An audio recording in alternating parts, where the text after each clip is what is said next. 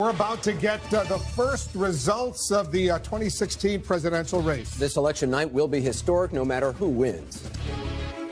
Right now, from coast to coast, across presidential battlegrounds, it's all coming down to this night and this choice in a history-making, rule-breaking, jaw-dropping campaign. Can we trust her with our security? She is disqualified. He just spends all of his time denigrating, criticizing America.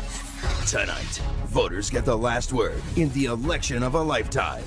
Hillary Clinton seeking to break the ultimate glass ceiling. When any barrier falls in America, it clears the way for everyone. Donald Trump hoping to shatter expectations again. They said Trump doesn't have a chance. We love defeating those people, don't we? After months of twists and turns, the first results now just minutes away. And we're going to win because of you. I will totally accept the results if I win. This is CNN's coverage of election night in America. The fight for the presidency, the battle for Congress, and the issues dividing the nation. Either we win this election or we lose the country. Our future is at stake. The people are choosing, the world is watching, and anything is possible until the last vote.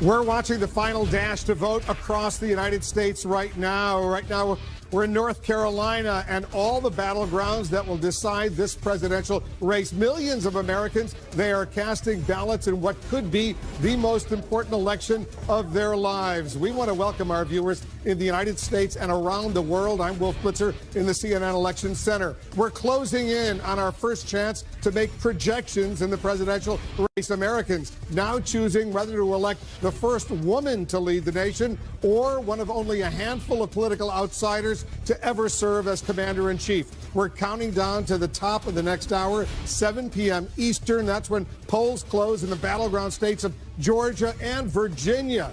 They are two of the key races we'll be watching very closely tonight. Also, at the top of the hour, voting ends in Indiana, Kentucky, South Carolina, and Vermont. Some polling places in the Eastern time zone in Indiana and Kentucky. In fact, they are closing right now. We expect early results from those two states at any moment. A total of 60 electoral votes are on the line in the next hour. And remember, 270 are needed to win the White House. Jake Tapper, we've been building toward this moment now for nearly 2 years. That's right, Wolf. And there's never been a campaign like this. This could be, and there could be, new surprises in these final hours of this very long election. We're monitoring voting in key locations in the battleground states where the race could turn one way or another. We're also inside Clinton and Trump election night headquarters. They are both in New York City tonight, only about a mile and a half apart on the island of Manhattan. Jeff Zeleny is covering the Clinton campaign. Sarah Murray is covering the Trump campaign. First to you, Jeff. Well, Jake, the Clinton campaign is increasingly confident of reaching 270 electoral votes, even at this hour, as they don't know exactly how they will still get there. But I am here in the Javits Center. You can see behind me here, this is the stage where Secretary Clinton will give a speech, she believes, one way or the other tonight. She has just arrived in Manhattan from her house outside of the city here, and she'll be watching those results. At this hour, this is what the Clinton campaign believes the state of play is. They believe there is urgent concern in the state of North Carolina. I just talked to the campaign manager, and he told me that he believes this will be the tightest of all battleground states. It is exactly why Secretary Clinton, as she came here into Manhattan, was on the phone on the radio just a short time ago trying to get out the vote among her supporters in Fayetteville, North Carolina. This is a city-by-city effort here, Jake. So North Carolina, Ohio are their two trouble spots, but they are confident at this hour in Michigan. They believe that the visits there yesterday from the president and Secretary Clinton herself have turned around Michigan, and they are confident in Florida as well, Jake, because of that early vote. So it's at this hour they believe the math reaches 270, even if they're not exactly sure which states will fall. Jake. All right, Jeff Zeleny, the Clinton campaign very concerned about North Carolina. That is a state that President Obama won in 2008 and then lost to Mitt Romney in 2012. Let's go now to Sarah Murray. She's at Trump campaign headquarters, just a few blocks away from the Clinton campaign headquarters. Sarah? Well, Jake, it's a much tougher map for Donald Trump, and sources are telling me that one key internal metric is showing Donald Trump falling short of the 270 electoral votes he's going to need. Now, in spite of this, plenty of people in Trump Tower are still feeling very optimistic going into tonight. They're looking at a number of states, both internally and publicly, where the polls are very close, and they believe those could break late in their favor, and ultimately Donald Trump could come to victory. But this key internal metric at this point does not spell a win. Now, as for Donald Trump himself, he has boldly been predicting victory on the campaign trail, essentially since he got into this race, insisting that they're winning all over the country. But privately, he's a little bit more of a worrier. He has been pressing his aides all day long for updates on what they can point to, what data sets they have to indicate where the race is headed. And a lot of this has been sort of an educational moment for Donald Trump's aides and Donald Trump. This is obviously the first time he's ever run for president. So they're pointing to different states and saying, okay, we need to look at the independent voters in this state. We need to look at the early vote in this state where it's key. So it's an interesting dynamic going on behind the scenes in Trump Tower today, Jake. All right, Sarah Murray with the Trump campaign. Let's go now to David Chalian, our political director. He has new information from the exit polls about what voters who went to the polls, at least according to these early-ish exit polls, think about these two major party candidates. David? Early-ish. Yes, Jake. These numbers are preliminary. They will change throughout the night. But you know, one of the major storylines we've been following throughout this entire election season is just how unpopular both of these candidates are. That bears out with the voters today as well. Take a look at Hillary Clinton's favorability among people voting today across the country. 44% say they have a favorable opinion of her, 54% unfavorable. Donald Trump fares even worse on this score. 37% have a favorable opinion of him. 61% of voters in the country today tell us they have an unfavorable opinion of Donald Trump. And as you know, Jake, their Achilles heels were front and center in this campaign. Take a look about whether or not Hillary Clinton's email problem bothers voters. 62% of voters say yes. The whole email situation with Hillary Clinton does bother them. 37% say no. This has been a hurdle she hasn't really gotten over throughout the entire campaign. Same for Donald Trump about his treatment of women. 71% of voters say it bothers them. 28% say it doesn't. These problems that presented themselves throughout this campaign, their unfavorability, their specific issues on email or women, they never resolved before voters went to the polls today, Jake. Fascinating. David Chalian, thank you so much. And Wolf, I mean, these exit polls also indicate that 54% of the American people approve of the current president. They just don't seem too excited about the one that they're going to have next. This is truly a historic night for the American people. I think it's historic indeed for the world right now, irrespective of whether Hillary Clinton wins or Donald Trump wins. This is history. Well, either we're going to have the first female president in the history of this country, and we should remember that only 100 years ago in this country, women didn't even have the right to vote nationwide, or we will have the first person elected president, Donald Trump, who has never served in government or the military, the first one ever. So, I mean, that is about as much of an outsider as you can get, even if he has been part of the financial world. And also, in terms of his experience, really quite new to the whole scene. Because those of us who love American history, we're really obsessed tonight by what's going on, Dana. That's right. Not only is it the outsider versus first woman, the potential of that. It's also, we were talking before about the fact that President Obama's approval ratings are so high and how Hillary Clinton has embraced him. And this dynamic hasn't happened. Even the possibility of what is effectively a third term, somebody who takes over the same party after a two-term president, since 1988, when George Herbert Walker Bush won after Reagan's 2 terms. And then before that, it was back in 1948. So this is a rarity if Hillary Clinton does see success in her, as I said, embrace of a two-term president. We have our first key race alert of the night. All right, these are the first results. Actual votes coming in very, very early in the state of Kentucky. You can see 1% of the vote is in. Donald Trump has almost 80% of the vote. Hillary Clinton has 18% of the vote. He's ahead now by more than 2,600 votes. Once again, very, very early in Kentucky right now. Our first key race alert of the night. Let's go over to John King at the Magic Wall. John, a bunch of states are closing at the top of the hour, including some key battlegrounds that we've been paying a lot of attention right now. But let's take a look at Kentucky first. You look at Kentucky, and again, we have 1% of the vote in, so we're going to spend some time counting tonight, and that's good. We have a competitive race. We're going to count the votes. If you're Donald Trump, you love that as you watch the early results. Let's just be clear. They don't tell us much, except I think we can all agree Donald Trump is most likely to win the state of Kentucky and to win it quite handily. So what will we learn? We will learn a lot, Wolf. You get coal country down in here, and Donald Trump has made an appeal saying Hillary Clinton has abandoned coal miners, has abandoned old steel towns, has abandoned white working-class voters who live in small-town America. So Kentucky will teach us something tonight. The margins in places like this, if Donald Trump is running up, again, these are the first votes, so just don't go to Vegas or make any bets on this, but if Donald Trump is running up margins like this in these small towns, not a lot of people live here. You see the early votes, just 313 to 68. But if he's running up big margins like that, as we get the early results in a state like Kentucky, that does tell us something, because there are communities like that here in southern Ohio. There are communities like that here in southwestern Virginia. There are communities like that in Pennsylvania, which we expect will be one of the defining tests tonight right here in Pennsylvania. Now, that's at 8 o'clock. So when we get results, the 6:30 polls have closed. The 7 o'clock results will start to come in. What you look for, as you're doing a little CSI, if you will, is you look at the towns in a state like this. And so what's going to happen here? Indiana, we expect, will stay red, but we want to look at it there. So the early results come from states that we think, Indiana and Kentucky, we think are going to be reliably red, but we can still learn from them looking at those results. Just want to also tell our viewers, these New Hampshire votes, when you see, as we go through the night, if you're staying with us throughout the night, states will turn a color. That's who's leading. Until we call them, it's just who's leading in the vote. And so sometimes the map can look a little deceptive.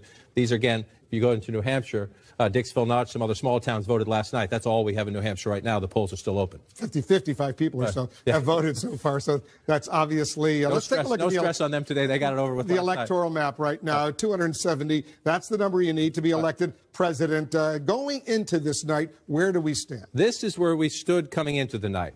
268 to 204, so clearly an advantage for Secretary Clinton. If you look, the dark blue states, those are states we at CNN view as solid Democratic. It's almost certain to vote Democratic. The lighter blue states, those are leaning Democratic. We have to keep an eye on those when we start to get results, when we look deeper into the exit polls.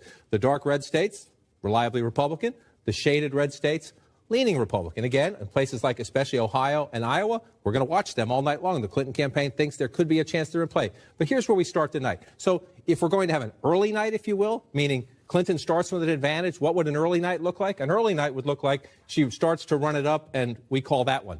Now, I expect Florida to be competitive. That was the closest state in 2012 between Obama and Romney. That close. Florida is always a battleground. We can go back to 2000 or whatever. But if Clinton were somehow to lock up Florida early on, we're projecting to the west. But if you're winning this state big, well, guess what? That would tell us something. But what would Trump have to do to offset Florida? Right. So if she lost Florida, if she lost Florida, that's 29. If she wins Florida, what would Trump have to do to still win the presidency? It's incredibly hard. Can he do it? Can he do it? Here's what Donald Trump would have to do to win. He would have to win North Carolina, which if you're losing Florida, North Carolina, but he would have to win North Carolina. He would have to win Pennsylvania. He would have to win Michigan. That gets him in the 255 range. This is why Donald Trump needs Florida. Then you're looking at 255. Let's say he gets Arizona and Nevada. How does he get there from there? So then you come out here and he gets Arizona. If he gets Arizona and Nevada, that would put him over the top. But if you talk to even most Republicans in Nevada, believe with early voting, that one's going to be blue. We have it as a toss-up right now. So if he didn't get Nevada, but he got Arizona, can he click on New Hampshire? Can he get there still? Then New Hampshire. Then he can get there with New Hampshire.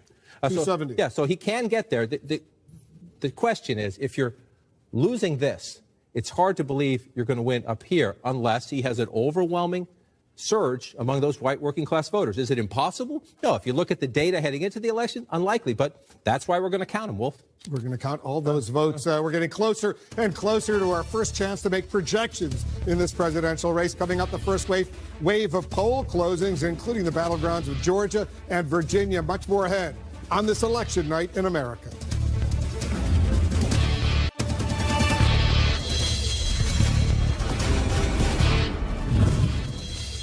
Pennsylvania is one of the battleground states we're watching right now in the final hours and minutes of voting on this historic election night. We're standing by for our first chance to make projections in the presidential race. Right now, let's get a key race alert. More results coming in from Kentucky right now. You see Donald Trump has a significant lead very early, but he has a significant lead of more than 5,000 votes, 73.9% for Trump, 23.5% for Hillary Clinton. Once again, early in Kentucky. Let's go over to Jake.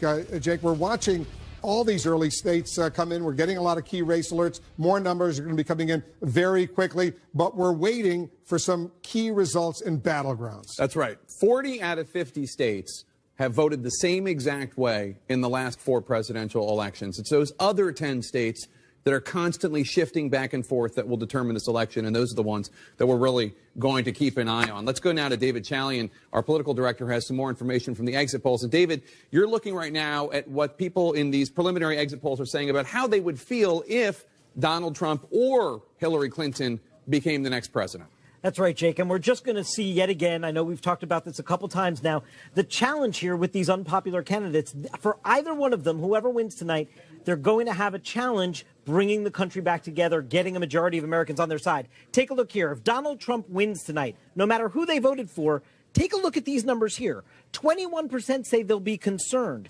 37% say they'll be scared. Concerned or scared, 58% of the electorate if Donald Trump wins. Hillary Clinton, about the same, not a ton better. 24% concerned. 29% scared if Hillary Clinton wins the presidency tonight. 53%. They are both facing majorities who are more concerned and scared than excited and optimistic, no matter who wins this election tonight, Jake. Kind of bizarre, because that would suggest, and I know these are preliminary numbers, but that would suggest that people are voting for Donald Trump who would be concerned or scared, and people are voting for Hillary Clinton who would be concerned or scared. Yet another reflection that many voters are not happy with the choices they have. A lot of people concerned and scared right now. We have a key race alert right now.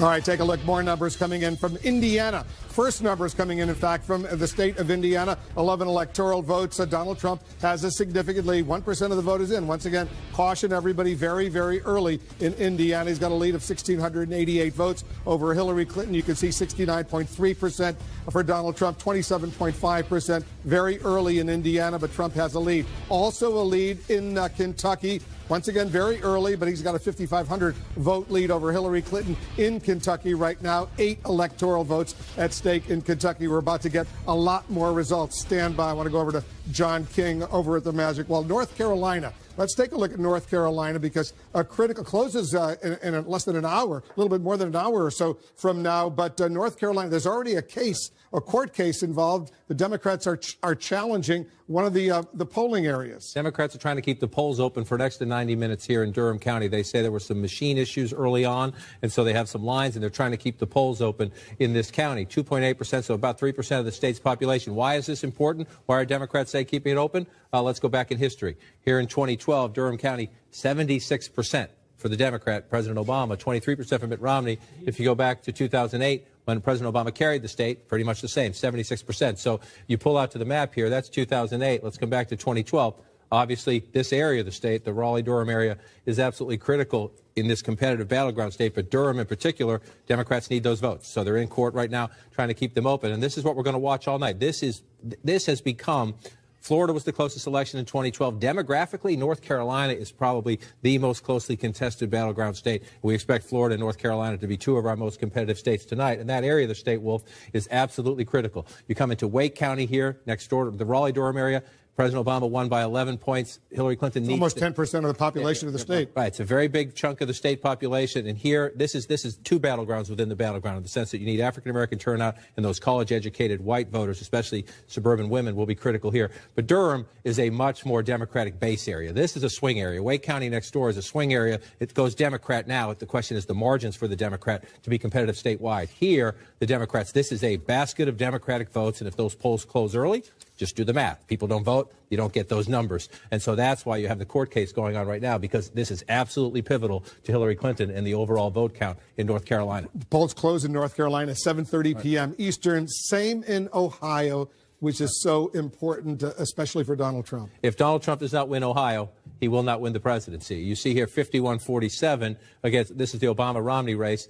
This is absolutely critical to Donald Trump, and we lean Ohio in Donald Trump's favor in our electoral map because he has consistently led by a small amount, but a consistent, steady lead in Ohio. So what are we going to look for? Number one, on the Democratic side, can Hillary Clinton pull this state back, if you will, pull it away from Donald Trump?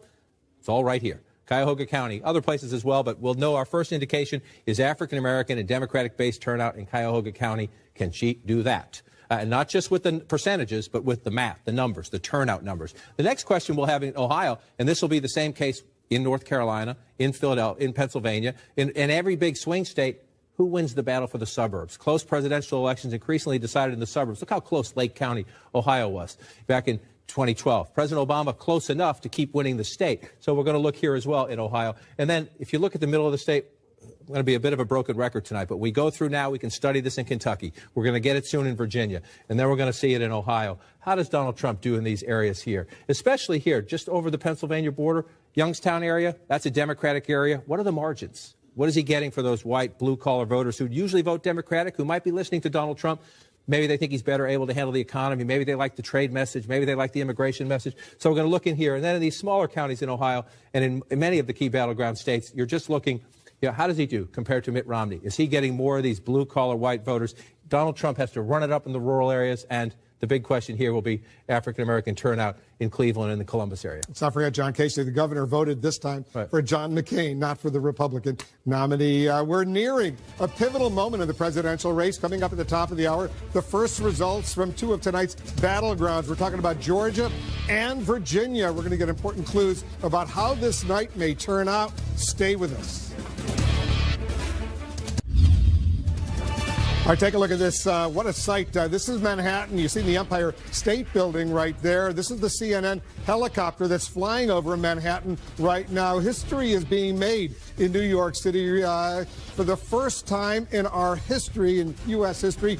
Both candidates are on this election night in the same city. In fact, Hillary Clinton and Donald Trump are only about a mile and a half, their campaign headquarters, they're only about a mile and a half apart in Manhattan right now. You see our CNN helicopter flying over. You see the Empire State Building, red, white, and blue right there. We have a lot more shots of that, but right now let's get a key race alert.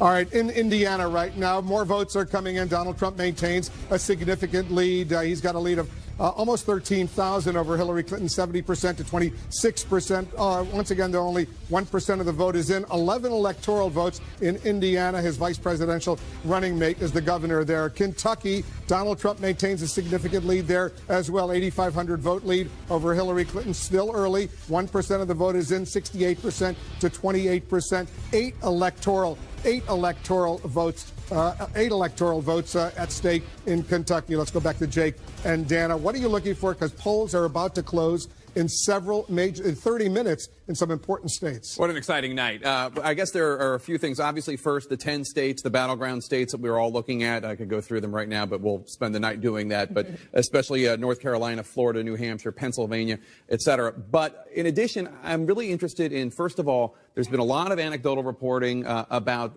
early vote and Latino votes surging in places like Nevada, in places like Florida and Virginia, states that really are crucial for either Donald Trump or Hillary Clinton. Is that real? Are those Latino votes surging? And also, are African-American votes going down, as a lot of Democrats feared after 2012 and 2008 with the first African-American president? Second of all, the gender gap. Is there going to be a gender gap? We've seen it in the polls. Women voters, even white college-educated women voters who normally break Republican, going for Hillary Clinton in the polls, are they going to turn out? Is there going to be a sizable gender gap with men favoring Donald Trump, women favoring Hillary Clinton? At the top of the hour, Dana, Georgia and Virginia. Who would have thought Georgia all of a sudden is a battleground state? But apparently the polls show it's pretty close. Right. Republicans have been saying privately that they thought that was going to be a tight one for some time. The Clinton campaign didn't go in and take advantage of it. So it didn't really become that much of a race. But I just want to talk about one thing that you touched on, which is the Latino vote. My question is, looking ahead to the end of the night, whether or not this will be kind of a bookend with regard to Latinos, in that ever since Donald Trump came down that escalator and made the remarks that he did about Latinos, that has been an issue for that demographic.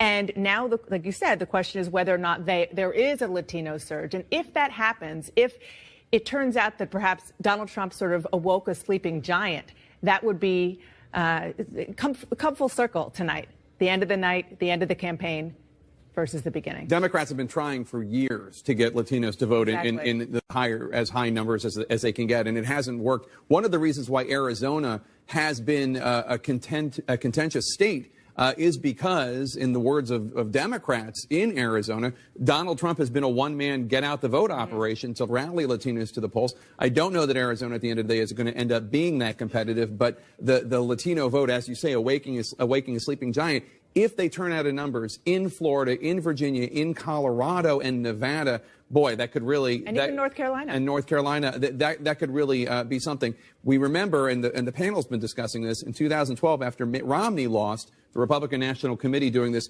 autopsy, looking at the fact that they need to win over Latino voters. They didn't take the lesson, and we'll see what happens tonight. Let's get to the panel and Anderson right now. Yeah, well, thanks very much, Bakari. You've been watching North Carolina very closely tonight.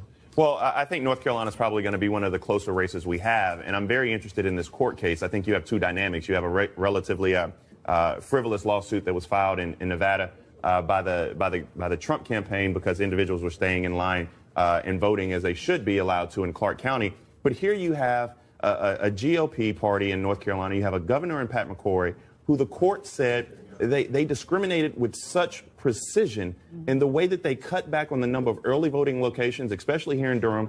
And what happened today, you have two Republicans and one Democrat on the Durham County Board of Elections who agree that these polls should be open a little bit longer.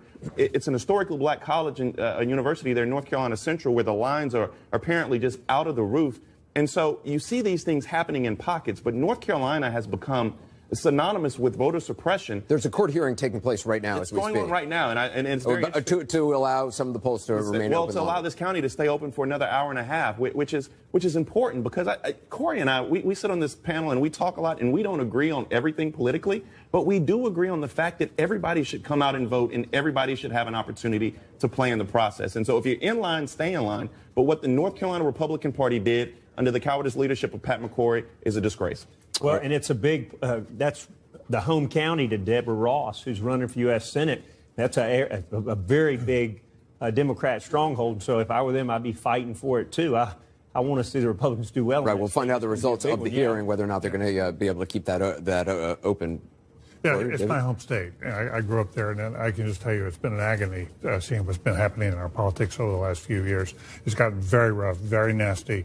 And this is a big showdown night in North Carolina because the forces of McCrory's up in a very tight election for governor, be reelected to governor. And there's also a Senate race that could actually change the leadership of the Senate to Democratic if Burr loses a Republican governor. So there is a Republican senator. So this is what you're talking about is really pretty central to the way this whole election, the sense of democracy works. We also saw President Obama making numerous trips to North Carolina to try to raise as much support. Hillary Clinton. Yeah.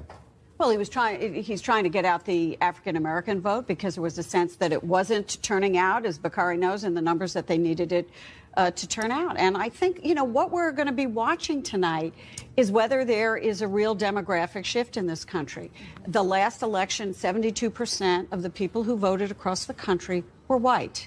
We're going to have to see if that number decreases this time. And so demographics is destiny, as we always say. So the question is, in North Carolina and in other places, will minority vote make a difference for the Democrats? We're also going to be looking at the shifting in the country versus in college versus non-college educated voters. I mean, this is something that really interests me because for the last 60 years, Republicans have won the college educated vote in this country.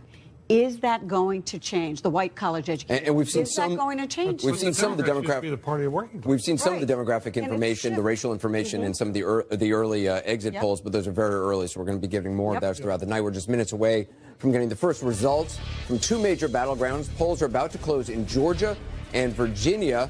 This election night just getting started. We'll be back after a quick break.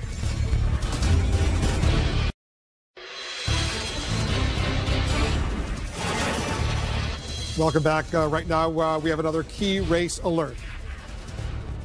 In Indiana right now, 2% of the vote is in. You see Donald Trump still maintains his significant lead, 22,500 plus over Hillary Clinton. 11 electoral votes at stake in Indiana early, but Trump has a significant lead in Indiana. Similarly, in Kentucky, 2% of the vote is in. He's at 68%. She's only at 28%. More than 16,000 vote lead for Donald Trump over Hillary Clinton. We're watching the presidential race very, very closely. We're also watching the balance of power in the U.S. Senate. Dana is taking a closer look at that.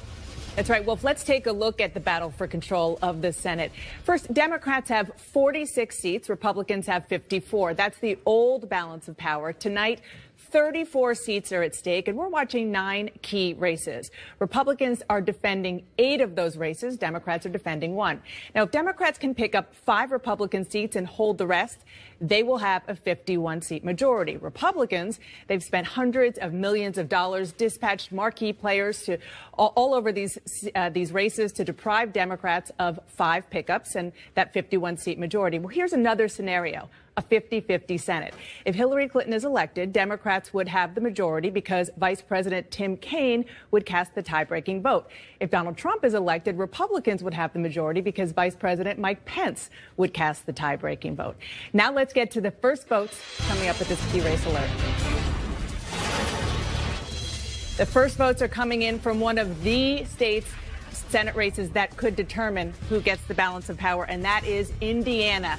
Look at that. Todd Young, the Republican who's hoping to keep this seat in Republican hands, is up with a significant margin there, up a little bit more than 13,000 votes, but only 2% of the vote is in. So we're going to keep watching that very, very closely because it's such a big one. Let's look at some votes coming in from Kentucky. Rand Paul, who started out this campaign running for president, dropped out. Now he's trying to keep his Senate seat. He's in his race for re-election. He's a little more than 10,000 votes ahead of his Democratic challenger, Jim Gray. We're going to keep watching that as well, because, again, that's only 2%.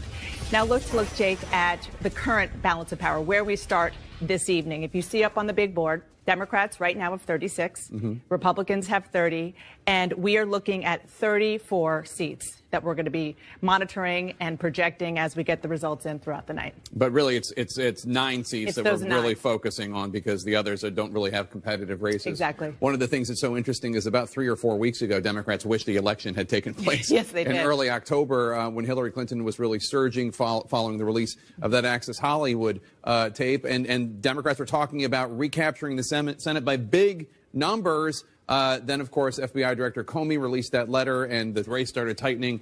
And now they're hoping for some pickups, but we'll see how many they get. Yeah, we'll see. Indeed, the Democrats had an advantage. More Republican seats were up for grabs. We'll see what happens very soon. Art Anderson, back to you. Well, thanks very much. You know, Anna Navarro earlier was talking about the historic nature of this race, and it's very easy, I think, in all the vitriol that's been expressed in certainly the waning days of this campaign, all the divisions, to lose sight of just how historic this is. I mean, no matter who wins for different reasons. You know, I saw something today which frankly just touched me. And I've said before, I never thought that the female factor was going to be something that was so significant to me. And it's definitely not the reason why I voted. But I saw today the line of people lining up in the cemetery where Susan B. Anthony's tombstone is, and the women putting the I voted sticker on her tombstone. Whether you are Republican or Democrat, if you believe in a woman's right to vote, if you believe that we are all equal in this country, that should be something that touches us all, that makes a significant statement for us all. And obviously, Gloria, I mean, if Donald Trump wins, it is a historic night in a whole other way. It's an historic night because you would have an outsider, new to politics, a celebrity. Someone who hasn't been involved even in government or the military. Not even in government. I mean, Eisenhower was the last one, but he was a general. So you'd have somebody who created a movement out of nothing, who was not aligned with any ideological wing of his particular party, who spoke to voters about their concerns of being disenfranchised from their own party as well as from the opposition party, who felt removed from Washington and said, you know, I've had enough and I don't want to take it anymore and I am looking for something different, somebody to shake up the establishment and the status quo. So either of these results would be historic for this country. I mean, I want to add to what Anna was saying. You know, it's the persistence of these women 96 years ago who got the right to vote for women in this country that those women were thanking today, because when you think it hasn't, 96 years. In our generations, we sometimes take it for granted. Of course we do. We take for granted that less than 100 years ago, women could not vote. Women were not equals in this country in that aspect. And so, look, whether she wins or not tonight, the fact that Hillary Clinton is out there competing for the big title is, I think, very significant to a lot of people in America. Kirsten. Well, yeah, it's also significant that we talk a lot about the Latino vote, but also that the women's vote may be very historic in a lot of different ways. We don't have enough numbers right now to know for sure, but that she may be winning white college-educated women, that she may even possibly win married women, which would be the first Democrat since her husband barely won them 20 years ago. So the fact that she could be, moving these women. Now, we don't know if this is a realignment, if these are women that are moving away from the Republican Party, or if this is an anti-Trump. But also just the changing demographics of the United States. I mean, not only how we're seeing it reflected this time around compared to even 4 years ago to 8 years ago, but what it portends for the future as well. Well, and we've got two things happening on the Latino front. First of all, the percentage of Latinos voting has been ticking up. It's gone from 8% to 10%. It's been ticking up. But also, the percentage of Latinos voting for the Republican Party has been ticking down. We went from 44% with George W. Bush to 31% with John McCain, which we thought was tragic, and we had to address, and we had to fix, and we had to deal with immigration. And then we went to 27% with Mitt Romney. At that point, our hair was set on fire on the Republican side. We needed to address this. We had a postmortem. Well, now we're worse than postmortem. We're dead even before the beginning. I can assure you that Donald Trump is going to get historic low numbers amongst Latinos. He's going to be probably in the teens. If he breaks 20, it's a good night for him with Latinos. And it would be sweet, sweet justice if after everything he has said, after every attack he has made against Latinos, after he has thrown out Latino anchors from press events, after he hasn't done any outreach, after he has questioned a judge's citizenship, after he has called Mexicans rapists, it would be sweet, sweet justice if tonight it was the Latino vote that defeated Donald Trump. Así que, mi gente, levántense y voten. Ana Navarro, you're not a Trump supporter. No, I'm not. You know what I am? I'll tell you what I am. I am a college-educated Latina. And sure as hell not a Trump supporter. David Gergen. I'm not sure I can follow that. Yeah. We should go to break. What languages do you speak? College-educated Latina. He's college-educated. But you're a Trump supporter. We're already seeing this obviously in the early voting in Florida, which is the percentage of Latino voters and the Latino voters who are embracing the Democratic Party, which in Florida has not been the history in decades past. Absolutely. And look, I think that Donald Trump can still win this tonight, and he will change our history, too. I mean, in the court, it's going to make a huge difference to have Donald Trump in there, and we're going to go different directions. But if Hillary wins tonight, what you're going to see is the makings of a coalition, a national coalition that's going to dominate our politics for the foreseeable future. It is as strong a coalition as what Franklin Roosevelt put together back in the 1930s. When you're talking about a coalition, what do you mean? I'm talking about a coalition of a party coalition of people, the forces within. If you can get the Latino vote and your Latino vote on your side, if you can get the black vote on your side, if you get the minorities, if you get women, if you get the young, that puts together a coalition of people that has won a majority now. If they win tonight, they will have won a majority of the vote in 6 out of 7 presidential elections. We haven't seen that in our history very often. We saw it in the 30s. We saw it once in the 1930s. We're standing by for the first big wave of results in the presidential race. Let's go back to Wolf. Thanks, Anderson. Now, more early votes already are coming in. We have a key race alert.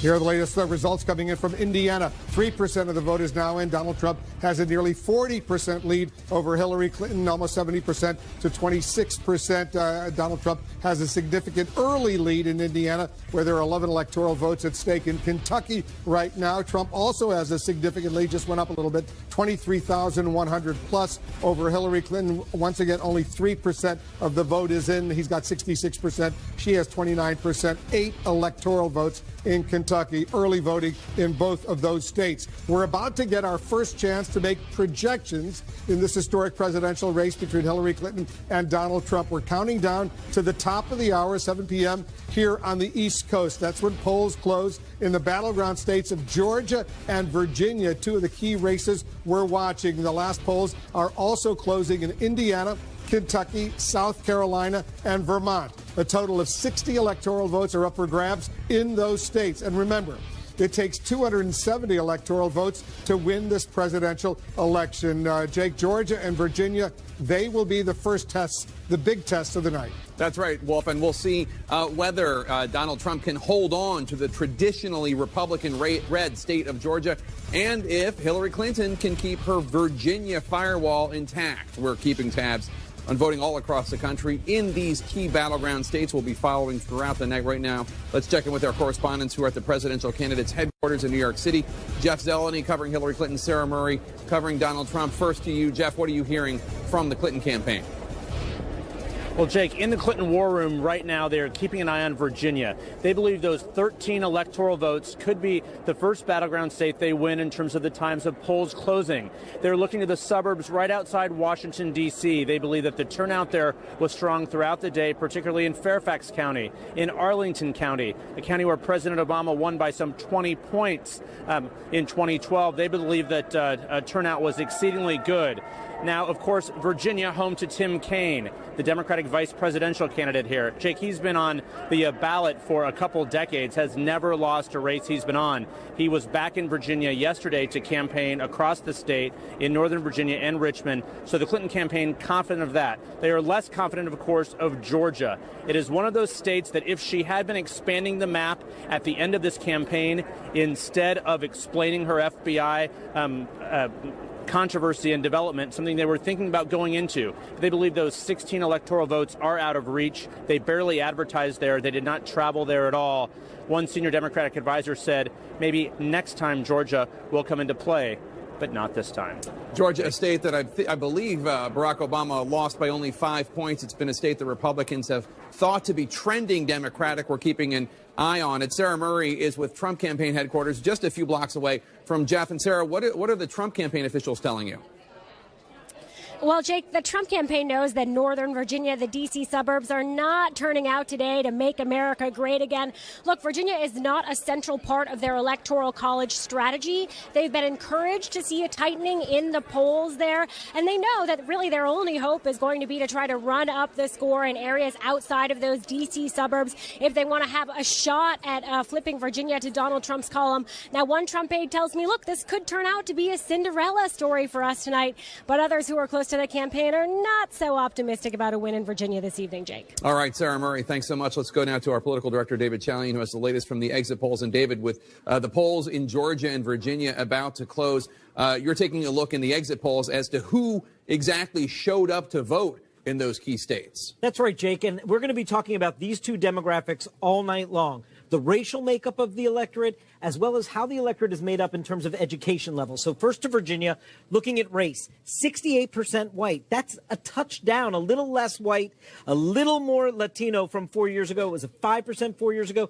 ticked up a point here. This is becoming a slightly more diverse state. Look at education level, too. We see a slight tick up there. 57% of voters in Virginia today are college graduates. 4 years ago, that was 54%. That's an increase by 3 points there. That is a significant development. Take a look at Georgia. We see something similar here. 61% of the electorate in Georgia is white. 8 years ago, our last time we had exit polls in Georgia, that was 65%. Again, Georgia becoming a little less white, a little more diverse, an uptick in the Latino vote again from 8 years ago, that was about 4%. It's now 5%. The African-American vote holding the same there. College education in Georgia. This is the big number that we're seeing in Georgia tonight, Jake. 8 years ago, it was only about 43% college graduate. Here, it's 50%. That is an uptick of 7%. That's a huge increase of college graduates in Georgia. These electorates are changing And as they do so, this is probably welcome news to Democrats looking to the future. Jake? All right, David, thank you so much. Voters in Georgia and Virginia a little less white as they went to the polls, at least according to these exit polls, and a little bit more educated. Democrats would be thrilled, Dana, if they won Georgia, although they're not necessarily expecting that. They are expecting Virginia. They are expecting Virginia. They say that they were heading that way even before Hillary Clinton put the sitting senator, former governor Tim Kaine of Virginia, on the ticket. But Georgia is really fascinating because, sort of looking ahead, the question is, given the changing demographics there, whether or not maybe it was a little bit out of reach for Democrats this time around. But if it continues to trend that way demographically, more educated, perhaps even more diverse, it might be within the Democrats' reach the next time around. And there, well, I was just going to say, and there might be states that are actually trending in the other direction. The states that Hillary Clinton has been struggling with, that Barack Obama won twice before, Iowa and Ohio, will be taking a look at them.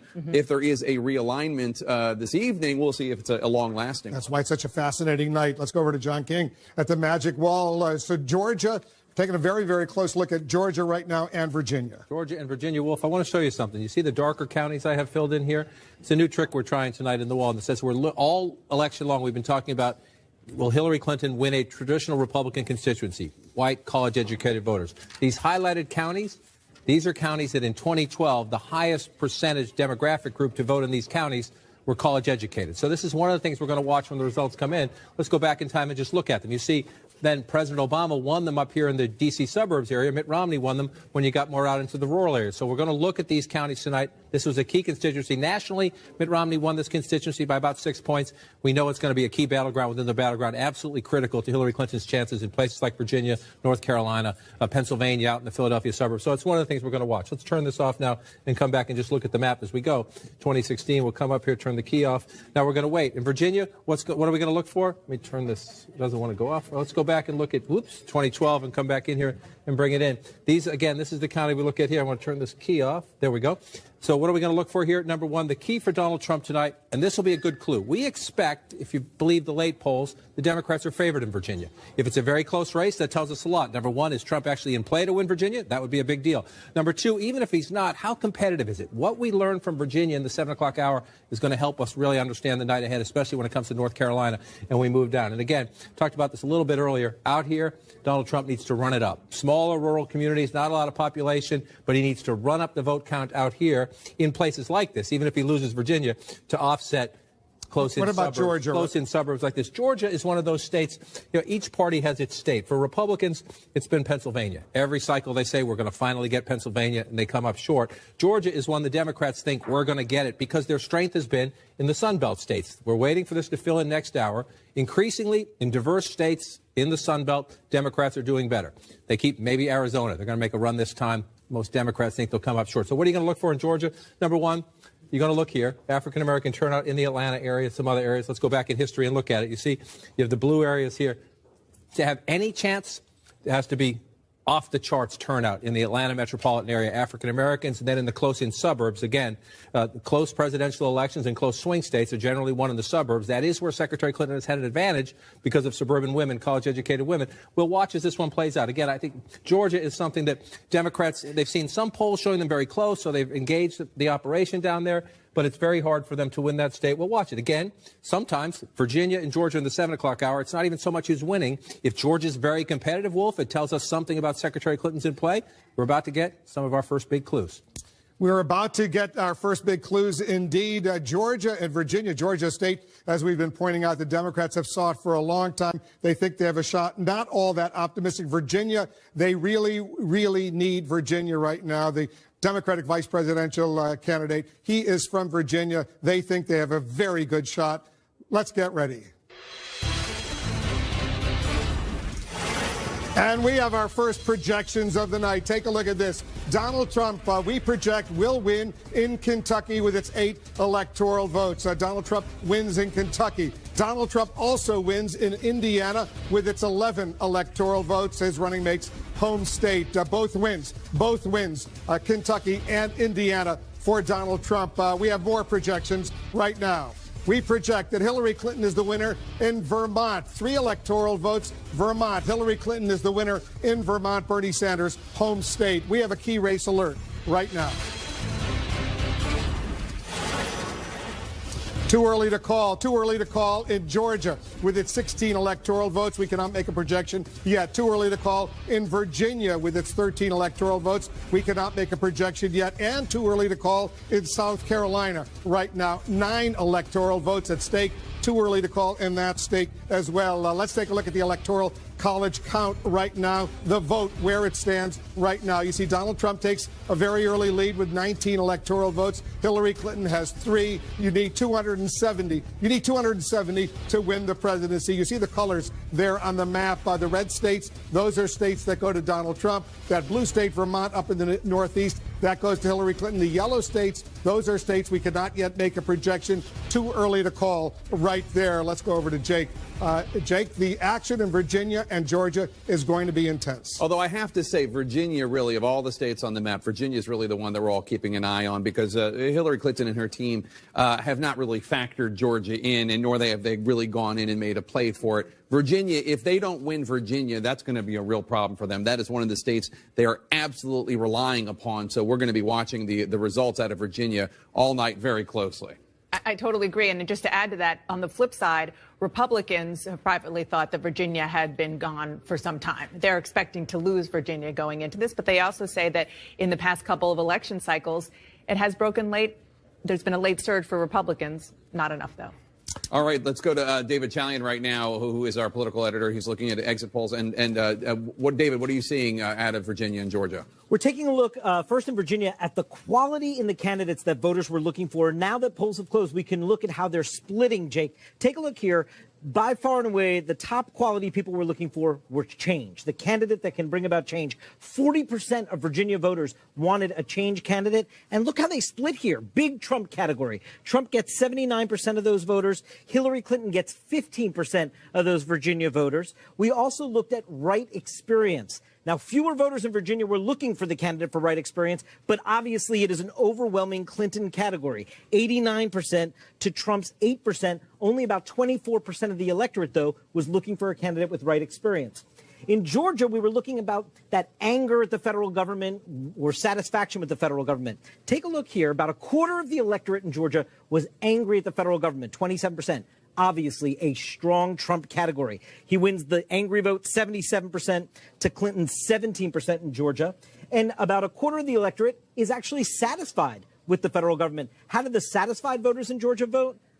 Overwhelmingly for Hillary Clinton. 81% for Clinton, 14% for Trump, among the quarter of the electorate that is satisfied in Georgia tonight, Jake. All right, David, thanks so much. And Wolf, obviously, if a large enough percentage of voters in any state or commonwealth goes to the polls wanting change and thinking Donald Trump is the instrument of that change, that does not bode well for Hillary Clinton. Even, Dana, if the Democrats don't win Georgia this time, 4 years from now, 8 years from now, given the demographic trends, they think they have a shot. It's certainly possible, especially given the numbers that David Chalian was showing us tonight about how it looks a little bit like, as we were talking about before, Virginia looked 1, 2, 3 cycles ago. This is a moment, though, that once we start getting these first projections, Jake, that everybody is going to be watching so closely to get trends for these other battleground states. That's right. I mean, and the question is how many Latinos turn out, how many college-educated voters turn out, how big is the gender gap, what is the results in Virginia might be relevant to results we see in North Carolina or even in Pennsylvania. Pennsylvania, your home state, all of a sudden, by all accounts, it's in play. Generally speaking, Republicans always seem to hear the siren song of Pennsylvania, and they go there and they try to compete, and ultimately they're not able to. But it does seem as though Donald Trump has been able to really make it competitive outside Philadelphia with the white working class voters that make up so much of his natural base. He has really made that state, or Commonwealth rather, a competitive one. It's a moment that we're watching very closely. I want to just check in right now with walk over to John King over at the Magic Wall. John, we're taking a very close look. You've been looking at this one county, Vigo County in Indiana. Yeah, again, not necessarily instructive, but Vigo County is one of these, it's a quirk county in the sense that they have a great record of picking the winner, voting with the winner. Even when Indiana went red in 2012, if we go back in time, Vigo County voted for President Obama, just barely, but he won the election. So I'm just looking, been waiting for the results to come in. We have about 44% of the vote in, and Donald Trump is ahead by a sizable margin. So if that holds up, either Donald Trump's going to be elected the next president or Vigo County's streak is going to end. We won't know that for hours. So strap in and we'll see. But they've been right in 15 straight presidential elections. They've been wrong only twice in the last 100 years in terms of picking the winner at 44%. That tells you something. And that's just one of the streaks we're looking at. And this is a very unorthodox election, so I expect a lot of streaks might be broken tonight, no matter who wins. But one of the other things you do is I'm trying to look in these early states for clues as to performance. Is Donald Trump overperforming Mitt Romney in rural areas where you have white working class voters? So it's one of the things you look at. And so you just look at a county and you look and Donald Trump's getting 67%. Again, it's only 5% of the vote in, so it might not necessarily hold up. But then you go back and look. Mitt Romney got 60% in this county. So there's a county where Donald Trump is running a little stronger. It doesn't necessarily matter in Indiana, but if you're running stronger with those types of voters, what do you learn in other places? That's why, again, we're looking at Kentucky a lot. Let's come back to 2016. Let's take a look at Florida, because Florida's getting tonight. They're going to be closing at the top of the hour. Florida, look at that. We have some votes in Florida. Yeah. Let's see where those are coming from. One, it's always fun when you see the first votes come into the wall and you try to figure out where they're from. Little Citrus County, it's only less than 1% of the population, but there you go, 0% reporting there. But obviously some votes have come in. Some counties, the early votes, they load them up. They've had a lot of early voting, aggressive early voting in Florida. So what are we going to be looking for overall in Florida? That's the early lead right now. And what are you going to look for? Number one, this is your big Democratic strongholds down here. Hillary Clinton, to win Florida, has to run it up. Let's go back in time and look at this state.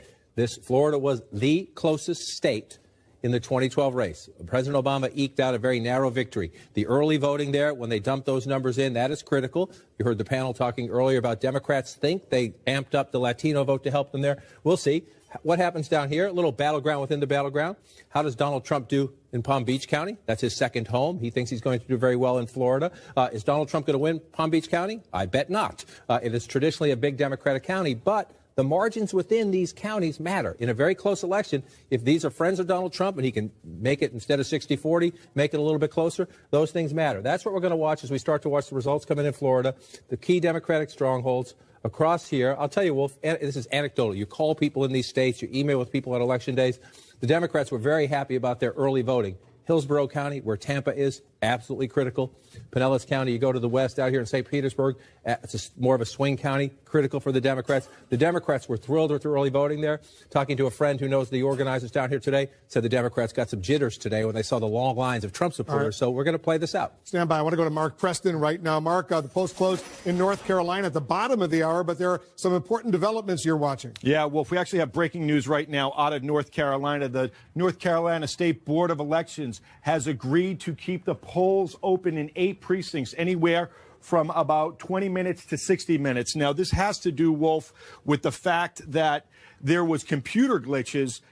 There were computer glitches, Wolf, in some of the precincts earlier today, and those computer glitches caused long lines, and people were being turned away from the polls. Now, the polls right now are scheduled to close at 7:30, so some of them now will close at 8:30. Some of them will close a little bit sooner than that. The Durham County Board of Election had requested actually the polls to be open for 90 minutes, Wolf, but they did not get the 90 minutes they asked. As I said, it was a computer glitch problem. And as we look into this right now, this is former Governor Jim Hunt. Before we had actually heard the ruling from the State Board of Elections, he said that this is not an appropriate way to treat human beings. It is heartbreaking, and it follows a deeply troubling pattern of disenfranchisement in the state of North Carolina. Now, Wolf, I should note, in the state of North Carolina, very important to Hillary Clinton, Durham is 38% African-American. Barack Obama won Durham by 76%. In 2008 and in 2012. Wolf. Interesting stuff. Very interesting indeed. All right, we're going to get back to you, Mark. You know, John Durham, let's talk a little bit about Durham. They're going to get a little extra. The poll's supposed to close there at the bottom of the hour in a few minutes from now, but they're going to stay open maybe as long as another hour. As Mark just explained, not as long as the Democrats had hoped for, had requested, but they do get the polls open longer. And as Mark noted, we're going to wait to watch this fill in, but let's go back for historical perspective. This is an overwhelmingly Democratic county. The African-American vote, other Democratic constituencies, and you see a state like this, again, North Carolina, like Florida, one of the most tightly contested states in the United States. So each party knows where its voters are, especially in the age of big data politics. The Clinton campaign has a list. They know who they need to vote here in Durham County. And the question is, you check them off as they go and you try to turn people out. So they're desperate to keep these polls open because in a state as close as North Carolina, Mitt Romney took it back from the Democrats. It's been traditionally Republican there. President Obama won it just barely, 50-50, in 2008. So in a state this closely contested, It's pretty obvious. Every vote matters. And so you have these arguments, and it's in a key area of the state, not just Durham, but the Raleigh-Durham area. You have the African-American base out of Durham. You have the research triangle of Raleigh-Durham. This is a key battleground within this battleground state. Absolutely critical to Hillary Clinton to run it up in these areas, and absolutely critical for Donald Trump. His competition in the suburbs is very important here, too. So we'll be a little later counting those votes, obviously, in a state we expect to take us deep into the night. So they'll stay open for as long as an extra hour. Dana, we're getting our first projections in the balance of power in the U.S. Senate. That's right, Wolf. We sure are. And let's start with the state of Vermont. Patrick Leahy, already one of the longest-serving senators in history, CNN can project will go on to win an 8th term, defeating his Republican challenger, Scott Milne. Now let's go to the state of Kentucky. Rand Paul, people remember, he started out this campaign running for president, dropped out, then decided to run for re-election. CNN can project that he has won that seat, defeating his Democratic challenger, Jim Gray. Now let's go to South Carolina. Republican incumbent Tim Scott, CNN can project that he will defeat his Democratic challenger, Thomas Dixon. Tim Scott being the first African-American ever to represent the South. Now let's look at key races where we're watching very, very closely. Indiana, again, this is an open seat, a Republican seat. Todd Young, the Republican, at this hour, just about 10% of the vote in, is pretty far ahead Evan Bayh, who is trying to get his old Senate seat back, turn that blue. We're going to be watching that very, very closely. And now we have some where the polls have not yet closed, but we do see some numbers coming in. Marco Rubio, who is running for re-election, is up pretty significantly, but you see only 2% of the vote there. He's up by more than 60,000 votes. We're going to watch that very, very closely. And then another marquee race. This could determine whether or not Republicans keep the Senate. Incumbent Kelly Ayotte is trying to hold on to that, defeat her Democratic challenger, the governor, Maggie Hassan, only 1% in there. This is the one we're going to be watching incredibly closely all night long. So let's look at the balance of power at this hour. Jake, you see there on the big board, 37 right now for Democrats, 32 for Republicans, and 31 of the races that we're watching still not yet called. So, you know, some of the ones that we just called were not big surprises. No. It's still important for the one Democrat and 2 Republicans to get in their column. Indiana, to me, is absolutely fascinating because the Democrats thought they could make that competitive by running somebody whose name is incredibly popular and well known, Evan Bayh, in the whole Midwest, especially Indiana. But it's unclear if he's going to be able to make it. In a year where outsiders seem to be popular, especially among Republican voters and in Republican-leaning states like Indiana, Evan Bayh, former governor, former senator, and then has stayed in Washington, D.C., done a lot of lobbying. They recruited him to run, promising him that he would be able to win. We'll see what happens. It looks like it's much tougher than he banked on. A lot tougher, and they thought he could win because his name has been sort of the political gold standard there, but maybe not in 2016. Not just his name, of course, his father, Birch Bayh, a popular senator as well. He's very well known in that state. We have a key race alert right now. Here are the results coming in from Florida. 2% of the vote is in so far. 58.5% for Donald Trump, 30.2% for Hillary Clinton. Trump has an early lead of some 63,000 votes over Hillary Clinton. Only 2% of the vote is in Florida. 29 electoral votes are at stake there. And we're getting the first numbers coming in very, very early from the state of Virginia. Hillary Clinton has a very slight lead. Look at how close it is, 49.5%, 45.5%. Hillary Clinton's lead, only 294 votes. Very, very early in Virginia, early in Florida. We're watching both of those key states right now. Let's go over to John King. The early votes in Florida. John, where are they coming in from? Mostly up here in the northern part of the state, a rural part of the state, a Republican part of the state. Remember, let's just do this so you can get a sense. All of our votes are right up around these lines. We'll go back in time and look. 2012 race, this is a largely Republican area. You got one county there in the middle that's Democratic. So it's a very small percentage of the vote. The major population centers are around here. This is where the big fight is if it gets close. If it's close in Florida, especially Orange County, a growing Latino population here in the Orlando area. This is a big area. The Democrats 60-40. Watch, this is a place where Democrats say their early voting was significant among Latinos. But if we come back to look where we are right now, this doesn't tell us much, except these are conservative areas up here. You're up here, so you're looking here to see if Donald Trump can run up the numbers. Now, again, 0%. So these are just the first votes, 692 to 387. It's very early and preliminary. But one of the things you're going to watch in a state like this, again, the closest state in 2012, is how does it shape up when you go back and look. And right now, remember, Romney at 63. Trump at 62.2. He's running about, again, very early returns where Mitt Romney was. Obviously, he'd like to run a little stronger than that because President Obama just carried the state. But we'll watch that as we go through these relatively 0.1% of the population. So you're looking for early clues in rural turnout. That is key to Donald Trump, especially in a state like Florida, this northern part of the state, which is the more southern part of the state, if you will, bordering the southern states. This is the much more conservative part of the state. Where Trump has campaigned on immigration, on Obamacare, on taxes and spending issues. This is much more important here. So we'll watch it. Early results. This doesn't tell us much, except for these early counties are filling in the way Donald Trump would want them to. Yeah, more Democratic counties down in the southern part of Florida. We're just minutes away from the next round of poll closings, including the battlegrounds of Ohio and North Carolina. North Carolina becoming even more crucial in the closing days of the presidential race. New results coming up right after a quick break.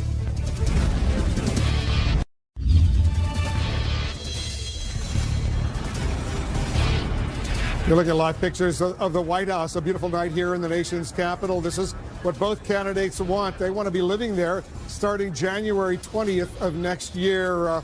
We're back here at the CNN Election Center. Once again, we want to welcome our viewers. We're standing by for the next wave of poll closings. Right now, we have a key race alert.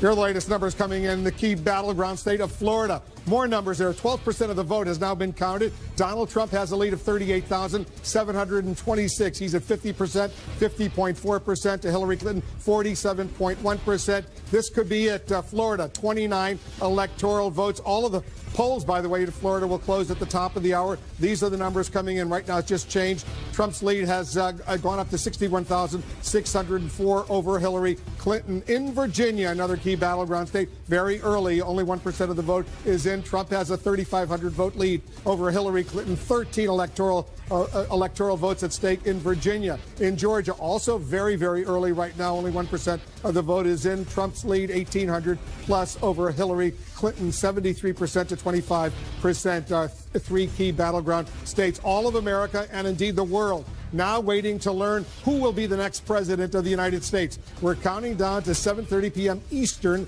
just minutes from now. That's when the polls close in the key battleground states of Ohio and North Carolina, two of the key races we're watching tonight. Polls are also closing in West Virginia. Together, those states account for 38 of the 270 electoral votes needed to win the White House. Jake, both campaigns have invested a lot of time and money in Ohio and North Carolina. Indeed, although Ohio and North Carolina are generally considered must-wins for Donald Trump. North Carolina is one of the top races to watch. It could be the decider in this election, and from what we're hearing, it could go down to the wire. We're keeping an eye on all the major battlegrounds this evening, including many key races where voters are still casting ballots. Right now, let's check in with our correspondents who are at the major candidates' headquarters in New York City. Jim Acosta is joining us now.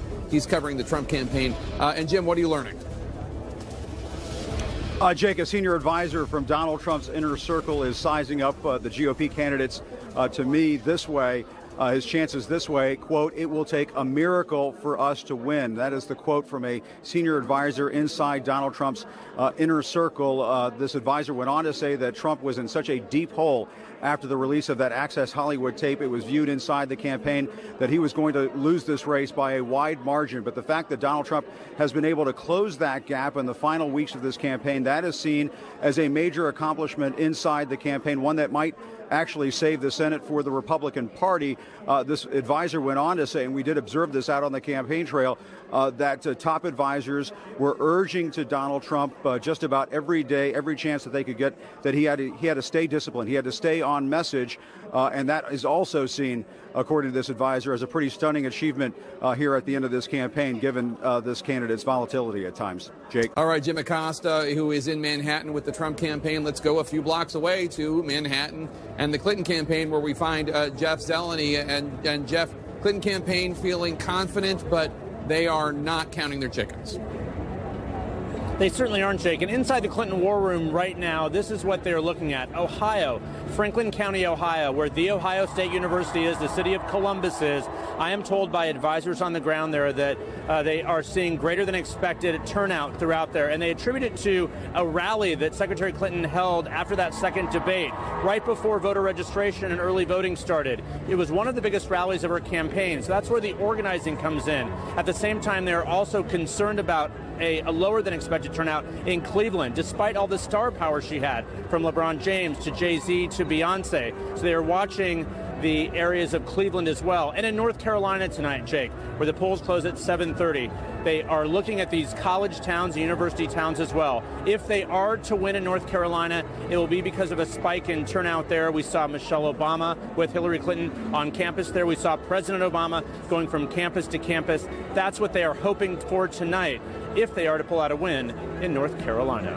Jake? All right, Jeff Zeleny in the Clinton campaign headquarters in Manhattan. Let's go to Wolf Blitzer right now. We have a key race alert right now. All right, take a look. Hillary Clinton now takes the lead in the state of Florida. 30% of the vote is in, and she's got a significant 50,340 lead over Donald Trump. She's at 49.5%. Donald Trump at 47.7%. Remember, Florida, Florida, Florida. 29 electoral votes are at stake. All of a sudden, Hillary Clinton has a lead there. 30% of the vote is now in. Let's go over to John King at the Magic Wall. John, I want to talk about Florida. All of a sudden, a big chunk of votes came in, and she's doing well. And a big chunk of votes from traditionally and very important Democratic areas. Miami-Dade, look at the results so far, 61% to 36%. That's a small basket of votes from Miami-Dade. We're still at 0% right there. So that's the first dump of early votes coming in from Miami-Dade. Just to compare this is one of the things we're going to do all night, especially in a state like Florida that was so close right down to the wire 4 years ago. So 61 to 36. If you look at it there, let's just go back and look. 62 to 38. That's running about the same. Very early votes running about the same. Significantly, Wolf, also, you were here a few minutes ago talking about Florida, and just after you left, Palm Beach County came in. Donald Trump has said he'll do well here, right? This is where Mar-a-Lago is, Donald Trump's second home. Well, at the moment, not so much. Again, we're very early. We have a long way to go in the count in Florida. And so when you see these early results, it's early votes being dumped in for the most part. Let's see where we go through the night. But that is exactly what Hillary Clinton needs to do. 61 to 37. When you look at that, you go back in time, 58 to 41.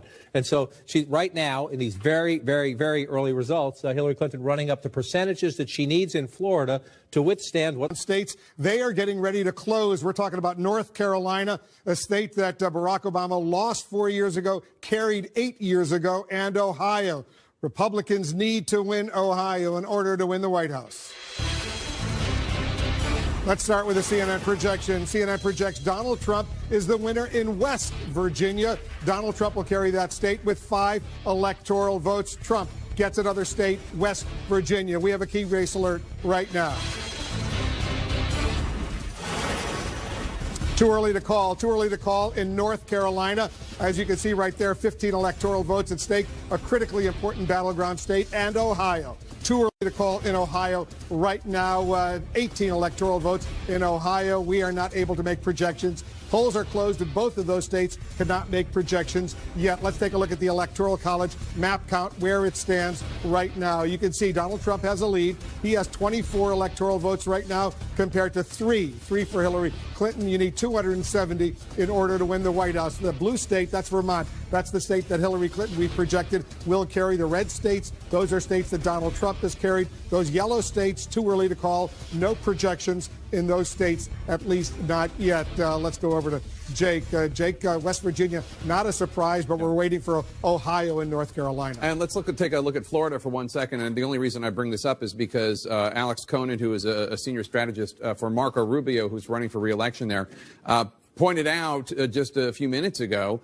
that Marco Rubio was outperforming Donald Trump in absentee ballots in Miami-Dade. The reason I bring it up is because one of the things looking forward for the Republican Party is how do they win Democratic areas? Take a look at this. 43% of the votes in Florida are now in, and all of a sudden Donald Trump takes the lead. Almost 30,000 vote lead over Hillary Clinton. He's at 48.9%. Hillary Clinton is at 48.2%. Donald Trump now takes a slight lead over Hillary Clinton. I suspect this is going to go back and forth all night. If Donald Trump wins, if Hillary Clinton wins, is going to be by a very small margin. That's how it happened in 2012 and 2008. And Dana, remind us why Florida is so important right now. Where do we start? First of all, just the raw numbers, because of the electoral votes, that it's a very, very big prize electorally tonight, but also because of the demographics and because of the fact that it has gone back and forth, less so in the past couple of cycles. It's gone more Democratic, but historically it has gone back and forth between Republican and Democrat. It is a purple state.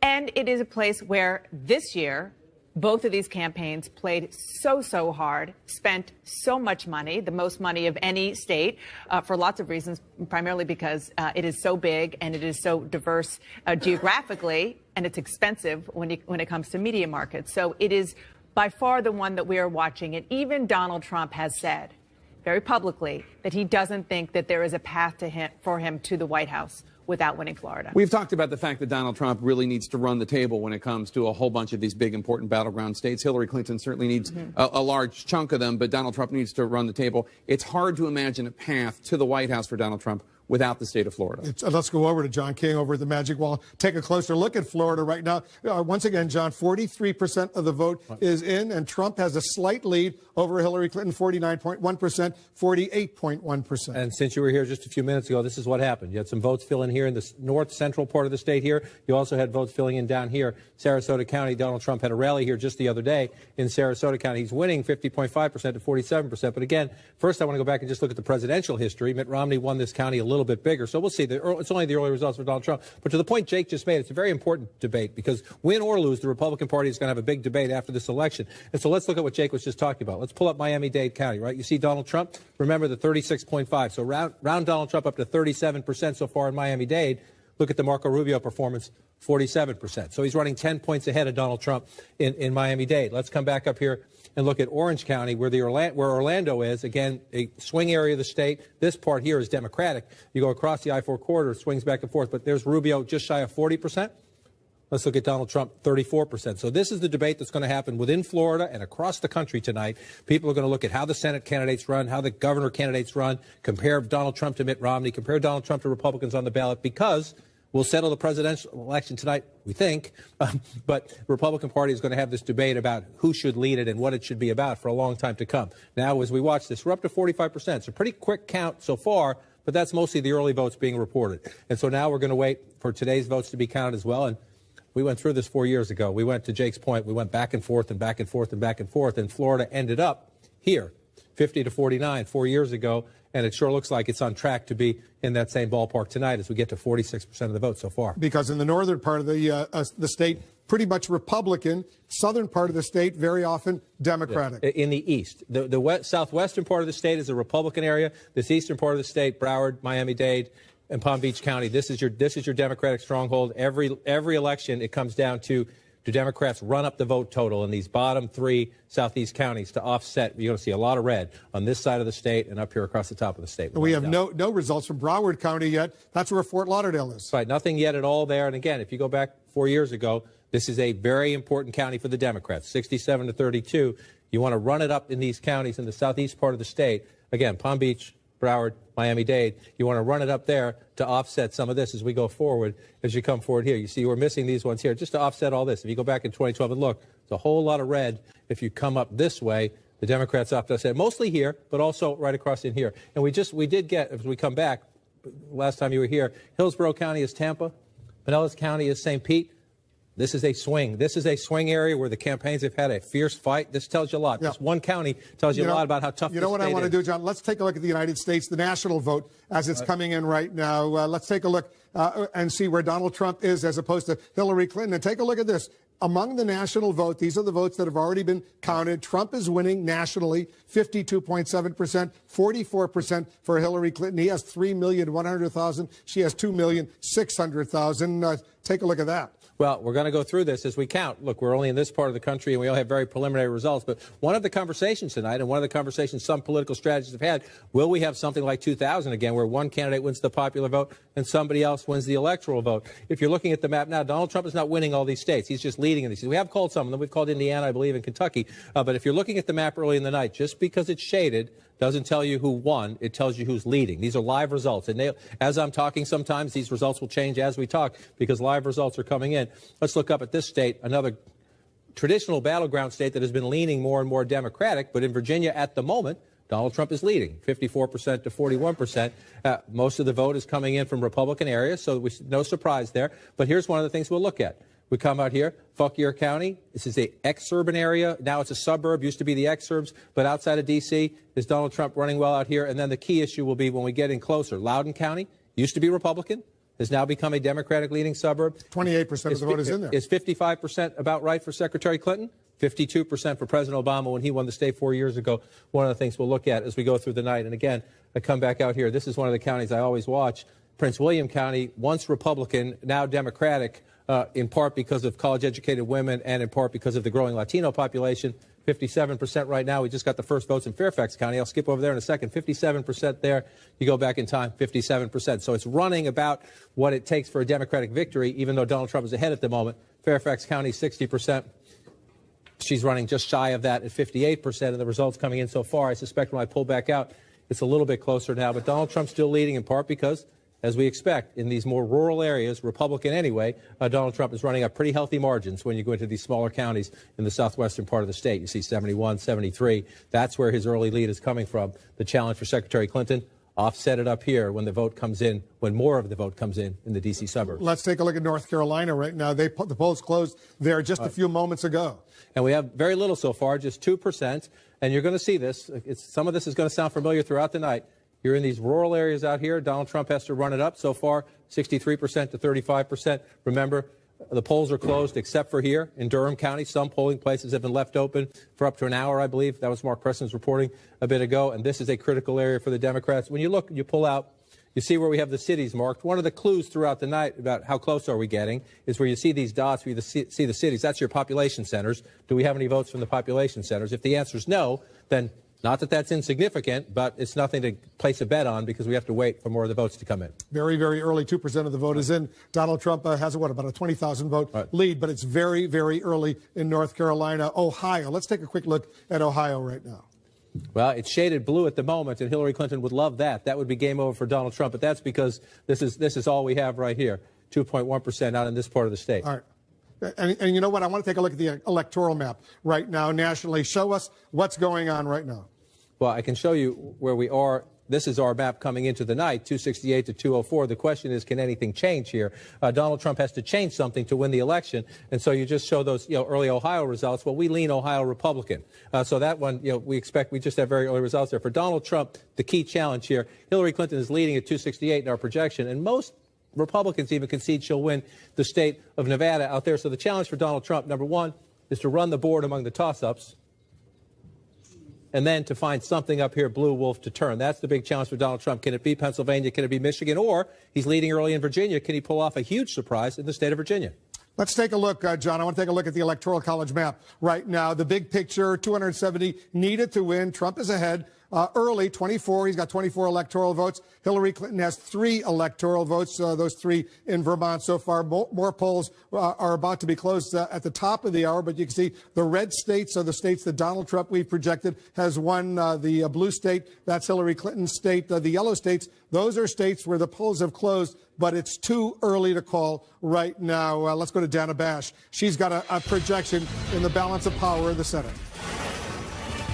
That's right, Wolf. You said it's too early to call for the presidential, but in Ohio, CNN can project that Rob Portman, the incumbent Republican, will go on to win serve another term in the U.S. Senate, defeating his Democratic opponent, the former Governor Ted Strickland. This was supposed to be a nail-biter, but Rob Portman locked it up pretty early with the help of tens of millions of dollars from Republicans there. A big win for Rob Portman. Let's look at another state where polls are closed, but it's just too early to call. North Carolina. This is another one that we will be watching all night long to see whether or not Democrats can take control of the U.S. Senate. Republican incumbent Richard Burr is fighting to keep his seat. He, at this hour, is just a little more than 42,000 votes ahead of his Democratic challenger, Deborah Ross. But as you see, they're very, very early. Now I want to look back at Florida. Polls are not yet closed, but you see we're getting some numbers in. Marco Rubio, the incumbent Republican, is up pretty significantly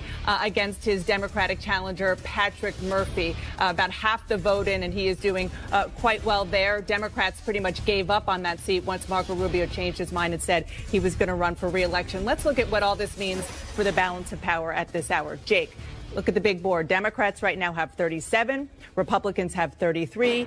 There are 30 left that we are watching. Big picture, Democrats are trying to pick up 5 seats in order to have a clean 51-seat majority, and Republicans are obviously trying very hard to prevent that from happening. Not a strong showing of it, though, I have to say, from Democrats as of now. Rob Portman, as you know, was supposed to be a seat, as you just said, that they were going to be able to pick off. They had the former governor, Ted Strickland, run against, but Democrats weeks ago pulled out there, Rob Portman winning a handily re-election. Interestingly enough, Rob Portman saying after that Access Hollywood tape came out that he would not support Donald Trump. He was going to write in Mike Pence, which really kind of doesn't make much sense. But nonetheless, the voters there rewarded him with another term. And it is one of the themes that we've heard from Mitch McConnell, the now Senate Majority Leader, as he's trying to keep the seats in Republican hands. Candidates matter. He learned that lesson the hard way when Republicans didn't take control for 2 cycles where they should have because of Republican candidates who made some pretty big mistakes. Rob Portman has been a very, very good candidate and ran as somebody who understands the state, and it served him well. Marco Rubio, also a decent candidate. We'll see what happens with that race. Wolf Blitzer. Yeah, a lot of Republicans who don't like Trump, they're writing in all sorts of names in the course of this day. Let's get a key race alert right now.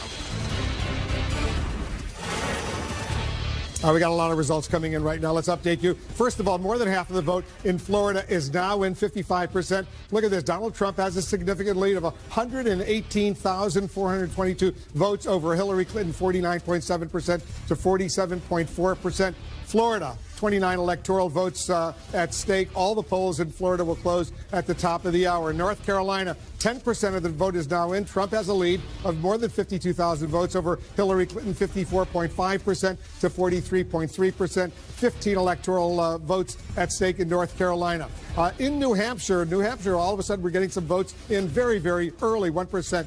Only 1% of the vote is in. 337 vote lead for Hillary Clinton over Donald Trump in the state of New Hampshire with 4 electoral votes. We're counting down to another round of poll closings just moments from now. The mother of all battlegrounds, Florida. That's coming up along with the results from key races in Pennsylvania and New Hampshire. Stay with us.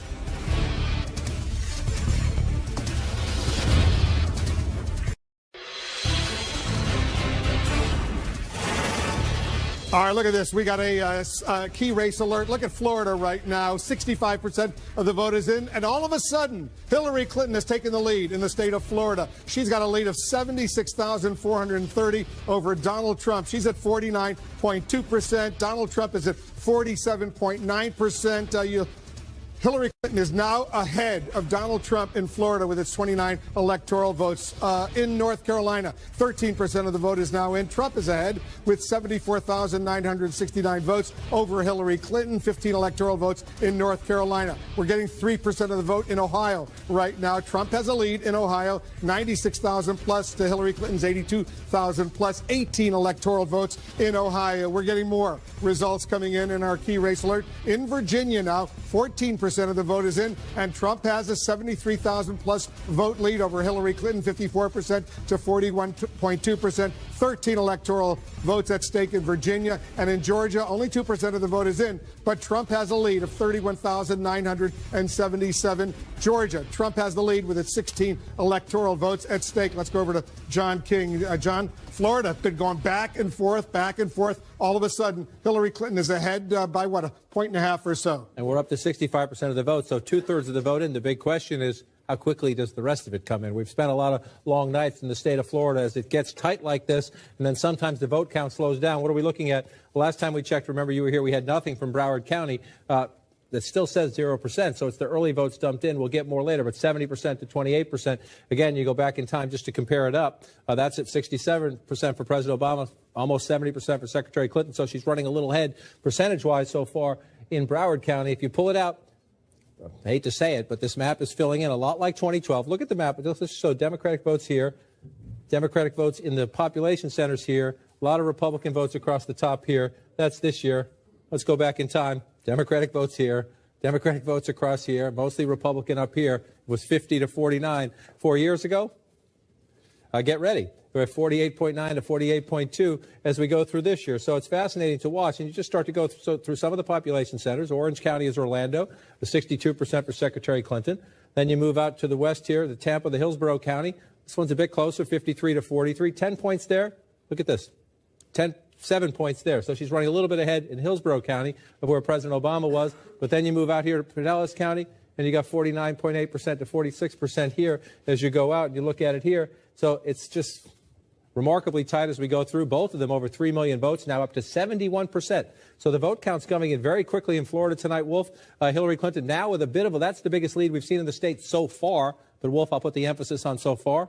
We'll keep counting. It's a real battle in Florida right now. We're only moments away from the biggest wave of poll closings in the presidential race. We're counting down to the top of the hour. That would be 8 p.m. Eastern. That's when the last polling places close in the battleground states of Florida, Pennsylvania, and New Hampshire. The polls also will be closing in Alabama, Connecticut, Delaware, the District of Columbia, Illinois, Maine, Maryland, Massachusetts, Mississippi, Missouri, New Jersey, Oklahoma, Rhode Island, and Tennessee. Together, those contests have 172 electoral votes. That's a huge chunk of the 270 needed to win. Jake, another presidential race where all eyes right now are on Florida. It's one of the most critical states in this race. Donald Trump himself has said that he doesn't see a path to the presidency for himself without the state of Florida. It has 29 electoral votes. We're following the last-minute mad dash for all these candidates in the battleground states. We're also getting new information from inside the campaigns. First to Sarah Murray, who is with the Trump campaign. And Sarah, the votes are coming in. It is neck and neck in North Carolina, neck and neck in Florida. What are you hearing from the campaign? Well, Jake, as you know, Florida is, of course, always a source of heartburn. But for the Trump campaign, their particular angst is not knowing how these independent voters are going to shake out tonight. If they're going to lean in favor of Donald Trump, if they're going to lean in favor of Hillary Clinton. Now, I've talked to multiple sources who say they really don't have any information about these independent voters. It's been a struggle to get the kind of resources they need in Florida, to get the kind of money that they would need to be able to model this independent electorate. And so even though Donald Trump himself has been personally interested in which way these independent voters are leaning, they're saying they just don't have any way to tell him. They're just waiting to see the results, just like we are. So flying a little bit blind tonight on one of their most important states, Jake. Interesting. Let's go now to Jeff Zeleny, just a few blocks away at campaign headquarters. And Jeff, the Clinton campaign knows that they need Florida. They have been saying for quite some time that they feel better about Florida than they do about states such as North Carolina, states such as Ohio or in Iowa. What are you hearing from the Clinton team? Jake, the number is 29. That is one of the favorite numbers, the most important numbers inside that Clinton war room here at the Javits Center. And the Clinton campaign is increasingly confident about Florida, the numbers that are coming in and also what they've been seeing on the ground throughout the day. They point to some specific counties across the state, Orange County, Osceola County, Hillsborough County. They believe that they're outperforming Obama numbers. Of course, he won the state narrowly. Also, Duval County. They say Donald Trump is not doing as well as Mitt Romney. This is the view of the Clinton campaign here. But, Jake, the reason that Hillary Clinton visited Broward County, a key Democratic area, 3 times in 1 week, was to drive up that Democratic vote. They believe they've done it. But one senior Clinton advisor I just talked to said the Hispanic numbers are rising through the roof. That's why we'll win Florida. Jake? All right, we'll see what actually happens. Let's go to Wolf Blitzer right now, who has a key race alert. We do have a key race alert. Hillary Clinton has now taken the lead in Florida and North Carolina. Let's take a look at Florida first. 72% of the vote in. That's a big chunk of the vote. Hillary Clinton is now ahead by an impressive almost 172,000 votes over Donald Trump. 49.9%, 47.3%, 29 electoral votes. All the polling in Florida closes at the top of the hour. But 72% is in. She's got 171,000 lead right now over Donald Trump. And look at this. In North Carolina, 28% of the vote is in. She is ahead by 21, almost 22,000 votes over Donald Trump right now, 49.7% to 48%. Donald Trump slightly behind Hillary Clinton in North Carolina. He's also behind in Florida. Let's go over to John King at the Magic Wall. You're looking at North Carolina and Florida right now. I think we're going to spend a lot of time on that tonight. North Carolina, Florida, North Carolina. Other states matter too, but especially when you're looking at, does Donald Trump have a path, a comeback path to 270 electoral votes? Florida and North Carolina factor huge. It's almost impossible to get in there without Florida. You can have a variation without North Carolina, but it's a little bit pie in the sky. So let's look at Florida. 49.8 to 47.4. Significantly, the votes come in pretty quick, 72%. We'll see how quickly it comes in from here. But when you look at this map, Wolf, not to sound like repetitive, but this looks a lot like the 2012 map so far. And Hillary Clinton has to be very happy with the margin she's running up down here in the big Democratic strongholds. Palm Beach County, move down. Broward County, she's at just shy of 70% there. Miami-Dade County, 64% there. She has to be very happy with these. The question is, what are the, as the vote totals come in, do they match up to what she needs to offset? Donald Trump is doing what the Republican needs to do, especially areas like this. You pull up Collier County. This is where Naples is. He's running at 61%. Let's go back in time just for a check. 65%, so a little bit under Romney there. We still don't have a lot of the votes here, though. We'll keep an eye on these things as we go through. If you come up here, Jeff Zeleny was just talking about the Clinton campaign. These are the swing counties across here that they're looking at. What's their margin in the Tampa area? That's Hillsborough County. You see it 10 points right there. You go back in time, 7 points there. So she's overperforming the president there. This one has been closer. Let's see if it stayed that way. This one has been closer, where you have essentially 2 points there. When you look at it through maybe 3. If you look at it in that one a little bit. Look at that. Let's look at North Carolina, John, right now, because all of a sudden in North Carolina, you go to North, she's ahead. Look at this. She's ahead in North Carolina by a little bit more than 100,000 votes, with 36% of the vote in. 36% of the vote. But one of the things you have to watch, especially when the lead swing, is where did those votes come from, right? So what came in? Mecklenburg County. This is Charlotte, and she's winning huge here. This is why she jumped. When you got a big dump of votes from the Charlotte area, which is a Democratic stronghold, that's why her total jumped. Where you watch where the votes come in. Not saying that's insignificant. This is what she needs to do. So just shy of 67% there. Go back in time. The president was at 61% here, and he lost. Remember, he narrowly lost North Carolina 4 years ago. So if you're the Clinton campaign, you love that number, and you hope that number stays up. This is going to go up. This is a small percentage of the vote still in one of the largest counties of the state. Now we have our first votes in Wake County. This was empty just a few minutes ago. And again, 25% of the vote in. This is of enormous consequence to Secretary Clinton tonight, in the sense that if she wins this county by that margin, she will win the state of North Carolina. But we're only at 25% of the vote. The reason I say that, if you look at that margin there, 20-plus points, you go back to 2012, the president won it by 11, and he lost the state. You go back to 2008, won it by 15. This is almost 10% of the state population. It's an incredibly important area for the Democrats.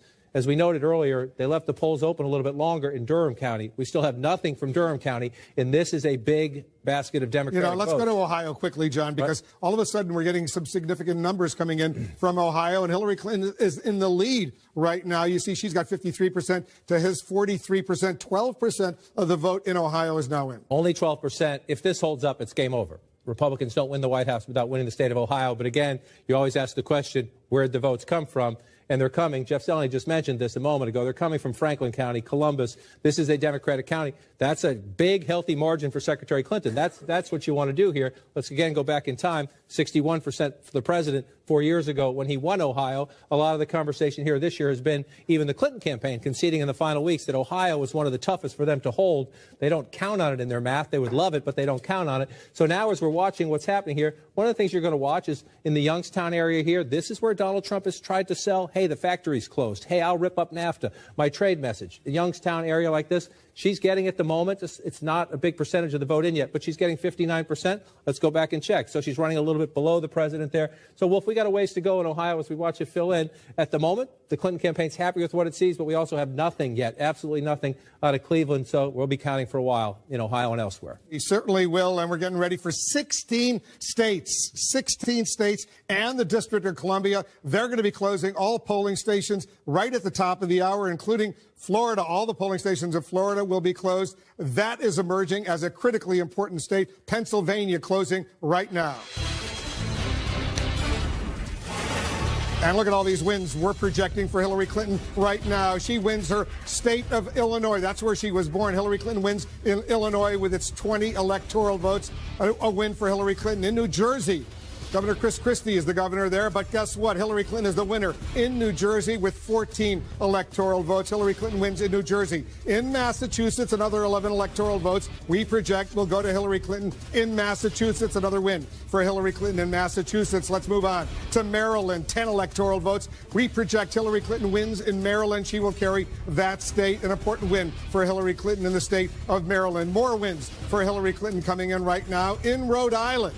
Rhode Island, 4 electoral votes. Hillary Clinton carries the state of Rhode Island with its 4 electoral votes. Delaware, 3 electoral votes. They will all go to Hillary Clinton. Another win there. And the District of Columbia, which could vote in presidential contest, 3 electoral votes go to Hillary Clinton. Donald Trump also has some projected wins, 3 specifically. We project he will carry the state of Oklahoma with 7 electoral votes. Donald Trump will carry Tennessee with 11 electoral votes. Donald Trump will also carry Mississippi with 6 electoral votes. We have a key race alert right now. Too close to call, too early to call, I should say. In Florida right now, we cannot yet make a projection. 29 electoral votes at stake. Too early to call in Florida. Too early to call in Pennsylvania with 20 electoral votes. Cannot make a projection in Pennsylvania. Also in New Hampshire, no projection there. Too early to call in New Hampshire right there. Too early to call in New Hampshire. Too early to call in those states. Let's get the complete list of all the states where we are not yet able to make a projection. Take a look. All these states, too early to call. The 8 p.m. closings in Alabama, Connecticut, Florida, Maine, Missouri, New Hampshire, Pennsylvania.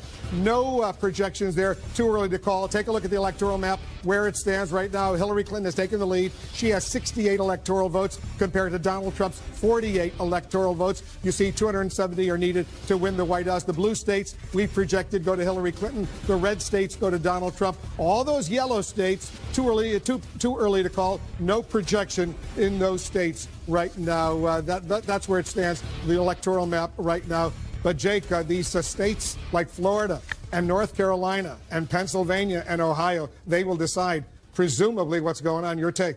Well, Pennsylvania, we still haven't heard anything out of Pennsylvania. North Carolina, as Democrats were talking about, they were telling Jeff Zeleny the other minute that when it comes to North Carolina, let me circle it here on the board, North Carolina, that they think it's going to go down to the wire, and that it could be, they might not even have it called all night. And then, of course, we're looking at Florida, and that could be a race that's decided by 1 or 2 percentage points. And as we've been saying all night, the Trump campaign says, and the Republican National Committee says, there's really no path to the presidency for Donald Trump without the state of Florida. And that's why Clinton and Trump have been spending so many days and so many millions of dollars in that state. One of the things that's most important, and John has been talking about this quite a bit, is not just southern Florida, which tends to be Democratic, especially on the southeast, or northern Florida, the Panhandle, which tends to be Republican, but that I-4 corridor in the center of the state, where there are so many college-educated voters. How are they going to vote? The trend has been for college-educated white women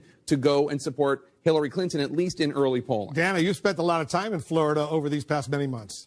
Yeah, and I just want to echo one thing that Jake was talking about with regard to how close Florida is always historically and what Republicans think is a path. I was just talking to a Republican source who says that at this point, the way that they're seeing the modeling, it looks like Donald Trump is more likely than not to lose by a couple of points in Florida. That's what they're seeing. They could always be surprised. They don't have all the votes in, but that is the expectation from a Republican source that I'm talking to. And to your point earlier, Marco Rubio, who's running for re-election in Florida, is outperforming Donald Trump big time in key pockets of the state, but particularly in his home area of Miami-Dade. But it's very important what Dana just said. There's modeling. There's polling, right, and then there's the voters. Yeah, exactly. There's all most important. There's the science, and there's the methodology, and then there's what people actually do. So the do is what's happening as we speak. And even though there are Democrats saying we think we're going to win Florida, and Republicans saying we think they might win Florida, at the end of the day, nobody knows what's going to happen until the voters actually do it. We have an update on the voting, the all-important voting in those states right now. All right, let's take a look at Florida first. You see Hillary Clinton. She has an almost 80,000 vote lead over Donald Trump with 77% of the vote in, 29 electoral votes at stake. Still close. 49.1% for Hillary Clinton, 48% for Donald Trump, but she has a lead. She also has a lead with almost half of the vote in North Carolina, 185,000 plus vote lead over Donald Trump, 52.8% for Hillary Clinton, 44.8% for Donald Trump, 172,000 vote lead. Now it just changed, 15 electoral votes at stake in North Carolina. In Ohio, a quarter of the vote is now in. Hillary Clinton is ahead in Ohio as well, 137,000 vote lead over Donald Trump, 53.3% to 43.2%. 26% of the vote is now in, just changed. Her lead has gone up to 153,000, 18 electoral votes at stake in Ohio. Let's go over to John King at the Magic Wall. These three states will make a major decision. Who's going to be the next president of the United States? Let's start with Florida. Almost 80% of the vote in Florida, Wolf, and it's very, very close, 48.9 to 48.2. It's only 50,000 votes now. It's just shrunk a bit. It just shrunk a bit as you're starting to fill the map in. And again, when you fill the map in up here, you can expect Donald Trump to make up ground. The challenge for Donald Trump is a lot of these smaller counties, when you look at them, you're not much in that county there. I'm trying to come over and see we have a percentage, 92% of the vote in here, and you see it's not that many votes. So 6,000 gap there. That's one of the things we're going to watch as we get closer to 100% of the vote in is what's missing. And if it's the smaller counties, there's only so much math you can make up. But let's look at the state as we go through it right now. This is going down to the wire in a nail biter. Osceola County, it's only 1.4% of the state population, but it's in that important I-4 corridor. Jake was just talking about. Jeff Zeleny mentioned earlier, the Clinton people, in the age of big data, you know what you need. You know how many registered voters are. You have an expectation of turnout, and you run these computer models, and you run your list, and you turn out your voters. And if you get to a number where you're happy, see 63% there, let's go back in time, 62%. If you're the Clinton campaign, if you're outperforming President Obama, you think that's enough. Now, Donald Trump is a very unorthodox candidate. Is he going to drive up turnout in these Republican areas is the counterbalance to that. But if you're the Clinton campaign, you want to get your Democrats out. And in most of the places, they are doing that. 53% for the president there 4 years ago. 53.3% for Secretary Clinton. Now, this is a bit of a down for Secretary Clinton, and this is a swing area. This is Pinellas County, where St. Pete is, 49.8, so just shy of 50 for Secretary Clinton. The president did a little bit better here. So you find some areas where she's overperforming, some areas where she's underperforming, and then you start to watch. You pull out here right now. Let's come back to this year's race, and you're looking not only for what's missing. We have no votes at all up here. This is very conservative territory. Donald Trump's going to run up some numbers here, but then you want to come down here and say we still don't have percentages here. So this tells us what we have is the early vote. Most of what we have, if not all of what we have here, is the early vote. We haven't, from the precincts, we're not getting percentage reporting yet. And that's a big factor in the sense that what this tells us, we don't know how many, because early voting has become so important, but it tells us there are more votes down here, which is good news for Secretary Clinton. North Carolina, Hillary Clinton has a lead there in North Carolina as well. Half the vote in North Carolina is now in, John. And, right. And as I pull it out, I just want to tell our viewers as we go through the night like this, when you see me go to the national map, because it's shaded doesn't mean it's over there. That's leading. On this map, it's live data feed. So you'll see states switch back and forth. Just a moment ago, Hillary Clinton was leading in Alabama. And Alabama 51% of the vote in North Carolina now in. Right. She has a lead, 51.9% to 45.7% in North Carolina. And so now you start looking. When you get above the halfway mark, then you start looking at your major population centers, how much of the vote is in. Is it tracking throughout the night repeatedly? We hadn't had any votes in Durham earlier. Again, now we have some Durham votes, but the percentage, this is an early drop of votes in from Durham County, 85%. Remember, 76% for the president 4 years ago. If that percentage holds up, that's what Secretary Clinton needs in a state that is one of the ultimate tug-of-war states in American politics. I want to come back over to Wake County, 9+% of the state population, 2/3 of the vote in there. She's getting close to 60% of the vote to 37%. Again, you match it up to try to do the math compared to 4 years ago, where this was such a close state, carried by Governor Romney 4 years ago. Secretary Clinton's doing what she needs to do here. So you're looking for Donald Trump, and you're saying, where can he pull up the vote? Let's go back and look at the Romney win. And you see all this red down here, right? So Donald Trump needs to run it up along the coast all the way down. Let's come back in it here. Mitt Romney carried here. New Hanover County, 2% of the state population. This is where Melania Trump introduced Donald Trump the other day. He had an airport rally here. Smart campaigns know where you got to win, but at the moment, it's the tiniest of margins. But if this county stays blue, that's a sign the Clinton campaign is not only holding the Democratic areas, but encroaching and taking a few votes. And again, this is what the big vote swing came here in Mecklenburg County. She's at 66%, but we still have that. That's a low vote total for what's almost 10% of the state population. So we still have more votes to come here. So if you're the Clinton campaign at 53%, you're looking at this, you know it's going to go late, but with what's still out there, you're encouraged at the moment. But we have a lot of these smaller areas, and you know it's 2,000 here, 500 here, maybe 2,000 there. It adds. There's still some potential out there for Donald Trump as the rural areas fill in. Yeah, I mean she's ahead by about 150,000 votes with 53% of the vote in. That's significant. It is significant because it gets harder.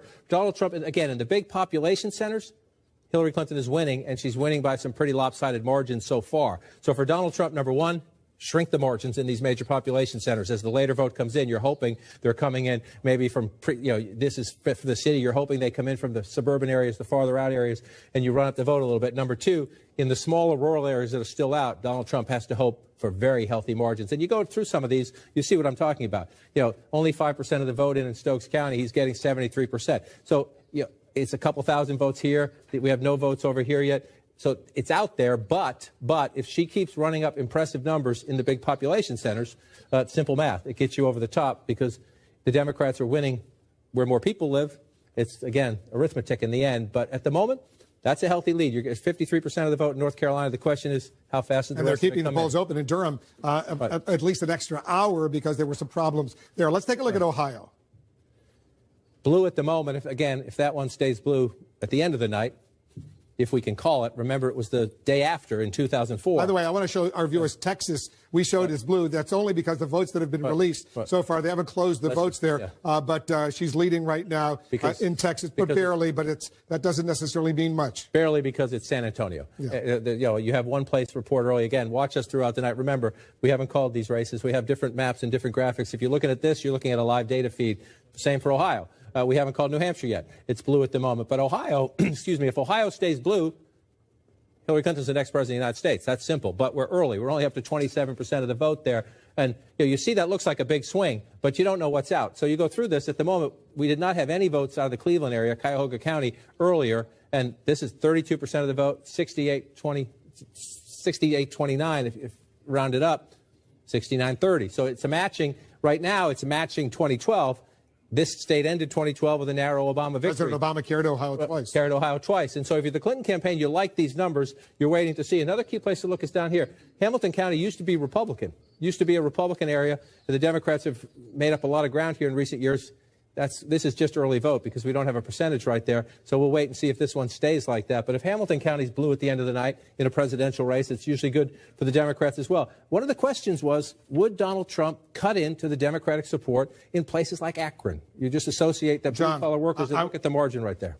I want to go to Florida right now because 85% of the vote in Florida is in, look at this, 3,876,000, 3,860,000, only about 15 or 16,000 votes separate these two candidates in Florida with 85% of the vote in. Her lead, once again, has shrunk. Has shrunk, and again, what filled in? Some more areas up here filled in. Well, last time we were here, we had a big opening up here. Now we have a smaller opening up here, and you get just changed here. Again. It's only 11,000 vote lead. Just now it changed. Math on your feet. I like this. Well, we have a living abacus right here as we go through. But as you watch it fill in, it gets important to start going up to these counties and say, we don't have a lot of vote here still. So there's votes to be made up for Donald Trump as you do this. And as you go through, that's what I mean about this. You're seeing a live data feed into the wall, so it will change as we're talking sometimes. Trump is doing what he needs to do in the rural areas. All right, take a look at Florida, because all of a sudden, take a look at Florida right now. You see with 85% of the vote in, Hillary Clinton is now in second place. Donald Trump has taken the lead in Florida. He's got 3,900,000, 3,900,029. Look at how close it is. Look at how 700 votes or so separate these two candidates. Donald Trump, all of a sudden, has taken the lead in Florida. 740 votes there. You remember a campaign long ago, 537 votes. That would be 2,000. Yeah, that's what Florida is. I mean, Florida and North Carolina are these two states that are just 50-50 battleground states, and why we're going to have to count deep into the night. 86% right now. So you start asking yourself, what am I missing? And significantly, remember last time I went to Pinellas County here, Hillary Clinton was leading. Donald Trump has pulled ahead. Now, you think 48.3, 47.9, does that make a difference? Well, it sure does when the margin in the state is inside of 1,000 votes. Winning a county like this where you have a population center, it sure does. And so you have a tug-of-war here. This is interesting because earlier today, a Democrat who was organizing down here said they got out on their early vote. They felt very encouraged, but then they saw the lines at the polls this morning. Trump right now is 918 votes ahead. 918 votes. Almost 8 million people have already, their ballots have been counted, and he's got a lead of just under 1,000 votes. 86%. So we're going to look here. Let's go down again. I just want to go down and look Collier County, 92%. This is where you start looking when the race is this close. What are we missing? So you're missing 8% here, but they're getting there, right? So you got most of the vote counted there. So then you come over here and you get 80% here. So if this margin, take a look at this. We'll just change it. Yeah. She has now taken the lead once again. Hillary Clinton is now in the lead. It's going to update in a second. We're watching this very closely. You can see right there. Hillary Clinton is the lead. She's got 3,972,000. 3,968,000, 4,000 vote lead. And that's, look, we're going to rock and roll with this for a while here. So let's go through. Here's an encouraging sign for Secretary Clinton. You say she just pulled into the lead. We've had a seesaw in the 2 or 3 minutes we've been having this conversation here. We may have another one as we have it. Now 3,000 votes. But there are votes. There are only 25% of the vote in Palm Beach County. She's winning 60-40, 59-39 there. So if you're the Clinton campaign, you're watching this seesaw, you know there's a lot of votes missing from here. Let's go down to Broward County. We don't have the percentages here yet, so that tells me this is early vote, and we're not getting live votes yet. We'll see. We'll get some more votes, and that percentage will jump up very quickly. Doesn't mean 0%, obviously. It just means when they dump in the early votes, they don't give us a percentage. Miami-Dade up to 80%. So there's more votes here. She's winning big. She's 1,600 votes ahead right now. Reasonable to expect she'll get more votes out of here. The challenge for Donald Trump is in the areas that are red, what's missing. This is an interesting one for me. I've been watching this all night because Duval County, this is where Donald Trump had a rally the other day. The President of the United States came in after him. Duval County is a Republican area. Trump is up right now, 49-47. But when President Obama won narrowly 4 years ago, he lost this county by 3 points. Sometimes it's about the margins. You see the blue and the red, you think Democrat, Republican, but the margins within these large counties can make a big difference. And President Obama came within 3 points in Duval County. They were happy with that 4 years ago because they knew they were going to get the votes in Miami-Dade and the others. So if Hillary Clinton is this close in Duval County, that's actually, she can lose this. If she's losing this county by that, she's fine with that. The question is, can she keep the margin from getting any bigger? And that's the math you start to get into when you get up to 87% like this and you are in a seesaw of less than 1,000 votes there. Stand by. We're watching Florida, North Carolina, Ohio, other battleground states throughout this election night in America. We're going to show you the results in a very unique way on one of the world's most famous landmarks, the Empire State Building in New York City. Take a look at our running tally of the electoral vote built with CA Technologies. Right now, Hillary Clinton has 68 of the 270 electoral votes needed to win the White House. Donald Trump has 48. This night is all about your vote. You're looking at pictures from many of the millions of Americans who already have made their choice for president. They posted these photos on Instagram with the hashtag #MyVote. Right now, we're counting down to the next round of poll closings, including results from New York, the home base of both Hillary Clinton and Donald Trump. We'll have much more results right after the break.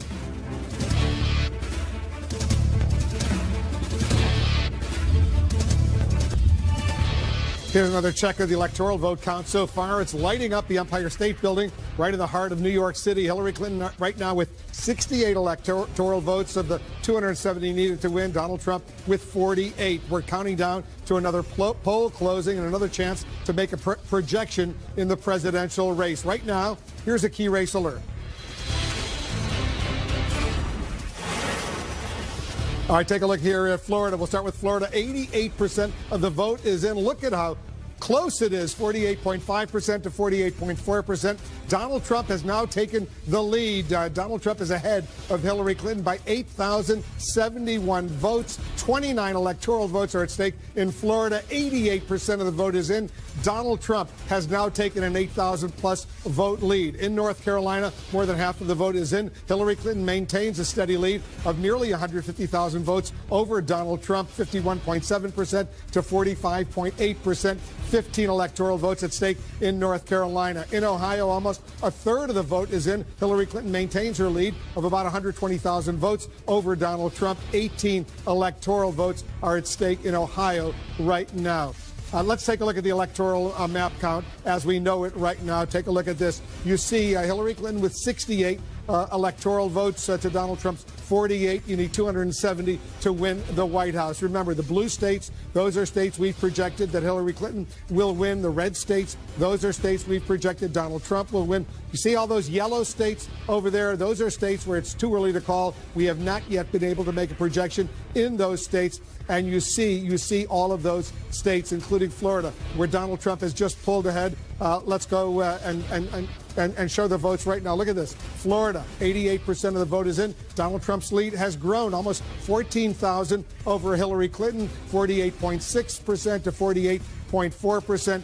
Donald Trump has a slight lead over Hillary Clinton in Florida. And John, 88% of the vote is in, 12% outstanding. So this is a significant number right now. And we're again, this is going to be Cecil. It's a nail biter. Hang out for a while. Brewster Espresso. Just as we were earlier when you moved over there for a little bit, I was just going around and looking. And part of this is because Donald Trump started to run it up here in these counties, and there's still a lot of votes to be counted. These are the quick early vote deposits coming in, and Donald Trump running up by big margins up here in the conservative part of the state, which is exactly what he needs to do. Down here in the southwest corner of the state is Republican territory, 76% of the vote, and that's one of the things you start to get into when you get close to 88, 90% statewide. You're going county by county and saying what's left for Donald Trump to get and what's left for Hillary Clinton to get. Lee County just went to 100% as we were having this conversation. So it's a place where he's running up the score, but there's nothing more. And so that's when you get trying to get from 88 to 100. Now we're at 89%. If you're in the Clinton campaign, you're down a little bit right now, but here's what's encouraging to you. If you look at Palm Beach County, she's running it up quite big right here, and they still have 75% Only 25% of the vote is in. Right. So if the margin stays anything like that, there's a lot more math to be added in the Hillary Clinton column. Move down to Broward County. As we come in here in the middle, we still post a 0 here. It's obviously not 0. We have a lot of votes in here. You get the early vote count released, and only when they start counting the live votes do we get a sense of what the percentage is. So we don't know. We assume there are more votes here, but we don't know the answer to that question in Broward County. Miami-Dade, they're almost done, but there's 20% more in a major population center. So that's a big chunk of votes. If that margin stays the same, this 20% comes in. Those three counties alone, those three counties, Miami-Dade, Broward, Palm Beach County, they have, more than 30% of the population of the entire state. That's right. You just go through right here and look. 7% in Palm Beach County, almost 10%, 9% there, so you're up to 16 plus. Miami-Dade, 13 plus. So there you go. You're above 20%, 30%, I'm sorry, right there as you go. And they're big Democratic areas. And again, there's still some votes out. So you start looking in other areas. I looked up here a little bit. Discouraged in terms of Clinton has what she's going to get out of Orange County up here at 97% of the vote counted there. So as you go through matching up these counties, what's left to count? You come in. All right, stand by for a second. I want to quickly go to Dana. You've got two major projections in the balance of power in the U.S. Senate. That's right. Well, the first Democratic pickup in the Senate of the evening. You see there Tammy Duckworth, the Democratic challenger.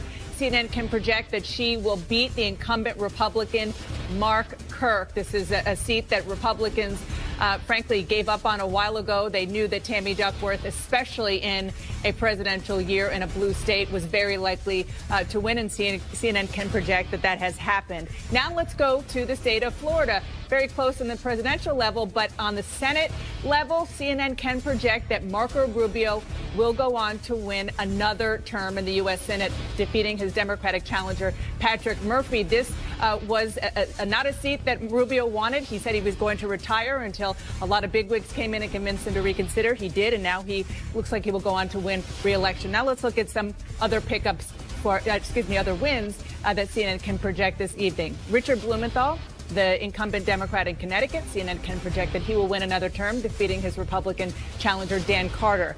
Now in the state of Maryland, CNN can project that Chris Van Hollen will beat his Republican challenger, Kathy Schlega. This was an open Democratic seat, so it stays in the blue column. Then in Oklahoma, James Lankford, the incumbent Republican, CNN can project there he will win re-election, defeating his Democratic challenger, Mike Workman. Now let's look at some of the key races that we're watching that will determine the balance of power. New Hampshire, the polls have closed there within the last hour. The Democratic challenger right now is ahead of the incumbent Republican, Maggie Hassan, just a little under 6,000 votes ahead of Kelly Ayotte, but not very many votes in, so we're going to be watching that closely. And then also North Carolina. Deborah Ross is the Democratic challenger. She has a significant lead right now against the incumbent Republican Richard Burr.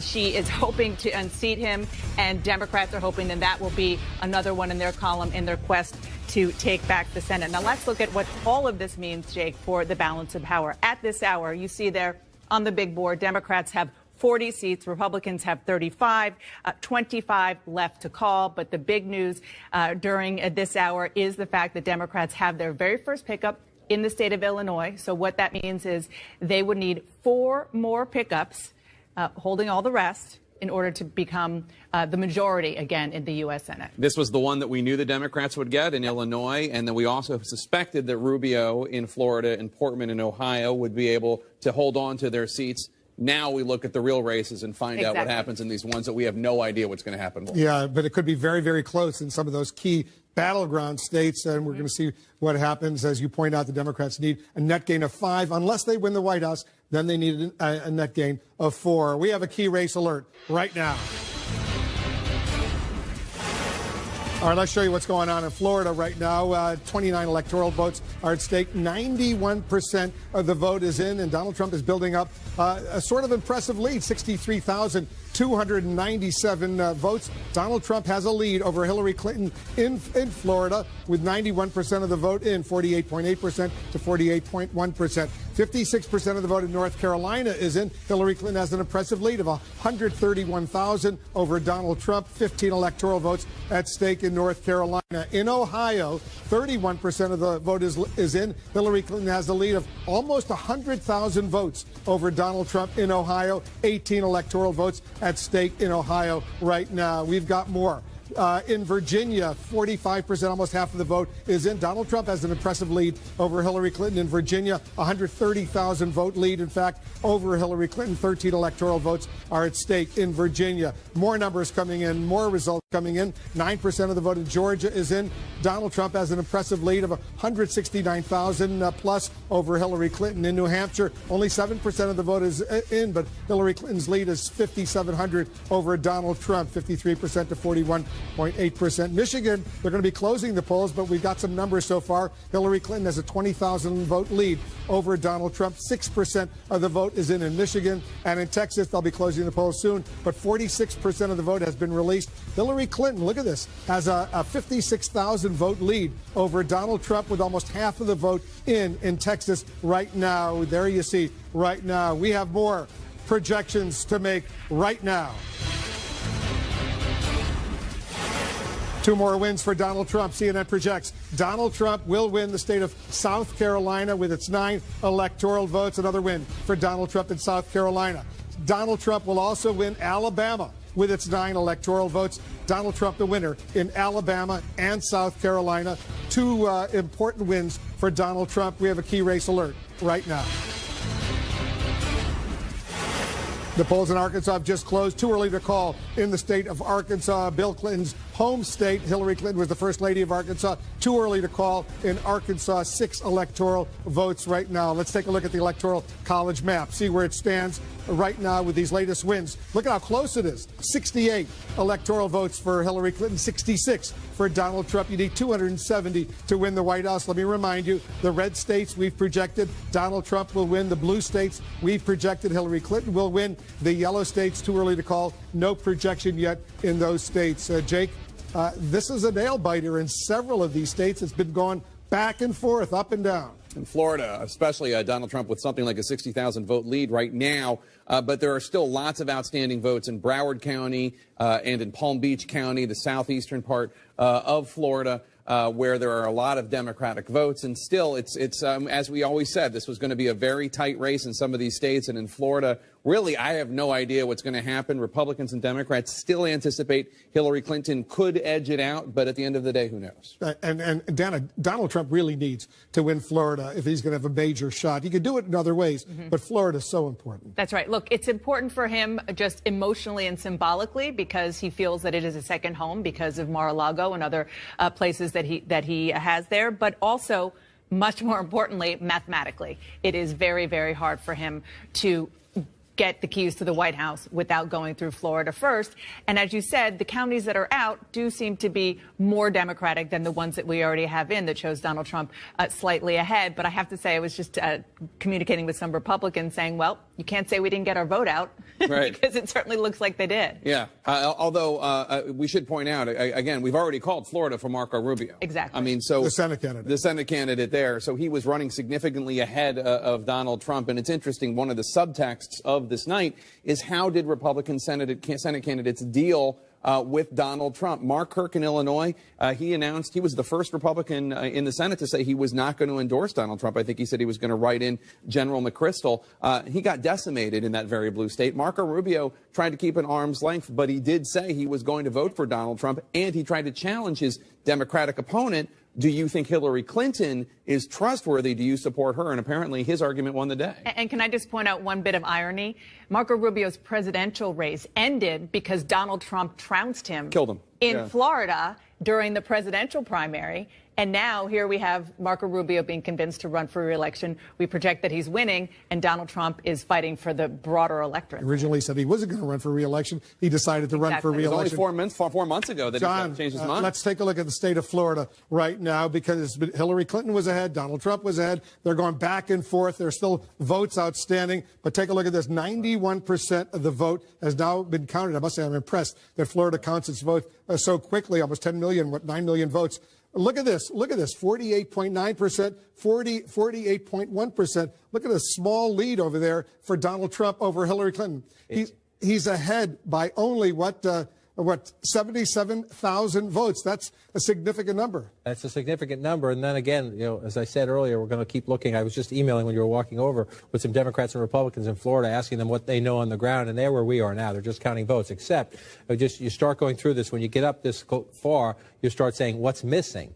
And you still have half of the votes in Palm Beach County to come in, and Hillary Clinton has a big, healthy lead there. There's no guarantee, zero guarantee, she keeps that spread. But if she keeps anything like that spread, she's, almost 90,000 votes up there. If the other half comes in, and she'll pick up, if she picks up somewhere the ballpark of 80,000 votes when the other half comes in, that's significant given how close this race is. So one of the most significant issues in Florida now, as we get up to 91% statewide, and I'm going to keep checking it because it can change on the fly as we go through this, is what's missing. And there's a lot of votes missing in that Democratic stronghold. A lot of votes missing here. We don't have the exact number yet. Broward County turnout, we are told, expected to be up from 2012. These are the early votes, and there's always one county in any state that's a little slow to count. And we'll wait to see if we get more votes. This bodes well for Hillary Clinton. The expectation is, we don't have the exact percentage, but the expectation is she's winning big, and unless there's a dramatic change in the results, she's going to get more votes there. And we come down to Miami-Dade. They're almost done here, but in a big populous county like this, 9% or 10% of the vote can make a difference. So if you're looking at the map right now, you're trying to think, are there places on this map where Donald Trump can make up what's still to come? And again, he's ahead by a very slight margin at the moment. There's every reason to expect Hillary Clinton will make up that margin and more down here. And so then the question is, where do you look for Donald Trump? So let's just go through. I'm picking these counties randomly. Well, here's one. Only at 32% of the vote. Again, it's not a lot of votes. It's less populated, but that's the key in these states. In just about every state we're going to go through in these battleground states, you see a lot of red. Those are smaller rural counties. So the question is, how many can you get? They're at 100% here, Citrus County. That's bad for Donald Trump. You come over here, they're only at 32% in Marion County, so there are more votes to get. Are there enough? Are there enough of these rural counties? This one's at 100%. You come through here, they're at 96%. You move up here at 97%. So after a while, you start to think if most of these counties, let's just keep picking them randomly to see, 100% and 45%. So in some of these counties, very small, the question is, when you're getting 100 votes here, 500 votes here, 700 votes there, can you make up for this? And that's always the challenge for Republicans in a state like Florida, because when you get down here, I just want to come back to Miami-Dade and check it, this is where you're talking about tens of thousands of votes. When the percentage number moves up, you're talking about tens of thousands of votes, not hundreds of votes. And so if you're looking at this map right now at 91%, you're crossing them a little bit in the Clinton campaign, but you think you get enough down here still in the bank to get you over the finish line. But that's by no means guaranteed, because we're going to have to go through all these smaller rural counties. He's 84,000 votes ahead right now. Right. But as you point out, ahead those right Democratic counties in the South, there's still a lot of votes outstanding. You could get those right here. You could get those right here in Palm Beach County. The combination of Palm Beach, Broward, and what's left in Miami-Dade to be counted is more than enough. The question is what else is still out there. And again, when you start to pick, you know, this is a large Republican. It's only 2% of the state population, but it's all Republican. Donald Trump's winning it big, but it's 95% in. You come over here, Lee County, here's a place where Donald Trump could do some business. Take a look. Let's go to North Carolina and Virginia. Donald Trump, by the way, in Virginia, Donald Trump is ahead. Let's go to Virginia first. Right, you look at Virginia. I've been watching this one repeatedly because Donald Trump is ahead. And I just a cautionary note. Again, this is more competitive than we thought Virginia was going to be, at least that a lot of people thought Virginia was going to be. So here's the big issue. Donald Trump is doing exactly what he needs to do out here. These are your smaller rural areas. You pick out these counties, 68%, 69%. 79%. Donald Trump's doing exactly what he needs to do out in rural, but the problem for the issue is what's here. Only 50% in Loudoun County. Secretary Clinton running it up. This is where your population center is, coming closer to Washington, D.C. Only 27% of the vote counted in Fairfax County. Again, look at the margin there. Go into Fairfax City and pull that out. Only 43% of the vote counted there. That's a very low number there. So we're waiting for a lot more votes out of Fairfax. Want to move over here. You come down here to some of these swing counties that you look at. Hillary Clinton, this is a comeback for Donald Trump. When we looked earlier tonight, and we're only at 16% in Prince William County, he was way down in Prince William County when we were in the single digits. This is a comeback of sorts there to show this will be the challenge. If Donald Trump can stay that competitive in these outer suburbs, then he has a chance. If you get into places just across the bridge in Arlington, Virginia, where you find the Pentagon, this is what you expect, 2/3 of the vote. So there's more votes for Hillary Clinton to come out of here. The question is, can Donald Trump stay more competitive in the outer suburbs and then run it up in these rural areas? But again, let's just check down here in the Norfolk area to see what we have here. Chesapeake County, 61% there. Portsmouth here, 41%. In these Democratic areas down here, still some votes to be counted. So Donald Trump is ahead. That's encouraging, but we still got some business to do in Virginia. North Carolina, Hillary Clinton is ahead in North Carolina right now. She's ahead, by about 80,000 votes, more than 80,000 votes. 85,000 votes. 85,000 votes, and they are coming out of the big areas where she needed to get them. Mecklenburg County, just shy of 10% of the state population. That's a big margin, and we still have more votes to get here. Again, when you go into these states now, statewide, where are we? 59%. And so we still know, because we have a 0 there, that means this is an early vote dump, and we're waiting for more votes to come in. We still have more to get out of Mecklenburg County. Then you move over here. Wake County, again, used to be the back and forth swing county in the state. It's a Democratic county now, but the Democrats need to win it big. She's winning it big. That's about 100,000 votes. That's what she needs to do. And here, again, and this is where we're waiting, because the polls were kept open. They should be closing now in that area, Durham County, right in this ballpark. So again, you look at this, and the question is, where does Donald Trump where can he get his votes in these places where he's winning? Let's just look. Brunswick County, again, it's a small area, but you want to compare it. He's running even with where Governor Romney ran. Romney was at 60% here. Donald Trump's just shy of that. So as you watch this pull out, it tells you the performance-wise, and we're seeing this in a lot of states, performance-wise in this race, it looks a lot like 2012. Now, obviously, President Obama won in 2012. In this state, Mitt Romney won. And so we're going to watch this. We still have, you see the light, the gray, those are mostly Trump votes. You can be pretty sure that in these rural areas, this one, between two Democratic counties here, Democrat might win this one. But if you come through and you look back in time, most of these rural areas, up here, they're Democratic. Down here and out to the west, they tend to be Republican. So if you're looking at the map right now, a little bit more probably to be gained for Secretary Clinton up here. Trump has to run it up here. And then the population centers, we haven't looked at Winston-Salem all night. Again, we have a 0. This means this is early votes to come in. So if you're the Clinton campaign, you're looking at the map, you still have some, in these population centers. You know that 59% of the vote is in, so there's still lots of votes out there. Let's go to Ohio right now. Hillary Clinton is ahead in Ohio. No Republican has ever won the White House without Ohio. Right, and a quick footnote again as we go through this, if you're just joining us. These are states we're still counting the votes in. This one here, I just want to show you. We don't think Hillary Clinton's going to win Mississippi tonight. If she does, that would be a stunner. But these are live data feeds, so it's 1 or 2 precincts, 1 or 2 counties coming in. So bear with us as we go through the night. You wanted to go to Ohio right there, 49 to 46. Again, if you're the Clinton campaign, you're encouraged. The map is filling in. I just want to show you. This is third of the vote is in. Right. So look at the map. Remember, it's mostly red. Remember where the blues are? It's pretty typical. A little more red up here for Donald Trump so far up here. If you look up along the northern part of the state. She's ahead now by 50,000. But she's ahead by 50,000 votes. And so the question is, this is your biggest vote center, Cuyahoga County, where Cleveland is.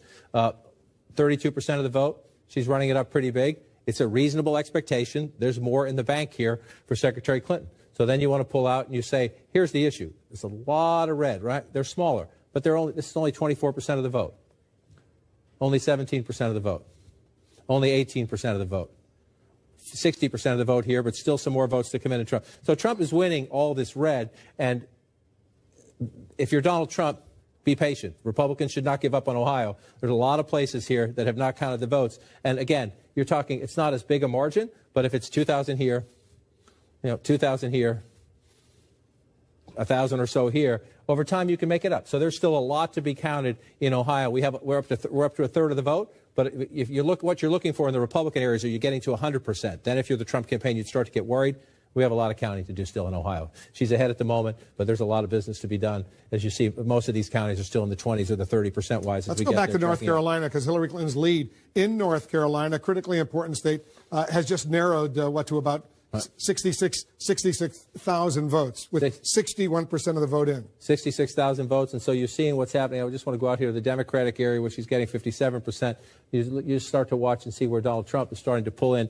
He's got votes to be counted out here, too. 33% of the vote here. He's pulling pretty healthy margins in the smaller rural areas, and there's still votes to be counted. So as these counties come in, he's coming back. I just want to keep checking here, because it's the big population centers, to see if it's getting any closer. We're still waiting for more votes out of Mecklenburg County. And the question is, you have the early vote that comes in. The Democrats, in a lot of places, the Democrats feel very happy with their early vote turnout. Sometimes when you get the day of voting, the Republicans will stage it. Even in a Democratic area, the Republicans will get closer because of the traditionalists who turn out on Election Day. So we need to be careful when we look at these big places where we still have votes to be counted. But here in Wake County, we're now up to 88%.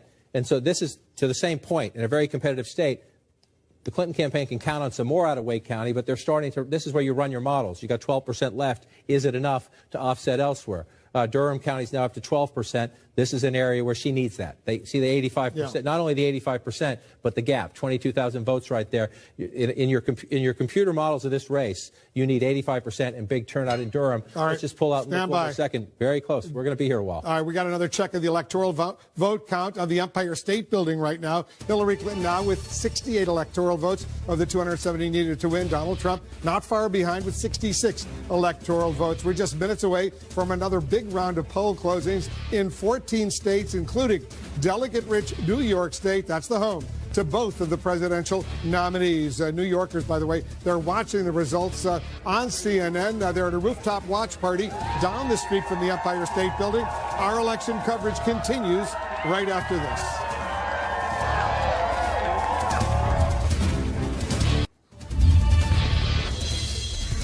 It's a close race to 270 electoral votes right now. You can see our running tally on the Empire State Building. Hillary Clinton now with 68 electoral votes. Donald Trump with 66. And just down the street from the world-famous landmark, New Yorkers are watching election results on CNN as we get ready for the polls to close in New York State. That's the home turf for both Clinton and Trump. We're getting new numbers coming in right now. Here's a key race alert. All right, Donald Trump is ahead in two important states in Florida and Virginia. In Florida right now, 91% of the vote has been counted. Donald Trump has a 110,000 vote lead over Hillary Clinton, 49.1% to 47.8%. 29 electoral votes are at stake in Florida. In Virginia, almost 60% of the vote is now in. Donald Trump is ahead by 128,000 votes over Hillary Clinton, 50% to 44.8%, 13 electoral votes in Virginia. Two important battleground states where Hillary Clinton is ahead. In Ohio, more than a third of the vote is in. Hillary Clinton has a lead of 36,500 votes over Donald Trump, 49% to 47.2%, 18 electoral votes in Ohio. And in North Carolina, 61% of the vote is in. Hillary Clinton's lead is 62,000 over Donald Trump. 15 electoral votes at stake in North Carolina. So she's ahead in North Carolina and Ohio right now. Let's go over to Jake and Dana. We're watching Florida. Right now, let's say Florida. More than 90%, Jake, of the vote is now in. And it's surprising how close it is, given the fact that both Democrats and Republicans in the state had thought that Hillary Clinton had a slight edge. We're still waiting for a lot of outstanding vote in southeastern Florida, which is a Democratic stronghold, but he's up more than 100,000 votes as of right now, with 91% of the vote in. Yeah, that's an impressive lead, but it could certainly come back depending on what happens in those heavily Democratic counties in the southeast. That's right. And look, they not only spent money, but they also sent their most prized resources, the candidates themselves, over and over again. Just really quickly, our embeds with either candidate, Ashley Killow and Dan Merica, says both of them, since the conventions, both of them have been there to Florida 25 times, holding 45 events in one state. I mean, that tells you everything you need to know about why this is so close. Yeah, Anderson, this night is turning out to be a real nail-biter. It is. Fascinating. It's going to be a long night indeed. Let's talk with Gloria Borger, David Axelrod. I mean, as you look at Florida, Donald Trump has a lead of some 100,000 votes. But again, we're talking about Miami-Dade County votes still to come in, Broward and Palm Beach. There are about 800,000. I was just speaking with a Republican in the state, 800,000 to 1 million votes still out. They believe, this Republican says, that her Democratic buddies are very worried about this state right now. And I think that you see the Latino turnout in the state was 18%. Barack Obama's, David pointed out to me, was 17%. So it's a little bit up, but it's not usually up, which is what we anticipated. African-American vote is up in the state. 15%. So that may balance it out. David Axelrod, as you look at the numbers, what do you see? Well, it's a slightly less, it is a slightly more minority turnout. And I think when you look at what's out, I think there's cause for optimism. In terms of what votes have not been counted in those heavily leaning Democratic areas. And as John King points out, that is how you have to look at these things. There are some big pockets of support for her that are out. This is going to be close. Assuming the votes that have not been counted in those leaning Democratic areas continue to mirror the votes that have been counted in those same areas. Then she would end up winning the state. But, you know, so if I were sitting there and looking at this, I would say, let's count them, because if you're on the Democratic side, this thing could turn out. But, I mean, all along, the Trump campaign has been saying that Florida's a must-win for them. Absolutely. And I mean, they can't win without it. I mean, the fact of the matter is that's 29 electoral votes. They have to have it, and they have to have other states as well that they've not been leading it in the polls. But this one, because of the size of it, they have to have. So this is really this is going to tell a lot of the story of this race. And I was texting with a Democrat in the state who was saying that Donald Trump did better in the exurbs, rural areas. And what this points to is this divide in this country. Yeah. You know, urban, rural. And you see it in the state of Florida. You certainly do. Wolf? Anderson, we're standing by for the second largest wave of poll closings in the battle between Hillary Clinton and Donald Trump. Just minutes from now at 9 p.m. Eastern, we'll be watching 14 states, including key races in the battlegrounds of Arizona, Colorado, Wisconsin, and Michigan. The last polls are also closing in Kansas, Louisiana, Minnesota, Nebraska, New Mexico, New York, North Dakota, South Dakota, Texas, and Wyoming. 156 electoral votes are at stake in this coming hour. Remember, 270 are needed to win the presidency. Jake, we're heading into battlegrounds where the candidates have tried to clearly shake up the electoral map. That's right. As we move west, we're looking at some states now where they've been trying to change the color of states. We've seen Hillary Clinton trying to make a play to turn Arizona from red to blue, while Donald Trump would like to flip Democratic-leading Michigan or Wisconsin or Colorado from blue to red. Let's check in with our correspondents who are at the major presidential candidates' campaign headquarters. They're both in New York City. First, let's go to Jeff Zeleny at Clinton campaign headquarters. And Jeff, these numbers out of North Carolina and Florida have got to be nerve-wracking for the Clinton team, especially Florida, which they felt pretty confident about. They did indeed, Jake. Really, for the last couple of days, the Clinton campaign's confidence has been rising about Florida. What we're seeing here is seeing campaign strategy play out in real life. Keep an eye on Broward County, as John and you and everyone has been saying. Secretary Clinton visited there 3 times in the last week alone. They were literally dragging people to early vote. So that is something that is still out.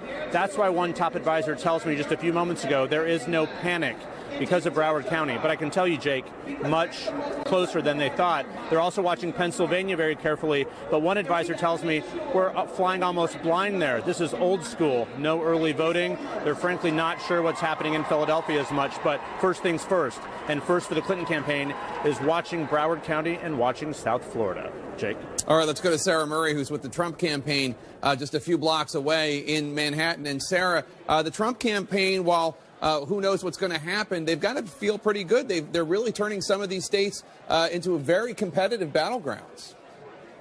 They do feel very good about that, Jake, and particularly when you look at Florida and how tight the race is there, they're pleased to see that. But this is not a campaign that's out there popping champagne or rejoicing about the numbers they're seeing. They expected Florida to be very tight and very nerve-wracking, and they are very aware of the fact that if they cannot pull out a victory in Florida, then basically Donald Trump's chances of reaching 270 pretty much evaporate. And so that's why when I was checking in with one Trump staffer about how they're feeling so far about Florida, this person just told me simply scared.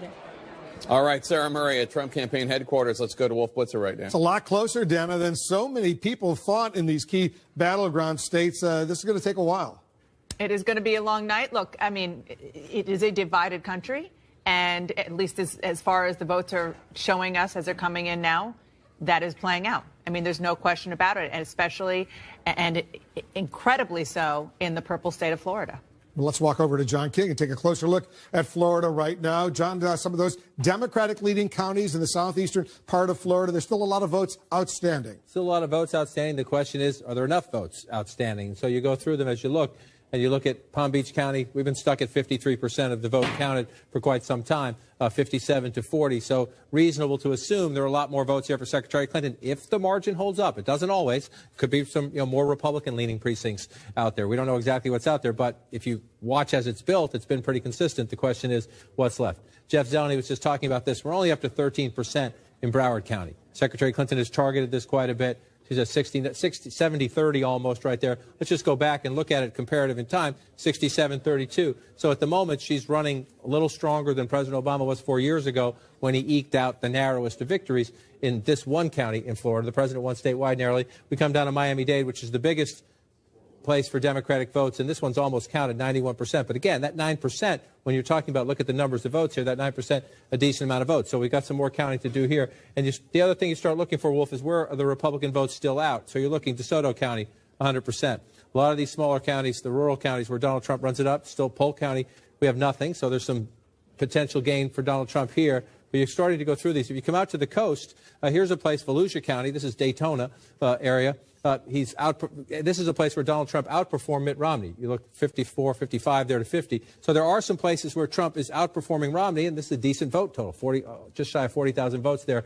He's running up the votes here. He's done very well along the northeastern coast of Florida, Donald Trump has. But, again, you find a county, you see a big gap, but it's at 100% when you're trying to make up votes. You move up here, a big gap, but it's at 100%. So you pull back out where the Democratic votes are, counted here in Orange County, mostly counted here. One of the interesting areas, this is very, very close, and it's going to be very close to the end. If Donald Trump ekes out a victory, he may have his performance right here in the Tampa-St. Pete area. Why do I say that? Let me pull it out and look at it. Let's take the lines away so it's not confusing. Hillsborough County, 51-45. If you go back in time, President Obama won it a little bit bigger. You move over here to Pinellas County, you see that's the president's margin 4 years ago, 5 points. Donald Trump is leading here right now. It's a vote-rich area on the western part of the state, a swing area that goes back and forth in close races. Trump is outperforming Romney in that particular part of the state. So that's what's keeping him more competitive, keeping him in the lead right now. If he ekes out a narrow victory, he'll have his performance up here to think about it. And again, we're going to just come back down here and keep checking. Still at 53%. A lot of votes here still to come in. And so far, they've been going Clinton's way. This is the one now up to 16%. We'll check her lead in just a second as this vote comes in. But you want to watch as we start going from 13 to 16 to 20 to 30. Does it stay 69-30? Does it stay in that margin? If it stays in that margin, she's going to make up a lot of votes. That Broward County, where Fort Lauderdale is, 9.3% of the whole population of the state. And so as you move up, if you're looking at that big of a population center, as you move up through the count, Miami-Dade's still stuck at 93. But this is the big one we're waiting on. I mean, there'll be some adjustments in the margins, but when we get more of this, when we get from 16 to 30 to 40, we'll see if this holds up, and we'll see that we'll get to a better sense of the turnout. We'll see how much of the math. But if you look at just imagine at 16%, you're talking about 260, 280,000 votes right there. If that continues, there are still votes to be had, but we've got some counting to do. I'm just looking at other places as we go through this. 76% here, Clinton with a big lead, so maybe some more votes for her there. Most of these other places. Let's do Virginia for a moment. Quickly, Virginia. Let's pull back out to the map. Again, these are states where the early votes are being counted. These are not states that have been tossed. But Virginia has stayed Donald Trump lead for quite some time, and we're up to 65%. This is a state, remember, Hillary Clinton's running mate, Senator Tim Kaine, former Governor Tim Kaine, is from here. You see the lead right here, 50% to 45%. That's a pretty healthy lead for Donald Trump. So let's take a look. Number one, he's doing what he needs to do, running it up out in the small rural counties. And this is incredibly important in these states, 74 to 21. You see how this goes here. The big issue, Wolf, we're still waiting for some votes out of the Washington, D.C. suburbs. See, only half of the votes here counted in less than half in Fairfax County, 50% in Loudoun County. So Donald Trump leads in Virginia, Wolf, but still a lot of math to be done in the more populated areas just outside of Washington, D.C. 14 states are about to close the polling in 14 states, including two huge ones, Texas and New York. We're watching several other states right now. We're getting ready to make some projections.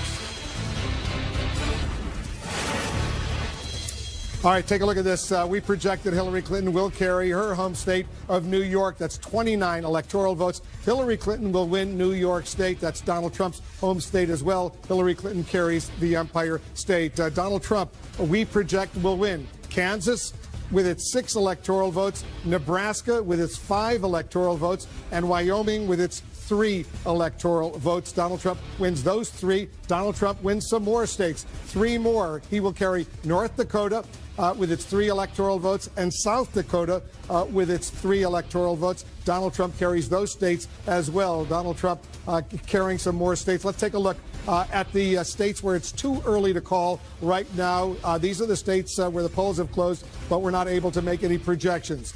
Arizona, Colorado, Louisiana, Michigan, Minnesota, New Mexico, Texas, and Wisconsin. No projections yet. Here's the electoral map as it stands right now. Hillary Clinton has 97 electoral votes. Donald Trump has 84 electoral votes. Remember, 270, that's the magic number you need to be elected President of the United States. You see the map over there. The blue states are the states that Hillary Clinton has won. The red states are the states that Donald Trump has won. All those yellow states are states where the polls have closed, but we're not yet able to make a projection. By the way, Nebraska, we are projecting that Donald Trump will win 3 of the 5 electoral votes in Nebraska. Nebraska, one of 2 states with Maine, where they distribute electoral votes according to congressional districts. Let's go over to Jake. This is a big win for Hillary Clinton in New York, because Donald Trump, that's his home state. You know, originally he thought he would have a shot, not necessarily in Manhattan, but in upstate New York. Yeah, bragging rights at the very least. It's a Democratic state. Let's show some images there of the Empire State Building. If you're watching right now and you sent a photograph of yourself voting with the hashtag #MyVote to Instagram, your images will be making up the mosaic on the Empire State Building as New Yorkers, Democrats celebrate the win of Hillary Clinton of that state, the Empire State. But still, this is just the beginning of what looks like it's going to be a very long night. Yeah, let's get back to the electoral map right now. Take a look over here. You see the electoral map, the projected numbers that we have. 97 electoral votes for Hillary Clinton, 84 right now for Donald Trump. 270 needed to be elected president of the United States. But Florida, that's the big story right now. It is so razor thin. I'm texting back and forth with both Democrats and Republicans. Frankly, both are surprised at how tight it is and how the Latino vote, at least it looks at this point, certainly it's higher than it was in 2012 and 2008, but not the surge in that particular state that many suspected would come. And at least right now, there are counties where Donald Trump is outperforming every Republican that has run in Florida for president in 16 years. He's doing very, very well, driving up Republican turnout and the Republican vote in some of these right-leaning counties. Yep. And look, this is the story that Donald Trump and his team said that we would be telling in many of these places, that there are people who have been disaffected for many, many years who see their candidate finally in Donald Trump, that they would come out and vote where they hadn't done so before. And that explains the story of these red-leaning counties where the vote is very high. We have another key race alert right now. All right, let's take a look. Let's start in Florida right now. Donald Trump is ahead impressively with 91% of the vote now in. Look at this. He has a lead of 143,361. That's an impressive lead right now with so many of the votes already counted. In Ohio, Donald Trump also has a lead of more than 52,000 with 39% of the vote in 18 electoral votes in Ohio. Donald Trump ahead there. In Virginia right now, Donald Trump still has an impressive lead in Virginia. 66% of the vote is in. Donald Trump is ahead by more than 108,000 votes in Virginia. 13 electoral votes at stake. In Georgia, 29% of the vote is in. Donald Trump has a very impressive lead of more than 340,000 over Hillary Clinton, 62.5% to 35%. There are 16 electoral votes in Georgia, an impressive lead for Donald Trump in Georgia right now. Let's go on to North Carolina right now. 69% of the vote is in. Look at how close it is. Donald Trump has a lead, but of only 689 votes. He just took the lead over Hillary Clinton in North Carolina. Now his lead has grown a little bit as we're speaking. His lead is almost 3,000 votes over Hillary Clinton, 48.8% to 48.7%. 69% of the vote is now in North Carolina. Donald Trump has a slight lead. In New Hampshire, only 13% of the vote is in. Hillary Clinton has a small advantage right now, 4,500 over Donald Trump. 4 electoral votes in New Hampshire. This has been a battleground state. In Michigan, 11% of the vote is in. Hillary Clinton's lead is only 13,771, 48.7% to 46.2%. Michigan has a lot of electoral votes, 16 to be specific. Michigan, it's a close race in Michigan right now. It's a key state. Pennsylvania, only 5% of the vote is in. Hillary Clinton has an impressive lead of more than 106,000 votes over Donald Trump, 65% to 30%. 20 electoral votes are at stake in Pennsylvania. Donald Trump really was hoping for Pennsylvania, but only 5% of the vote is in. Let's take a look at Colorado. Right now, 7% of the vote is in. Hillary Clinton has a 42,000 plus vote lead over Donald Trump, but very early, only 7% of the vote is in. 9 electoral votes are at stake in Colorado right now. Let's take a look at the Electoral College map. Where it stands right now. You can see Hillary Clinton has 97 electoral votes. Donald Trump has 84 electoral votes. Once again, you need 270 to be elected president of the United States. The red states we've projected going to Donald Trump. The blue states we've projected going to Hillary Clinton. All those yellow states you see, too early to call, no projections there. Let's go over to John King. I want to update our viewers on Florida right now because that vote is coming in Florida. Donald Trump building up an impressive lead. He is building up an impressive lead. The question is there enough still out there for Hillary Clinton? And when you go through some of these other counties, Donald Trump running it up in the rural areas, only 57% of the vote counted here, Marion County. It's not insignificant, just shy of 2% of the state population. So, again, there's more votes here for Donald Trump. And you're looking around trying to find out where they are, the 100% there and 100% there. And so the question is, as Trump runs it up in the conservative rural parts of the state, is there enough when you get to 49 point to 47? You see the vote count there. She needs to make it up. Is it there? Potentially. Potentially. Palm Beach here, 83% of the vote in. That lead there. She gets some vote here. This is the big question mark. Let me pull this back up for you here. The big question mark remains Broward County. Are there enough Democratic votes left? We have it at 16%. We're waiting for an update. That's been held solid there for some time. So sometimes you get a vote dump. The percentage total jumps up pretty quickly. Is there enough there? That's really the biggest outstanding question, is how much of a boost will Hillary Clinton get out of Broward County, and is it enough to overcome that Donald Trump lead? Because most of Miami-Dade is in. Again, 7% left in a big populated county like Miami-Dade. There's more there, too. The question is, when you pull it out to statewide, is it enough? What's left down here? Because most of the other Democratic centers are in. You see 100% of the vote counted there. You see 92% of the vote counted there. Again, Donald Trump, she's winning Hillsborough County, Tampa. Donald Trump outperforming Mitt Romney here, keeping it closer. Donald Trump winning Pinellas County, where St. Pete is. President Obama won this county 4 years ago. So you see some strength for Donald Trump in this part of the state that is giving him an advantage as we head into the final count. Now, we've been at this before in past elections where getting from 92 to 99 sometimes takes a very long time.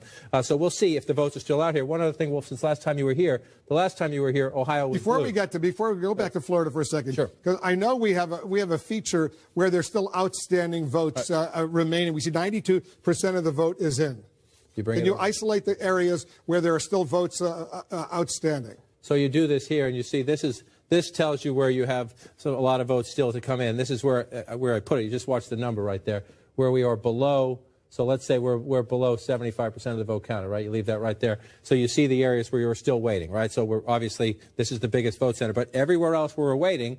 Because he's ahead right now by about 130,000 votes, 142,000 exactly right now. Are there enough votes outstanding that could, for Hillary Clinton to overcome that Donald Trump advantage. So let's look at it two ways, just based on this. These are places where you're under 75%. So these are Republican places here. You bring it out here, 57% of the vote counted again. It's 1.8% of the state population, but that's to be gained for Donald Trump. It's not as big as we're about to go, but again, that's a lot of votes there still for Donald Trump if he keeps those margins. No guarantee, but these places have a vote history, and these are Republican places. This is tiny, pretty small, but again, you're only at 50% here, right? So imagine that if 9,000, just shy of 9,000 votes there, if the other 50% comes in the same way, it adds roughly ballpark 9,000 more votes. So there's your advantage for Donald Trump. The only place for the Democrats, a big Democratic area that's under 75. I'm going to move the dial. It just went up to almost half. Just up to almost half here. And so the question is, because it's up to almost half, let me just pull this back and come all the way over, and let's just come back out and see what that did. It didn't narrow. We're almost up to almost half, and it narrowed it somewhat. So the question is, as we go through this, are there enough votes there that we're almost at half? You see the lead now? It's pulling away. Is there enough there for Hillary Clinton in what's left in Broward and in Miami-Dade to pull it off? If you start to look at it right now, you get more and more skeptical as you move from 93. The question is, as we move that up to 95 and beyond. If you're in the Trump campaign, you're very happy with this right now. And again, you're looking at your performance in some of these, in the rock rural places, the rock conservative places, Donald Trump has performed well. And in some of these swing areas here, he's overperformed. Even where he's losing, he's overperformed Mitt Romney, again, particularly in the Tampa area, which matters because it's a population center. Look at the vote count there. If Hillary Clinton has a bigger lead here, she's got, that's another 8, 10, 20,000 votes, depending on what the size of that lead is. That's a significant in keeping the margins down there. Florida, we're going to try to get from 93 to 98 to 99. But if you're in the Trump campaign, it's 29 electoral votes you have to have. At the moment, if you're in the Trump war room, you're reasonably optimistic, but you're waiting to see, again, up to 48% here. No. We're up to 83% here. So this is where the clock starts to tick against Hillary Clinton. Now that you're up to 83%. Palm Beach County. 83% in Palm Beach County. So there's not that many more votes to come in. What comes in is coming in her favor by a lopsided margin. But then you say, okay, we're up to 83%. Boom. She's getting closer. The question is, do you get close enough with what's still left? So we'll count to the last vote in Florida. The point I was trying to make before is that earlier on, remember, as you look at this map, live results feeding in, Hillary Clinton is unlikely to win Nebraska. It's just the votes coming in early on. The same with these other, some of the Illinois perhaps, but Missouri, we don't think so. But Ohio was Democratic last time Wolf was here. It has moved to Republican now, 51 to 44. And the reason, last time I talked to Wolf, I said there's a lot of votes to be counted in all of these rural areas here. They are now filling in for Donald Trump. So Ohio is shifting Republican as well at the moment, Wolf. All right, John, we have some projections right now. All right, we projected it. Donald Trump will carry a huge prize. Texas, with all of its 38 electoral votes, a big win for Donald Trump in the state of Texas. Democrats had hope, but it's not going to happen for them this time around. Donald Trump also carries Bill Clinton's home state of Arkansas with 6 electoral votes. Donald Trump gets 2 more states in his column. Let's take a look at the Electoral College map right now, where it stands with those 2 states that Donald Trump has just won. He has now taken the lead. Donald Trump has 128 electoral votes. Hillary Clinton has 97 electoral votes. Remember, 270 are needed to win the White House. So let's go back over to John King. John, he's taken the lead of the Electoral College count, which is significant right now. There's still plenty of other states out there. I was just doing some experimenting while you were over there, just trying to do some math. As you look at this map right now, as you look at the map fill in, and I want to again caution our viewers that I'm sorry for those who've been with us all night. I'm being repetitive, but these are live results feeding in. These are not states that we have called in many cases. You see Nebraska, you see New Mexico, you see Missouri, for example. We haven't called those states, so they're blue at the moment. It's very early results. But as you look at the map right now, if you're Donald Trump, you're leading in Florida. You're leading in Virginia. We've got some votes to be counted there in the D.C. suburbs. But you just pulled ahead in Ohio, Michigan, and Wisconsin. Again, very, very early. But if you're in the Trump war room, you're looking at this, and you're saying, we told you so. We have a path. Now, does that path hold up as we go into the next hour and the next hour, and I sort of suspect the next hour and the next hour? We'll see. We'll see. But the early results in these places, especially when you're looking, a few moments ago I was looking at Virginia. We're up to 71% now. Yeah. Now, we've seen this before. I have been through many elections where the Republican is leading in Virginia very late. They start to get happy in the Republican war room. Well, zoom into those counties where there's still a lot of votes outstanding. Show them to us. Right. Then these votes come in. So you got Loudoun County, only 85% of the vote in right there. If you pull that out. Where's the outstanding vote? Yeah, it's all over the place is what I'm saying. Prince William County, we're only up to 16%. Fairfax City, 57%. So in the Washington, D.C. suburbs, which as you can see are filling in predominantly blue, I just want to check Arlington. It's the votes out. They're up to 94% in Arlington, so fewer votes there. Can you do for Virginia what you did in Florida? Sure. Show us where those votes, the outstanding vote really remains. We're going to slide this back a little bit, pick a number. Let's just go back to 75% again. So here's where you're looking at the places where you have 75% of the vote or less, and you see some small pockets of red. The problem, if you're the Trump campaign, number one, you're leading right now. I'm not saying it's a huge problem, but these are smaller areas. You see down here, Norfolk area down here, I want to pull it out. 3% of the state population. Hillary Clinton is winning the 62% of the vote, and she's winning 68 to 26. So there's a potentially, again, it's not guaranteed that the margin stays the same when the rest come in, but potentially a lot of votes for the Democrat there, potentially a fair chunk of votes for the Democrat here in Portsmouth. And then again, the biggest issue always in a close race in Virginia is what happens up here. And I just want to stretch it out a little bit. Let me turn this off and just stretch it out a little bit and look. So here's Washington, D.C., and you're across the river. And so most of the votes are counted in these counties, which are lopsidedly Democratic. No votes in Arlington County? No, they're counted. That means they're already counted. They're past the 70%. So here's where you're still waiting. You're only at 57%. Fairfax County, that's 13% of the state population. Well, if that's a lot of votes to come in, and again, they're coming in at the moment, lopsidedly Democratic. They're coming in here closer. Prince William County, Donald Trump has made a run at this. And again, if Donald Trump ekes out a victory in Virginia, you're going to look at this county, compare it to 4 years ago, and say it's one of the places where in the further out suburbs beginning to get into the exurbs, Donald Trump performed very well. Now, I want to pull this back over just so we get the whole statewide perspective. And you look, the map is filling in as you would expect it to, except for the fact that Donald Trump is running more competitive in some areas, but we're still waiting. I just want to check down here. We're only at 53% Richmond City. This is a Democratic area. She's going to run up some more votes here. You see 75 to 18. So there's more votes for here. But you're up to 72%. Again, we've been through many elections where the Republican is ahead early on, and then this vote comes in, and it changes everything. But if you're the Trump campaign, did you think, flip it, if you're the Democrats, did you think 2 weeks ago on election night we would be looking at Virginia as the count got up above 70%? And we were counting the votes. A state that President Obama carried twice. Carried twice. Now, it used to be a red state, but it has been moving, especially because of the growth in these suburbs and the fast-growing Latino population. So the fact that Trump is so competitive, even if he narrowly loses this state, right now he's winning, and he's in position to potentially win it. Even if he narrowly loses this state, it tells you he is performing in a way that is going to surprise some Democrats. And that's why when Let's go to North Carolina right now. North Carolina, you're just moving just to the south. Do the same thing right for here. us in North Carolina. Because 71% of the vote is now in, and Donald Trump still has a lead. You see a lead of about 20,000 votes. So we move it back again to around 75%. And what are you missing? We got a long way to go here.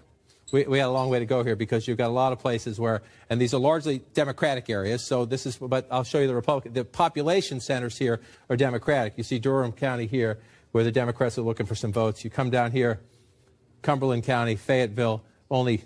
This is the absentee vote. This means we don't have a big dump of real, to date, election day votes as yet. This is a smaller county, Robeson County, but still, that's more competitive, a 5-point race there in that county. So you're looking at what's left out there. There are some Republican areas. Let's go through them and look. They tend to be a little bit smaller, but this one's not bad. There are some votes for Trump potentially here. We don't know what's coming over here. I want to move over to Wilmington. I showed you this before. Clinton was narrowly ahead.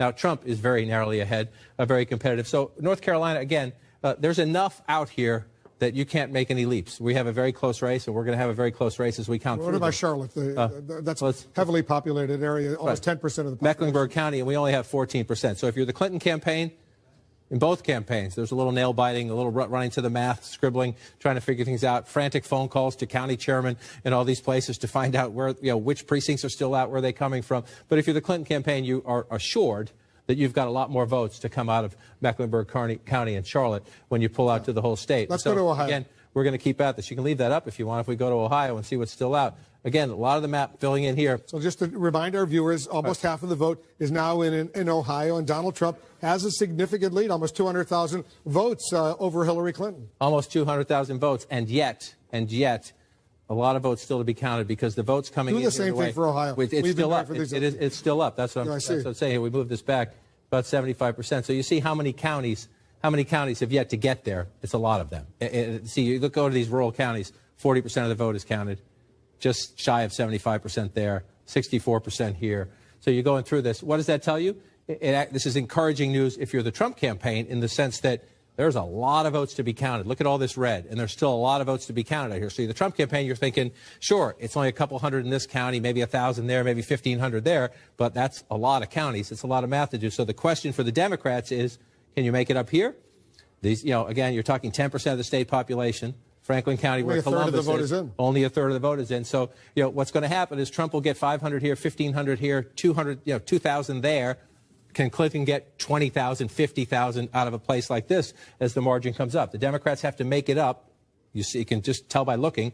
There's a lot of areas where Republican votes have yet to be counted. The question, this is the biggest one of all up here. Cleveland, only 33% of the vote. Cuyahoga County there. Let's just move over to Lorain County, 45% of the vote. It's Democratic area, but Trump's running reasonably. Let's see, 51 to 44. 57. Trump is running stronger. This is a blue-collar area. We've talked about this all along. Lorain, Ohio, you're talking about your trade message. You're talking about your immigration message. Trump running stronger there. So as you pull it back out, let's come back to 2016, so make sure we stay there. This is fun. I mean, this is, but it's starting to inch out a little bit. I want to just pull this over so we make sure we have the full count of the vote. And you look at it through. He's starting to pull away. I mean, in Ohio, pulling away. Almost 200,000 vote lead right now. Yeah, 200,000 vote lead. And that's significant. You get in the 300,000 vote lead, and then you're coming to here and you say, okay, what have I got left? She might have 100,000 there, maybe a little bit more, but you have 200,000. That's the math you're doing now in these war rooms when you're going to call all your people and say, in this Democratic area, what's still missing? How much am I going to get? Athens is relatively small, so there's some there for Clinton. Clearly, Trump is looking good in Ohio. I want to go to New Hampshire right now because look at how close it is in New Hampshire. It's only Hillary Clinton is only 72 votes ahead of Donald Trump in the state of New Hampshire. Look at this, 47.5%, 47.4%, 19% of the vote is in. You're noticing a trend? Yes. Florida, North Carolina, Ohio, now New Hampshire. And these are the states that are going to decide who the next president of the United States is. Ohio. These are the states that you go Florida, Virginia, North Carolina, Ohio. Now New Hampshire, it's only 4. It's the smallest. We just went through, only 4 electoral. We haven't gotten to Pennsylvania yet, which is 20. It's only 4, but it's key. It's key to the Trump math, and it's a place Hillary Clinton very much wants to win. We don't know much about New Hampshire yet, to be perfectly honest, because if you look, it's 19% of the vote. It's come down to Concord. This is a liberal area. That's 100% reporting already. So in a sense, I say we know nothing. In a sense, that is something. If that's 100%, there's not more votes to be gained for Hillary Clinton in one place where she would get them. It's not a giant population center. New Hampshire's more many small towns than it is any one big population center. But you come down to Nashua, this is a place Secretary Clinton's going to have to run it up. You come over here to the seacoast, Portsmouth. We have no votes from Portsmouth yet. This is where she's going to have to run it up. As you look at this, but you've got a whole lot of business still to be done. I just want to show you, you go back in history, it sprinkles back and forth. There's a Democratic area up here. This is where it's key for the Republicans to run it up. Manchester City, if you come down in here, just come down and come around. That's Goffstown, just outside of Manchester. Manchester City, we'll see what happens here. Yeah. Donald Trump was there just the other night. This is a gritty blue collar. If you go, there's 51 to 43 in the early returns there. That means, again, remember this, 51 for Secretary Clinton, 55. Donald Trump is not overperforming. Is it the same as Mitt Romney? This is a place. You could have a state where you start to look. We haven't talked much about the third-party candidates yet. There could be a state or two where we start to think, are they changing the margin? That could be one right there in the state of New Hampshire, that 4% for Gary Johnson. Let's go to Michigan right now because Donald Trump is ahead with only, about 15% of the vote is in. But in Michigan, this is a state that Donald Trump was predicting strongly he would do well. And you see right there. That's the national vote. I was just going to say, in the Trump war room right now, they would like to hit freeze. Minnesota, Wisconsin, Michigan, red at the moment in the early results. If they could just freeze the map right now, they'd be quite happy. I don't say that to be, a smart aleck. They're looking at themselves right now in the early returns. He's up by almost 20,000 votes. They're doing what they said they would do. They are competitive across the Rust Belt, very early returns. So let's just, take a breath. But they are proving that they'll be competitive across the Rust Belt. We'll see when we get from 15% and higher. But that's a very close race right now. So what are you looking for here? Number one, you're going to look at here in Wayne County, in Detroit. We only have 5% of the vote. This is your biggest chunk of votes, and it's your biggest chunk for the Democrats right here almost 20% in Wayne County. Though, yeah. Now, so if Donald Trump keeps it that close in Wayne County, then Donald Trump has more than a good chance to win Michigan. Again, it's 5% of the vote. So we don't know where it's coming from. We'll see how that one plays out. You move up here, Oakland County. This is out in the suburbs. This is Mitt Romney's birthplace, Oakland County. Hillary Clinton running ahead. I just want to match this one up, 51-43, 54-46. So she's a little under Romney, a little under Obama at the moment, and he's around where Romney is. 37% of the vote counted there. One of the places we will look at here, as always, just for historical perspective, Macomb County is the legendary home of the so-called Reagan Democrats. How did Ronald Reagan win Michigan, blue-collar voters? Donald Trump wants to prove to us tonight that he can create new Trump Democrats. So we'll see what happens. We have zero from Macomb County right now. And just for you watching at home, because we have zero, we're not hiding Donald Trump. They're alphabetical. Until you get results, the names are listed on the map in an alphabetical way. So once votes come in, Trump will jump up ahead over the third-party candidate. Let's go to Pennsylvania. This is just very quickly early on.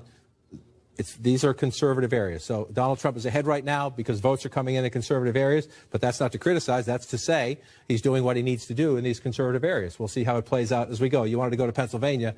12% of the vote. Donald Trump is ahead by what, 107? I mean, Hillary Clinton is ahead of Donald Trump by what, about 177,000 votes with 12% of the vote in. She's got 60.2% to 36.4%. That's a healthy lead early on. I suspect this is about the. This won't last very long, but Gary Johnson is ahead in one county in Pennsylvania at the moment right now. I just wanted to point out to viewers at home what this color is. You'll see different colors in the map. If there's a tie, you'll see a different color as well. So we'll see if that holds up and pop it. So what are we going to look for here? A couple things. Number one, and I know Jeffrey Lord is in the room tonight, this, what in Pennsylvania they call the T, up from the center and across the top, is very conservative territory with the exception of Erie up here. One of the questions will be, as we were talking about Macomb County in Michigan, how does Donald Trump do in a place like Erie? Well, let's see, a 5-point lead right there. I suspect that's better than it was 4 years ago. And there you go, 57-41, 16 points in Erie. If that holds up at 65%, that tells you something. This is, again, a blue-collar area, not unlike Buffalo, New York, my friend's hometown, a place where Donald Trump has tried to sell his immigration and his trade message, and that's a good number. So let's look down here in Allegheny County. This is more about where it should be, 60-35 if you're a Democrat. That's what you need there. Let's look back here, 57-42, 15 points. So you come back in there. This one, only 9%. We'll see how it plays out. Both candidates focusing on that area. But the key is over here. We have nothing from the suburbs yet. We have 37% from Center City, Philadelphia. Watch this number right here. In Philadelphia County, in an hour or two, when we're counting Pennsylvania, maybe 3, when we're still counting the votes here, is this margin around 400,000 or more? If it's not, Donald Trump's in play in Pennsylvania. Hillary Clinton has to run it up in Philadelphia by 400,000 votes, even more than that if she can. And then after that, if she can do that, that makes her competitive. And you see all these suburbs right here. This race will be won or lost. She's currently leading by a little bit. This is significant. Again, this is only 1% of the vote. Donald Trump's running about even in Bucks County. The last Republican to win Pennsylvania in a presidential election was George H.W. Bush. He won Bucks County. No Republican has won it since. So can it be close? Mitt Romney kept it close. If you go back 50-49 in Bucks County 4 years ago, if Donald Trump can keep it there, it keeps him in play. If this is red at the end of the night, that's a good sign for Donald Trump. And then you want to look at these other counties here. This is right here. This is where Melania Trump gave her speech when she went to Berwyn, Pennsylvania. Chester County, it's about 4% of the state population. This used to be rock-solid Republican suburbs. But, again, the Democrats have done more successful, especially with suburban women. We'll watch Chester County as we get there. Let's check in Virginia right now and then North Carolina. You see the red? I mean, it's just, at the moment, it's staying. So you keep thinking every time you look, are these states going to change? We're up to 76% in Virginia. We're getting 60,000 votes, right? 61,000 votes ahead in Virginia for Donald Trump right now. And so the question is, you start going, where are the Republican votes? So you check these smaller rural counties, and so you're going through these, and you see all the 100%. So if you're in the Trump campaign, you know that in this rock-solid conservative area, you've pretty much... This is the state of Senator Tim Kaine, the vice presidential running mate. He was once the governor of Virginia. This would be beyond embarrassing to the Democrats. And if Donald Trump wins Virginia, Donald Trump is probably going to win North Carolina because this is a more Democratic state than North Carolina. So it's one of the things you watch. So we're not there yet. We're not there yet. We're only at 76% of the vote. Again, one of the things you always watch in the state of Virginia is, number one, I just want to come down here to look at the Virginia Beach area. This is a very competitive area down here. Donald Trump running at 50%. Let's compare it as we go back here, 51-48. So that's about she's lower. She's underperforming. Again, if this holds up, we're going to look down here and see maybe the third-party candidates are coming out of here down here. You have to check the exit polls, do some other research to do that. But we'll watch those numbers down there. And then you come up, I just want to check in these Democratic areas, 96%. 66%, so some more votes to be had here and some more votes to be had at Norfolk City. This is African-American turnout. So it's not just the percentage. In the end, it's the math. How many did you, not just what percentage are you getting, but how many of your voters have you turned out in a place like Norfolk? But then again, Wolf, this is going to sound repetitive and broken record, but this is where most of your votes are, just across the Potomac River in the northern Virginia County, suburbs. 85% of the vote is now in. 85%, 55-40, if you do that math. 52-47. So Secretary Clinton is running stronger than President Obama there. Fairfax County almost up to 70%. But look at the numbers here. There's a population center here. You have more population center here. So you go through this one here. Arlington County is just about in. Alexandria City is all in. Those are big Democratic votes there. And so you're looking around here. You're trying to hunt. You come down here to Prince William County. We're only at 26%. Is that right? Yeah, Prince William County only at 26%. Hillary Clinton there. I just want to compare that to 4 years ago again. She's underperforming at the moment. She is underperforming Wolf here. So Virginia is very close. There's still a lot of votes to be counted in Northern Virginia. That's the difference. Hillary Clinton has closed the gap somewhat, but got a little ways to go still, Wolf. Let's do a key race alert right now.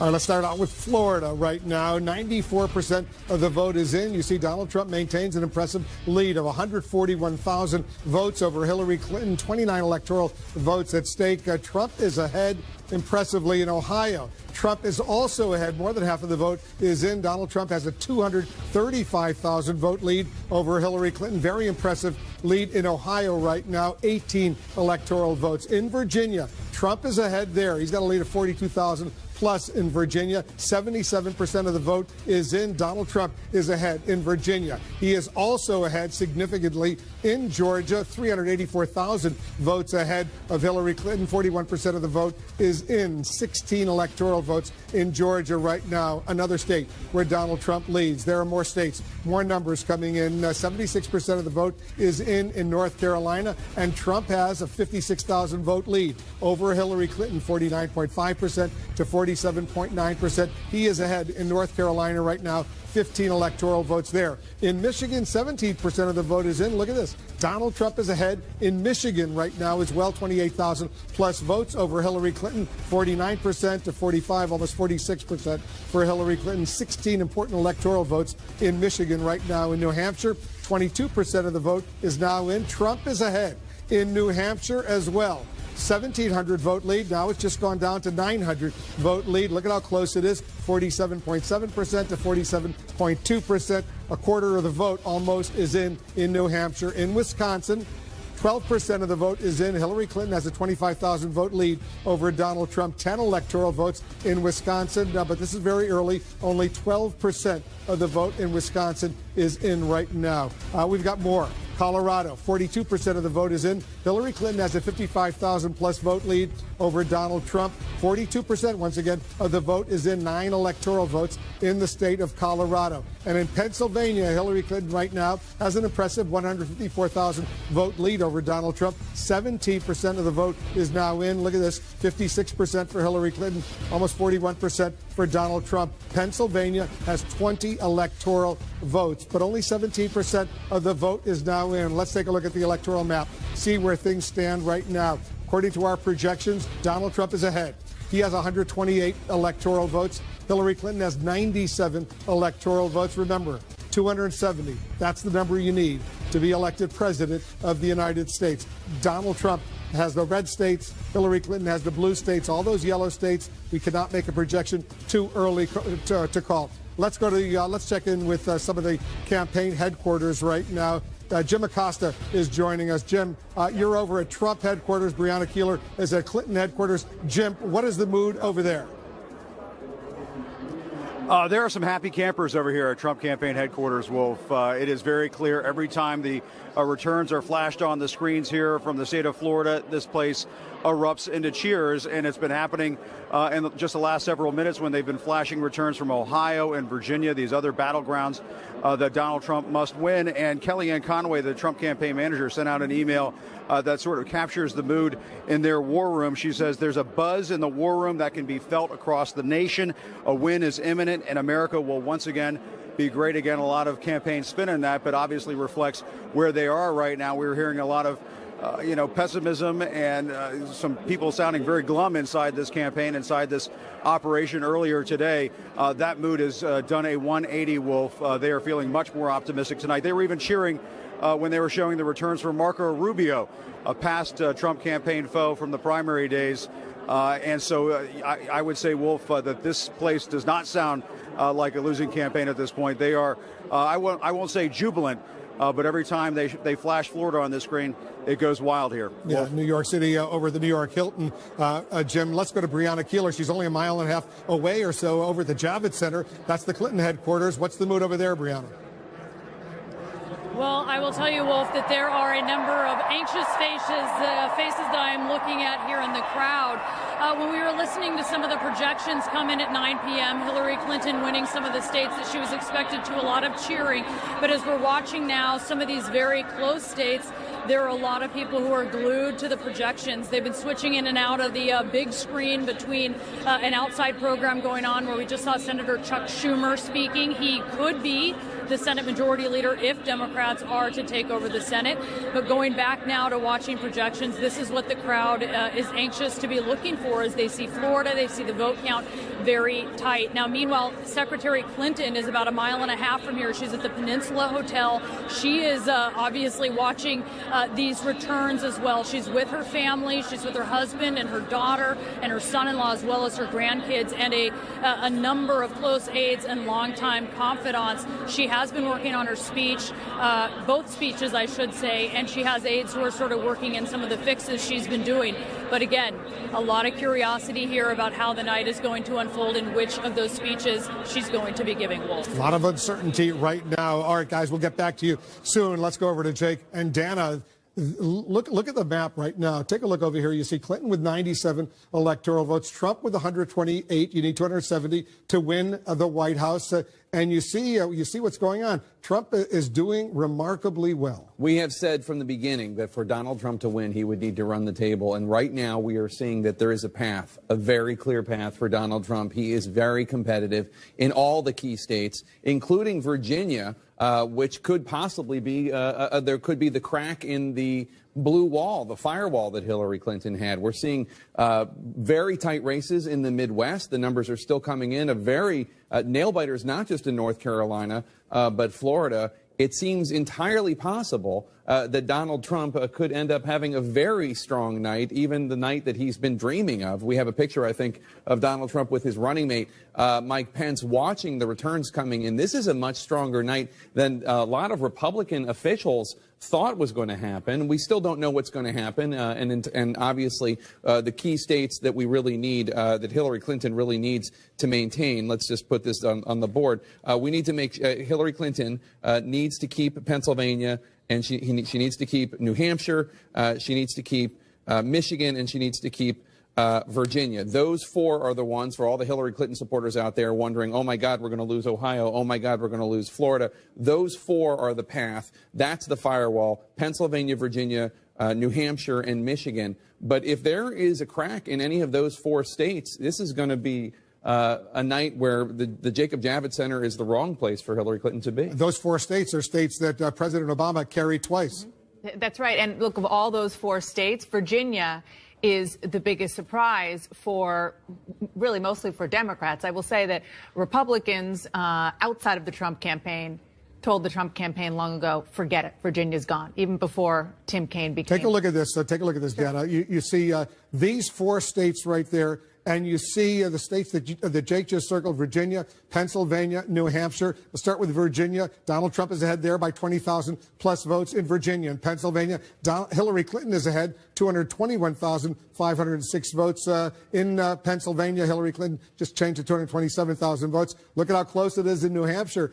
Only 404 vote. That's a Donald Trump lead over Hillary Clinton with a quarter of the vote in New Hampshire. And take a look at Michigan right now. You see Donald Trump has a lead of 44,000 plus votes in Michigan right now. 19% of the vote is in. You heard, all of us heard from Donald Trump's advisors over these past several weeks. They had a path. And at least right now, it looks like they do have a credible path. They do absolutely have a credible path. And look, if this night ends up being the way that Donald Trump and his advisors think and hope that it will be, boy, I mean, it's going to put the polling industry out of business. It's going to be the voter projection industry out of business, because I don't know of one poll that suggested that Donald Trump was going to have this kind of night that he seems to be on track to having. And in fact, you know, we all look at these websites. I don't need to name them, but that prognosticate the odds. Hillary Clinton has this percentage odds that she's going to win. And most of them had Hillary Clinton, the odds of her becoming the president, at over 65%. Well, I just logged on to one of them, and it has Donald Trump at 54%. Now, this is not science. This is prognostication based on data coming in and polls and the like. But really, we're seeing, first of all, this is not the repudiation of Donald Trump and Trumpism that I think a lot of Republicans in Washington, D.C. and Democrats hoped. But beyond that, we're seeing, as you say, Wolf, a credible path for Donald Trump to the White House. I'm not saying it's going to happen, but it certainly could. And you know, Jim was talking about the feeling inside the Trump victory party, which, of course, they always call it before we get the results. It's not just there. It's the photo of Donald Trump and Mike Pence watching the returns with the people who have been working on their campaign in the war room is one thing. And then the people who are closest to Donald Trump are watching in a room right now, and they said that the mood has changed completely. Nana, we have two more projections right now.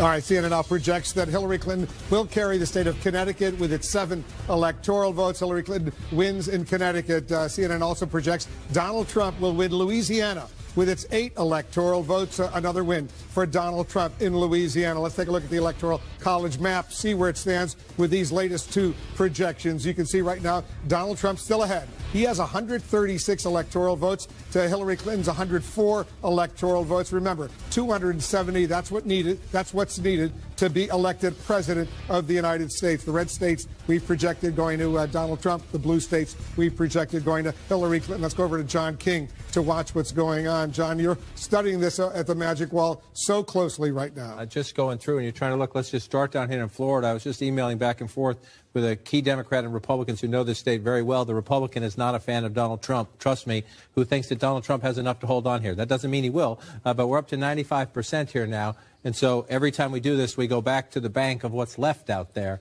And there's still some votes left in these Democratic areas, but 94%. First, let's just go back and do the statewide math. You see right there, 49. Go ahead. I was going to say, I want to get back to Florida in a moment, but let me take a quick break. We're counting down to another round of poll closings right now at the top of the hour. We're going to get results from 3 more battleground states that will help decide this presidential election. We're talking about Nevada, Utah, and Iowa. In Miami Beach, people are watching CNN. They're following the close race unfolding in Florida, very close. That crucial battleground state still too early to call. More votes coming in right after this quick break.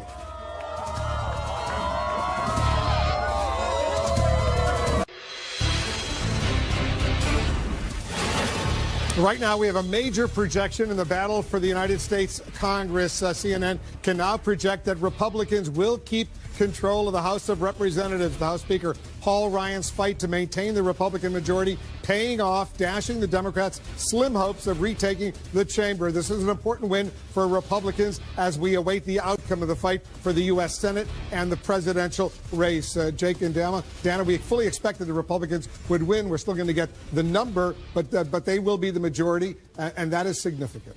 Yeah, not a surprise at all. We knew that the Republicans were going to likely keep control of the House. Even when Democrats were having a great period at the beginning of October, it seemed unlikely that the House was going to be able to go from Republican to Democratic. Dana, you've been watching this so closely. That's right. And we should tell our viewers that what this means for us is not that we've called every House race. Obviously, that would be impossible at this time of the night. It means that we, looking at the numbers, see that there's no path for the Democrats to get the 30 seats needed to retake control of the House. Let's get back to the race for the White House right now. We have another key race alert.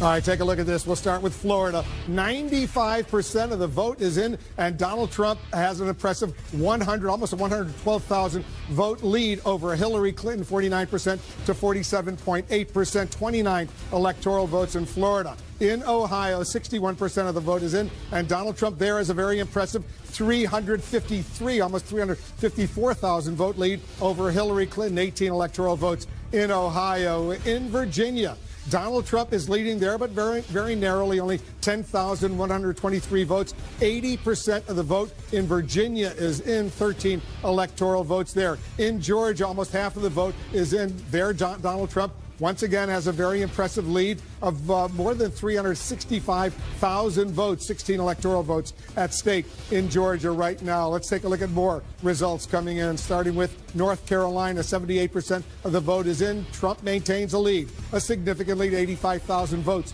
over Hillary Clinton with 15 electoral votes at stake in North Carolina. In Michigan, 20% of the vote is in. Trump is ahead there as well by more than 41,000 votes. Trump is ahead over Hillary Clinton, 16 electoral votes in Michigan. In New Hampshire, very close there, almost a third of the vote is in. Donald Trump maintains a lead of more than 1,800 votes over Hillary Clinton. It's very close, 47.8% to 47%. Almost a third of the vote is in. 4 electoral votes in New Hampshire. In Wisconsin, 21% of the vote is in. And there in Wisconsin, Trump is leading there as well. 43,000 plus votes over Hillary Clinton, 10 electoral votes at stake in Wisconsin. Trump is ahead right now with 21% of the vote is in Wisconsin. In Colorado, more than half of the vote is in. Hillary Clinton is ahead in Colorado. She has more than 88,000 vote lead over Donald Trump, 9 electoral votes in Colorado. And in Pennsylvania, a quarter of the vote is in. Hillary Clinton has a significant lead there of 276,000 plus votes over Donald Trump.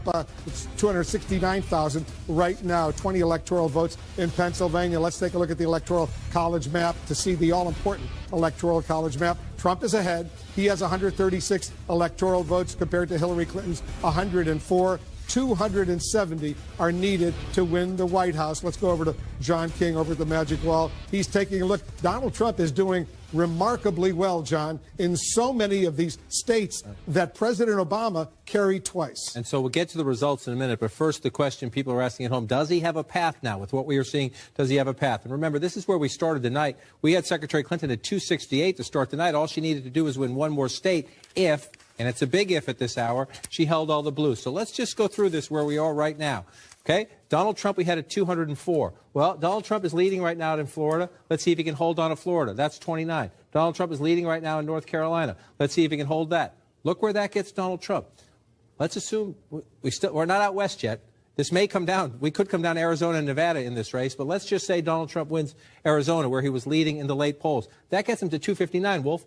He's leading in Virginia right now. That would do it. Let's assume Clinton comes back in Virginia and holds that, just for the sake of argument. Michigan would do it.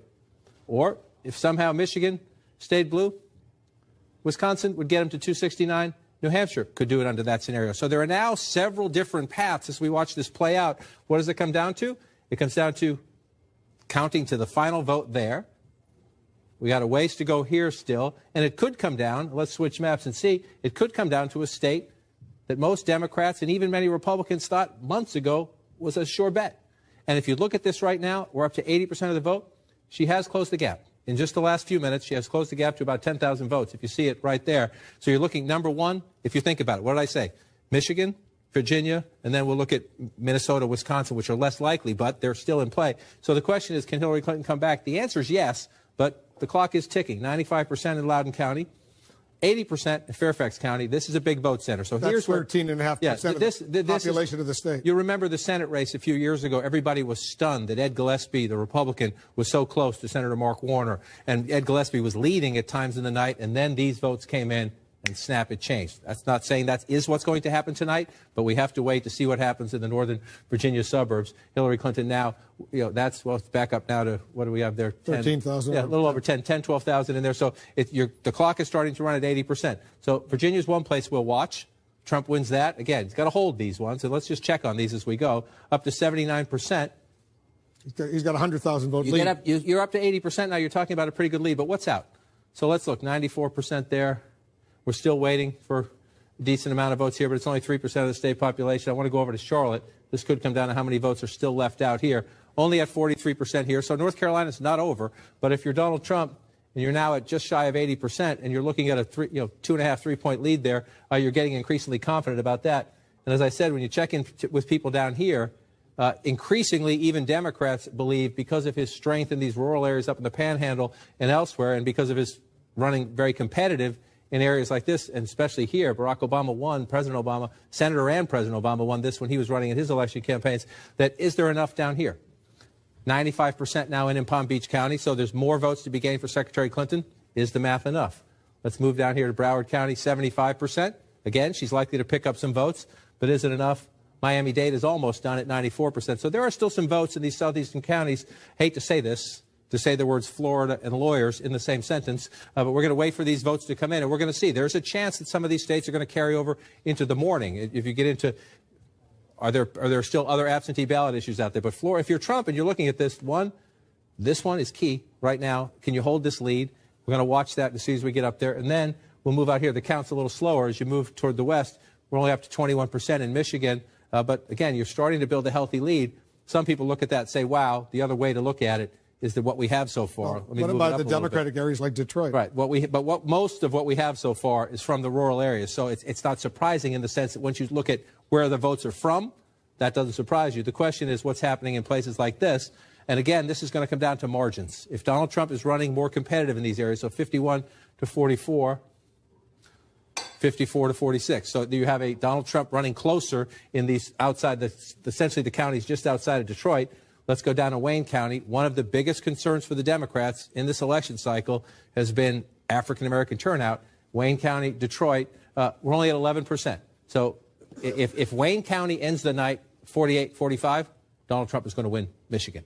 We're only at 11%, so we'll see how this one plays out as we go John, through. I want to go to Virginia right now. There's been a dramatic development in Virginia. It just turned blue. There you go. There it is. You can see Hillary Clinton has now taken a slightly, less than 2,000 votes, 47.5% to 47.4%. You see her lead has just grown.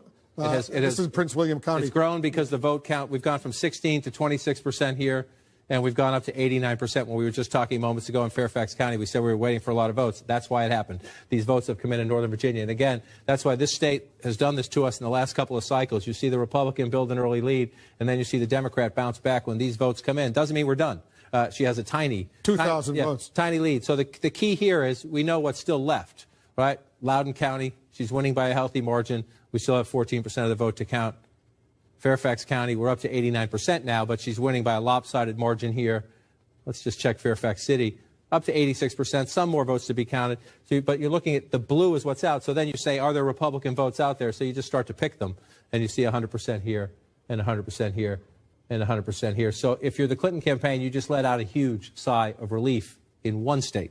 One state. They're still having. It's not over with in Virginia yet. It's not over. It's not over yet. But if you study this state, you think this one just started to move your way, and here's one of the places we're going to keep looking. This here, 5% of the state population. This again used to be. Well, she's 5,000 votes ahead now. It just changed, John. Right. So she's got a bigger lead right now. 1,559,000 to 1,553,000. Yeah, and that's here. That's here, and this is what again we've seen many races lately. It's very close. Still a swing state that leans blue. That's what I was waiting for all night long. Again, we're not done. We're not done, but they feel, trust me, just for the fact that is suddenly blue on this map, in this sea of red makes it feel a little bit better as we count the rest of the votes. And so you're looking. Let's go to New Hampshire right now. Let's go to New Hampshire right now. You got it. 34% of the vote right now. This is what happens in New Hampshire. It fills in, kind of looks almost like a checkerboard when it fills in as it goes. So let's look at the areas. Manchester City, Hillary Clinton ahead, 6 points there. Just want to go back and check this. It was 11 points. 11 points 4 years ago. This is your biggest chunk of population in the state, one of the biggest chunks right here, 8% plus. Remember, Donald Trump had a very big rally here the other night. It was supposed to be the close of his campaign. Then he decided to go on to Grand Rapids, Michigan, and at an event. These late campaign stops by Trump, the big criticism has been, does he have the organization? Does he have the nuts and bolts? Does he have the data operation? Does he have the infrastructure? Donald Trump is his own turnout machine to a large degree. The Republican National Committee is mad at me for just saying that. I'm not saying they don't have one, but he is the biggest engine of it.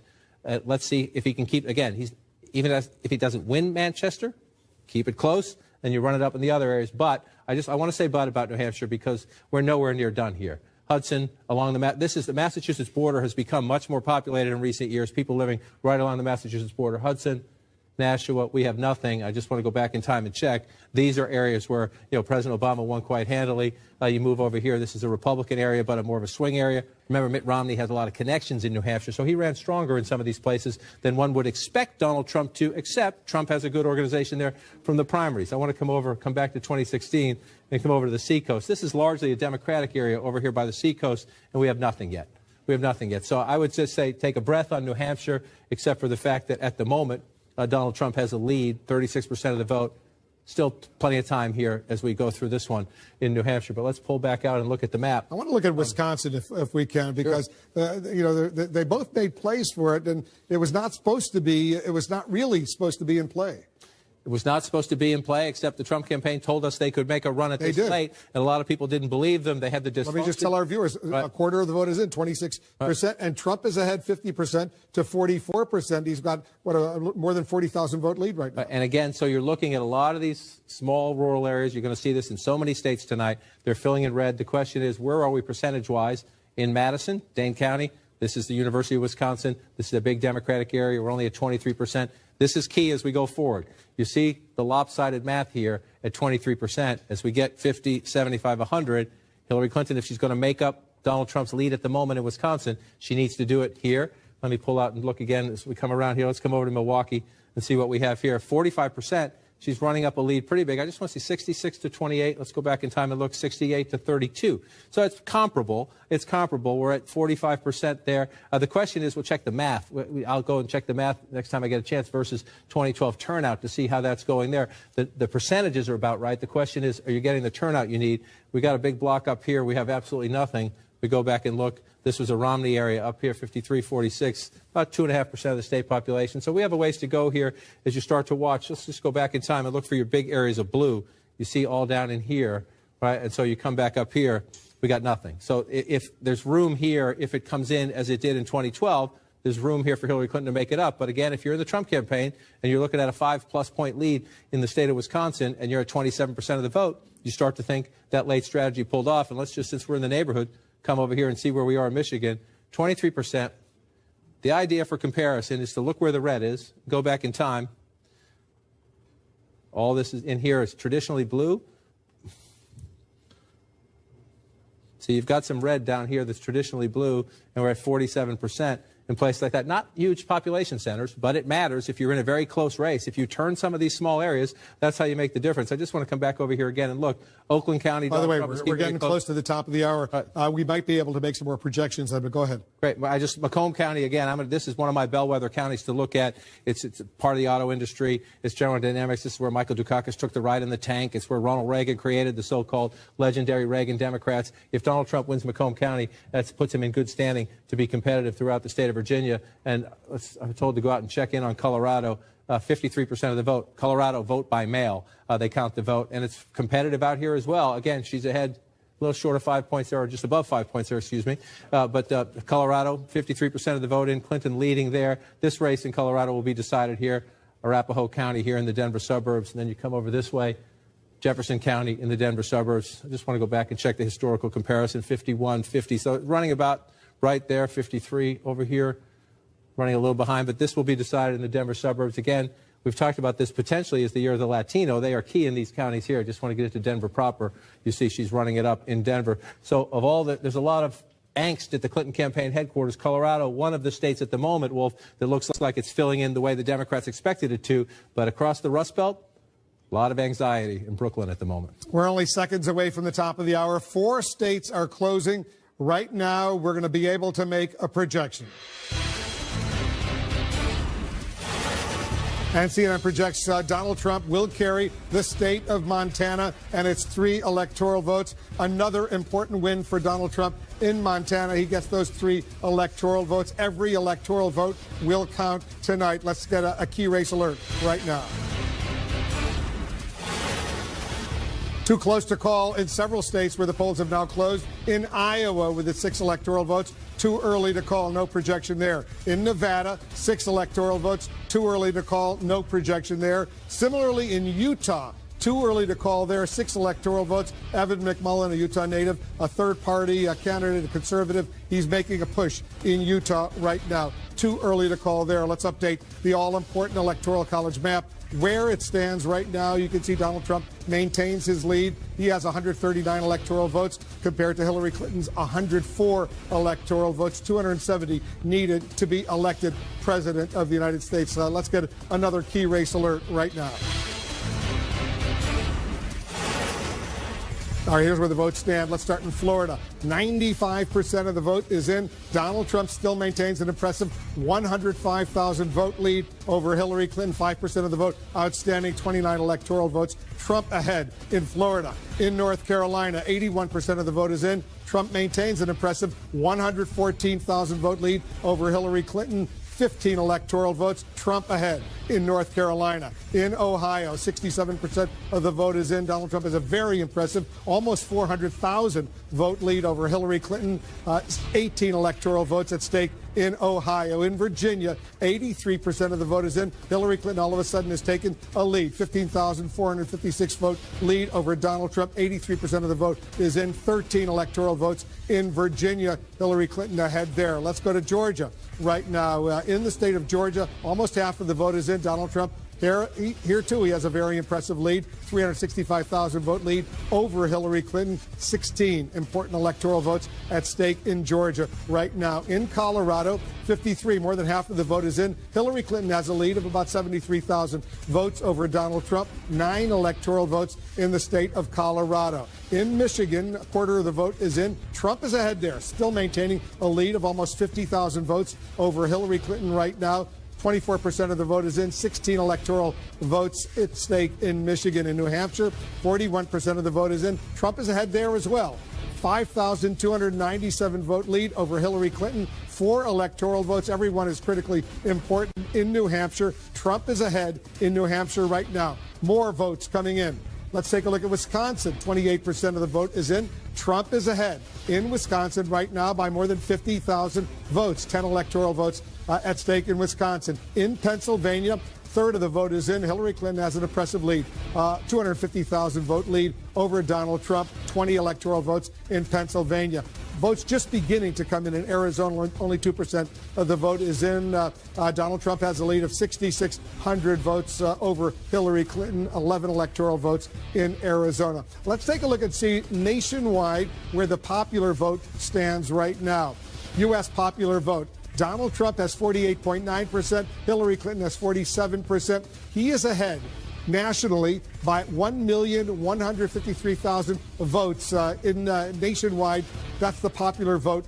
He's ahead by more than 1,100,000 over Hillary Clinton. In the all-important electoral vote count, Donald Trump, once again, he's ahead there with 139 electoral votes to Hillary Clinton's 104 electoral votes, 270. I got to remind you, that's the magic number needed to win the White House. Let's go back over to Jake. Jake, I know you've checked the markets right now. How are they reacting to all of this? So far, pretty good news for Donald Trump. It's great news for Donald Trump so far, and it's an unpredictable race. We're talking about this, how much this really upends so much of the prediction industry. But the one thing that the markets don't like is uncertainty. And right now we've been told that U.S. stock futures are down nearly 500 points. That's 2.7%. Wall Street has consistently during this election season, whenever Trump took the lead or seemed to be doing well, investors have been worried about his unpredictability, his tough talk on global trade deals. The market jitters most obviously in the currency markets, with the Mexican peso plunging 7% against the U.S. dollar. Obviously, Mr. Trump has talked about negotiating tough trade deals with Mexico, talking about scrapping NAFTA, the free trade agreement. Gold, which tends to rise when investors are nervous, is up 3% and is up more than $1,300 an ounce. So right now, with all this news that seems to be excellent for Donald Trump, Wall Street and the markets are very, very jittery. A lot of jittery people out there right now, Dana. You know, I'm guessing that the people in Brooklyn, I can see their fingers that's probably. Hillary Clinton headquarters. Yeah, fingers probably bleeding because there's no more nail to bite. I'm guessing that that's probably what's happening. And I think it's really, really important to point to the state of Virginia, because these other battleground states where the candidates, both of them, traveled heavily, okay, you know, we expected those to be close. But the story of Virginia tonight, even though she has pulled ahead here, in the polling, and frankly, in some of the modeling, she was ahead by many, many points. Significantly, yeah. Significantly. Absolutely. And the fact that he is doing so well there tells you about the fervor out there. Whether it is for him, against her, or just against Washington, to me, that is a story that is really encapsulated in the Commonwealth of Virginia. And let me just say again, we are still waiting for the results from these 4 firewall states. But I don't know what we're going to. I mean, Hillary Clinton needs to hold on to these 4. We still don't know what's going to happen in Michigan, Pennsylvania, Virginia, or New Hampshire. But Donald Trump is competitive in all 4 of them. And it is entirely possible that there is a wave out there that the pollsters and the predictors and all the vote modelers did not see coming at all. The one thing that I will say about the modelers is I was just talking to somebody who said that with regard to the modeling that both parties do and both campaigns did, that they had it, there was sort of a 2% margin of error, for lack of a better way to say it.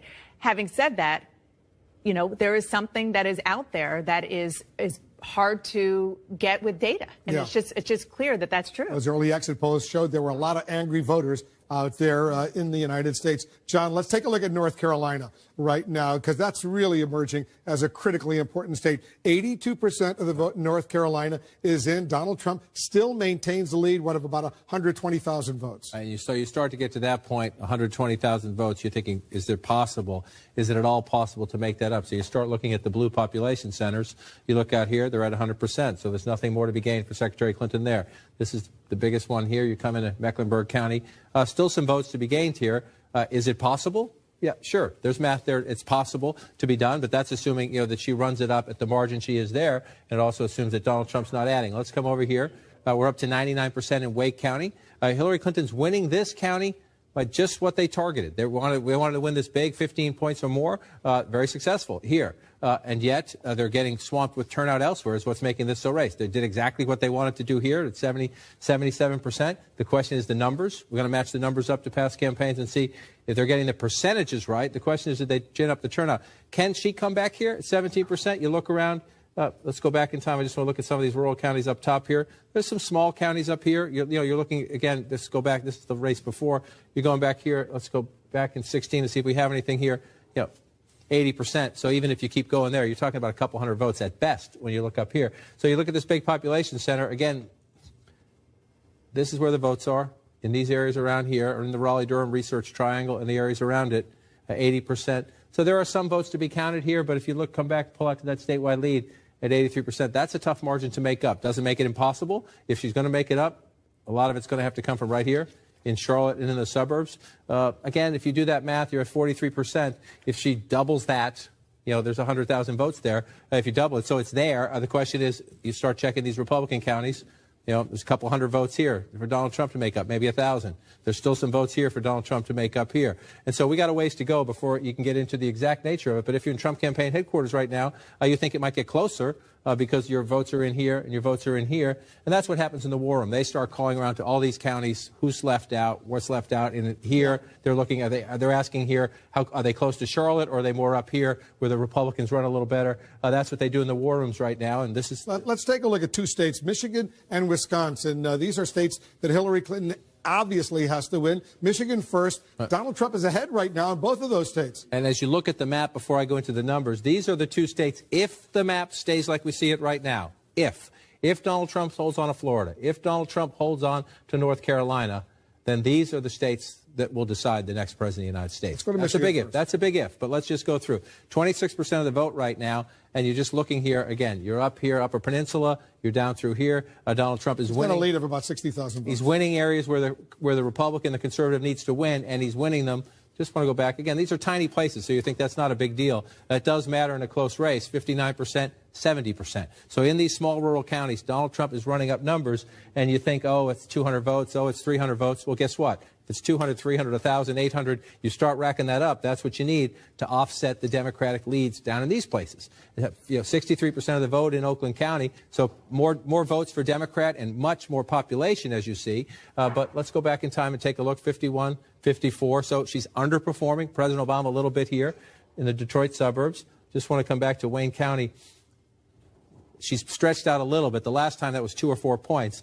She's now in a 10-point lead range there. Only 50%. This is the key. This is the key. This is the key, and this is why, again, at Trump headquarters, they're looking at Michigan. They're thinking 16. That's a magical number to add to Trump's math if they can get those 16 electoral votes. But let's take some time. Let's wait. Wayne County is notoriously slow in reporting its votes. We've been up. We'll be here for a while. Let's just put it that way. We're 27% statewide, but she needs a big number out of Wayne County to make that up. Mathematically possible? Absolutely. But again, in the Clinton war room, trust me, they are frantically calling not only into Wayne County, but they're calling in down here too, as you get at 66, only at 5%. Again, smaller county, less population, but if the margin stays like that, and it's early, so you're not sure the margin's going to hold like that, but if it stays like that, the math is still possible. In a very tense Clinton war room right now, they're looking at Michigan, and they're saying the math is possible. So let's go next door. We're at 33%. Wisconsin. This one's getting interesting in the sense that this is a Republican area usually up here. Let's come over to Eau Claire. He's 51,000 votes ahead in Wisconsin right now, a state that usually goes Democratic. And so here's a big area where President Obama ran it up 56-43, and we have absolutely nothing. So you start to look again are there votes out here for Hillary Clinton to make this up? Janesville, which is home to the House Speaker, at least at the moment, Paul Ryan, 51-42 or 52-43, if you want to round those up. Again, you go back in time, that's a problem. That's a problem. When you're in a state like this and you're underperforming, where the last Democrat who won it, that's an issue. So if you're underperforming here, the question is, are you overperforming anywhere else? Because Trump tends to be running well where he needs to do and very well in other places. Let's just look at a place like Oshkosh, 3% of the state population, Winnebago County, 51-42. He flipped this county at the moment. That's what you're looking for. You're looking for a big population center that has flipped. And so you go back here and you look here, 66% of the vote as well. So 3% of the state population, you say no big deal. Guess what? In a battleground state, you flip a county like that, you're doing some math. And you start to do math like that, that's what puts you ahead. And so we're going to watch the vote centers. If you're the Democrats now, you're looking at Dane County, which is 9% of the state population. You've got a third of the vote counted. You better hope. You got almost 9% of the population of the state there. Yeah, so you have to hope that you've got more of that coming, and that margin stays like that, and you get more heavy vote as you come through. And again, you start looking through. This is it here. This is it. But she's again running up the percentages. We're only at 45%. Still a lot of votes left to be counted here. You presume most of them are going to go to Hillary Clinton. It just clicked up to 82%. So let's see what that did. We just jumped from 82% in Milwaukee County. So now we pull back out. It got her closer. She's now 48-47. So those votes come in. You see what happens. Big votes come in the Democratic area. It brings the votes up here. Let's just check back at Dane County, still at 32%. So as you watch these counties start making big jumps, it is possible. It is possible to come back. But I can tell you right now, in the Clinton war room and in the Trump war room, This is where the urgent phone calls are going, into Michigan, into Wisconsin, because at the moment, again, let's just check one more second right here. North Carolina is holding. Florida is holding. Looks like Virginia is trending Clinton's way, Wolf. We're going to look across the Rust Belt here. Michigan, Wisconsin, some vote counting to do. John, stand by. We have 2 more projections right now. CNN now projects that Hillary Clinton will win the state of New Mexico with its 5 electoral votes. Hillary Clinton wins New Mexico. CNN also now projects that Donald Trump will win Missouri with its 10 electoral votes. Another important win for Donald Trump in Missouri. Let's take a look at the Electoral College map right now, where it stands, the all-important map, I should say. Donald Trump is still ahead. He has 149 electoral votes to Hillary Clinton's 109 electoral votes, 270 needed to win the White House. You see the blue states, Hillary Clinton states, the red states, Donald Trump states, all those yellow states. Too early to call. We have not been able to make a projection in those yellow states. Let's go back to John over at the Magic Wall. John, you're looking at the national vote right now, and Donald Trump is ahead, by 2 points? Looking at the national vote, we still got some ways to go, and we're still early in the count in a lot of these states out here. So I just want to go back to this again for people at home who are thinking, is this possible? Is this possible? This is where we have it right now. Actually, we've moved a couple of other states since you did that. But this is the as we count map. I want to just go back to where we had this coming. Let's do New Mexico and Missouri first. Sure, you bet. Let's switch. We'll get there. Yeah, just highlight those. Okay. Yeah. So let's come out to New Mexico. Let's take a peek. Hillary Clinton running up 50 to 40 essentially at the moment. These are your major population centers. You're going to come here first. Santa Fe County, back here, Albuquerque. Not a surprise that she took New Mexico. No, it used to be a swing state. George W. Bush won it in one of his elections, but it's become very much a blue state. But so let's go back and look here. This is where we started the night right now here. And so what are we looking at, right? Clinton was at 268. We thought she just wins one state like Nevada. We'll get there, but Democrats think they're going to win Nevada. Most Republicans think they'll win Nevada. We'll see what happens. But the early prognosis on the night was she wins that, holds everything out here, then she could afford to lose Florida. She could afford to lose North Carolina. But we're in a very different conversation right now. Even if we give her Nevada, Trump is favored here. It's 11. It's 29. That's 15. Now we're in the ballpark. Now we're thinking, let's even leave New Hampshire out of it for a minute. New Hampshire's still in play. We're counting the votes there. But at 259, even if she wins Virginia, Michigan puts Donald Trump over the top. Let's say she comes back and holds on. The Wayne County vote comes in. Wisconsin would put him at 269. Then you've got a congressional district in Maine, or state of New Hampshire can put Donald Trump over the top. So we are having a conversation now that it was impossible to have 2 weeks ago. That was just improbable. You were not having a reality-based conversation trying to do this map a couple of weeks ago. The polling told you that was a fool's errand. It is not a fool's errand tonight as we watch these results. Does that mean this is going to happen? No, we don't know that. We're going to be counting votes for a long time. But it is now conceivable. And one other thing to watch, Democrats think that one's gone. We haven't counted many votes out here yet. There was a late push by Democrats. Is there anything we can do to turn that one around? Let's take a look at Iowa. We're beginning to get some votes in from Iowa right now. Some Democrats were thinking at the end, do we need to suddenly go back and try to turn something around? Are we going to be in a problem? And it's blue at the moment, but we're only at 13% of the vote. And the votes that are in Iowa City and Des Moines, those are big Democratic areas. So she's up 59, 60 to 35, up to 13% right now. But when I was showing you Michigan, I was saying take a deep breath because all the votes were coming in from conservative areas. Well, in Iowa, there's no reason for Republicans who think they're going to win the state to panic or Democrats to celebrate because we are very early on, and the early votes we're getting, Polk County, which is home to Des Moines, the big Democratic area, Iowa City, College Town out here. She's running it up in the College Town, but only at 2%. So this, again, in electoral college chess, you focus on the big ones. Florida's 29, North Carolina's 15, Michigan's 16, Pennsylvania's 20. Every now and then, the little guys come into play. And we may be counting the votes in Iowa, and we may be watching the votes in New Hampshire deep into the night because we have a different race tonight than we thought we had even just days ago. All right, let's go to the big key battleground states. Let's start in Florida right now. Let's come on down here. We're up to 95%, and it's close. But you get to the point, what are we at, 140, a little shy of that, 130-something? Donald Trump is ahead by about 140,000 votes. So you come down there and you think, are they there? Well, Palm Beach County is up to 97%. So there are more votes here. There aren't that many more votes here. But it almost done. Could be some. You're almost done. If it's, whatever it is, you're adding up 10s or 20. 98% now in Broward County, which essentially tells you at the Clinton Campaign War Room, there's not much here. You might get some. And again, the size of this gap, if that 2% comes in, it's a decent chunk of votes in a major population center, but it's not enough. So you need a little, somewhere you need a lot. And we're up to 99% here. So there are no more big, giant, empty baskets. So almost all of those three counties, heavily Democratic, they are almost all in. They're almost all in. And so now you're going through, again, now you're calling, I hate to say this, but now is when you're calling in, is there anything outstanding? This is at 100%. You've come in there. Let's come up here, other places, tiny, much more small counties, but they're at 100%. So the issue now at the Clinton campaign headquarters when it comes to Florida, number one, what's left in any of these small counties? And if the math continues this way, is there anything, you're nowhere near automatic recount land. Let's go back to Michigan and Wisconsin, see what's happening right now. First of all, in Michigan. 49 to 48, 50 if you want to round that up to 45. 50 to 45 if you round that up. Again, so you're looking, just to go back in time. There's not much of a surprise up here. Marquette, we'll see where the vote comes in. Let's go back and check. Let's see where we are right now. 50 to 43.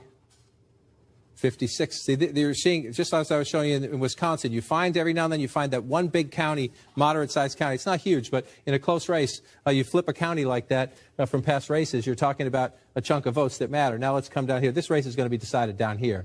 Oakland County, she's leading. But again, if the final third comes in at that, you're going to make up some votes, but not a lot. And this is what we're waiting for.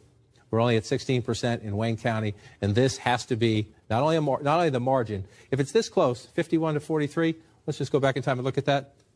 There's no way. If that stays that close, we're waiting for inner city Detroit. If inner city Detroit comes in and blows that away, but if you look at this 73 to 26, if Donald Trump at the end of the night is getting over 40% of the vote in Wayne County, well then.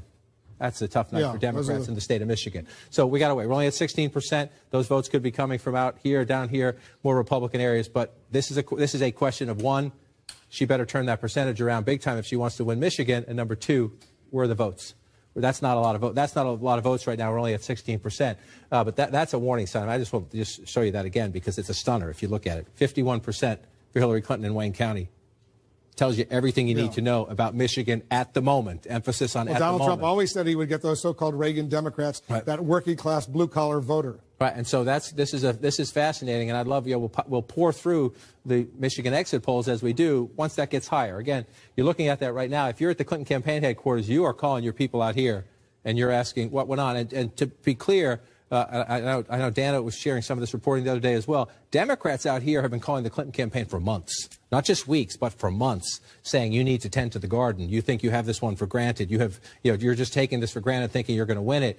You better get out here. And the Clinton campaign late did get out there, but there's one of the. If this keeps going this way, one of the criticisms after will be that they took the so-called blue wall, which is these states they've won since 1992, 240, last 6 presidential elections, 242 electoral votes. They include Wisconsin, they include Michigan, they include Pennsylvania, which looks good for Clinton at the moment. If these stay like this, she's going to have Trump's anti-trade message, like Bernie Sanders' anti-trade message, seems to have resonated in Michigan. Let's go to Wisconsin. To make a key point. Before I do that, I just want to do one thing, because you just make a key point. I know the experts on the other side of the room, and they're right. Primary wounds very rarely carry over to the general election. So you can lose a state in the primary, or, Hillary Clinton won a lot of southern states in the primaries that she's not winning tonight. But Democratic primary, these are Bernie Sanders states, both of them. And so as we go through this tonight, to your point, I did that because of your point about the trade message. Yeah, all right. And you want to go Wisconsin? Stand by. Sure. Let's do Wisconsin in a moment. Got to take a quick break. This presidential race turning out to be a real nail-biter. We're following close contests in multiple battlegrounds right now, including Michigan and Wisconsin. 2 states surprisingly very much at play right now. More results right after this quick break.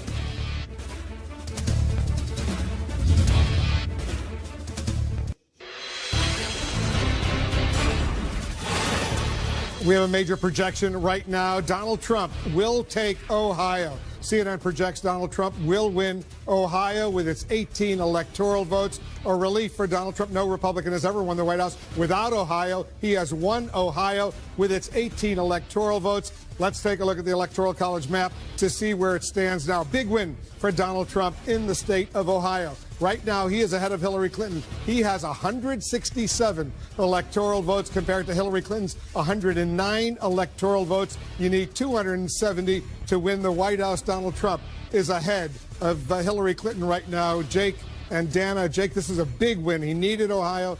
He got Ohio.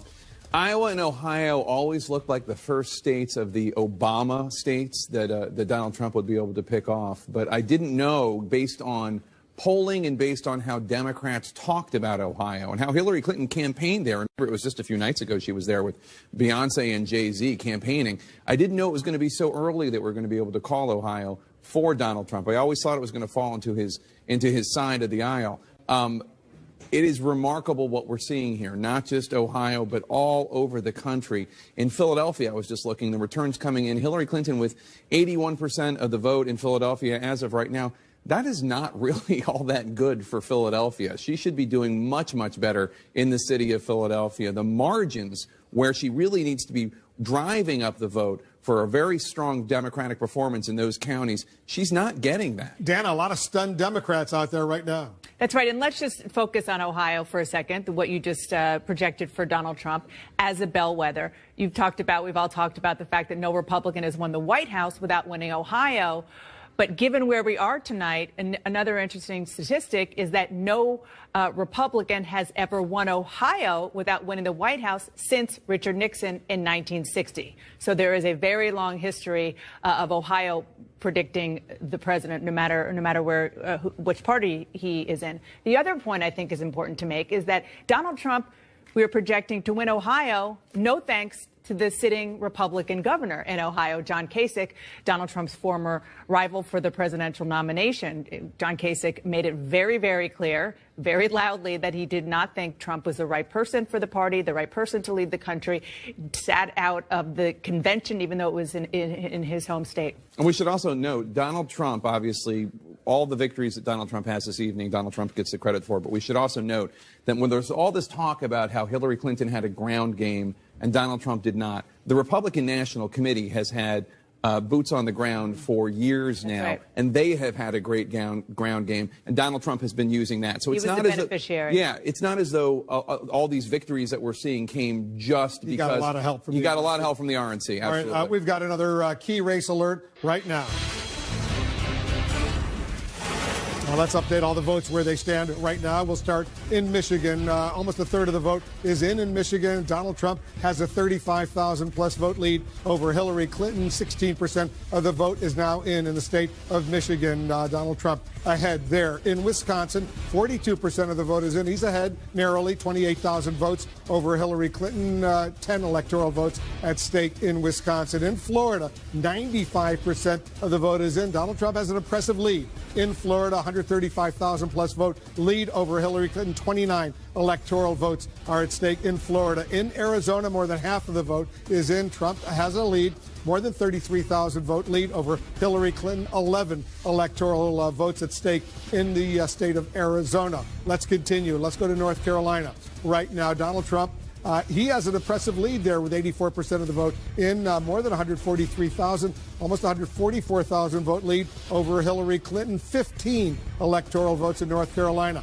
Almost half of the vote is in Georgia. Very impressive lead for Donald Trump. 347,000 vote lead over Hillary Clinton. He's doing well, very well in Georgia with its 16 electoral votes. In New Hampshire, almost half of the vote is in. Trump is ahead there as well. More than 10,000 vote lead over Hillary Clinton. 4 electoral votes in New Hampshire. Every electoral vote is critically important. In Virginia, 87% of the vote is in. Hillary Clinton has a lead, 55,000 plus vote lead over Donald Trump. She's certainly relieved at this stage. 87% of the vote is in Virginia. 13 electoral votes at stake there. We've got some more results coming in from Colorado. First, 65% of the vote is in. Hillary Clinton has a 92,000 vote lead over Donald Trump in Colorado with its 9 electoral votes. In Iowa, 19% of the vote is now in. Hillary Clinton has a pretty good lead, 54,000 plus vote lead over Donald Trump in Iowa. And in Pennsylvania, more than half of the vote is in. She's got an impressive lead there of more than 167,000 votes in Pennsylvania. So she's doing well, relatively speaking, in Pennsylvania, Iowa, and Colorado. Let's take a look at the Electoral College map to see where things stand. Donald Trump is ahead. He right now, we've projected, he has 167 electoral votes compared to Hillary Clinton's 109 electoral votes. 270 needed to win the White House. Trump ahead right now. Let's go over to John King You're studying a lot of these battleground states so closely. Let's start in Wisconsin. You start in Wisconsin right now. It's gotten a little tighter, but 48 to 46. You could round that up to 49 if you want. So you're looking and you're counting the math here. Number one, just in a few places you're looking, you come down to Milwaukee. This is a danger sign for the Clinton campaign in the sense that 17% of the state population, the Democratic base center, and they're up to 82% of the vote. So more votes to be counted.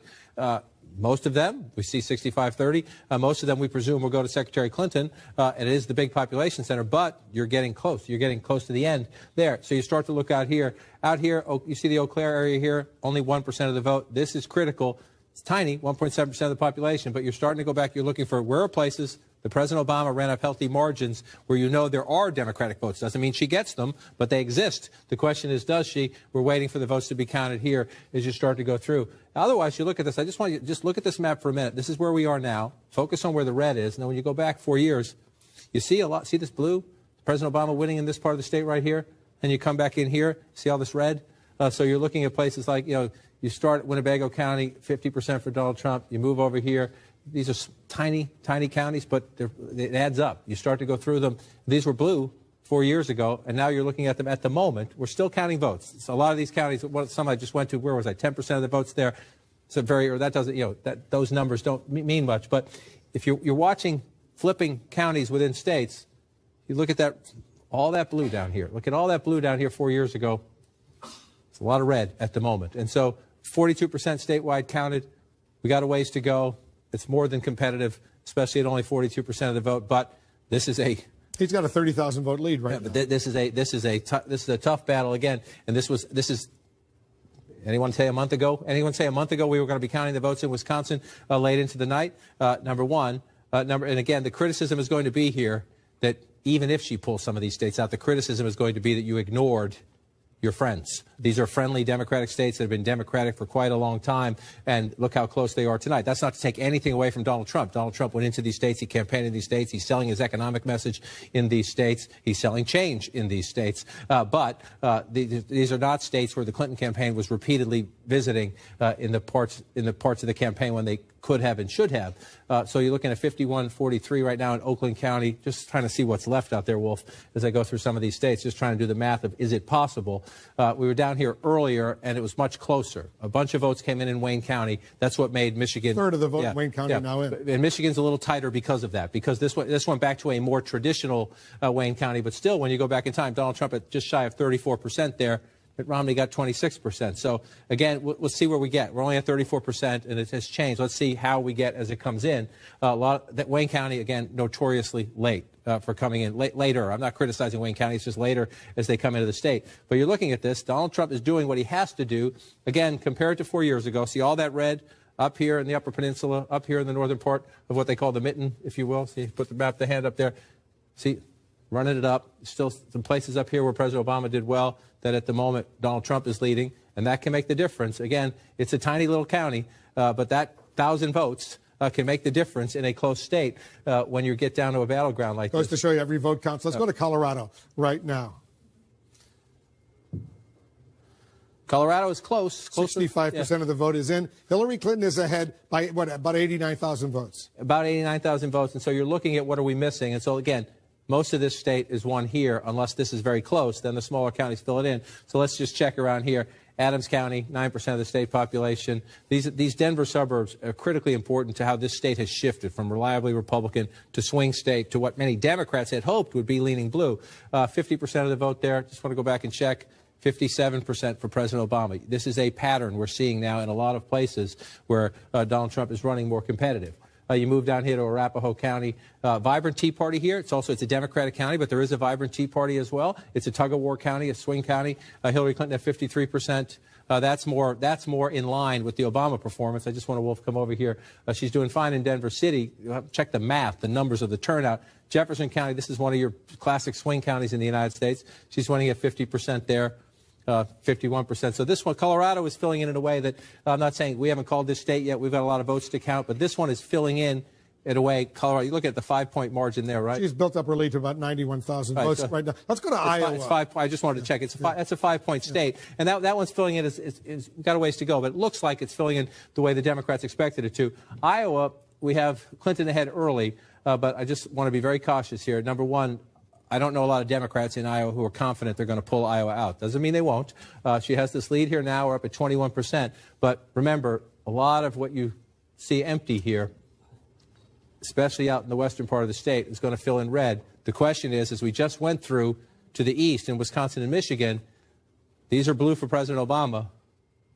When we get there later tonight, let's see what they are, because that could be the difference if this stays close. But right now, the votes that we do have are in Democratic population centers. So she's running it up big in the Iowa City area. She's running it up big in Cedar Rapids, but it's only 1% of the vote. And we have Polk County as your biggest center here, where Des Moines is. She's running it up big. So if you're the Democrats and you're looking at the map, you like what you see right now, but we're at 21%. We'll see.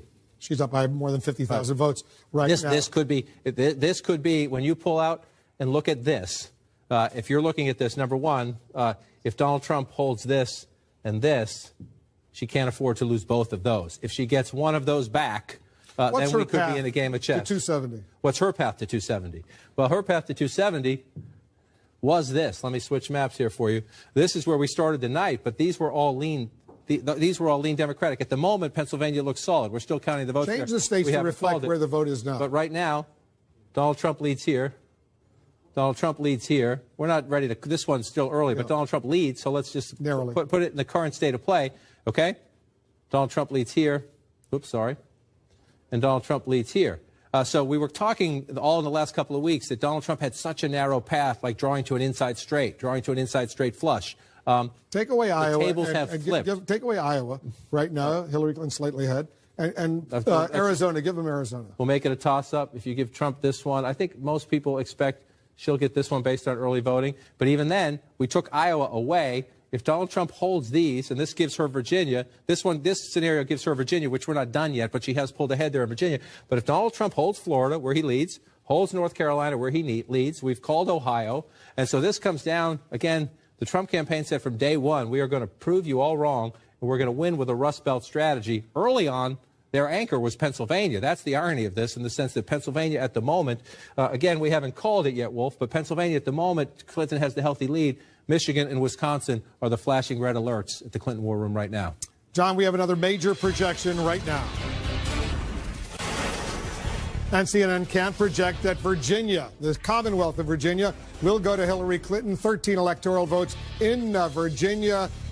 An important win for Hillary Clinton in the state of Virginia, a state that President Barack Obama carried twice. She is ahead in Virginia. She will carry Virginia. Let's take a look at where the Electoral College map stands right now with her win in Virginia. Donald Trump is still ahead. He has 167 electoral votes compared to Hillary Clinton's 122 electoral votes, 270 needed to win the White House. You see the red states, the states that have gone for Donald Trump, the blue states that have gone for Hillary Clinton, the yellow states. No projection, too early to call. We have another key race alert right now.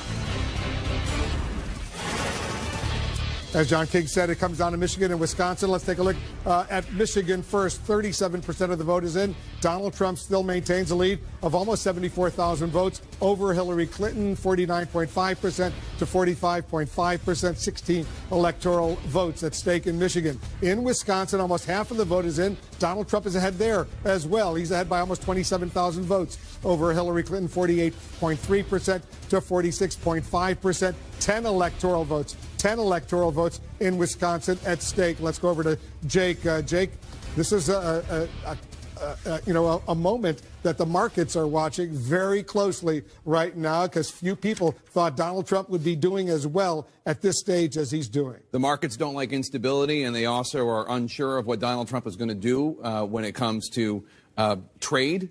And we mentioned earlier that the Dow futures were down 500. Now they're down more than 600. But we should really just take a moment here and look at this. Pollsters predicted that Hillary Clinton was going to have not just a victory, but that she was going to win an electoral landslide. Not only is that not happening, it is entirely possible that Donald Trump is truly redrawing the map the way that he said he was going to. He was going to redraw the map from Wisconsin and Michigan to Ohio and Iowa.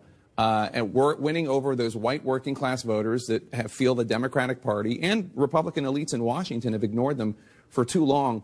Right now, he seems on his way to actually doing that. And in a word, it was Donald Trump versus almost all the experts. And as of right now, it looks like Donald Trump was right. Yeah, he's doing something amazing right now. As he himself said, he said, don't believe all those polls. That's right. And let's just talk about the Midwest, upper Midwest, Michigan and Wisconsin. People initially thought when Donald Trump went into Michigan that it was a fool's errand because it was such a safely blue state. Then the numbers started to shrink. I started to hear, I'm sure you did too, from Democrats. There you go. Look at Michigan right now.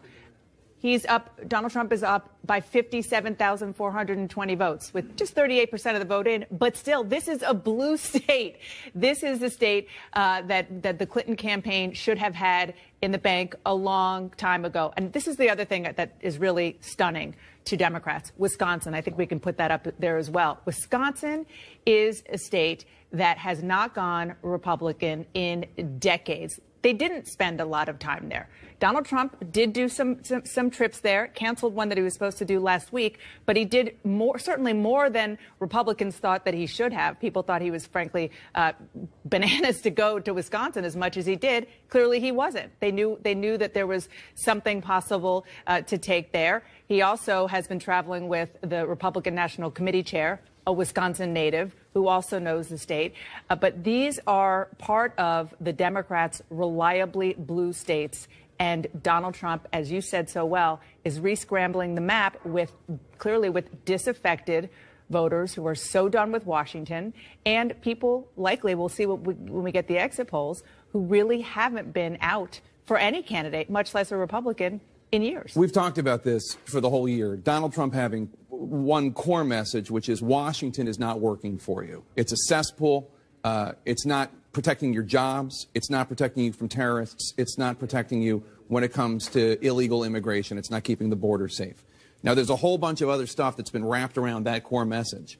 But apparently, to millions and millions of Americans, that message was more important than all the other stuff wrapped around it, even when that other stuff was perceived to be very offensive to millions of other Americans. He clearly has energized a lot of voters out there that may not have necessarily have voted, but he got to them and he energized them. John, you're taking a much closer look at Michigan. Let's take a look at Michigan right now. Taking a closer look at it and emailing people in both campaigns and people I know in these states who aren't affiliated, at least directly. They're not on the payrolls of any of these campaigns. The Democrats are obviously supporting Clinton. Most of the Republicans are backing Trump, although some of them are actually pretty agnostic about Trump when you think about it. So can she come back in Michigan is the question, right? We're at 38%. 49 to 46, you're looking at that 20 plus 40, so about 60,000 votes, just shy of 60,000 votes there. If you're looking, can she come back in Michigan? The answer is yes, she can. Not that she will. The answer is yes, she can. You look at all this red and you think that's nuts. How is that possible? I just want to show you a couple things. Number one, you come down here, 3% of the state population. We're at 63% of the vote. So there's more votes to come here. This is the smaller basket of potential Democratic votes, but there are some votes here. The Clinton War Room says they're confident the rest of this is overwhelmingly Democratic. We'll see if they're right. You come down here. We're going to come over here to Detroit, Wayne County. This is still a stunner to me that this is that close. It was much closer earlier on. You're looking at 61 to 35 there. You go back here, 73-26. That's where this has to end up for Hillary Clinton to win the state of Michigan. Can it? What the Clinton War Room says, and I just checked with a labor activist I know out here just to be sure that we're not getting spun too much, and he said he generally agrees that most of this vote is from the outer parts of Wayne County. You're in the more suburban parts out of way, and that we have not gotten the large pocket of votes that we will get from Detroit. So everyone says that's the case. If that's the case, there's a lot of math to be done when these votes come in, if they turned out. If. It's a big if. So when you start doing the math, is it possible? We're only at 40% of the state vote, 39% statewide. And she is down, she just pulled a little bit closer there. Is that what? About 60,000 votes. 60,000 votes. So are there 60,000 votes in Detroit alone? Are there 60,000 votes in Detroit alone? Of course there are. And so we have a ways to go. It is stunning that we're having this conversation based on how we thought this campaign was going to go. And it could be equally stunning if you're sitting in the Trump campaign or the Clinton campaign headquarters.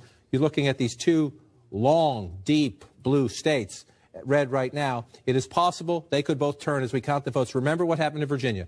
Donald Trump led it all night long. He led, and then the Democratic areas came in and it flipped. Is that possible in these states? Yes, it is. Guess what? that will decide the presidency, whether that happens or not. Because if you look at the way this map is filling in right now, yes, Florida is very close, but Trump's lead is pretty healthy. You go down here and look at it. In Florida, the way 130,000. Right, the way we've gotten used to Florida, the closest state in 2012, 50-49.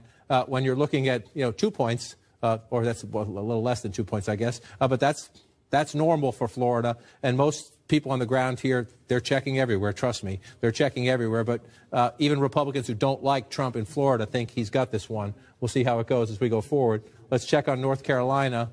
That's a 3+ point lead there, 4-point lead. It's 4-point lead. We're at 90%. So you're starting to look, where are these votes? That's not good news for the Clinton campaign. When you look at North Carolina, 100% is in here. 77% here, but it's a much smaller piece of the population. But there are some Democratic votes still out there. Let's come over here. There are Democratic votes out here. If they're in here, the central city part, where you're predominantly, I mean, she's winning this by a lopsided margin anyway. There are parts of this county where she's probably winning at 70% plus. If they're out there, is it possible? So that's a lot of math to make up. If you look at the margin so far at 87%, her margin is what, 130,000 votes. You're not going to get, you only got 13% to go. So you're not going to get that many there. So you're looking at this and you're thinking, again, we're not ready to call this state by any means. We're going to be counting for a long time. But if you're the Trump campaign headquarters, you're thinking, we think we got Florida. We think we got North Carolina. We know we have Ohio. This is what you're going to look at right here. If Clinton can turn them back, and I'm going to keep checking to see if the vote count goes up to 44% in Michigan, you still see this lead. We're going to wait for this a while. And again, we could be counting votes in California, Wolf, when this comes in. This is how it goes sometimes. We're going to wait on this. We're only at 39%, but 39% is significant. In Wayne County. Yeah, in the sense that, are they here? If they're in here, 18% of the state. 18% of the state. That's what I'm saying. So if the votes that we have are from out here, it's less Democratic. I don't want to call it Republican. It's less Democratic. But you see this here. So we're going to wait on this. And again, the Clinton campaign says they're not panicking. Trust me, they're concerned. They say they're not panicking because they're told that's where the votes are. I checked in with a labor activist who says they're generally right, although he's a little skeptical. There are enough of them. We'll see how that plays out. I just want to peek at this, and then I want to go up. Wolf will come back to me in a second. We got to go to you for projection. We have another major projection right now. CNN can now project that the state of Colorado will go to Hillary Clinton with its 9 electoral votes. Hillary Clinton wins Colorado. She's ahead in the popular vote right now. You see 67% of the vote in. She's winning by more than 86,000 votes. 9 electoral votes in Colorado. Another important win for Hillary Clinton. She needs all of these wins right now. Let's take a look at the electoral college map. Donald Trump has 167 electoral votes compared to Hillary Clinton's 131 electoral votes. Remember, you need 270 to win the White House. I keep saying that, but that's the magic number, 270. Another important win for Hillary Clinton in Colorado. Let's go back to John and talk about New Hampshire right now. More than half of the vote, John, in New Hampshire is now in. 54% of the vote in. You see Donald Trump with this lead, 3-point lead, just switched up 54. We're still at 3, just a little slight change in the math there. So what's that, 11,000 votes right in that ballpark there? So Trump is in the lead. He's got a lead there. Are there any encouraging signs outstanding for Hillary Clinton in New Hampshire? I wouldn't call anything encouraging for Hillary Clinton at the moment, to be honest with you, my friend. But yes, are there places when you look at New Hampshire that tells you this was a Republican county 4 years ago, but this is where I meant to tap Nashua City. Nashua City is just shy of 7% of the population. This is a Democratic area if she wins it. We've seen Donald Trump flipping some areas tonight. If you go back in time to 2012, 56 to 42, 6% of the state population. So if you look at what the margin is right now, there are enough votes even just right here if she performs. That's been the question, and we've gone state by state to see, is she performing in these Democratic areas? That's one of them. I want to come over here to the seacoast. Sorry, I touched Maine. When you get right out here to the edge, let me stretch it out a little bit and make it easier for me. Portsmouth, another area here, just shy of 2% of the state population. An overwhelmingly Democratic area. We have no votes counted here yet. So let me just keep it on 2016 so I don't make a mistake. And so you come back. Are there places? Yes. Our friend Mr. Tapper can tell us about Hanover, New Hampshire. There's a famous university there. Just 1% of the state population, overwhelmingly Democratic area. So we got a lot of counting to do still in the state of New Hampshire. But at 50, we're at 54% of the count. It's a 3-point race right now. The challenge is quite simple. In these Democratic areas, Portsmouth, Nashua, smaller population up in Hanover. I just want to see what's happening here. She's at 6 points now. We're at 92% in Manchester. So this is 8% of the state population here. 50% for Secretary Clinton. This is an issue we're seeing consistently. Donald Trump's appeal to blue-collar voters in gritty Manchester, New Hampshire, 55-44, 11 points for the president 4 years ago, 6 points for Secretary Clinton right now. That's what gets you the tighter race. You move into the traditionally Democratic areas. If you go back to 2008, remember we thought Obama was going to win the New Hampshire primary? This is where she pulled it out, right here in Manchester. At the last minute, her team, her organization pulled it out in Manchester. They know this state very well, and they're not doing what they need to do in Manchester City right now. There's still room for her to come back. Don't get me wrong. A 3-point race. There's a lot of Democratic areas. Just look at what's left on the map. If you see it, it's kind of scattershot. It's hard to follow. It kind of looks like a tablecloth in a diner, if you will. But you see a lot of blue. See all this blue down here? This is 2012. You see all the blue down here in the corner. We don't have those votes yet. So she might still be able to overcome that 12,000 vote or so disadvantage she has. Yes, she can, and we'll know. We will know when we see results come in from Nashua and Portsmouth. These are smaller communities. You're going to get 50 votes in this town, 100 or 200 in the next town. And Donald Trump's, there's a lot of Donald Trump territory still here to fill in the map. Don't get me wrong. Well, there's a lot. If you want to go back, there's a lot of red still to be filled in.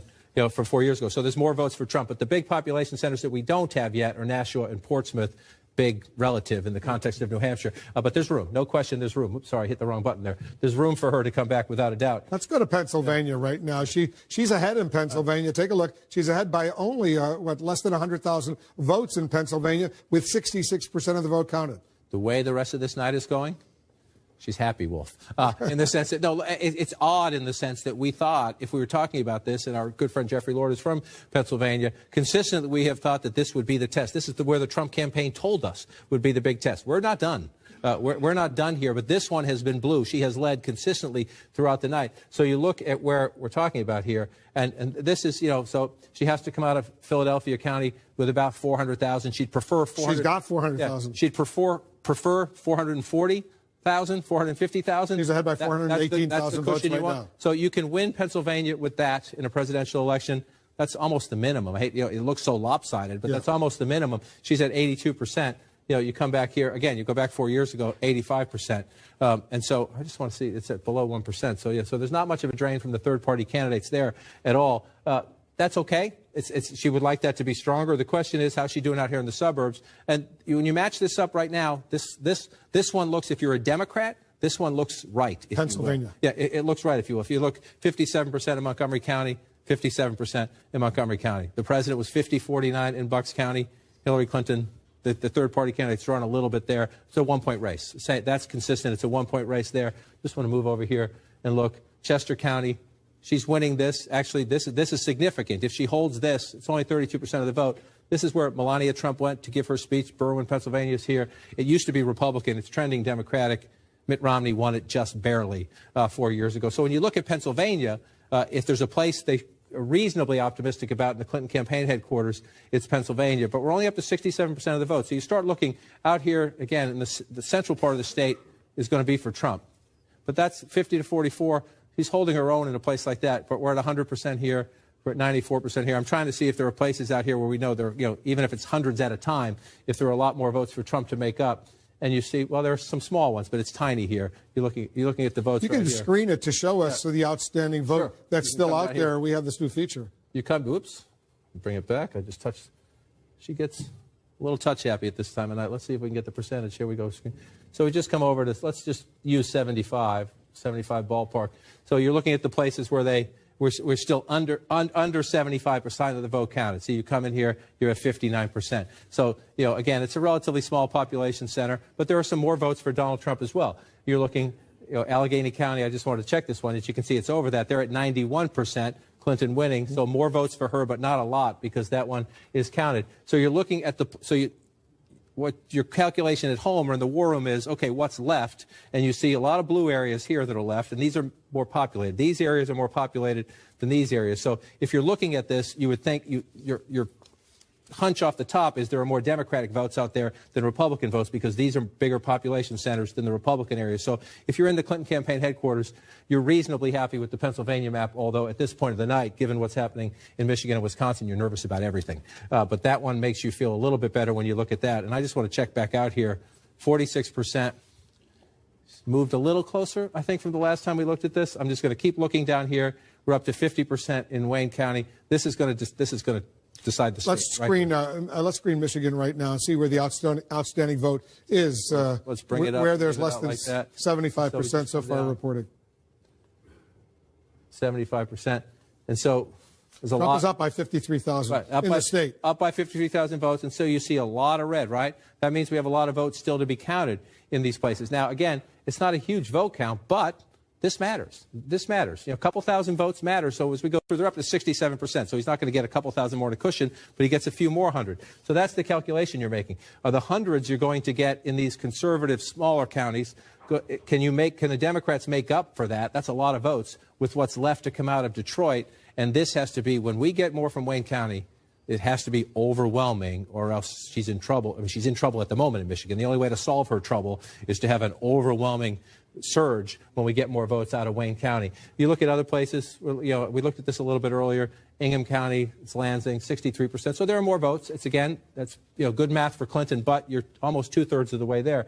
So there's more, and there's a lot more for Donald Trump to come in these smaller counties, without a doubt. And so we're going to be counting in Michigan for a while. Let's do the same test as we go over to Wisconsin. Again, most of the areas we're waiting for are Republican, which bodes well for Donald Trump. At least they're Republican so far. There's by no means guaranteed that some of these won't flip if more votes come in. But if you're looking at them at the moment, they're Republican. I want to remind our viewers that we're getting ready for the top of the hour. Polls are closing in 5 more states, including California, Oregon, Washington State, Hawaii, and Idaho. We'll see if we can make some projections. Let's quickly look at western Wisconsin here. I just want you to look here. This is what we're waiting for. These are counties in Wisconsin where less than 75% of the vote has been counted, right? So we're waiting out there. This is now. That's 4 years ago. That's blue. That's all blue 4 years ago. That's red right now. And so if that stays that way, that is the redefining, at least for one election cycle, of the American electoral map as we know it. That is a crack in the blue wall. If that stays, I want to keep emphasizing if, because if you talk to the Clinton campaign headquarters, they tell you, and let's see, Milwaukee's over 75% now. So I just want to come back to the full count and see, because they have been telling us that they can get votes out of here. It's at 84%. Again, if it's Center City, Milwaukee, it could be overwhelming. Is it enough to make it up? You see what she's doing in Milwaukee County. That is overwhelming. So it's almost so we'll see what happens here. The Clinton campaign says they can make it up here. When you're at 84%, that's when you start to get a little bit skeptical that the math is there. The other place the Clinton campaign tells us they can make this up is the all-important Dane County. 9% of the state population, Madison, University of Wisconsin. This is a liberal Democratic base area of the state. As you can see, she's winning 65 or 68, rounding up, not down, 68 to 27. So half of the vote left. Is it possible? You see the gap. If she can double that, there are a lot of votes to be made up, enough to counter that. But she's running out of options. It has to come from here, it has to come from there, and then a small smattering, because there are still some votes, Wolf, for Donald Trump to make up in these rural areas. Tug-of-war, Wisconsin, tug-of-war, Michigan. We knew Florida and North Carolina would be tug-of-wars. This is most unexpected. It certainly is a huge, huge surprise to so many people out there. All right, with the next few seconds, polls will close in 5 western states, including California, with this whopping 55 electoral votes in California. We're getting ready to make some major projections. Let's get ready for that right now. And CNN projects Hillary Clinton will carry the state of California with its 55 electoral votes. A huge win in California for Hillary Clinton. She will also carry Hawaii with its 4 electoral votes. Hillary Clinton wins in Hawaii. Donald Trump, he also has a win. Donald Trump will win in Idaho with its 4 electoral votes. Another win for Donald Trump in Idaho. All right, let's take a look at the Electoral College map now. With these, Oregon and Washington State, by the way, too early to call in those states. Oregon and Washington State, you see it right now. Now let's take a look at the Electoral College map. Hillary Clinton has now gone ahead. She has now gone ahead with the huge win in California. She has 190 electoral votes to Donald Trump's 171 electoral votes, 270 needed to win the White House. Hillary Clinton is now ahead in the all-important Electoral College map count. Are they breathing a little bit easier over there at Clinton headquarters? I don't think so, to be completely honest, because at some point in this night, as we watch the returns come in from states such as Wisconsin and Michigan, the Clinton headquarters was very confident that they had. That was their firewall. Remember, Wisconsin wasn't even part of the conversation. It was Michigan, it was Pennsylvania and Virginia and New Hampshire. When these returns come in, you see, okay, they have Virginia, but Pennsylvania's still up in the air. New Hampshire seems to be leaning towards Trump, and Michigan seems to be leaning towards Trump. No, I don't think so at all. You know, we've been talking now for 6 months about what is Donald Trump's path to the presidency. At some point, we're going to approach the period where it's a question of, does she have a path to the presidency? If she can't win Pennsylvania, New Hampshire, and Michigan, much less Wisconsin, Brooklyn, we have a problem. Yeah, she's got to win those states, Dana. Well, on that note, I'm just looking at a note from a Clinton aide saying that they are breathing a slight sigh of relief because of Colorado and Virginia. They do have to hold the upper Midwest, Wisconsin and Michigan, which, as you said, who knew, particularly Wisconsin, it was going to be this tight. The Republicans didn't even think they were going to win Wisconsin a few days ago. As I said, Donald Trump had been going there, much to the chagrin of others. And one more thing, I just want to say that as far as the Clinton path, win Pennsylvania and either New Hampshire or Nevada. One other thing, look at this picture. This is something that I think is quite poignant at this hour. 2 hours ago at 8:55 p.m. Eastern, the Clinton team tweeted this out. It says, "This team has so much to be proud of. Whatever happens tonight, thank you for everything." And this picture of Hillary Clinton embracing this young girl, you know, if she pulls this out, this is a picture that says, "I did it for you." If she doesn't, it's a picture that says, "I'm so sorry I tried." And it's so poignant that they sent this out 2 hours ago, and it can be read two very different ways. One of the things we saw in the exit polls was that women were not voting for Hillary Clinton in the numbers that polls suggested they would. She was not getting the gender gap that so many anticipated. But let's talk about the response of world markets, because those are some other individuals who are having trouble breathing right now. You see the world markets in Tokyo, Shanghai, Hong Kong are down. And the last I saw, it was more than 600 points. The Dow futures were down, again, because of, A, the instability of the American election. Everyone thought, based on pollsters and prognosticators, that they knew how this was going to end up. And B, because of Donald Trump himself, who is a wild card and has been talking tough on trade. There's a reason why Wall Street supported Hillary Clinton much more strongly than they supported Donald Trump. And we're going to see he's talking about renegotiating trade deals with China, with Mexico, and others. There's a lot more uncertainty in the world right now. Lots of uncertainty in the world. The world was watching. I think most of the world thought that Hillary Clinton had it locked up. Not so fast right now. Let's get another key race alert right now. All right now it's all about Michigan and Wisconsin right now. Let's update you in Michigan first.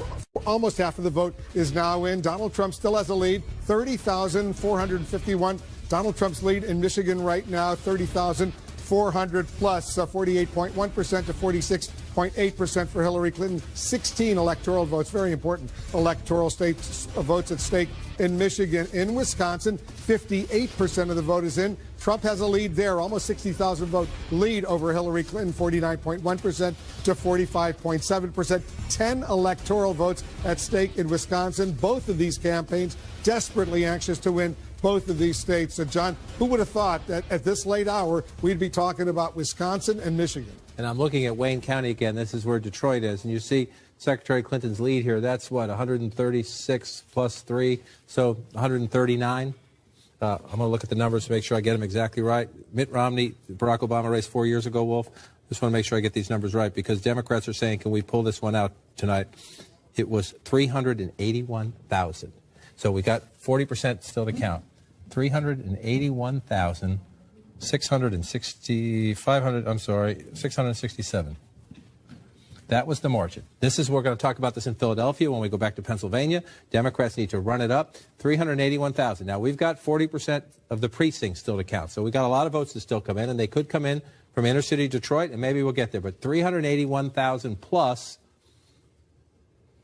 she's way short where we are right now. So the question is, can she get here? Can she get here as we get there, as we pull this back out? We're up to 49% of the vote now, and 48, 46. Is it doable? Is the math doable? Yes. Other Democratic areas, we're still looking for votes here. We'll see, a long way to go.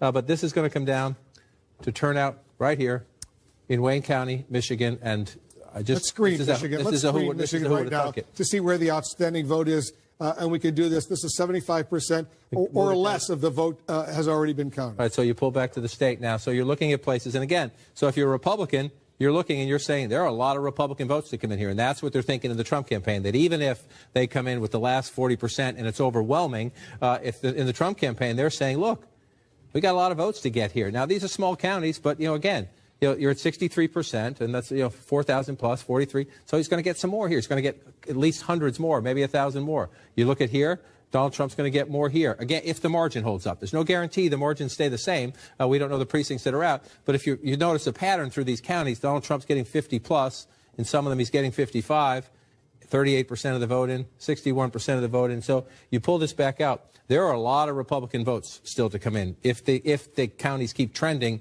the way they are right now. Again, no guarantee of that. But when you start to get this far up in the state, and so this comes down, this state and perhaps the presidency comes down to Wayne County, Michigan at the moment, where we are at 58% of the vote, and Hillary Clinton is well shy of the margin Democrats need out of Detroit to help them offset gains elsewhere. And again, Wolf, we're consistently seeing this. She is underperforming in the Democratic base areas.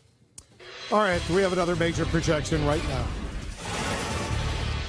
CNN now projects that Donald Trump will carry the state of North Carolina with its 15 electoral votes. Another important win for Donald Trump in the state of North Carolina. 93% of the vote is in. You see he's up by more than 220,000 votes. Donald Trump carries North Carolina. So let's take a look at the electoral map, where it stands right now with this win for Donald Trump in North Carolina. Hillary Clinton is ahead, but slightly. She has 190 electoral votes to Donald Trump's 186 electoral votes, 270. That's the number you need to win the White House. You see the blue states are the states for Hillary Clinton, the red states, the state for Donald Trump. All those yellow states, by the way, too early to call. We are not yet able to make projections in those states. But Jake, this is a huge win for Donald Trump in North Carolina. It's big. The Trump people were competing hard for it. It's a state that Donald Trump put his heart and soul into. President Obama won it in 2008. He lost it to Mitt Romney in 2012. And I think, just to give you an idea of how this night is going compared to how the Clinton campaign thought it was going to go, we were reporting, Jeff Zeleny, one of our Clinton campaign reporters, said that Robbie Mook, the Clinton campaign manager, was saying that North Carolina was so tight it was going to be down to the wire. It might not even be called tonight. Well, it's 11:09 and we just called it. That says to me that their projections were off and their voter data file was wrong, and people came out to vote and vote for Donald Trump that they didn't think were going to. That's right. And look, when we began to see the exit polls about the demographics and how these votes turned out the way they did, we'll see what really made this happen. But just in my experience being in North Carolina, Hillary Clinton had trouble with millennials. We saw the voting that showed that she was having trouble with the African-American vote. And clearly, as we are seeing in other states, even those that are traditionally blue, never mind the purple North Carolina, he has really boosted the white vote, particularly among white working class voters. North Carolina, as you said, it's really a swing state. Went for President Obama in 2008, for Mitt Romney in 2012. Donald Trump is keeping it red. One thing that we're going to also need to look at as we all come and analyze the night, or after it passes, is the effect of the third-party candidates. Yeah. Gary Johnson, the Libertarian, Jill Stein, the Green Party candidate, Evan McMullin, the Independent candidate. What role did they play? What votes would have gone to Trump or Clinton, but instead went to them? That was always one of the wild cards that pollsters were talking about, that there were so many undecided voters and third-party voters. that made this race unpredictable. Turns out that might have had a bigger effect than we thought, in addition to the Trump effect. Let's go over to John King. John, let's get back to Michigan and Wisconsin. These two states potentially could make the difference who's going to be the next president of the United States. And at the moment, they're leaning in favor of Donald Trump. We got some more votes to count. 60% in Wisconsin, 49 to 46. You start to look at that lead. That's a 3-point lead. That's a healthy lead in a battleground state. The question is what's left. And it's get a little bit redundant this time of the night because we're waiting for this to come in. And so we're waiting. And so here's, this is what the Clinton War Room tells you.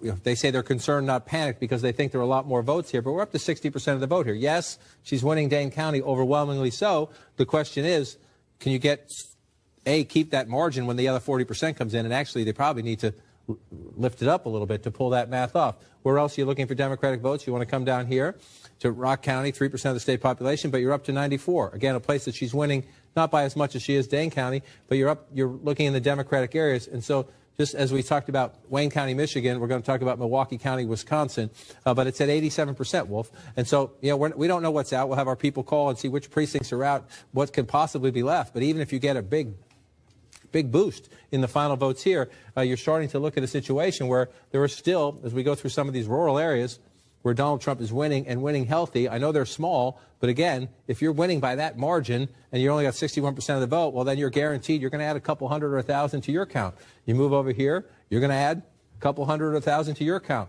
And so if you're going through these and you're looking at it, you're looking at Donald Trump and you're saying we keep focusing on, are there enough votes left for Hillary Clinton? Well, in Wisconsin, there are a lot of votes left to be counted. Again, we're only at 60%, and a lot of those votes are in Republican areas. And I'm going to do this all night just to show you what is happening to the map, because, this is number 8 for me in a presidential race. And you look at a state like this that has just been lock solid blue. Nobody thinks the Republicans always say we're going to go there. Even Mitt Romney with his running mate, Paul Ryan from Wisconsin, couldn't win it 4 years ago, right?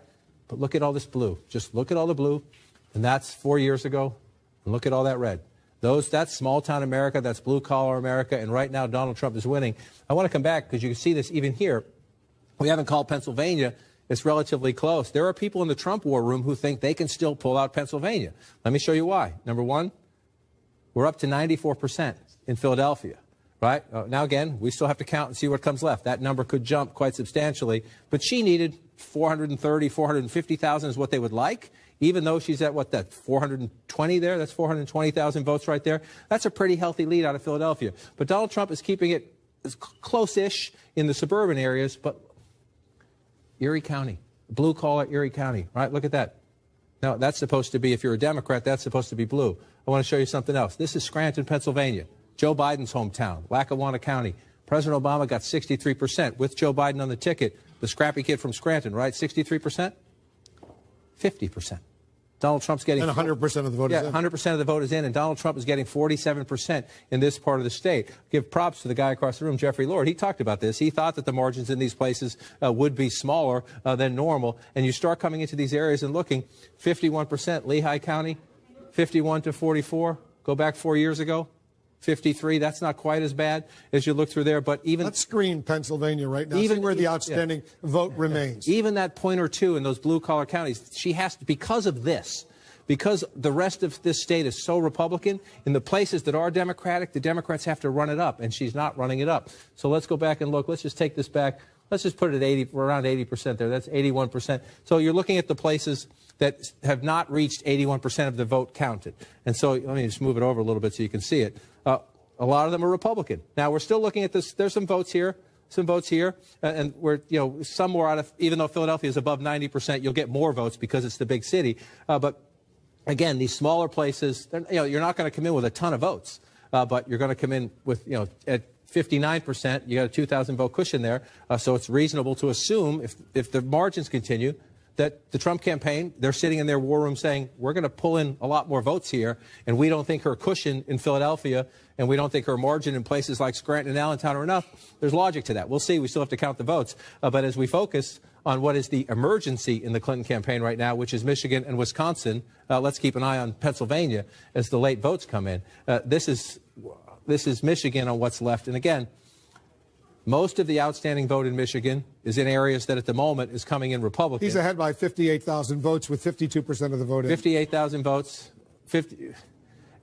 So we come in here. Again, this is only 58%, which sounds like a lot, but this is your biggest area. We're going to wait. We're going to wait and see. The Clinton campaign says our people are telling us we have some votes here.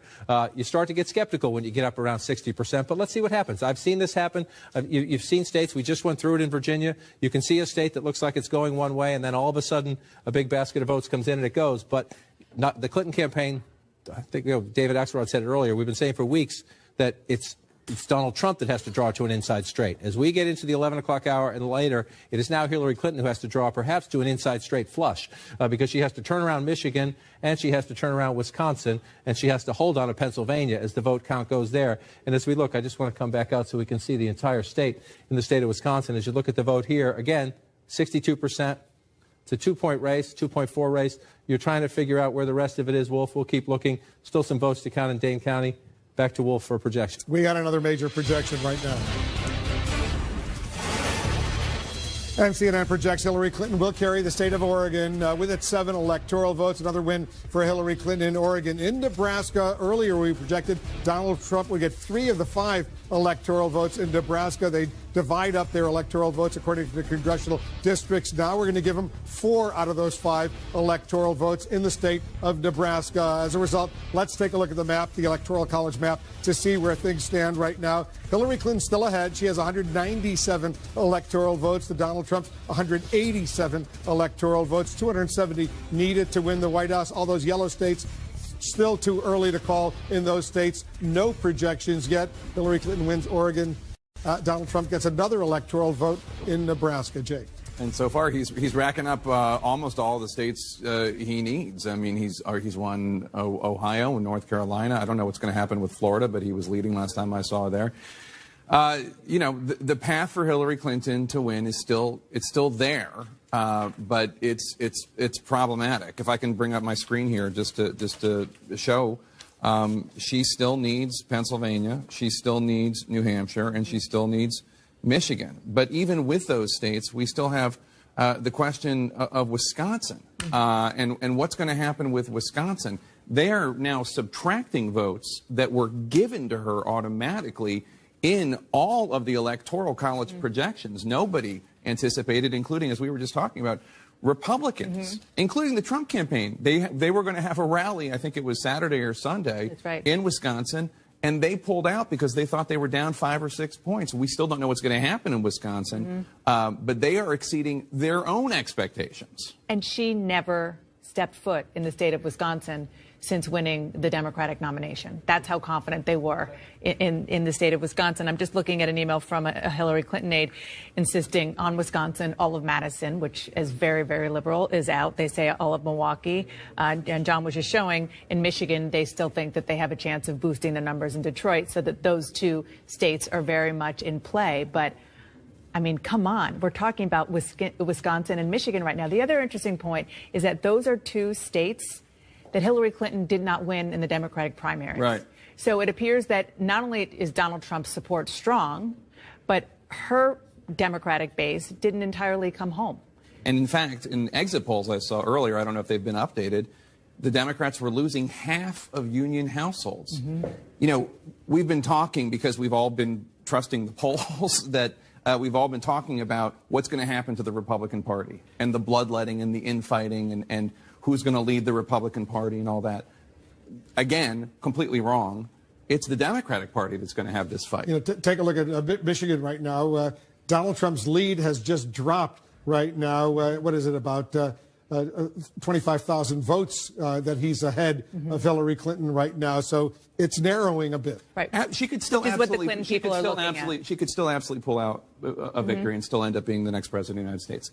But with the fact that the performance of Democrats, as of right now, in these Rust Belt states has been so challenged, shall we say, I think it's fair to say that the Bernie Sanders, Elizabeth Warren wing of the Democratic Party is going to be emboldened and stronger, and Democrats are going to be saying what went wrong. Even if Hillary Clinton wins tonight, which seems less probable by the hour, even if she wins, there is going to be a real argument that Democrats have ignored working class, white working class voters for too long. Which, as you said, was exactly the argument that Bernie Sanders made exactly. successfully, the reason why he gave Hillary Clinton such a run for her money during the entire Democratic primary season, and why there was such a clarion call early on by those people in the Democratic base for an Elizabeth Warren to get into the race. Michael Moore, the progressive filmmaker, was on my show about a week ago from Michigan. And he was terrified. And I said, well, what about the polls that show her up in Michigan and Wisconsin? He said, I don't believe any of these Rust Belt polls. I don't think they know how to poll the Rust Belt. Remember what happened in the primaries. And what happened in the primaries is that Hillary Clinton was projected to win the Michigan primary, and Bernie Sanders won. And can I just add one other element in here? And you touched on it earlier about the RNC, the Republican National Committee, working during the non-election years after the big loss in 2012 to build up their operations in a lot of these states.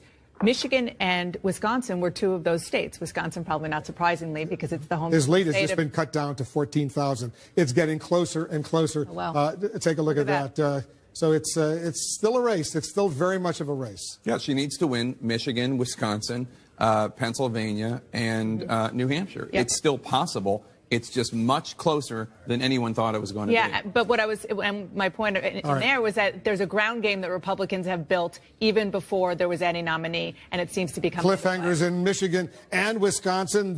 These two states could decide who's going to be the next president of the United States. We'll be right back.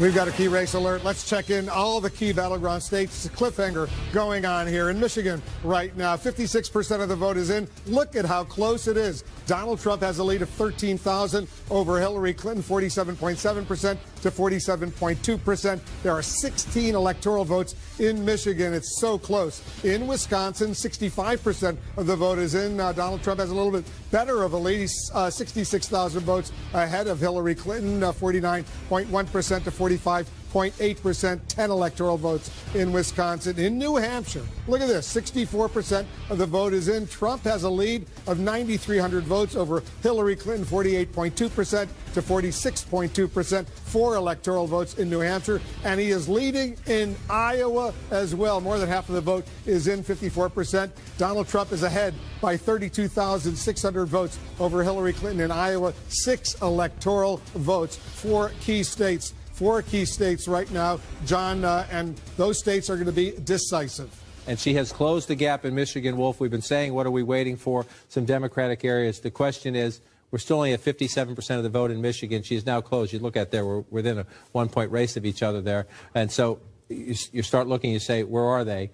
You go out here to Kalamazoo, 96%, but some votes came in here that boosted her up a little bit. Here's the big one we're waiting for, still over here in the Detroit area, and this is why this is so important. We're up to 72% now, but she's starting to stretch the lead here, and what we were told from the Clinton campaign war room and Democratic labor activists on the ground say that most of these votes are in here, and they expect when they do come, they're going to be overwhelmingly for Hillary Clinton. Does that mean it's enough? We'll wait till they come in to do the math. But she has closed significantly in the state of Michigan, and we watch that one. So now we're going to go over here to Wisconsin. 49 to 46, if you round that up, 65% of the vote. You're in the Trump campaign headquarters. You're starting to look. What are we looking for? I just want to come down here to Milwaukee County, 17% roughly the state population. We're at 87% county-wide. Again, what we're being told from the Clinton war room, and so that's consider the source, but what they're telling us is there are only 15, 18 precincts from Milwaukee proper have reported there are 300 plus in the city of Milwaukee. And so they're saying that their core-based Democratic vote has not been reported yet. If it comes in and the turnout is good in big numbers, it's enough to make up some of this gap. That's Milwaukee County. We'll come back to statewide now. So they are saying that they believe it is still mathematically possible. We'll believe it when we see it, but that is what they say, and we still have votes to count. I don't know that I trust their numbers. I'll let them spin their own numbers. But if you look at it, yes, that's conceivable. But they need to perform at near perfect levels with the remaining votes to make that up. Let's go to Nevada. I want to just check in on Nevada right now. Nevada is shaded blue at the moment. We're at 51% of the vote, 50% of the vote, excuse me. We're at 52 if you round that up to 43. This is where this is going to matter the most down here. This is where the Democrats believe they had a very successful early voting operation, 53 to 41. I just want to go back in time for comparison to look, 56 to 42. So that we'll wait and see when the rest of it comes in. This is very, very early. Early voting. Very early in Clark County. So you're just getting the early voting in, and so we'll see how the count goes up in here.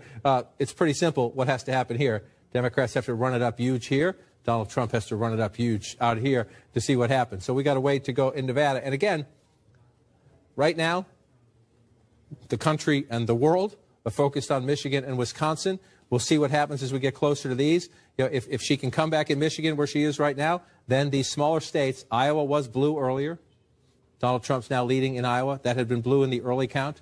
Donald Trump has pulled ahead in Iowa. I was just in touch with a Democrat and a Republican in the state of Iowa. They're pretty confident, both of them. The Democrats discouraged by this, don't get me wrong, but that they believe Donald Trump is going to win Iowa as he won Ohio. Those were the two states. These are two Obama states that Donald Trump looks like he's poised to flip. So we could come down to out here in Nevada, and we're still counting the votes in New Hampshire.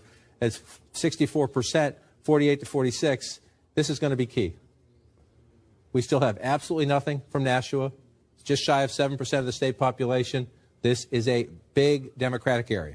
If is Secretary Clinton performs at or near where President Obama did, because we've seen so many examples tonight of places where she has not, in places where there are considerable Democrats. Let's go to Pennsylvania right now. I just want to check one more quickly over here. Out along the coast here, we have nothing. This is a Democratic area of New Hampshire, and we still have nothing. Closer to Boston. Right, and yes, closer to Boston, a liberal tradition out there. And so as you watch this right now in Trump War Room, you're happy with what you see, but we're not done in New Hampshire yet. Where to? Pennsylvania. Pennsylvania. It's a road trip with Wolf Blitzer. I like this on election nights. 80% of the vote is in. Hillary Clinton has a lead, 48.9% to Donald Trump's 47.6%. 73,000 vote lead for Hillary Clinton in Pennsylvania with 81% of the vote counted. It has closed of late. It has closed of late. There was a little time earlier tonight. I go back and forth in the map, pulled out national. There was a time where it flipped red and then went back blue within a matter of seconds as some votes get adjusted through the system. So what are you looking at here in Pennsylvania? Number one, again, here, we're up to 96% now. And she's up in that area. I told you you want to get 430, 440, 450. Right. That's critical. That's the figure that they needed. You got to be over 400,000 for the Democrat. You'd prefer to be closer to 450,000. So that's quote unquote the right number if you're a Democrat. So you get that out of Philadelphia. Then the question is, how do you perform in the populous suburbs in the collar counties? 59% there to 57%. So she's doing it percentage-wise. The question is, you look at the turnout, 90% of the vote is in there. Let's move over to Bucks County. This is always the close one. This was 49-48 is my memory, 50 to 49, I'm sorry, a one-point race 4 years ago. This is the closer, the more blue-collar of the suburbs, and so that is getting tough. The question then is, do Democrats make it up? This used to be the more Republican, more affluent county, and you go out there and Hillary Clinton's doing well with 70% of the vote in here. So we have a ways to go here. The reason this is so close, in what has been a rock-solid Democratic state for so long, number one, Erie County. That should be a Democratic county, Donald Trump winning there. Allegheny County, let's see, this one is about where it's supposed to be if you're a Democrat, 56, 57, 42. So Hillary Clinton did well there. She was there just the other day. She was there twice, I think, in the last week of the campaign. This one's going to be embarrassing personally to the Vice President of the United States. He was there many times, and you see 50 to 46. That's actually pretty stunning. It's not a huge vote center, the Scranton area, but this is a traditional, big Democratic area, Wolf. And again, in a close state like this, if you underperform in the places where you know you have your votes, that's what happens. And so we're going to pull this out right now. We're at 81%. This is a squeaker. We're still going to have to go here and count. And I just want to check. She's winning by about 75,000 votes. About 75,000 votes. I just want to check. So you look at these smaller counties as you go through the state. Most of them are in. So most of the Republican vote is counted, but not all. And we have a ways to go yet here as well. And so if you're the Clinton campaign, this was supposed to be locked up like that. You're thinking, this is supposed to be a big 5-point lead. This is supposed to be locked up, and they are not. I just want to check back to see. Constantly checking to see if the percentage goes up. We're still at 57%. Again, this is a very close race. At the moment, it looks a lot like Virginia, where she was able to come back. The question now is she's pulled into position where she's on the same lap of the track now, where she was a couple laps behind most of the evening. We'll see if she can close the rest of the gap. And again, if she's going to do it, it's going to be in places like this. Oakland County, most of the vote is in. This is an area. That's a good sign. If you're Secretary, one quick second. This is Flint. Genesee County is where Flint is, big African-American community. Remember, during the primary campaign, she broke out and went out here to campaign. This is a good sign if you're in the Clinton war room. Only 37% of the vote counted here. She thinks she's going to do better in Genesee All right, so County. let's say they split these two states. Hillary Clinton wins Michigan. Donald Trump wins Wisconsin. What's their respective road to 270? Well, here's the map where we started the night, right? And so let's see, you just said you want her winning Michigan. Let me make that blue again. And you think Donald Trump wins Wisconsin. For the sake of argument, what happens there? It takes her down from where she started the night, number one. Give her North Carolina, too. Yeah, North Carolina. Donald Trump. That one has to go to Trump. Yeah. Give him North Carolina. He gets North Carolina. He gets Florida. Then we're a tie with these states that we're still looking at. The expectation is that Donald Trump will win here and that she will win here. We're not there yet, but doesn't that look sweet? 260. Yeah, exactly. 269 to 264. Give her New Hampshire. How are we doing in New Hampshire? Yeah, give her New Hampshire. Now we're missing 2 votes. Yeah. We're missing the congressional district in Nebraska. 1 vote there. And the congressional district in Maine, the 2nd congressional district in Maine. The one up here, we were thinking, leans Donald Trump. We'll count the votes as they come in. The one in Nebraska, I haven't seen the latest projections on that one. But this is not the race that I think most people thought we were going to have tonight. It's not the race we have at the moment, but it is a perfectly reasonable calculation that as we brew a little bit more coffee past the midnight hour and the 1 o'clock hour, the 2 o'clock hour, this is a remarkably competitive race. So let's go back and let's take a look at some of these states. Just the fun part about this, counting the live votes, is while you're having a conversation about one thing, often you get a change in the map. So let's look up here. 68% now in the state of Wisconsin. We're leading right there. So we'll keep counting them, Wolf, in Wisconsin, Michigan, and New Hampshire, as we have, shall we say, a cliffhanger, to say the least. All right, we have another major projection right now. Take a look at this. And CNN projects Donald Trump will carry the state of Florida.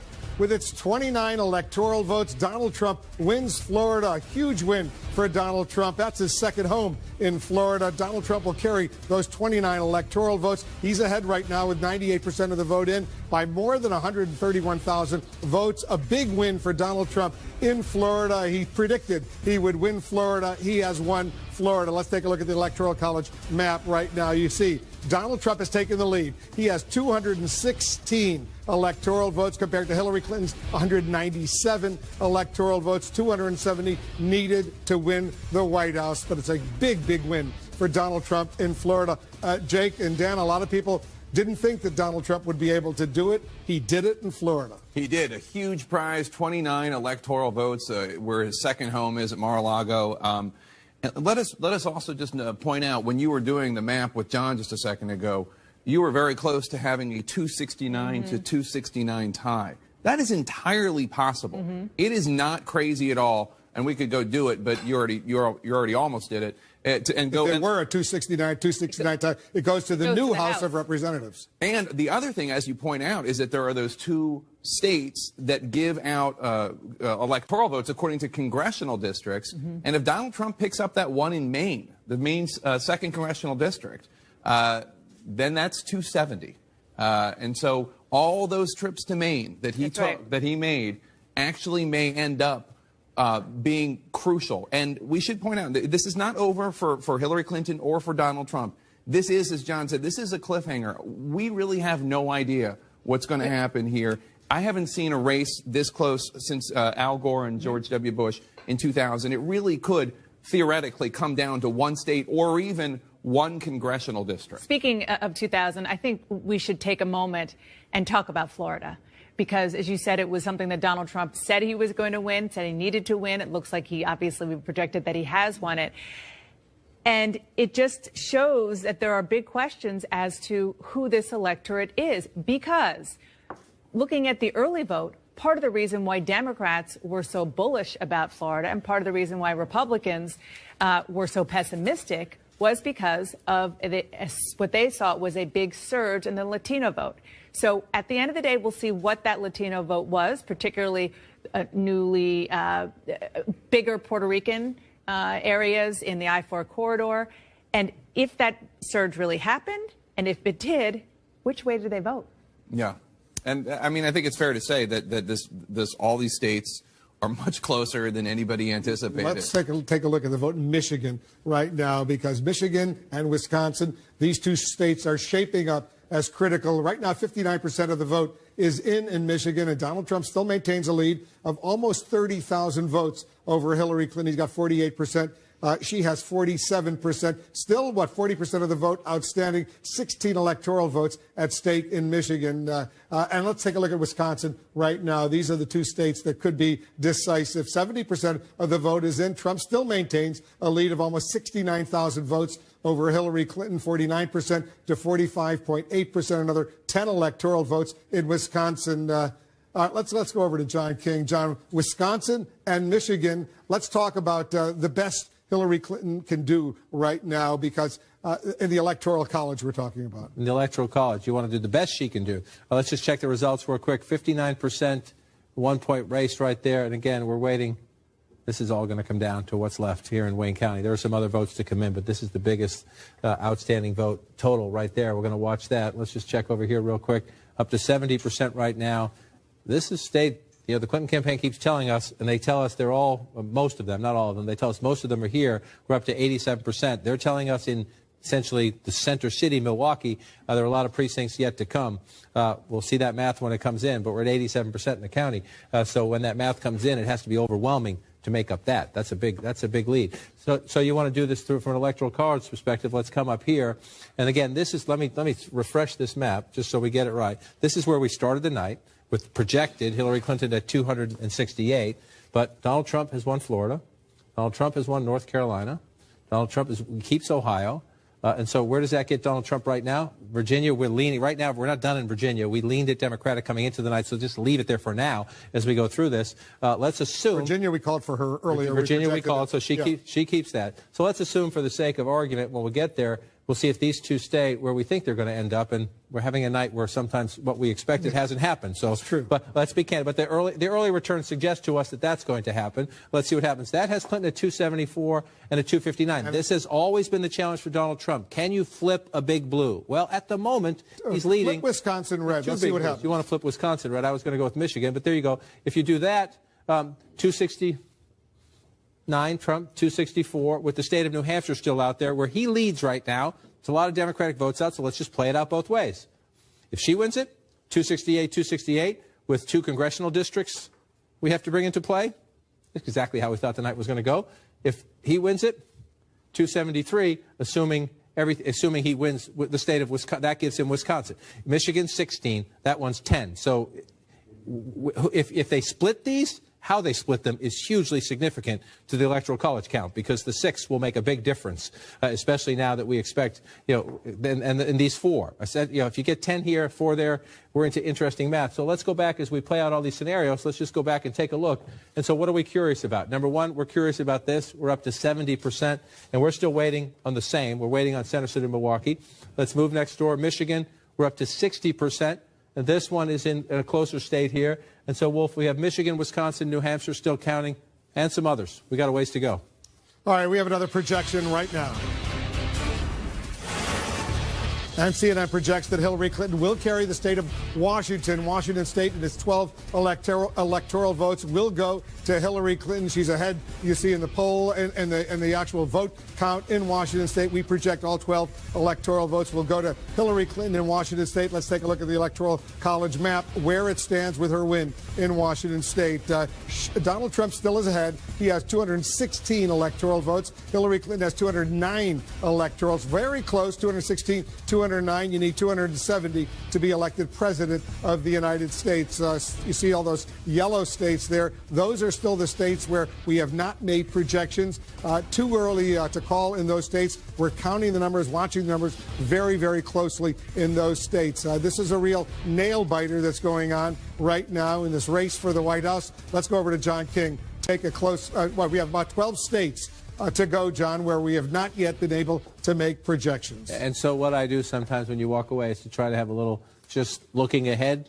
This is Maine's 2nd congressional district. It's the largest portion of the state, north of my little squiggly line. That's not exact, but I looked at the House district. If you look, see, this is the House district here. It's a Republican House district. Maine splits its electoral votes by congressional district. It's a Republican district. That doesn't mean it goes Republican for president, but that's the way we thought it was going to go. And so we're looking right now as the votes. We don't know yet. We still got a lot of votes to count up here. 58% of the vote is in, and she is ahead, 48.9% to 44%.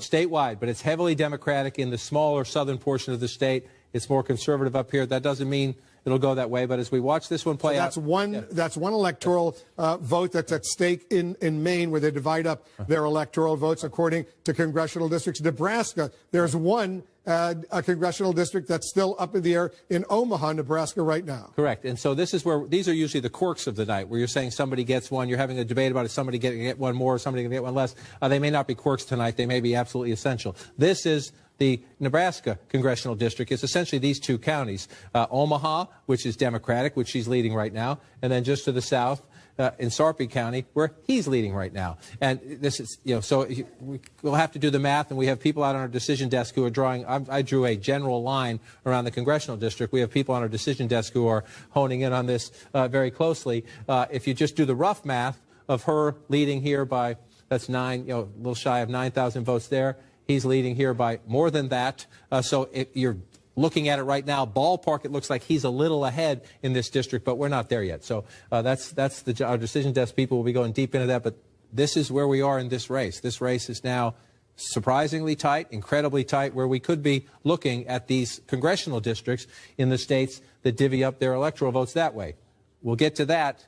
We're doing a little advanced work on that now. We'll get to that depending on what happens here. To clear this so the squiggly lines don't distract people. I'm going to start with the smaller one first. We're up to 66% now in New Hampshire. Donald Trump's lead has been holding steady, but that's not a huge lead. What do we got, 12,000 votes there? A little shy of 12,000 votes there. And again, if you've been with us all night, Rye, right along the ocean, it's beautiful if you've never been to that part of New Hampshire. Portsmouth, this is a bigger area here. It's a big Democratic area. Just to remind you, President Obama ran it up really big here. And so there are, if she gets them, and that's become a recurring theme, that's a Democratic area. I want to come over here. We also have nothing out of Nashua City, which is 6.6, close to 7% of the state population. What did President Obama This is a big turnout. This is another big area for President Obama, 56% of the vote. So when you look at the statewide vote total in New Hampshire, let's come back to 2016, there are places where there is more than enough room. We did get some Hanover. Hanover came in 100% of the vote. You see a place like that where she's getting 85% of the vote. President Obama got 75% of the vote. So if she performed how she had to perform up there. If she does that in these outstanding Democratic areas, now we still have a lot of small towns. You see there's a lot of small towns. Let's just go, but a lot of them are blue. See, you see all down here is empty right now. So there's a lot of Democrat on the map in New Hampshire if it performs like it did 4 years ago. And we've seen a problem for Secretary Clinton. So we'll watch this one. But you have a narrow Trump lead, but there's more than enough opportunity if she delivers for Clinton to get New Hampshire. And those four could become absolutely critical. Every time I pull back to the national map, I'm looking to see if one of these flips, because that is the story of the night. This tug-of-war we are in, this cliffhanger we are in, will be decided by whether or not one or both of these flips back to blue as we get closer in the count. So let's again go back to Michigan. And this is an inchworm here. We've gone from 57 to 60 in 35, 45 minutes. So we're inching up very slowly. That's still a substantial lead. 30,000 votes. Still a substantial lead. So I'm going to go through from the smaller to the larger Democratic area. We're up to 96% here, so there's not much. There may be some votes there for Secretary Clinton to make up, but not a lot. Let's come over here. We still have some votes here. Again, not the most populous area, but there are some Democratic votes there. And then the biggest deciding factor will be here in Wayne County, where, again, we're up to 77% precincts reporting. What we are told by the Clinton campaign is that they believe what's yet to report is the heart of the Democratic base, the African-American base, the inner city, center city of Detroit. That's what they're telling us. We'll see when the votes come in. We've been waiting a long time, and this is not atypical. Wayne County, we've been through this many nights, you and I, Wolf, and the rest of us. Wayne County is always, in Michigan, it's always late, if not last. And so you look up here again, the rest of the suburbs are starting to come in, 87%. In the Trump campaign, they're going to be very happy with this if it sticks, but we're up to nearly 40% of the vote in Macomb County. This is an area, 54-41. Again, when you go back in time, President Obama carried this. I mean, and this is in the history books. This is where the birthplace of the Reagan Democrat. This has been studied back in the 80s. This is where all the political scientists, all the pollsters deeply studied this area for the union voters who became Democrats, who became Republicans, who defied their own union and party leadership, who told them to vote a Democrat and supported Ronald Reagan. Will there be Trump Democrats after this election? That'll be one of the conversations that we have. We're going to have that conversation anyway, because the map is changing. Even if these states flip back, they are remarkably competitive, and we're learning an important lesson tonight as we continue to watch this. So 60% in Michigan, still a narrow Trump lead. 72% now in Wisconsin, and a narrow Trump lead. 2 Rust Belt states, Wolf. They're going to keep us up late. Very competitive. We have another projection to make right now, an important projection. And CNN now projects that Donald Trump will carry the state of Georgia with its 16 electoral votes. 84% of the vote is in. You see Donald Trump has a lead of more than 228,000 votes. Donald Trump wins Georgia. Donald Trump carries that important state. So let's take a look at where the Electoral College map stands right now. With the win in Georgia, Donald Trump is ahead.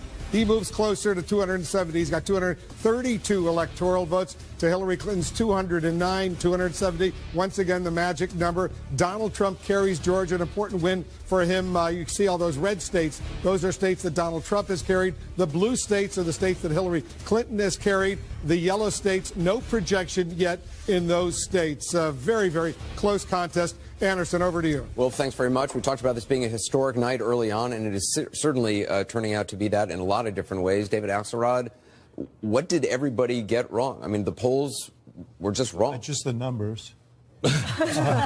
No, look, you look at the exit polls, and whether they got the top line numbers right or not. What is clear is there was a hunger for change among a lot of Americans, and those who felt strongly about, those who were angered and disenchanted with government, overwhelmingly were supporting Donald Trump, notwithstanding the fact that 2/3 of them said that they didn't think that he had the temperament or the qualifications for it. This was a primal scream on the part of a lot of voters who are disenchanted with the status quo. And Hillary Clinton, I always say, and we don't know how this is going to turn out, so I'm not trying to impute things here that I don't want to, but my operative phrase as a consultant was, you're never as smart as you look when you win, and you're never as dumb as you look when you lose. You look back now at the things that Donald Trump has been doing with his time in terms of where he's campaigned and the hammering away relentlessly at the message of Hillary Clinton as 30 years, and it has found an audience, and that's what's made this race close. And you look at these rural areas, in all these states, in county after county, he is outperforming Mitt Romney dramatically, and she's underperforming President Obama dramatically. And, in every interview with Kellyanne Conway, she talked about sort of hidden Trump voters. Right. A lot of Trump supporters were saying that. It seems like they were right all along. That tonight, I've been talking to somebody who works on the Trump campaign, who's involved with their digital operation and their polling. And they say that in some places in rural America that they have 10% more turnout than they originally thought. That they were saying he was going to get more, but it's even more than that. And that when you look at the exit polls and you look at the white working class voters, who are about 4 in 10 voters, and you look at voters in this country, 39% were voting for change.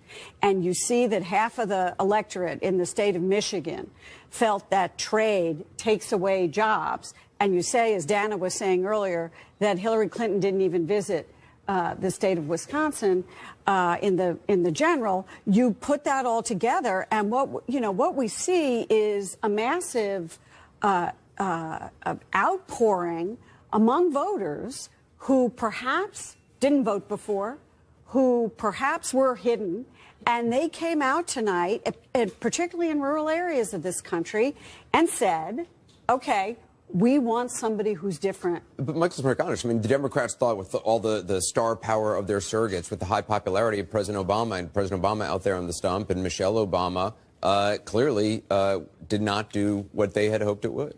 It's not only that it didn't do what they hoped it would do, but I can't help but sit here tonight and wonder if it didn't boomerang and have the complete opposite impact, because it reinforced who really represented the establishment in a year where you didn't. Right, which is something Jeffrey Lord talked about even last night during that big star-studded event with all of them on the stage. Jeffrey and Kayleigh's interpretation of that image was a lot different than a lot of other people. And remember, as he stood on that stage, Anderson, and he made light of the fact, Donald Trump did, that he was going it alone and he didn't need a piano and he didn't need a guitar. It probably ended up benefiting him. My one observation, having watched the night unfold thus far, with a big chapter still to go, is that it's very little about party tonight. It's much more about class. It's much more about income. It's much more about what separates us beyond our party affiliation. I think David's onto something when he talks about the rural versus urban and suburban divide. Well, it also seemed like the Democrats were counting on, they had the unions, but it seems like maybe they had a lot of union leaders, but a lot of rank and file were going for Donald Trump. And those, union folks, even, in states like Michigan, and we don't know what's going to happen there, a lot of those folks, those were Bernie Sanders supporters. And it looks like maybe those supporters went with Trump and that the Clinton folks were maybe over-relying on getting the band back together again, the Obama coalition. And even though they did see some surges in states like Florida, I mean, Florida was up in terms of the Latino vote. It was up in terms of the black vote, too, but it just wasn't enough for her to win that state. And here's something interesting to me in these exit polls, and we'll be looking at them for a long time, I believe. But when voters were asked whether Donald Trump has the temperament to be president, it seems to me the Hillary Clinton message got through. 63% say he doesn't have the temperament. 61% say he is not qualified to be president. 52% say she is qualified. And yet we see in state after state here, voters coming out and voting for change. And I think that was a real right. motivator. If change was what you wanted as a voter, I mean, it's clearly they were going for Donald Trump. And that trumped everything. He was a very, very bright, incisive vehicle for their frustrations about the status quo. And, our friends over here have been talking about this for some time, and you can see the manifestation of it. We don't know how the story ends tonight, but this is clearly not the race people expect. Well, I want to talk to Jeffrey and Kayleigh and our other partisans, but we've got another key race alert. Wolf? All right, let's get another key race alert right now. It's a cliffhanger.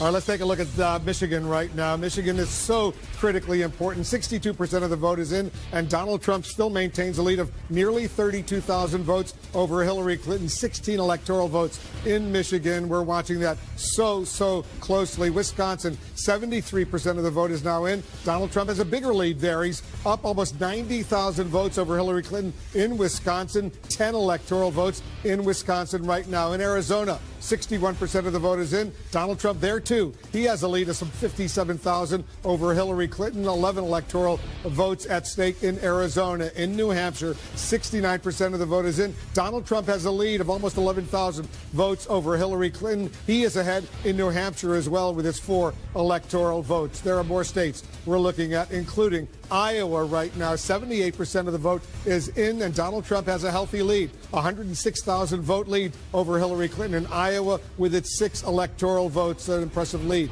there. In Pennsylvania, 85% of the vote is in. Hillary Clinton is ahead by 40,000 votes, 48.6% to 47.8%. 20 electoral votes at stake in Pennsylvania. Hillary Clinton ahead. In Nevada, 66% of the vote is in, and Hillary Clinton has a lead there, almost 40,000 votes ahead of Donald Trump. With its 6 electoral votes at stake in Nevada, Hillary Clinton is ahead. And in Utah, 31% of the vote is in. A third almost of the vote is in. Donald Trump has a lead of almost 100,000 votes over Hillary Clinton and Evan McMullin, the independent third-party candidate. So those are the latest information we're getting. Let's check in with Brianna Keeler. She's over at Clinton headquarters right now for us. So, Brianna, update us on what's going on over there. Wolf, the scene here is so different than it was a few hours ago when people were happy and relaxed. I have been looking around the room at people who are stone-faced. Some of them have been crying. We have seen people leaving the venue, including some who have been sitting on the risers behind the podium where Hillary Clinton is supposed to speak.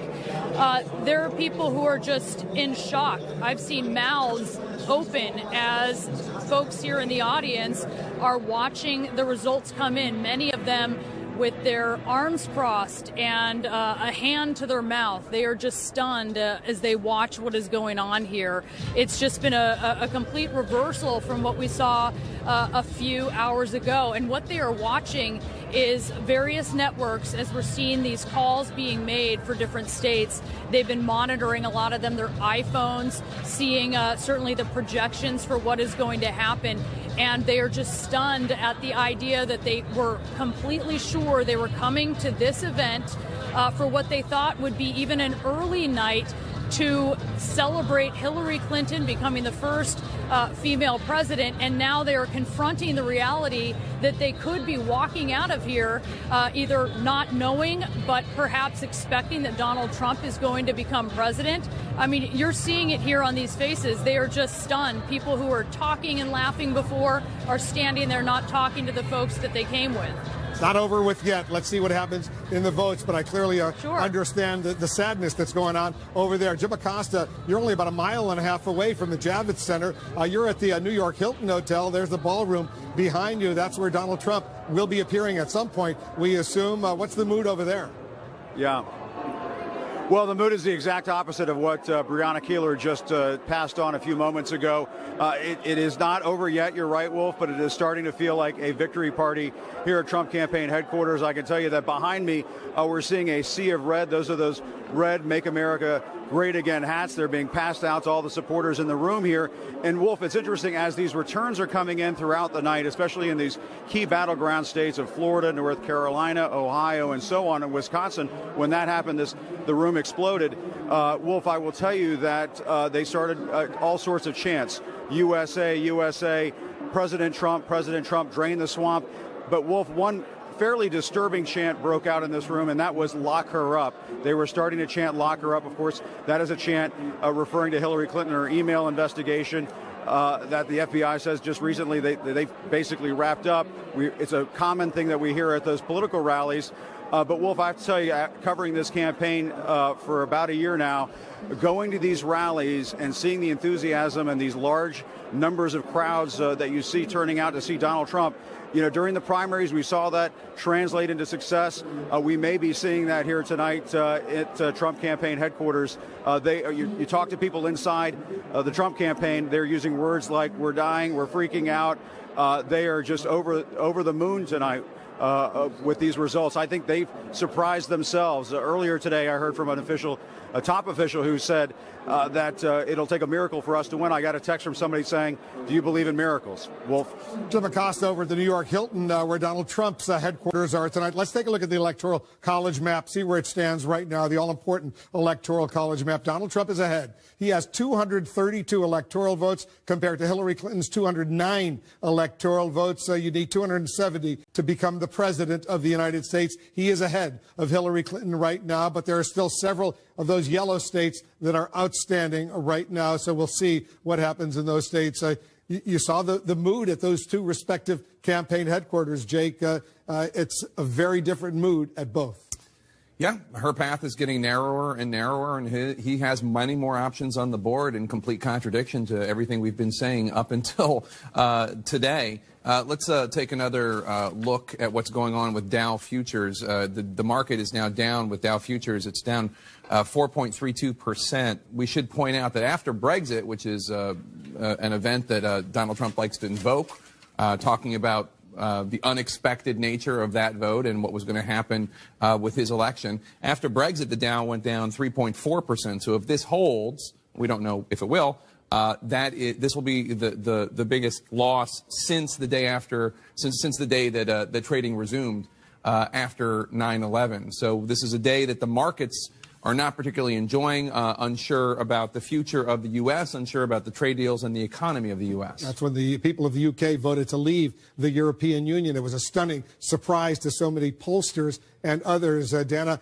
it's still not over with yet. Mm-hmm. Let's not say it's over. You need 270. Neither of these candidates has it, and we're watching Wisconsin and Michigan, a bunch of other states, very closely. Very, very closely. I am getting texts from Democrats who have been working for months, even over a year for Hillary Clinton, though more and more pessimistic as they see the results coming in from Wisconsin, for example. The other thing that I'm hearing from Democrats, and I'm sure that there's going to be, no matter how this works out in the end, the fact that it is so tight right now, a lot of finger pointing back at the FBI director for the October surprise, saying that that the investigation was sort of kind of reopened into the email situation and then closing it back up. However, it's hard to imagine that this kind of almost wave was because of the FBI director. I mean, there's something way more deep and clear going on in this country, and probably the whole idea that Hillary Clinton was potentially in trouble played into that, and it helped that. But I think it's a lot more than what Democrats are but saying. There's no doubt that there's a deep anger, and our early exit polls showed it. There's a deep anger in this country right now at the political establishment. So when Donald Trump keeps saying drain the swamp, he was really, Jake, reaching out to a whole bunch of people, including a lot of people probably who hadn't voted before. A lot of anger at Washington, D.C., a lot of anger at institutions, and that was a big part of Donald Trump's campaign. I think it's also worth pointing out that white working class voters are the single biggest demographic in the United States. And while many policymakers in Washington, D.C., have turned a blind eye to these individuals, especially when it comes to their economic issues as opposed to merely social issues that might appeal to them. You know, it makes sense that somebody who goes right after white working class voters in a way that I haven't seen a presidential nominee do in a long, long time would have some success. It's one of the reasons why a lot of Democrats argued Bernie Sanders would have been a better nominee, because he did appeal to many people in that demographic and was the same kind of outsider that Donald Trump was on that issue of trade and on the issue of Washington being broken. He stunned the world by getting the Republican presidential nomination, and now look what's going on right now. John King, let's take a closer look and see what's going on. We're following these two battleground states. All of a sudden, Wisconsin and Michigan, the two battleground states that potentially could determine the next president. If they keep going the way they're going, that Sanders-Warren primary may start tomorrow. Let's look at these states as we go through them. Wisconsin, again, this is not the way this was mapped out. Trump is ahead by 85,000 votes. 85,000 votes. You're up to 77% of the vote counted. The question now it's 89,000 votes. Can she make it up? And so here's what we're told. I want to start down here in Milwaukee County. Here's what we are told. We are told it is now 12:04 here in the east, almost 12:05. We're told at the bottom of the hour we will have results, the rest of the results in Milwaukee County. We're told there are 11 wards that we haven't seen yet, plus 60,000 absentees. So 60,000, you said the lead was close to 90,000. So is there potentially a large swath of Democratic votes coming out of Milwaukee County? We're told to expect them around the bottom of the hour. Yes. And so you hold out the math, and you're going to be hyper cautious here for a good reason. And so you say, okay, maybe. And then this is what the Clinton campaign is telling us. We're going to get a lot more out of here. And they have reason to say they're going to get a lot more out of here because they're winning lopsided. The home of the University of Wisconsin. Right, 25% of the vote to go. So if they're correct and they're about to get a very large, substantial amount of votes out of Milwaukee in 30 minutes or so, there's more votes here for them. That's why you wait and you see. However, that's fine. We'll see what that math comes in. But you start going through some of these other places. That one's 100. But you start clicking through. That's 90. 94 over here. Come down here, 71. There are still a lot of counties that Donald Trump is running up the score pretty impressively that have votes out. They're not population centers like that. There aren't as many votes. But even if she picks up 10,000, 20,000 more than that out of Milwaukee, there's still some counting to do for Donald Trump as well. And so you have to say advantage Trump as we go to the wire here. The Clinton campaign is telling us they believe in Milwaukee County, Dane County, a few other places, they can make up these votes. Other Democrats who have experience in these states who are helping the Clinton campaign but not on the payroll for the Clinton campaign are voicing a lot more skepticism. But we'll count them as we go. To the point Jake was just making, I just want to show you this. This is Brown County. This is where Green Bay is. Mitt Romney won it last time, but look at the margin. But we're going to talk about this a lot, and this is what is going to be studied after this election. So 59. Half the vote isn't. Half the vote in 59-36. 50-49. I mean, this is a swing battleground, rock'em sock'em robots fight it out. Even if the Republicans win it, the Democrats win the state, because they keep it close. You know, I want to quickly go to Pennsylvania because Donald Trump has just moved ahead of Hillary Clinton in the state of Pennsylvania right now. Let's take a look at the actual vote. You see it right there.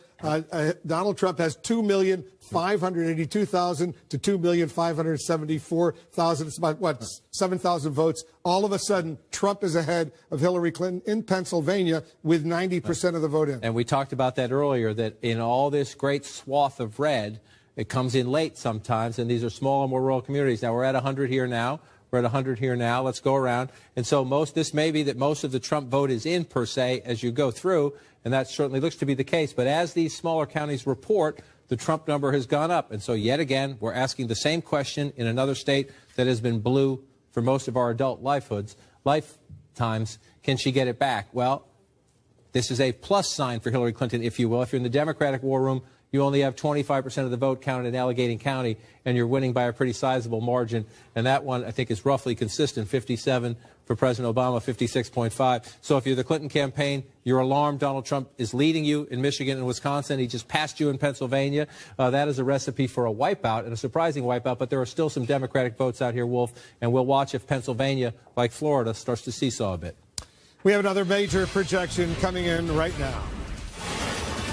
CNN projects Donald Trump will win the state of Iowa with its 6 electoral votes. Donald Trump will carry Iowa. He's ahead right now with 84% of the vote in by 136,000 votes right now. Iowa, 6 electoral votes goes to Donald Trump. Let's take a look at the Electoral College map. With this win in Iowa, Donald Trump expands his lead over Hillary Clinton. He has now 238 electoral votes to her 209 electoral votes. You need 270 to win the White House. Donald Trump inching closer and closer. Let's go back to John King as we watch that. Iowa all of a sudden is going to Donald Trump. But remember, that was not all that unexpected. It's Wisconsin and Michigan that are very unexpected. Not all that unexpected, but to the point we've been having all night. Are we rewriting America's Electoral College map tonight? Is this a one-race rewriting of the map? We won't know the answer for some time, but significant that as President Obama prepares to move out of the White House, the state that launched his political career just voted for Donald Trump. Once a cheerleader for the birther movement, now the Republican nominee for president, and on the verge of being the president-elect of the United States if trendline continues. So you see that as we write the history books about this campaign, the fact that Iowa switched, there will be criticism of Hillary Clinton. It's a very competitive state. Why couldn't you have kept it in your camp there? This is one of the things we will go through. But let's go back to where we were just a minute ago, because Pennsylvania now has joined Wisconsin and Michigan on the watch list for Democrats, on the emergency room list for Democrats. You see that lead right there. 11,000 votes. And again, as you go through all this, it is stunning when you see what is happening, and largely, as Jake was just talking about, in these white working-class areas. So you start right here, and you're in the vice president's hometown here. It's 50% for Hillary Clinton. This was blowout territory, right? Now you could say that's because Joe Biden was on the ballot, right? So then you go next door here, Luzerne County. It's a small county. It's not, it's not a huge population center. 58, 59% there for Donald Trump. The president won this with 52%. You're finding these counties all across the country, even in states Clinton is winning. We find them in Virginia, a state that she narrowly won. You're finding this more and more. And so you're looking at the map right now. And so this is 4 years ago. It's a lot more red, right? I'm going to move it over a little bit so you can see it. Especially, look in here. Look right in here. You've got some blue here. You've got red tonight. And it's not just the red. When you look at this here, just coming to Reading, 53-42, 50-49. And so you have Trump is overperforming Romney, Clinton underperforming President Obama in a lot of these places that you would associate with blue-collar, white, working-class voters. We're not done here. When you come back to 2016, we're not done. And so there's still a chance for Clinton to come back here. But the fact, again, Pennsylvania, one of the solid states in that blue wall, the states Democrats have won in every presidential election since 1992, 242 electoral votes. This is one of them. Donald Trump leads at the moment. This is one of them. Donald Trump leads at the moment. This is one of them. Donald Trump leads at the moment. And so the Democrats are having a conversation. The Democrats have been celebrating for years, all during the Obama presidency, their ability to win in these Sun Belt states, to change states like Nevada, to change states like Colorado, to change states like Virginia. They've been celebrating that for 8 years. Well, they're having headaches tonight. And take a look at this, John. The national vote, right. Donald Trump is ahead nationally by more than 1 million votes. He's got 48.3% to Hillary Clinton's 47.2%. 0.2%. So he's getting more votes nationally right now than Hillary Clinton is. And I just want to check to see what the count is out here, because this is the key for Clinton in trying to come back in the popular vote now, the big California, we're at 27% of the vote there. We'll have to watch as that plays out. But Donald Trump is running it up. You could look at the national vote. You could look at these key Democratic states. I'm going to go back to tiny New Hampshire just to see where we are. 77%. Again, Hillary Clinton has narrowed the gap here. The question is, can she get it back? Last time we were here, Wolf, Nashua had not come in. Nashua is now in at 100%. Yes, she won it, 53-41. But again, you go to a Democratic area where this is, by New Hampshire standards, a major population center. She needs to run it up. Let's take a look at New Hampshire. Let's screen it right now, see where the outstanding vote remains, because right now Trump is ahead, by about 5,000 votes. He's ahead by about 5,000 votes. So let's go back. Let's just stop at 75, stopped at 76%. So you're looking at what's left. Not much. You have some of these counties up here. We don't have any votes at all in some of these counties. So that potentially, there are a lot of smaller towns. You don't call them counties in New Hampshire by mistake. We're going through the counties. I should know that. I'm a neighbor from Boston. But you call all these towns as you go through. And so this one out here is Republican at 33%. So it's a slower count. If we come back to the full map, you can see it. So we have a ways to go. But again, remarkably competitive. You see a lot of the gray. We're still waiting for a lot of votes up in these places. We have nothing at all in some of these places here as we come through. Bring it back out. String it.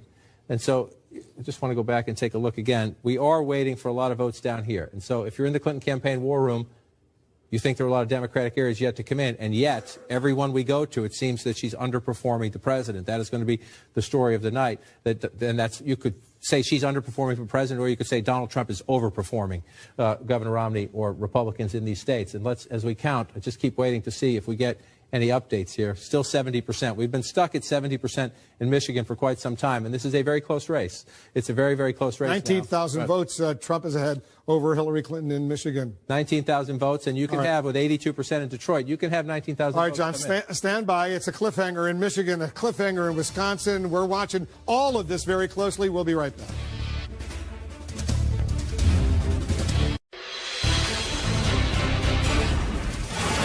Well, let's update you with a key race alert right now. Let's start off in Michigan. Michigan, 70% of the vote is in. Donald Trump maintains his lead. He's got a lead of 23,000 plus votes over Hillary Clinton. 16 electoral votes at stake in Michigan. In Wisconsin, 78% of the vote is in. He's got a better lead there. 92,000 vote lead over Hillary Clinton. 10 electoral votes in the state of Wisconsin. In Arizona, Trump has the lead. 63% of the vote is in. He's up by almost 59,000. There he's gone over 59,000 vote lead over Hillary Clinton. In the state of Arizona, there are 11 electoral votes in Arizona. In New Hampshire, 77% of the vote is now in, and Donald Trump maintains his lead of more than 5,000 votes over Hillary Clinton. It's close, but he's still got the lead. You see it to 47.9% to 47%. 4 electoral votes in New Hampshire. They could be critically important. Let's take a look at some of the other states right now. In Utah, Trump is ahead. A third of the vote is now in. He's ahead by more than 100,000 votes over Hillary Clinton and the third-party conservative Evan McMullin. Trump is looking pretty good with a third of the vote in the state of Utah. In Pennsylvania, 92% of the vote is in. Look at how close it is. 48.2% to 48.2%. Hillary Clinton is down, though. Donald Trump is ahead by 2,800 votes. More than 5 million votes have been cast. He is ahead by 2,857 votes. In Nevada right now, Hillary Clinton is ahead with 71% of the vote. Hillary Clinton has 36,000 plus votes over Donald Trump. 6 electoral votes at stake in Nevada. In Minnesota right now, Hillary Clinton has a pretty impressive lead of more than 116,000 votes over Donald Trump. 72% of the vote is in. She is ahead, looking comfortably in Minnesota. 10 electoral votes there. In Maine right now, 71% of the vote is in, and Hillary Clinton has a 15,000 vote lead over Donald Trump. Remember, Maine is one of 2 states where they divide their electoral votes according to congressional districts. Let's take a look at the electoral count where it stands right now. Donald Trump is ahead.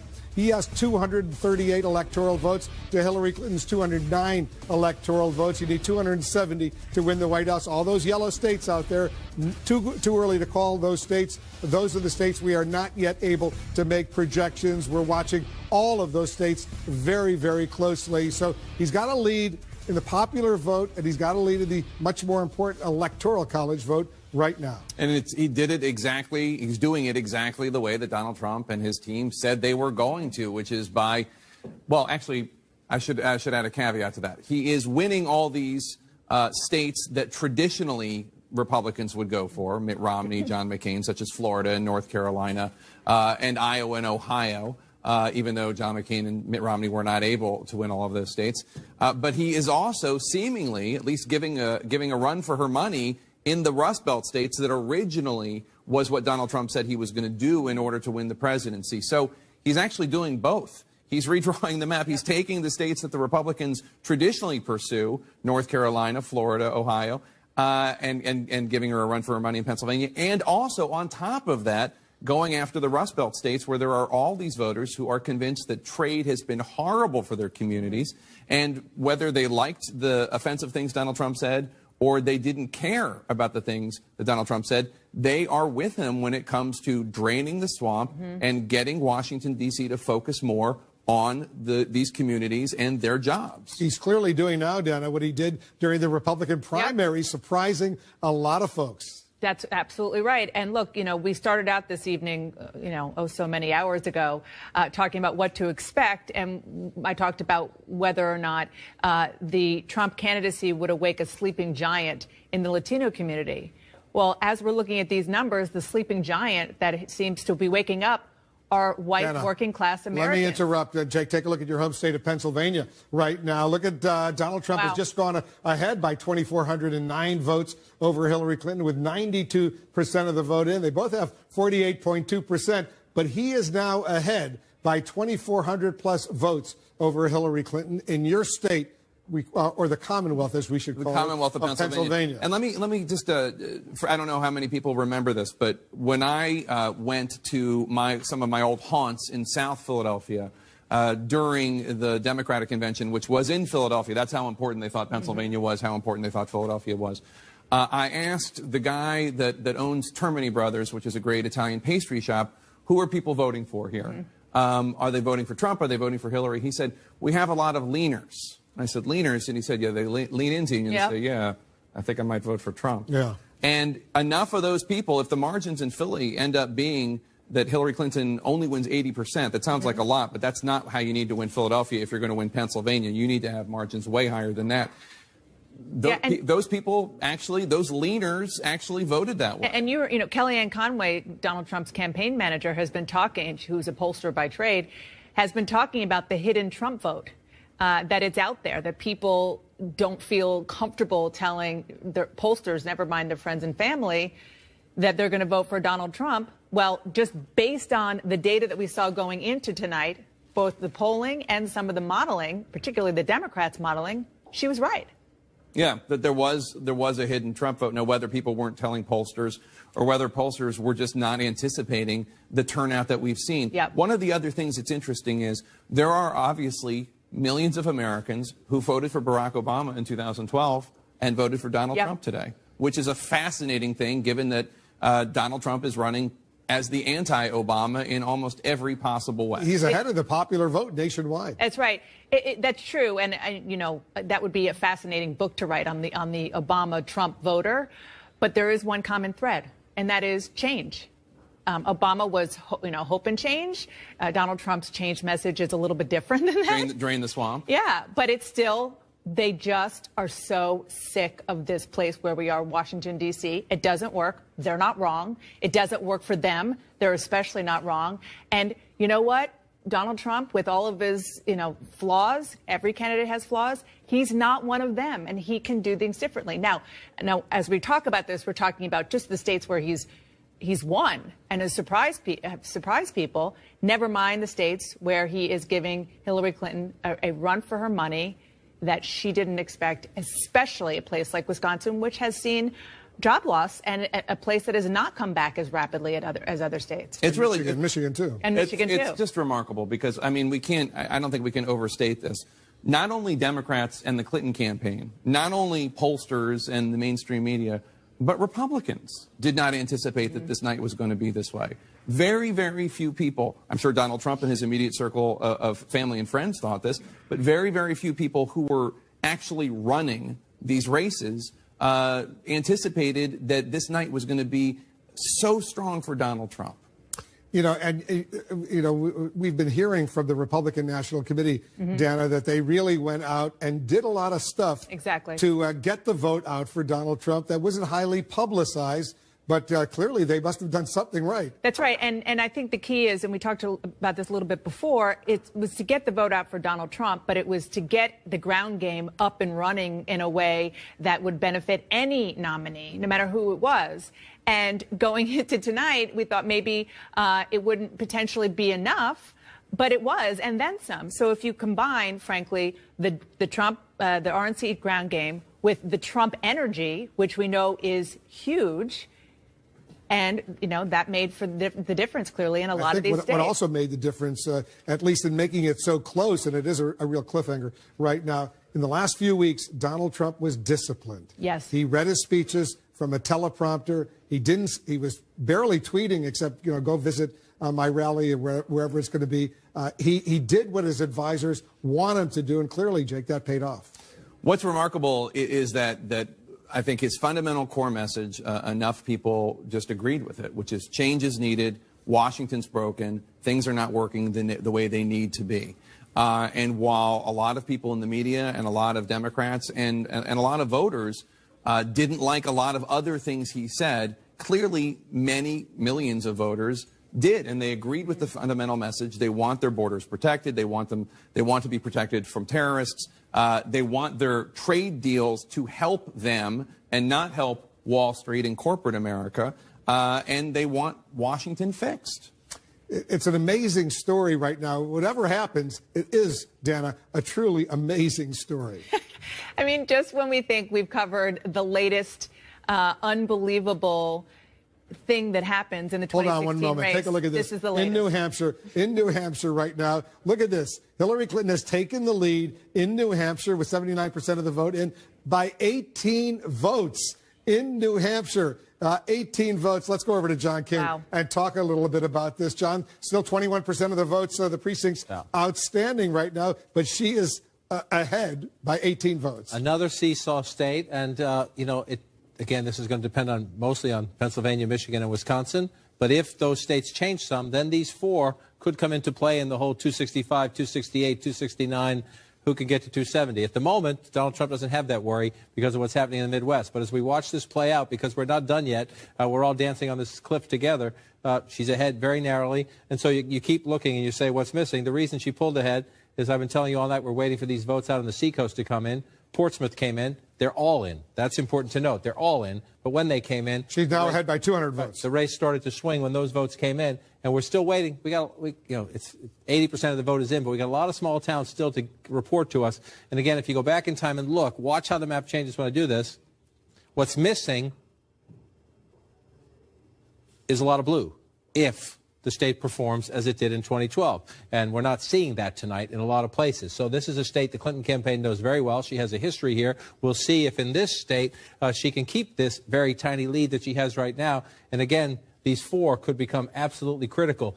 The conversation a couple weeks ago was, could she win New Hampshire and add that to what people thought would be a convincing victory? Now, it is she, not Donald Trump, who is looking to draw. Let's go to Nevada right now, see where it stands in Nevada, another important battleground state. All right, Nevada, 74% in. The map's filling in as you would expect in the sense that you have up here. She's ahead, Hillary. She's ahead out here right now. You go back and look, 47, you know, underperforming the president, which has become a consistent thing all night. Another thing that we have a president of the United States, Wolf, who has a 55, 56, 57% approval rating, depending on what poll you look at, who campaigned furiously everywhere, including all of these key battleground states tonight, whose popularity does not seem to be transferable in the sense Hillary Clinton is the candidate on the ballot. I'm not trying to pin this on President Obama, but he worked so hard, and Michelle Obama worked so hard in North Carolina, in Florida, in these other swing states, and at the moment, it doesn't look like that was effective either, and that will be part of the Obama legacy.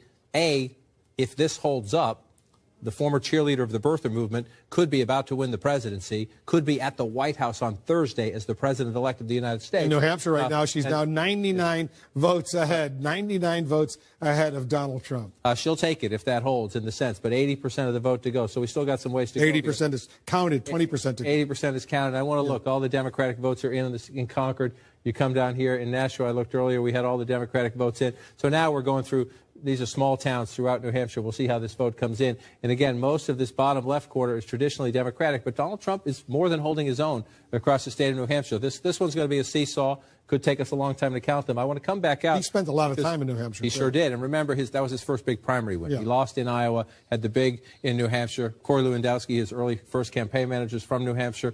Donald Trump was there on the last night of the campaign and was there twice, I believe, in the last weekend. So Donald Trump has a history in New Hampshire. And that will be one of the stories of this campaign. In the states where he campaigned hard and had a personal relationship, he's doing well. This one, very, very close. It was closer a few minutes ago. Trump has stretched that lead a little bit, but we're within a percentage point. He just did it again. So it's a full 1-point lead now at 74%. And again, we've been at 83% roughly for a long time in Wayne County. This is the last best hope of the Clinton campaign, is that when the rest of Detroit comes in, it's a big, giant dump of Democratic votes. But when you get to 74% and you see a lead like that, it's doable. It's doable, but she now has to pull that off, come back from that and then come back here as well. And you see this lead is starting to stretch a little bit as we're up to 81% now. And again, we were told this would come right around now. We were told this would come at the bottom of the hour at 12:30 in the East, 11:30 local time. 60,000 absentee ballots in Milwaukee County, 11 wards that we've been at 87% for well over an hour now in the Milwaukee County. So when these votes come, when we go up from 87% here, we will see if the Clinton campaign's math, they've been telling us that what's missing is not only Democratic votes, but a huge swath of Democratic votes. We'll see when those votes come in. And the main thing you could do right now is just sit back and watch those three. Pennsylvania, Michigan, well, let's Wisconsin. go to Pennsylvania right now. They stay red.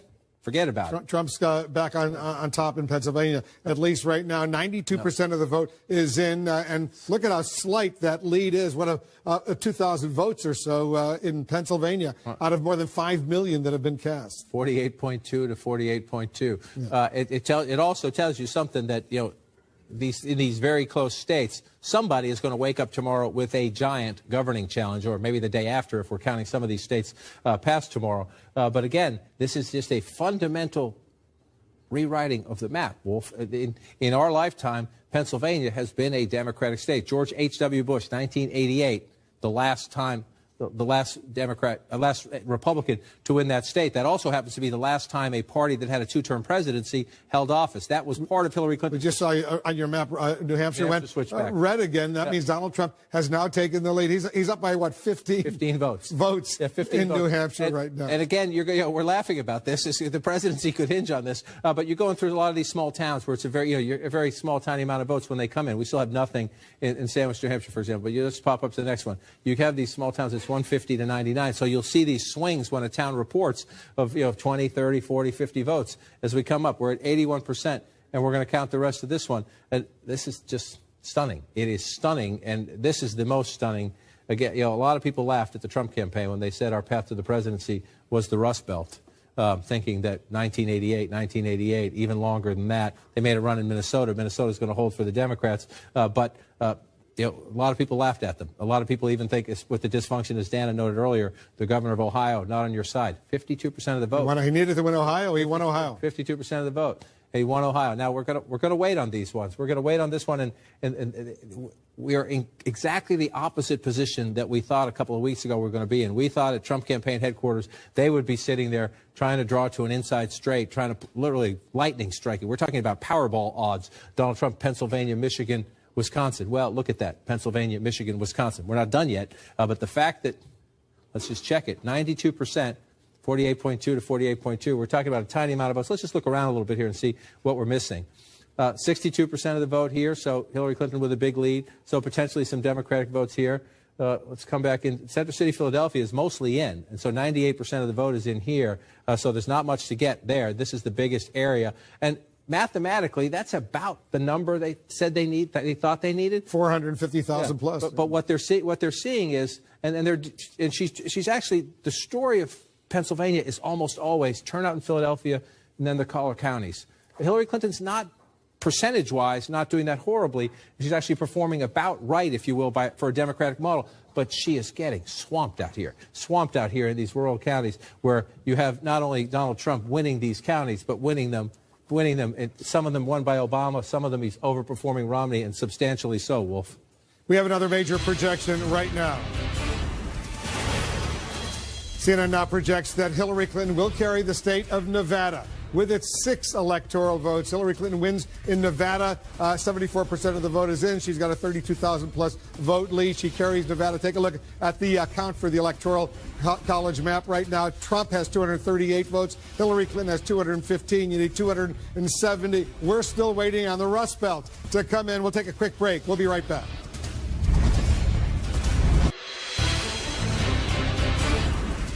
Still waiting to make projections in 9 states, but let's take a look at this key race alert right now, where it stands.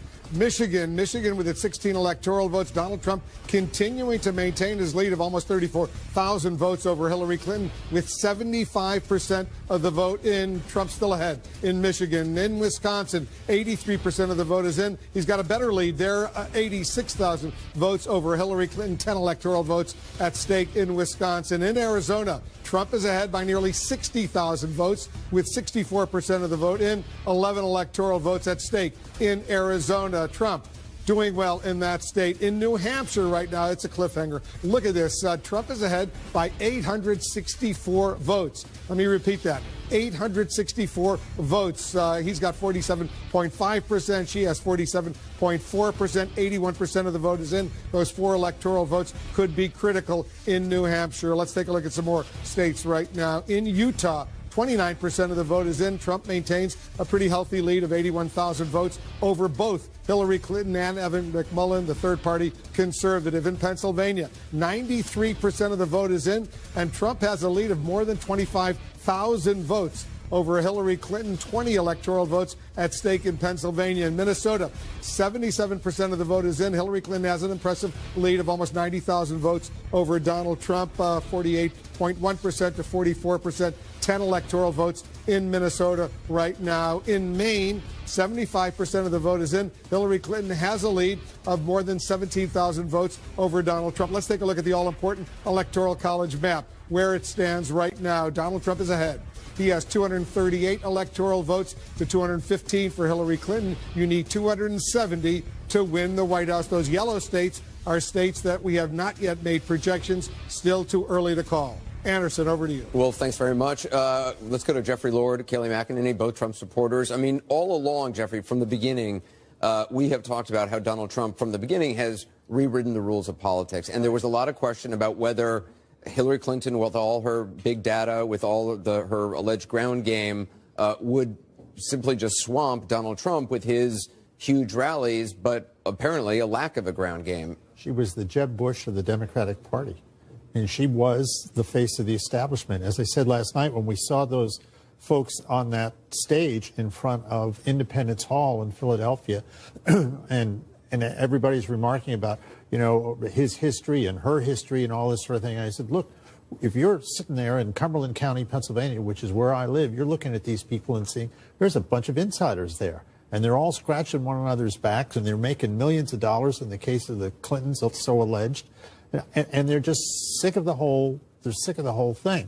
One other thing, I have in front of me here a New York Times article from December 16th of 1976, in which Ronald Reagan... I knew you were going to go back in history tonight. Exactly. I wanted you to. I mean, because I keep trying to say that it's important that Ronald Reagan said after the defeat of Gerald Ford that he was going to rebuild the Republican Party by courting conservatives who now call themselves Democrats and independents. That is exactly what Donald Trump was about in this. And that's why that Rust Belt strategy, which is exactly what worked for Ronald Reagan. And Kayleigh, I mean, all along, in the face of all these polls, which the pollsters seemed to be just wrong, certainly in the Electoral College path, you were saying that there were hidden Trump voters out there, that there was sort of this hidden enthusiasm for Trump beyond what we were seeing, the visible enthusiasm we were seeing. Democrats were saying there's going to be this huge outpouring of Latino vote. It's going to make up all the difference. But a lot of people voted for Donald Trump. Yes, it's looking increasingly like we have a Brexit on our hands. And there were these voters out there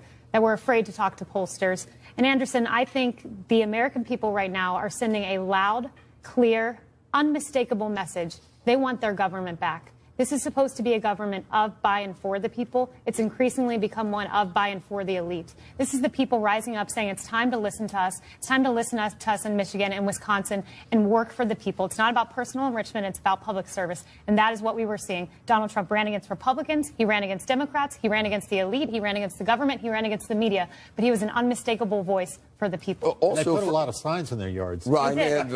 You should start a sign company, because that was your poll, which you know, in Pennsylvania, certainly your state. There's been so much focus on, probably among a lot of Democrats, about what went wrong on the Democratic side. But you shouldn't take away from what Donald Trump has accomplished from the moment he entered this race. I mean, again, just redefining the way somebody runs. I mean, one of the things that I thought was the sort of overweening arrogance of a lot of elites were the terribly off-base descriptions of Donald Trump, that he's a racist and a xenophobe and he's this and he's that. Here is a guy that I felt right from the get-go was a highly successful, highly accomplished businessman who knew how to relate to average people, to working-class Americans. And the problem is they believed their own message, and they were totally wrong. Well, there's still a lot of people out there in the country tonight who still have that belief about Donald Trump, Van. Well, look, first of all, you know, congratulations. Both of you guys were... We're not there yet. Well, you're further than anybody said you would be. And I have enough class, and I was raised well enough to say when you outdo... Yes, sir. Thank you. When you outdo expectations, you know, good for you. But there's another side to this. People have talked about a miracle. I'm hearing about a nightmare. It's hard to be a parent tonight for a lot of us. You tell your kids, don't be a bully. You tell your kids, don't be a bigot. You tell your kids, do your homework and be prepared. And then you have this outcome, and you have people putting children to bed tonight, and they're afraid of breakfast. They're afraid of, how do I explain this to my children? I have Muslim friends who are texting me tonight saying, should I leave the country? I have families of immigrants that are terrified tonight. This was many things. This was a rebellion against the elites. True, it was a complete reinvention of politics and polls, it's true. But it was also something else. We've talked about race. I mean, we've talked about everything but race tonight. We've talked about income. We've talked about class. We've talked about region. We haven't talked about race. This was a white lash. This was a white lash against a changing country. It was a white lash against a black president in part. And that's the part where the pain comes. And Donald Trump has a responsibility tonight to come out and reassure people that he is going to be the president of all the people who he insulted and offended and brushed aside. Yeah, when you say, you know, you want to take your country back, you got a lot of people who feel that we're not represented well either. But we don't want to feel that someone has been elected by throwing away some of us to appeal more deeply to others. So this is a deeply painful moment tonight. I know it's not just about race. There's more going on than that. But race is here, too. We got to talk about it. Well, and whoever wins tonight, I mean, there is such polarization in this country.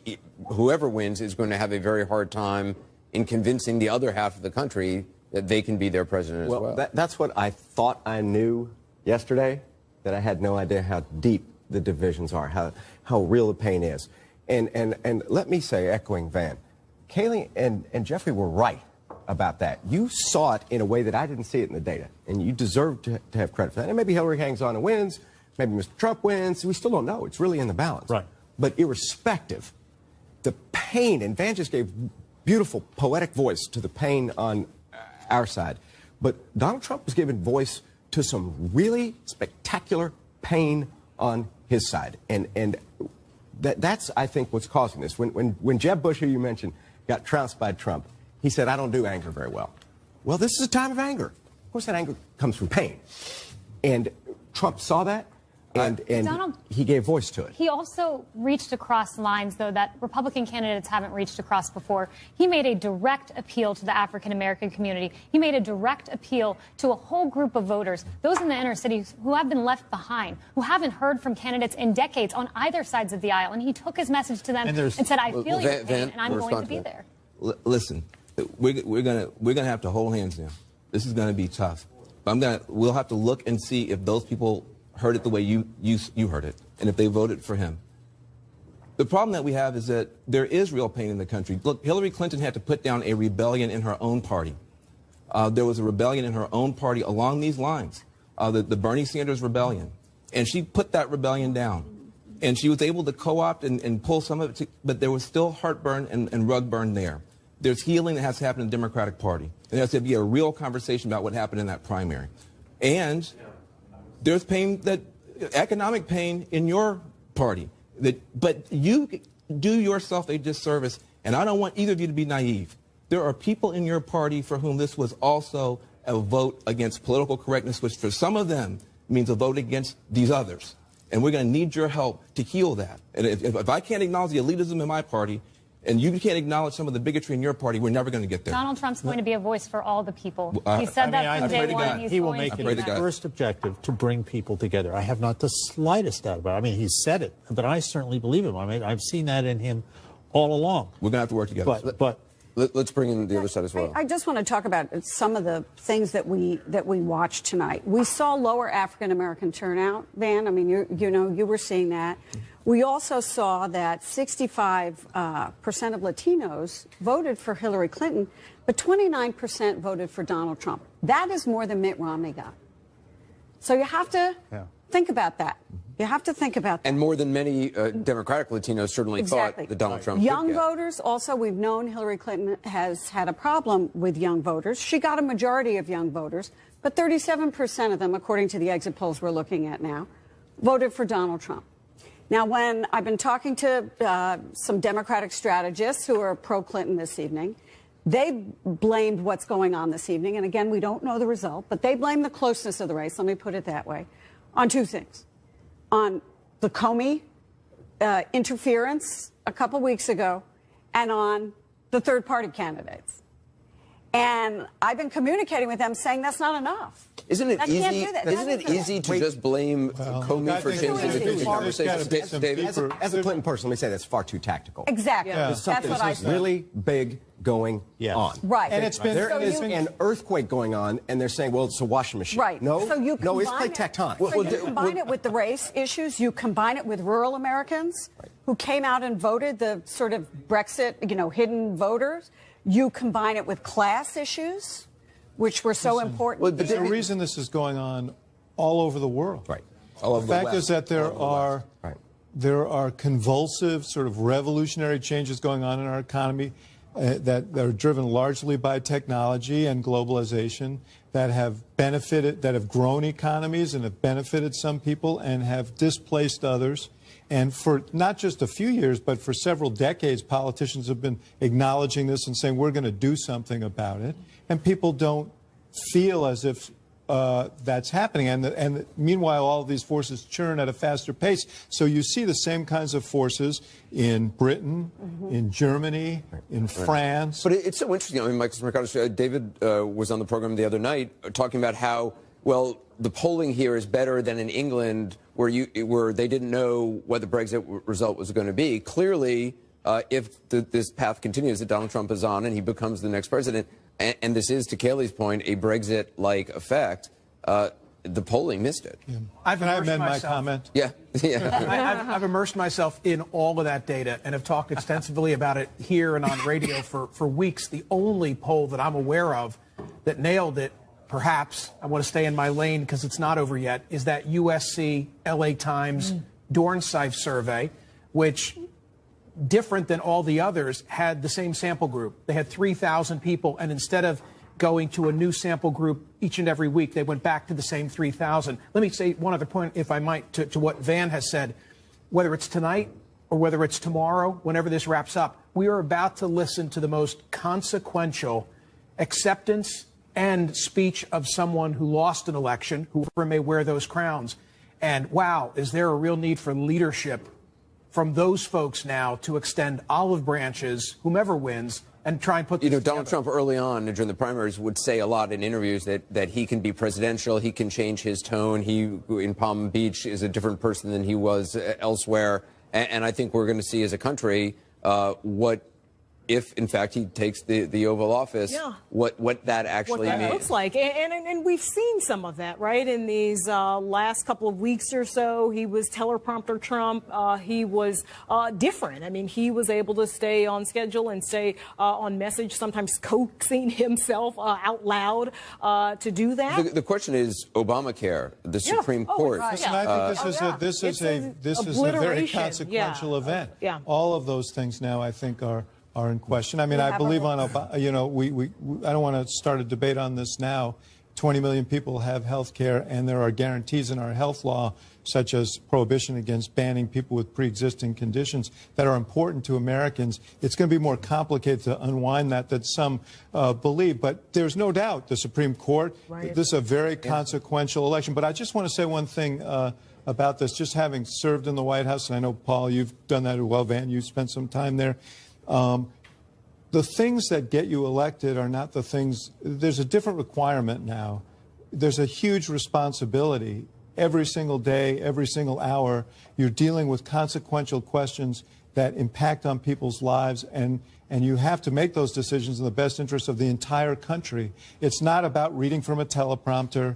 It's not about, you know, handling this question or that question in a way that gets you the best political advantage.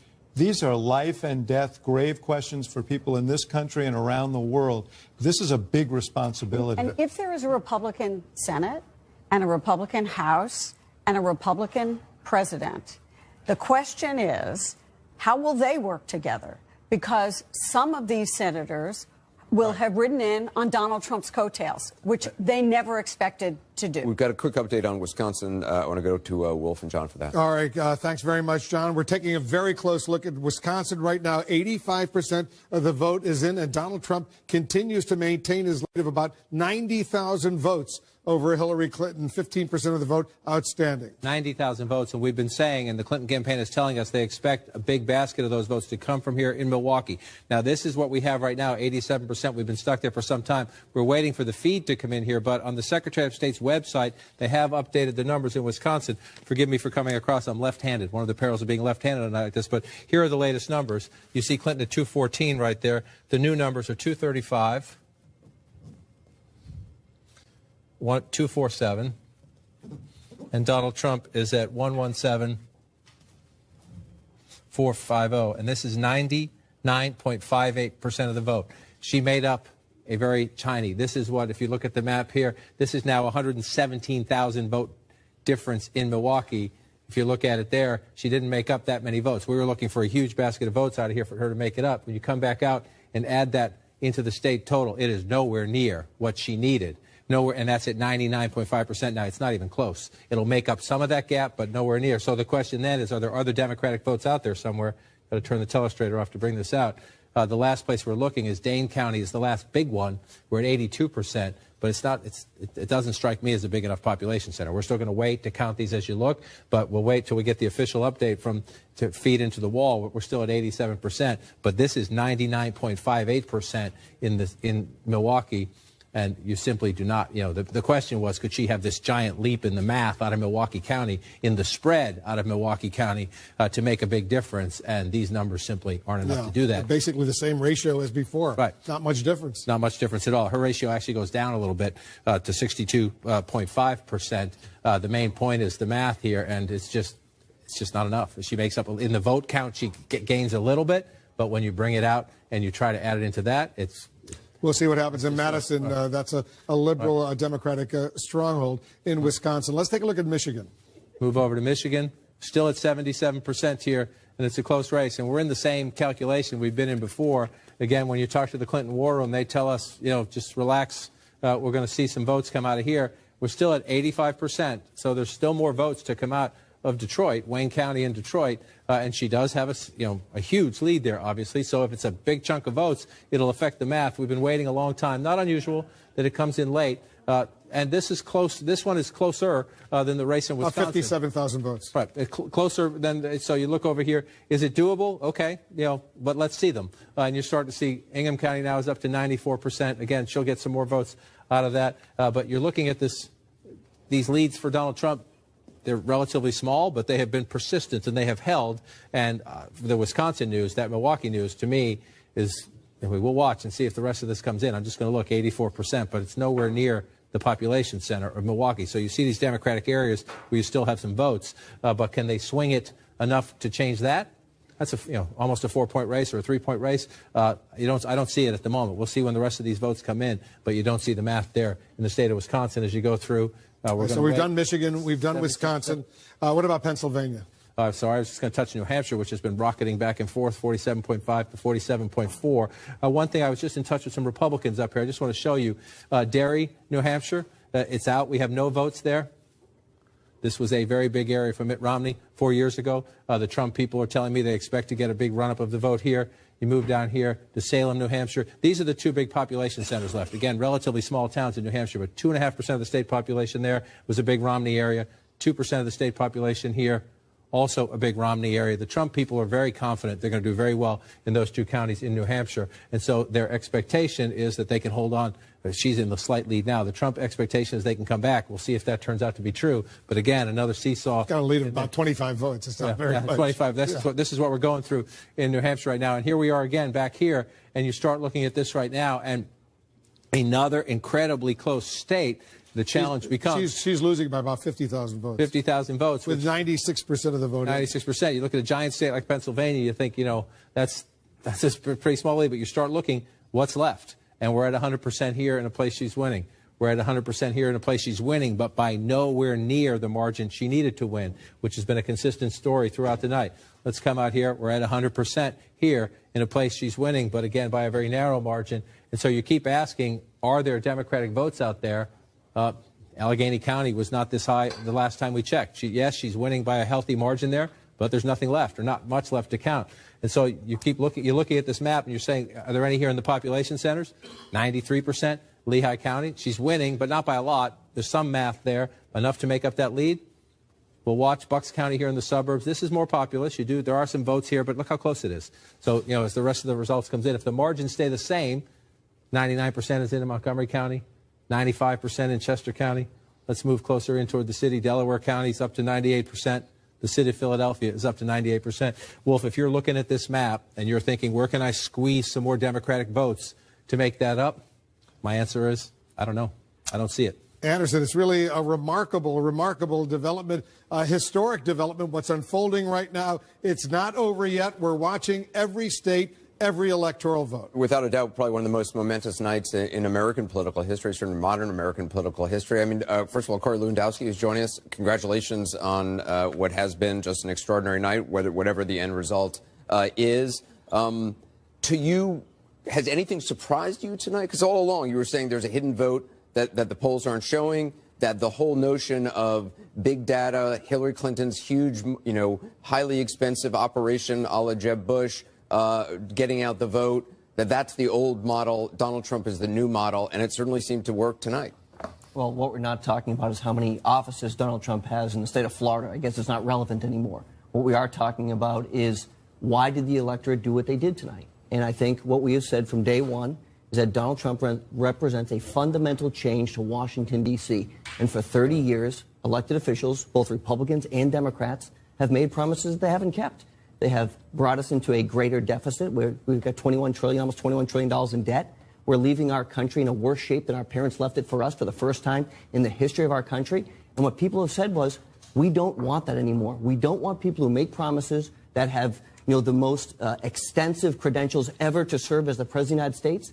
People don't want that. They want someone who's going to tell them the truth, that's going to go and do what they say they're going to do, to bring fundamental change, and let the people decide how the country is run. That's what we're seeing tonight, is the people have listened to what the media said. They've listened to the narrative of how great the other side was, how everybody is going to join, and how the Hispanics are going to come out in record proportion, how Donald Trump is a misogynist and a bigot, and all the things that we've heard the mainstream media talk about.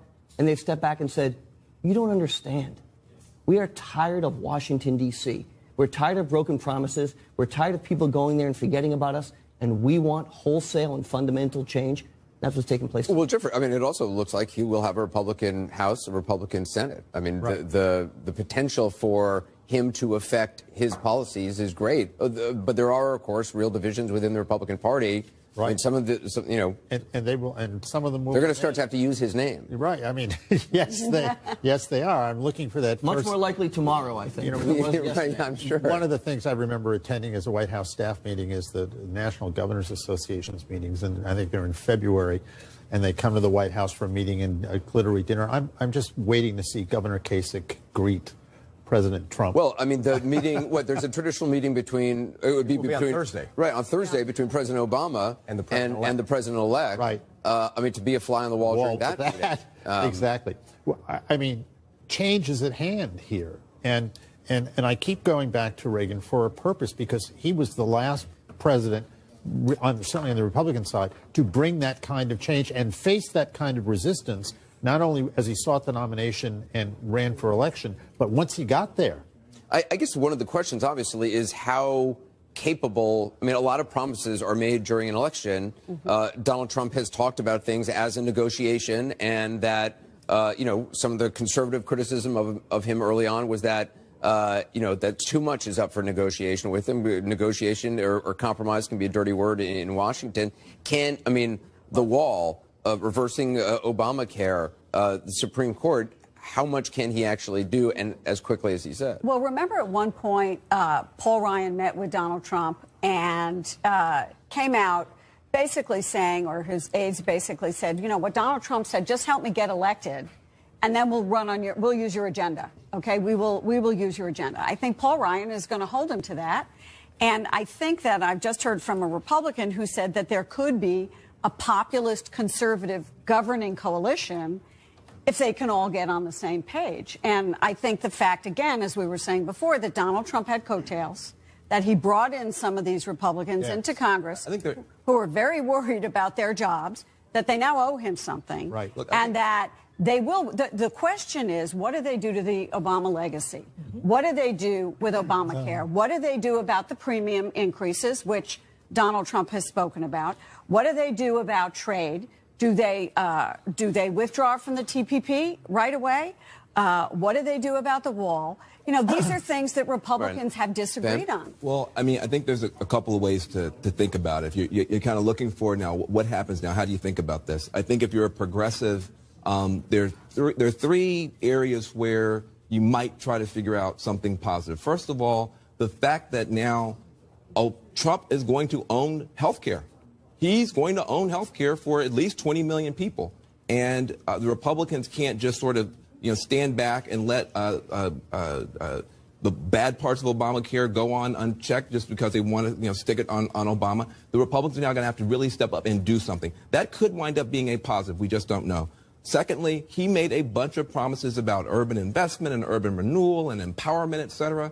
I think he should be held to those kinds of promises, and let's see if he's actually serious about those things. And then lastly, this whole question around trade. I think for the left wing of the Democratic Party, there's probably something there that can make some kind of sense. I think there are three things that are just irredeemably bad that we are going to have to resist this president on as progressives. One is all the stuff around immigration and the Muslim bashing. If that becomes a serious part of his presidency, there will be a big, big pushback from decent people in this country who do not want to see that type of rhetoric and agenda coming from Washington, D.C. Secondly, the Supreme Court is going to be a massive fight. And lastly, which we haven't talked about, is this whole question of climate and whether or not we're going to be able to make real progress on climate and climate change.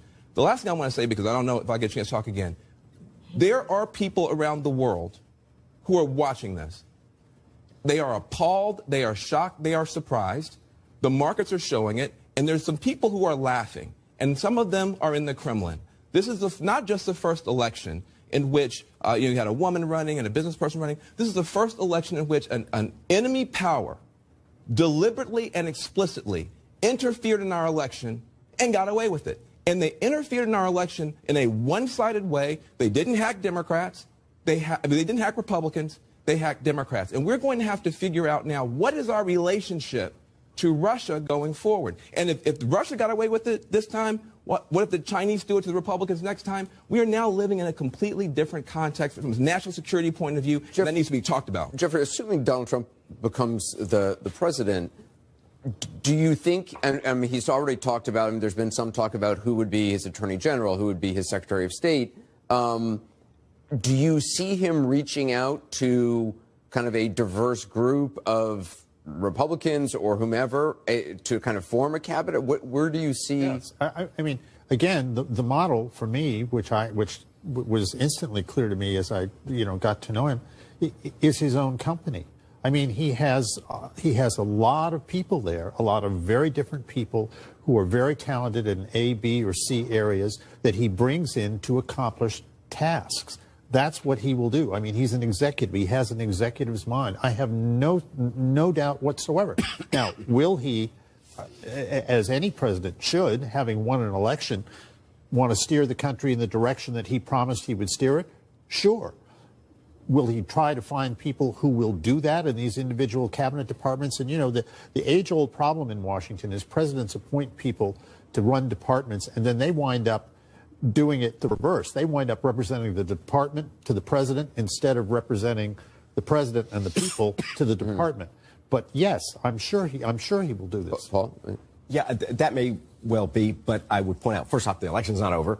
Right. Well, right. We're in play. Exactly. And it seems to me, just back of the envelope math, highly likely that Hillary Clinton wins the popular vote, irrespective of even if Mr. Trump can pull off this Rust Belt states. Only 24% of the vote in California is in. She's likely to win that overwhelmingly. Washington, Oregon.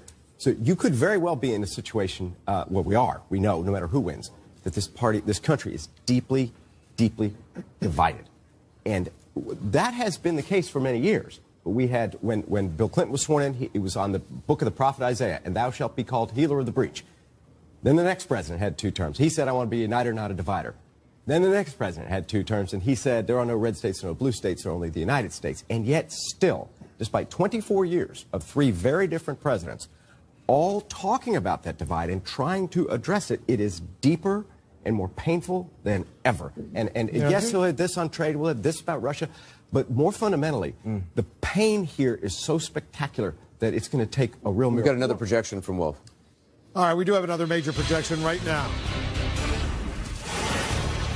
All right, Donald Trump, we project, will be the winner in the state of Utah with its 6 electoral votes. Donald Trump carries another state. You see the popular vote there. Donald Trump ahead. He's got a 113,000 vote lead over both Evan McMullin, who looks like he's second place right now with 41% of the vote in. Hillary Clinton right now 82,000 votes in third place. Let's take a look at the Electoral College count where it stands right now with this Donald Trump win in Utah. Right now, Donald Trump is ahead, inching closer and closer to 270 electoral votes. He now has 244 electoral votes compared to Hillary Clinton's 215 electoral votes. Donald Trump doing very, very well tonight.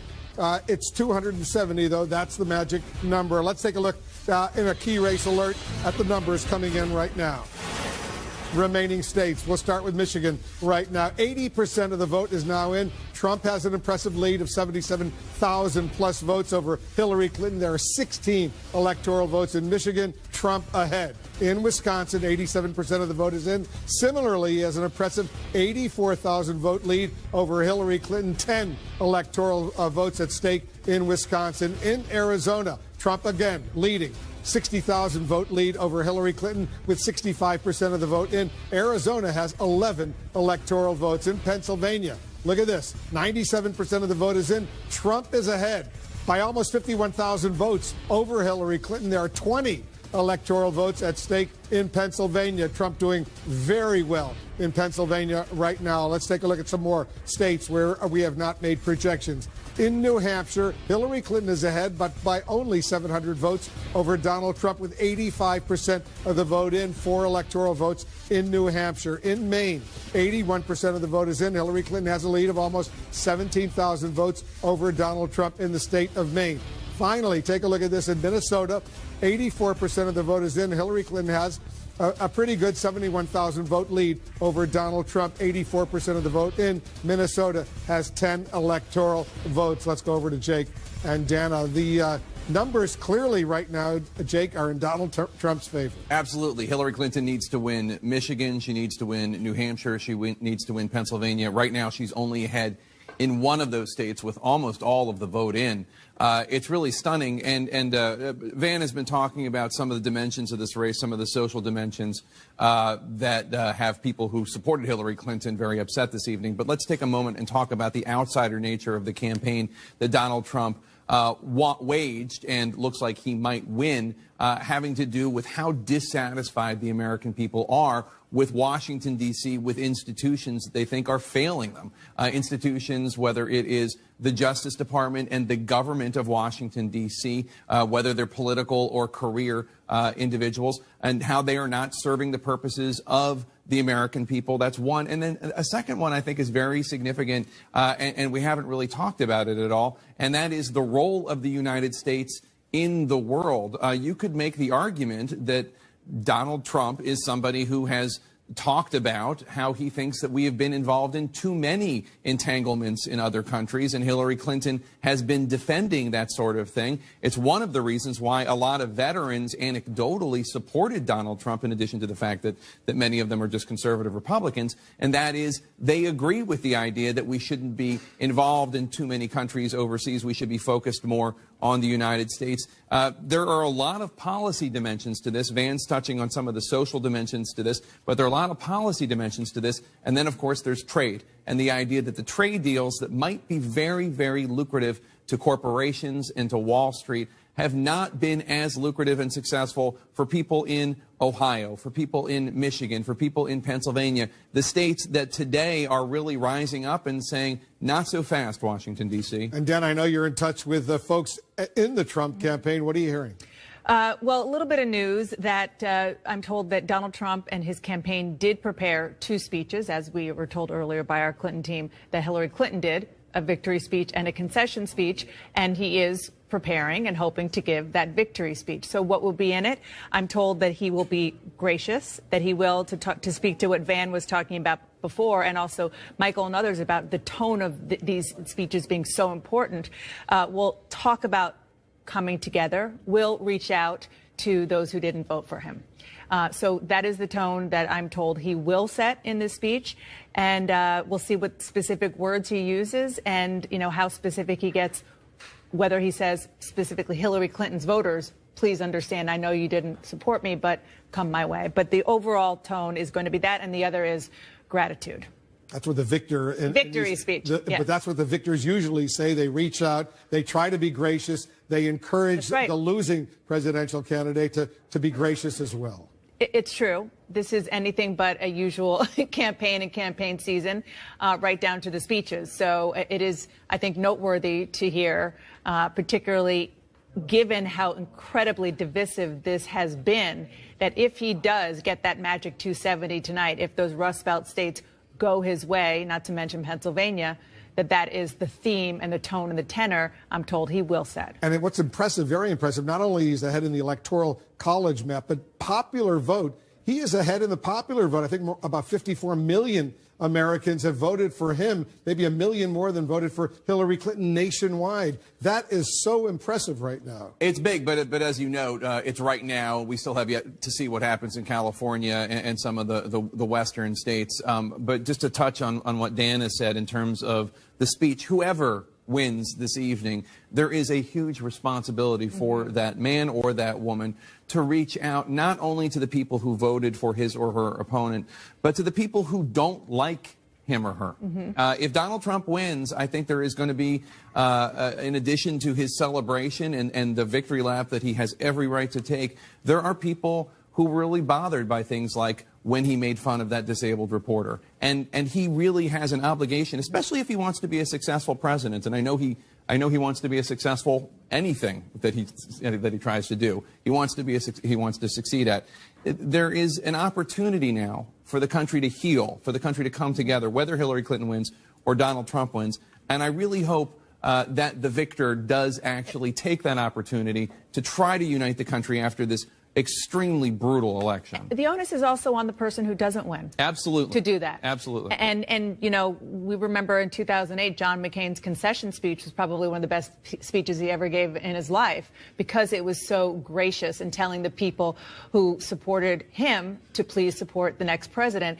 And because, again, this has been so divisive, so tough, so intense, it is maybe even more important for the person giving the concession speech to give that message to their supporters. We'll see what time the victory speech happens and the concession speech happens. We're going to be watching all of that so closely. It's still not over yet. They're still counting votes. Anderson, back to you. Yeah, well, thanks very much. In terms of what happens in the coming weeks for whoever the president-elect is, in terms of a transition team, I mean, some of them have, I assume both sides, and certainly the Clinton side, has already, they have people in place. I know Donald Trump has named as well.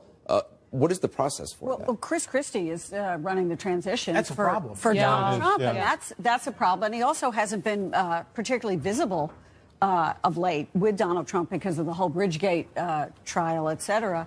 But they have been running a full-bore transition. I think in terms of Hillary Clinton, when you were dealing with an Obama administration who had been here, Democrats, the transition might have been a little smoother and a lot easier than if it is President Trump, then the Obama team would have dealing with the President Trump's team who wants to actually undo everything that President Obama has done in office. It is interesting also when you have President Obama with the highest approval ratings, I guess, of his presidency. Well, probably not of his presidency, but it's certainly for a president at this stage. Yes. Up there with Reagan. And certainly was out there on the campaign trail an awful lot. I mean, to not be able to, I mean, he was able to get himself elected, but he didn't have great coattails, certainly for Hillary Clinton. Well, obviously, I'm sure he's deeply disappointed tonight. I haven't spoken to him, but he campaigned very, very vigorously. He felt very strongly about it. But my guess is that they will meet on Thursday because that is the obligation of the outgoing president to try and affect a transition to the next administration. We've done it for a couple of centuries, and I'm sure he'll feel a responsibility to do it. Let me just make a couple of points, though. One of the things that I'm going to be watching, you talk about people were swept in on his coattails and so on. Some of them were incumbents who were reelected. There are many members, or there are more than a few members of Congress who didn't endorse him of his own party.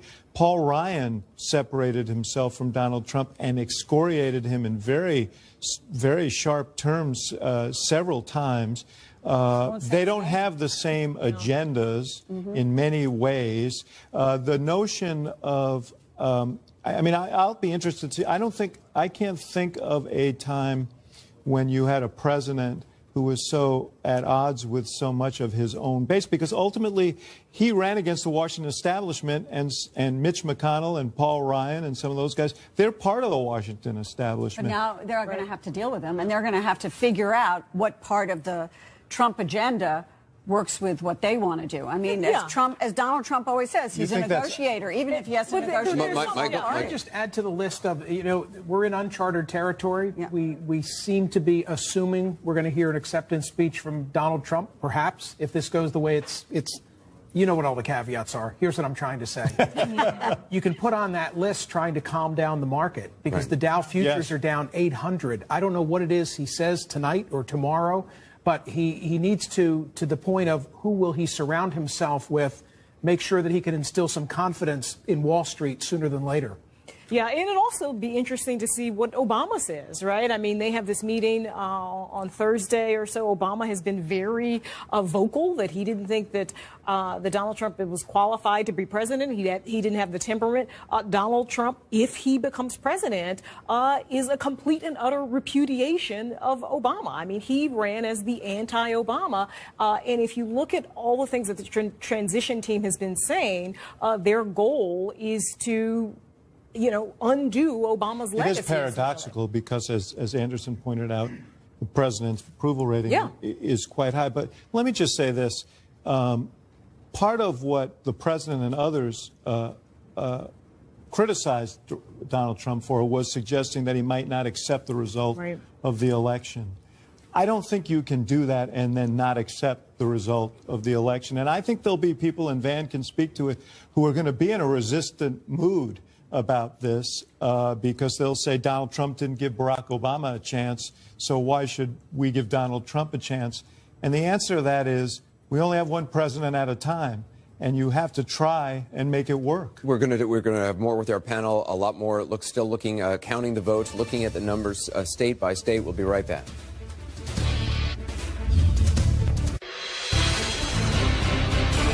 Now we have a key race alert. Let's update you on all the outstanding votes right now. Let's start in the key, let's call it the battleground state of Michigan right now. 81% of the vote is in. Trump maintains a pretty good lead, 72,000 votes over Hillary Clinton. There are 16 electoral votes at stake in Michigan. Wisconsin, he's got an 87,000 vote lead over Hillary Clinton right now with 88% of the vote in. That's another 10 electoral votes right there. Let's see what happens in Wisconsin. In Arizona, he also has a pretty good lead of 64,000 votes over Hillary Clinton with 65% of the vote in Arizona. 11 electoral votes at stake there. In Pennsylvania, Donald Trump maintains his lead. Almost 59,000 vote lead over Hillary Clinton with 97% of the vote in. Trump still ahead in Pennsylvania. 20 electoral votes right there. Impressive leads in all of those states. Let's move on to New Hampshire right now. 87% of the vote in. Hillary Clinton has expanded her lead. She is now up by 3,500 votes over Donald Trump. Once again, 4 electoral votes in the state of New Hampshire. Hillary Clinton does have a lead also in the state of Maine. She's up by 17,000 votes over Donald Trump. 84% of the vote is in. 4 electoral votes in Maine. In Minnesota, Hillary Clinton has a lead there, 66,000 vote lead over Donald Trump. 85% of the vote is in the state of Minnesota, where there's 10 electoral votes. And in Alaska, the Donald Trump is building up a lead with 28% of the vote in. 13,500 vote lead over Hillary Clinton. There are 3 electoral votes at stake in Alaska. Let's take a look at the Electoral College map right now, where it stands. Donald Trump is ahead. He has 244 electoral votes to Hillary Clinton's 215 electoral votes. You need 270 to be elected president of the United States. Trump is getting closer and closer and closer in this improbable run. Very impressive run for Donald Trump. John, so let's take a look and see where we stand in these remaining states. And we're not done yet in these remaining states up here, but at the moment, 6 states that President Obama carried 4 years ago have flipped. We're not done completely, but including Florida, and at the moment we're looking at Pennsylvania, Ohio, which is done, Michigan, Wisconsin, Iowa. Stunning as you look at it.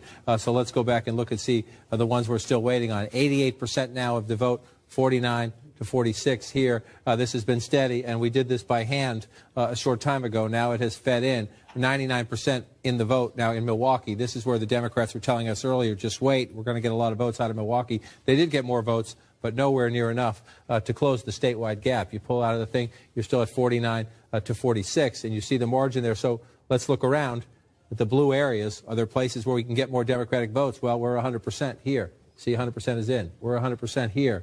You come up here, Dane County, it's a big county. It's almost 9% of the state population. This is the University of Wisconsin, Madison.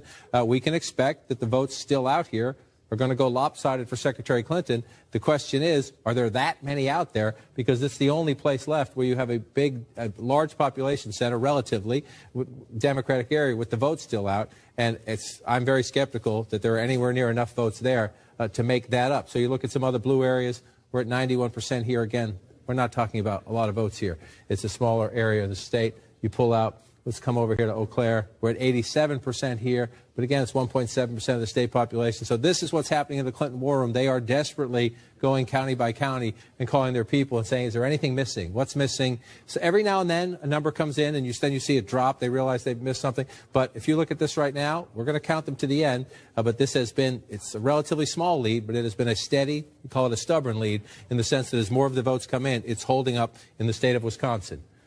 It's 10, and a very important 10. Then you move over to Michigan, which is 16. And again, we've been stuck here for a while. 81%. You see the lead right here, 48 to 47 if you round that up. About 70,000 votes. Right, about 70,000 votes if you round that up. It just moved a little bit on you again there. And so what are we waiting for? Number one, we're still waiting, and this will be the bulk of what we're missing, is right here in Wayne County. Again, it's a place where Hillary Clinton is winning quite big, but the Milwaukee example told us The Clinton campaign tells us just wait, they're going to come. Maybe it will be different here, but it was not in Wisconsin.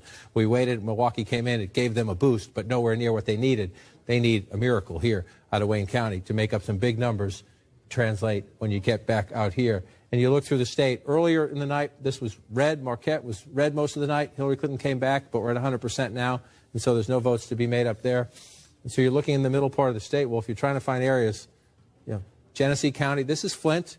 It's 4.3% of the state population. There's more for her. She's winning by a sizable margin. But again, you see 62-46. When the rest of that vote comes in, it's not going to. You're not going to get 30. You're not going to make up 30 or 50,000 votes there. You might make up some, but it doesn't look big enough. And that is the issue now as you go through these states. Oakland County's at 99%.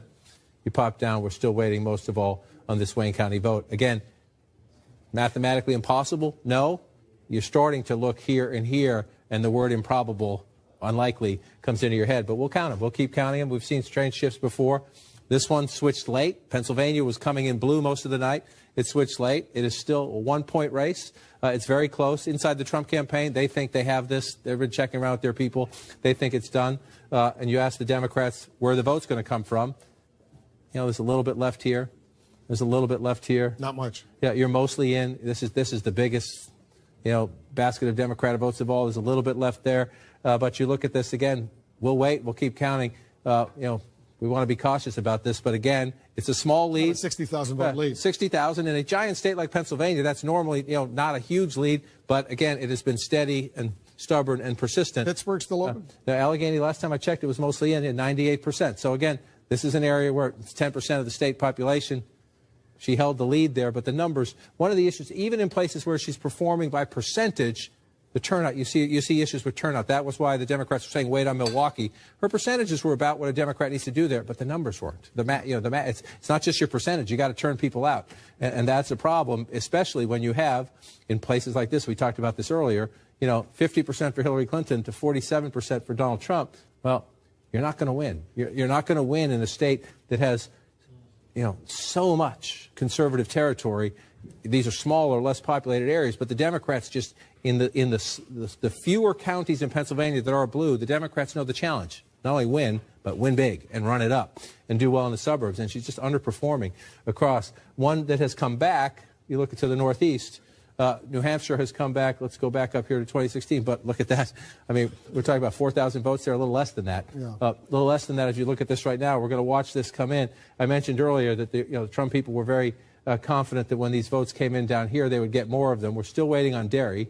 Londonderry next door has come in at a pretty good lead for Donald Trump there. So, again, we're going to keep counting in New Hampshire. We're up to 87%, and this one is incredibly close seesaw. When you add it all up, Wolf, and you pull out here from an electoral college perspective, at least 2 out of 3 of these need to change for Hillary Clinton to have a hope. Probably all 3 of them. We still got some business to do out in the western part of the country. Some of these states aren't completely called yet, but the 2 big ones, Pennsylvania and Michigan, if they don't change, math doesn't work. He's got 244 electoral votes. Right. By our projection, doesn't need all that many more in order to get to 270. That would get you 64, 74, 80. 280 right there. Anderson, back to you. What we have seen tonight certainly is a revolution in American politics, and I'm wondering, Trump supporters Corey Lewandowski and Jeffrey Lord, I mean,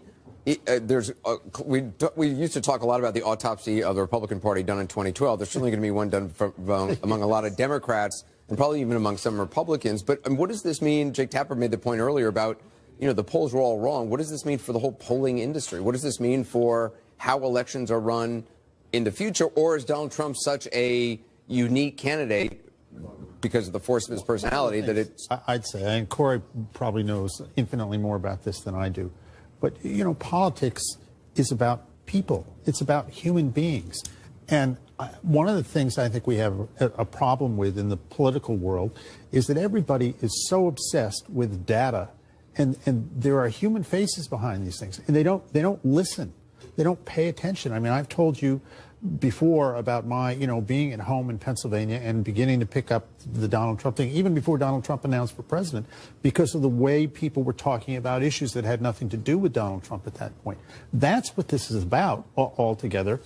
And when you abandon that and you just, you're just going to sit in a room full of data, you're going to lose that. Corey, when you signed on to be campaign manager, I mean, did you honestly, in your heart, believe this night as it appears to be going right now, was going to turn out the way it did? Did you honestly believe? I don't think in January of 2015, when I signed on to become Donald Trump's campaign manager, to lay the foundation that anybody thought at that time Donald Trump was going to be elected president of the United States tonight. That's what is going to happen. It is unequivocal. The numbers are there. He's going to be the president of the United States. Now, how did that come to be? What we saw, against all of the pundits who said this would never happen, he would never run, never file his taxes, and all the other things you're aware of, what we saw was the American people didn't care about those things, and what they wanted and what they want is someone who tells them the truth, that isn't stuck in a Washington mentality. And what he did and what we did many, many times and was criticized infinitely by the mainstream media was he would have a rally, but this doesn't translate to votes, and the Democrats understand precisely what Mary had for breakfast today, and she had breakfast and she ate at 3 o'clock in the afternoon. They knocked on her door and then they called her again. That's not how the American people function. That's not what the American people wanted. So what we do know is that connecting with people directly and having them buy into what you're doing, I think that's the big difference. How much people bought into Donald Trump? How much did Donald, in your opinion, did Donald Trump? I mean, I've always thought Donald Trump has an extraordinary antenna, whether it's a political antenna or whatever it is, for sensing things in other people, whether it's in this company or in the crowds that he's talking to. He feeds off it.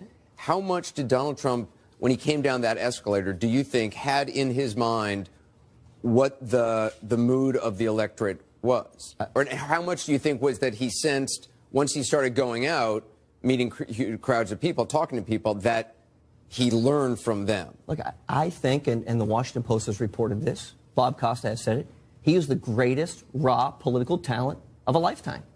The greatest, because he understands people fundamentally.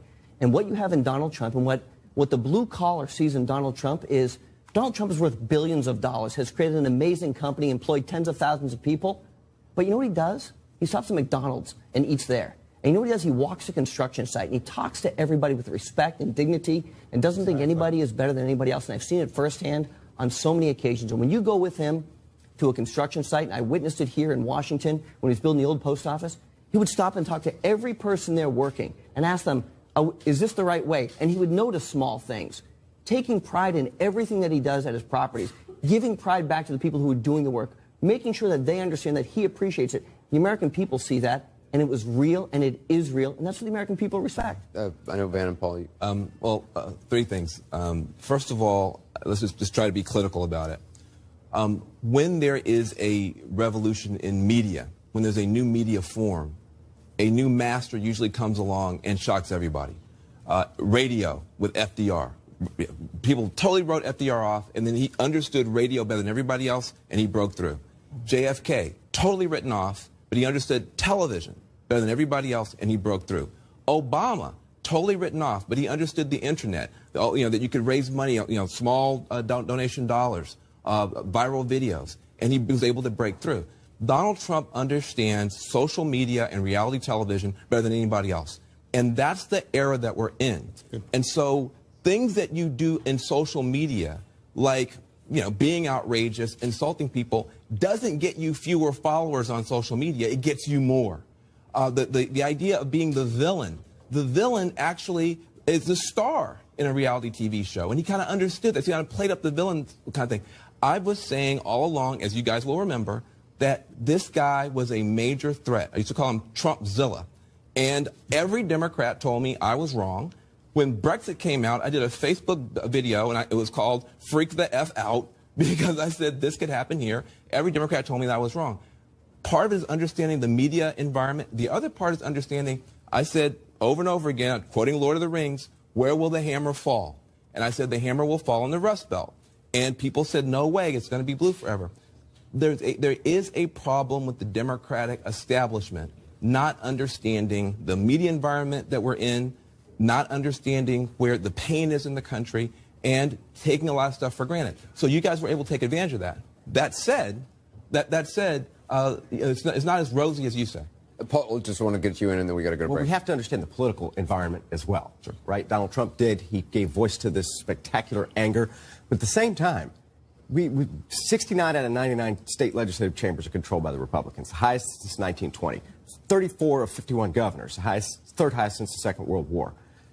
54 senators, the highest since 1928. 274 House members, the highest since 1928. In other words, there's a huge constituency for Republicans out there. This is a Republican country. Okay, President Obama, he cut through that. Right. But to try to win a third term has never been done by the Democratic Party. We got to take a quick break. We'll have more. We'll continue to count the votes, continue to look at the states. We'll be right back.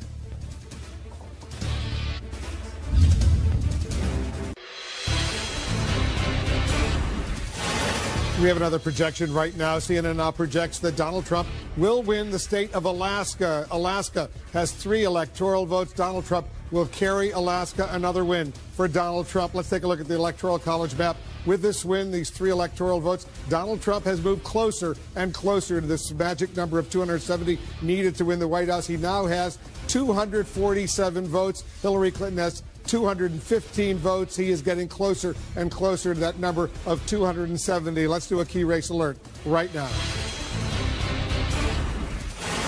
All right, let's start off with the states that are still outstanding. We'll start off in Michigan, where 84% of the vote is now in. Trump has a nearly 80,000 vote lead in the state of Michigan, which right there has 16 electoral votes. Michigan, we're waiting for more votes. Wisconsin, 89% of the vote is in. Trump also has a pretty impressive lead, 86,000 vote lead over Hillary Clinton. There's another 10 electoral votes right there. Arizona, 66% of the vote is in. Trump has a 62,000 vote lead over Hillary Clinton. 11 electoral votes at stake in Arizona. He is ahead. In Pennsylvania, he is ahead as well. 97% of the vote is in. That's a healthy number. He is ahead by almost 77,000 votes over Hillary Clinton. Pennsylvania alone has 20 electoral votes. Trump is ahead at this late stage right there. Let's take a look at the remaining outstanding states. New Hampshire, 87% of the vote is in. Hillary Clinton has a lead, about 3,700 vote lead over Donald Trump, with 4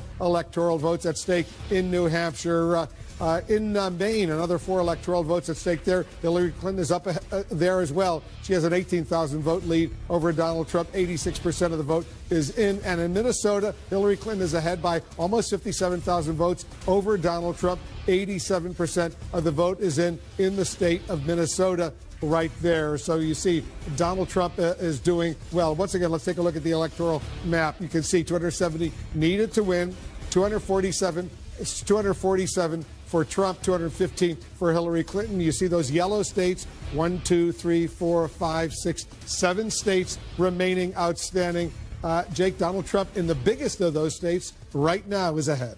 And can I just say, we've been talking for months about what the effect of Donald Trump and comments he made would be on the Latino vote and on the vote of white college-educated women. And the truth of the matter is that, according to exit polls, the effect was not as strong as anybody would have predicted. Anybody did predict, except for maybe Mr. Trump. Donald Trump only lost white college-educated women by 6 points, according to exit poll data I saw. That's not the huge gender gap chasm that we thought we were going to see. But perhaps even more surprisingly, I'm looking at exit poll data comparing the percentage of the Latino vote that Romney got versus the percentage of the Latino vote that Trump got in 4 states. In Florida, Trump got a smaller percentage than Romney got.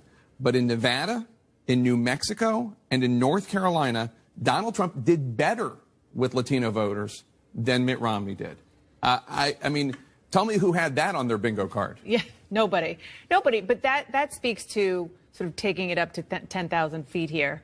Going back to June 16th, 2015, when Donald Trump announced, I see Corey over there, he was there, he remembers, every step of the way.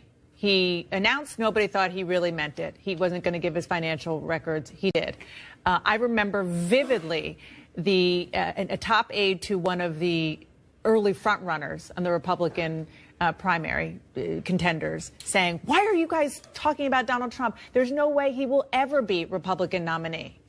And then fast forward to all of these ups and downs that he had, and he was completely resilient for the reasons that you were just talking about. Because it all comes down to an economic message that he, no matter what else he veered off in, and he veered off in a lot of directions that his campaign did not appreciate, but he had the fundamental appeal to people who felt and feel left behind. And that was something that was impenetrable for these voters. And that is why he was Teflon Trump. And so along the way, I mean, we can chronicle it. We could sit here for 20 minutes and chronicle all of the zigs and zags of the Trump campaign, but he kept coming back because it was that fundamental. And when you look at, this is traditionally a night where we'll talk about what the winner did right and not necessarily what the person who doesn't win, the loser, does wrong. But when you look at the campaign of Bill Clinton talking to working class voters in 1992 versus the campaign of Hillary Clinton talking to voters in 2016, I don't think you got the "it's the economy, stupid" message from Hillary Clinton that Bill Clinton and James Carville and Paul Begala and others drove home. It was a very different message. And apparently enough people in union households and in white working class households in Michigan and Wisconsin and Pennsylvania and Ohio and Iowa thought, she's not talking to me. She's not telling me what she's going to do to make my life better. And Donald Trump is, which seems obvious now, but at the time, I think probably a lot of Democrats were frustrated. And Dan, as you remember, all of us remember a lot of those Trump supporters, and there are millions of them. I think about 55 million already have voted for him tonight. So many of them were angry at Hillary Clinton when she used that word deplorables in describing Donald Trump supporters. And they said, we're Americans. We love this country. We are not deplorable. No question. You know, it didn't turn out to be the Mitt Romney 47% moment that that kind of, sort of played on a loop. But there's no question that the deplorable concept was something that the Trump supporters embraced. I mean, how many times did we go to a Trump rally and people were wearing T-shirts saying, I'm a proud deplorable, adorable deplorable? I mean, they embraced it because they thought it was so ridiculous, because they thought that their voices, and they think that their voices, should be heard too, and that Trump supporters were misunderstood. And some of them were, and some of them weren't. But that's a story for down the road. But the bottom line, at the end of the day, is that he surprised constantly throughout the entire Republican primary season, and then he clearly seems to have continued to do that through the general election. And you know what else, Jake, he did? He showed during the Republican primary contest when he beat 16 or 17 Republican senators and governors. So many of them had a lot more money in paid commercial advertising than he did. He had relatively little during the primaries, but he was on television clearly all of the time. And in the general election, Hillary Clinton, her campaign spent so much more money on negative ads against him, yet look at how well he has done today. At the end of the day, it's not necessarily the richest candidate, as Jeb Bush showed us earlier. It's not necessarily the candidate that is flashier necessarily. It's the candidate that has a message that appeals to the plurality or majority of voters. And he apparently, we haven't called this race yet, but he apparently had that. That message of jobs, border, terrorism, Washington's broken, saying it over and over and over again, that was appealing. People think Washington is broken. They think they have lost their faith in American institutions, including Republican leaders and Democratic leaders in Congress, including law enforcement, including counterterrorism officials, including the mainstream media. They have lost their faith. And he was giving voice to them. And Dan, he stuck by his basic message from day one. He said, we're going to build a wall. Mexico's going to pay for it. He still says that. In the past few days, he continues to say that. He's going to repeal and replace Obamacare, the Affordable Care Act. He still says that. He's been saying that since day one. He stuck to those messages, and it seems to have worked. It's true. And as you're saying that, I'm thinking of Kellyanne Conway, his campaign manager's kind of her mantra.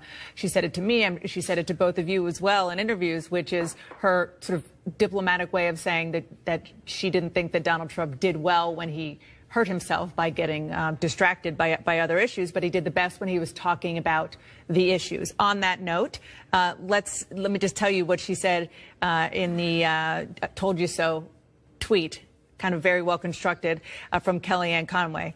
Things that were true: undercover Trump vote, at Mike Pence for VP, Hillary's floor and ceiling are the same, rally crowds matter, we expanded the map. All right, everybody stand by. It's a cliffhanger race right now. We're watching the final electoral votes come in. Let's take a quick break. We'll be right back.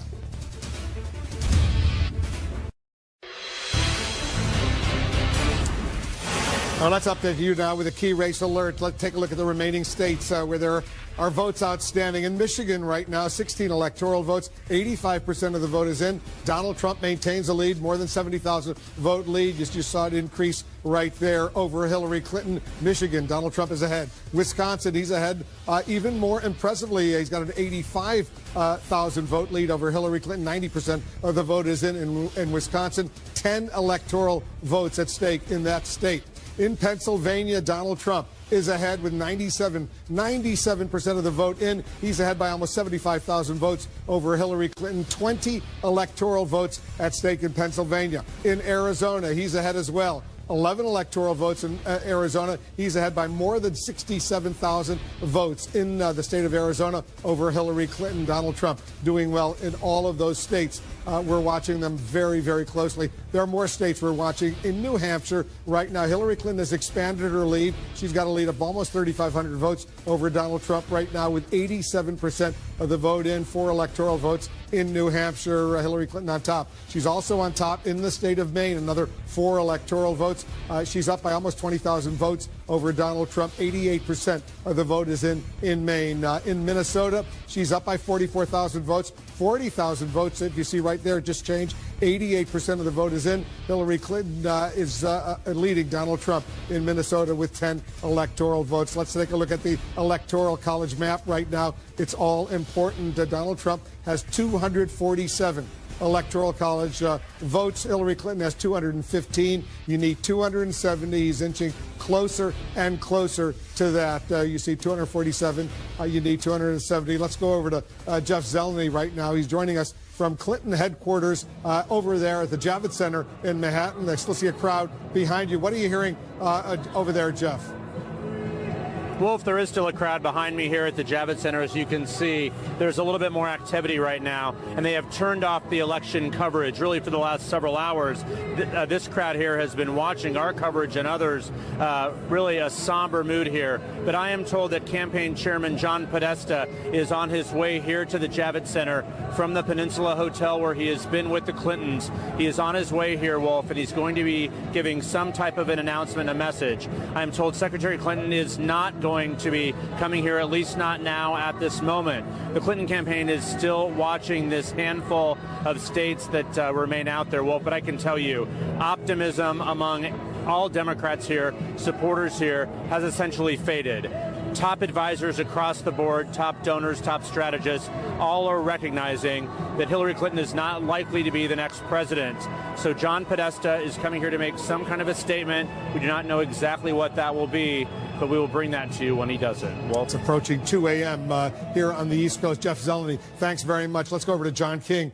You're taking a closer look at these handful of states that are outstanding that will determine who the next president is. And you know, we currently have Donald Trump at 247. Pennsylvania would be 20. That would get him to 267.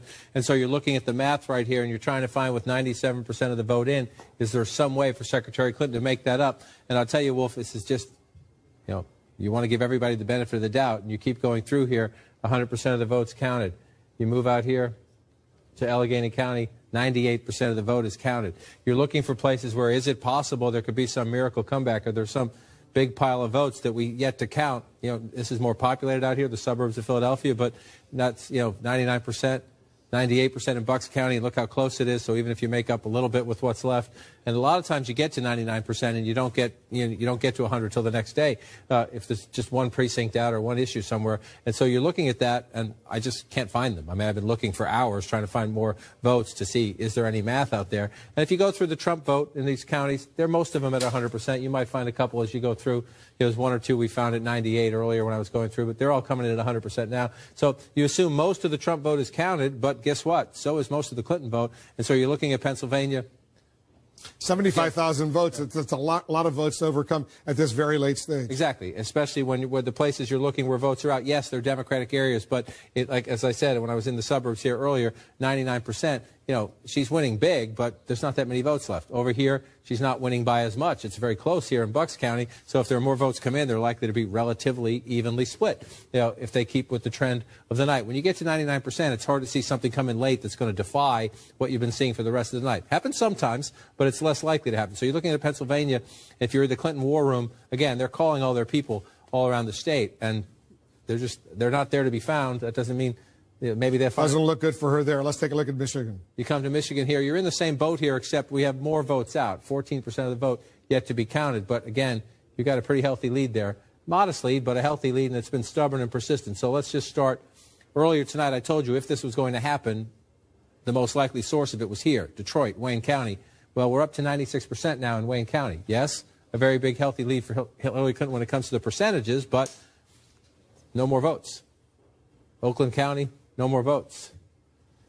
Genesee County, last time you were here, was a little above 47%, I think it was last time. Now they're up to 84%. And again, those are votes for Secretary Clinton. But, even if she gets another 5,000 or 8,000 more out of there, doesn't match up when you come to this. So it's getting very hard to find these votes. And let's just go next over to Wisconsin. We're in the same boat here. We're at 90% now. That's even 85,000 vote lead that Trump has. It's a healthier lead there. So you're looking.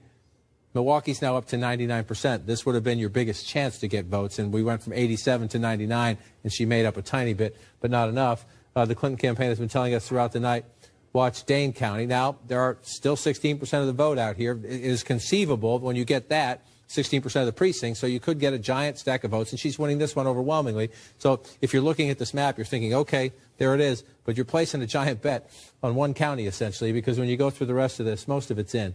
91% here, but again, look at the percentage of the population. You're talking about much fewer votes here. So if you're in the Clinton campaign war room, you're hoping against hope, you're hoping against math, really, at the moment, in the sense that when you pull back out here, with Donald Trump at 247, Hillary Clinton has to block him. She's leading in New Hampshire right now. But Donald Trump, if he gets two of those three, it's game over. It's over. Let's go to Jim Acosta. He's over at Trump headquarters at the New York Hilton Hotel. What are you seeing over there, Jim? What are you hearing? Yeah, Wolf, I just talked to a senior Trump advisor just a few moments ago who said that if Donald Trump is declared the winner, and they do believe that that is going to happen very, very soon, that he will deliver a speech that calls on the country to come together. He will obviously talk about this as being a very big upset win, that he's going to praise the movement that brought him to the White House. That is, of course, if everything goes the way it seems to be going right now. But, Wolf, as for this issue of bringing the country together, you can just hear the chants behind me. The crowd here at Trump campaign headquarters is chanting, "Lock her up," once again. Obviously, it's going to be very difficult for Donald Trump to bring the country together, given that kind of rhetoric, the rhetoric that he's used out on the campaign trail, talking about Mexican immigrants, talking about Muslims immigrating into the United States, talking about women, the kind of language that just infuriated female voters. But, Wolf, I'm also told that this work of building a Trump administration has been actually happening as part of this transition team that was being led by New Jersey Governor Chris Christie, Alabama Senator Jeff Sessions, who is expected to be an instrumental part of an potentially upcoming Trump administration. He is here on the floor tonight. Just saw him here a few moments ago. So, Wolf, they're very excited here. They're breaking out into chants of all sorts of things that we've heard out on the campaign trail. There are lots of red hats in this room. I suspect we're going to be seeing a lot of those red hats in the days and weeks to come, Wolf. I suspect we're going to be hearing a lot more about making America great again. Anderson, over to you. Well, thanks very much. Jeffrey Lord, Corey, in terms of, we heard that chant, "Lock her up." I mean, is that something you think Donald Trump pursues as president of the United States? Or, again, for the idea of reaching out, of sort of being presidential? I'm sure, you can do both here. I mean, number one, you can make the gracious concession, right, acceptance speech and reach out, etc. But number two, she really does have some serious problems here. I mean, I seem to recall Senator Al Franken telling, I think it was Jake the other day, that he wants, as a member of the Senate Judiciary Committee, he wants an investigation of the FBI. Sorry, here's John Podesta. Let's listen in at the Hillary Clinton event. Thank you. Well, folks, I know you've been here a long time, and it's been a long night, and it's been a long campaign. but I could say we can wait a little longer, can't we? They're still counting votes, and every vote should count. Several states are too close to call, so we're not going to have anything more to say tonight. So listen to me. Everybody should head home. You should get some sleep. We'll have more to say tomorrow. I want you to know, I want every person in this hall to know, and I want every person across the country who supported Hillary to know that your voices and your enthusiasm means so much to her and to Tim and to all of us. We are so proud of you.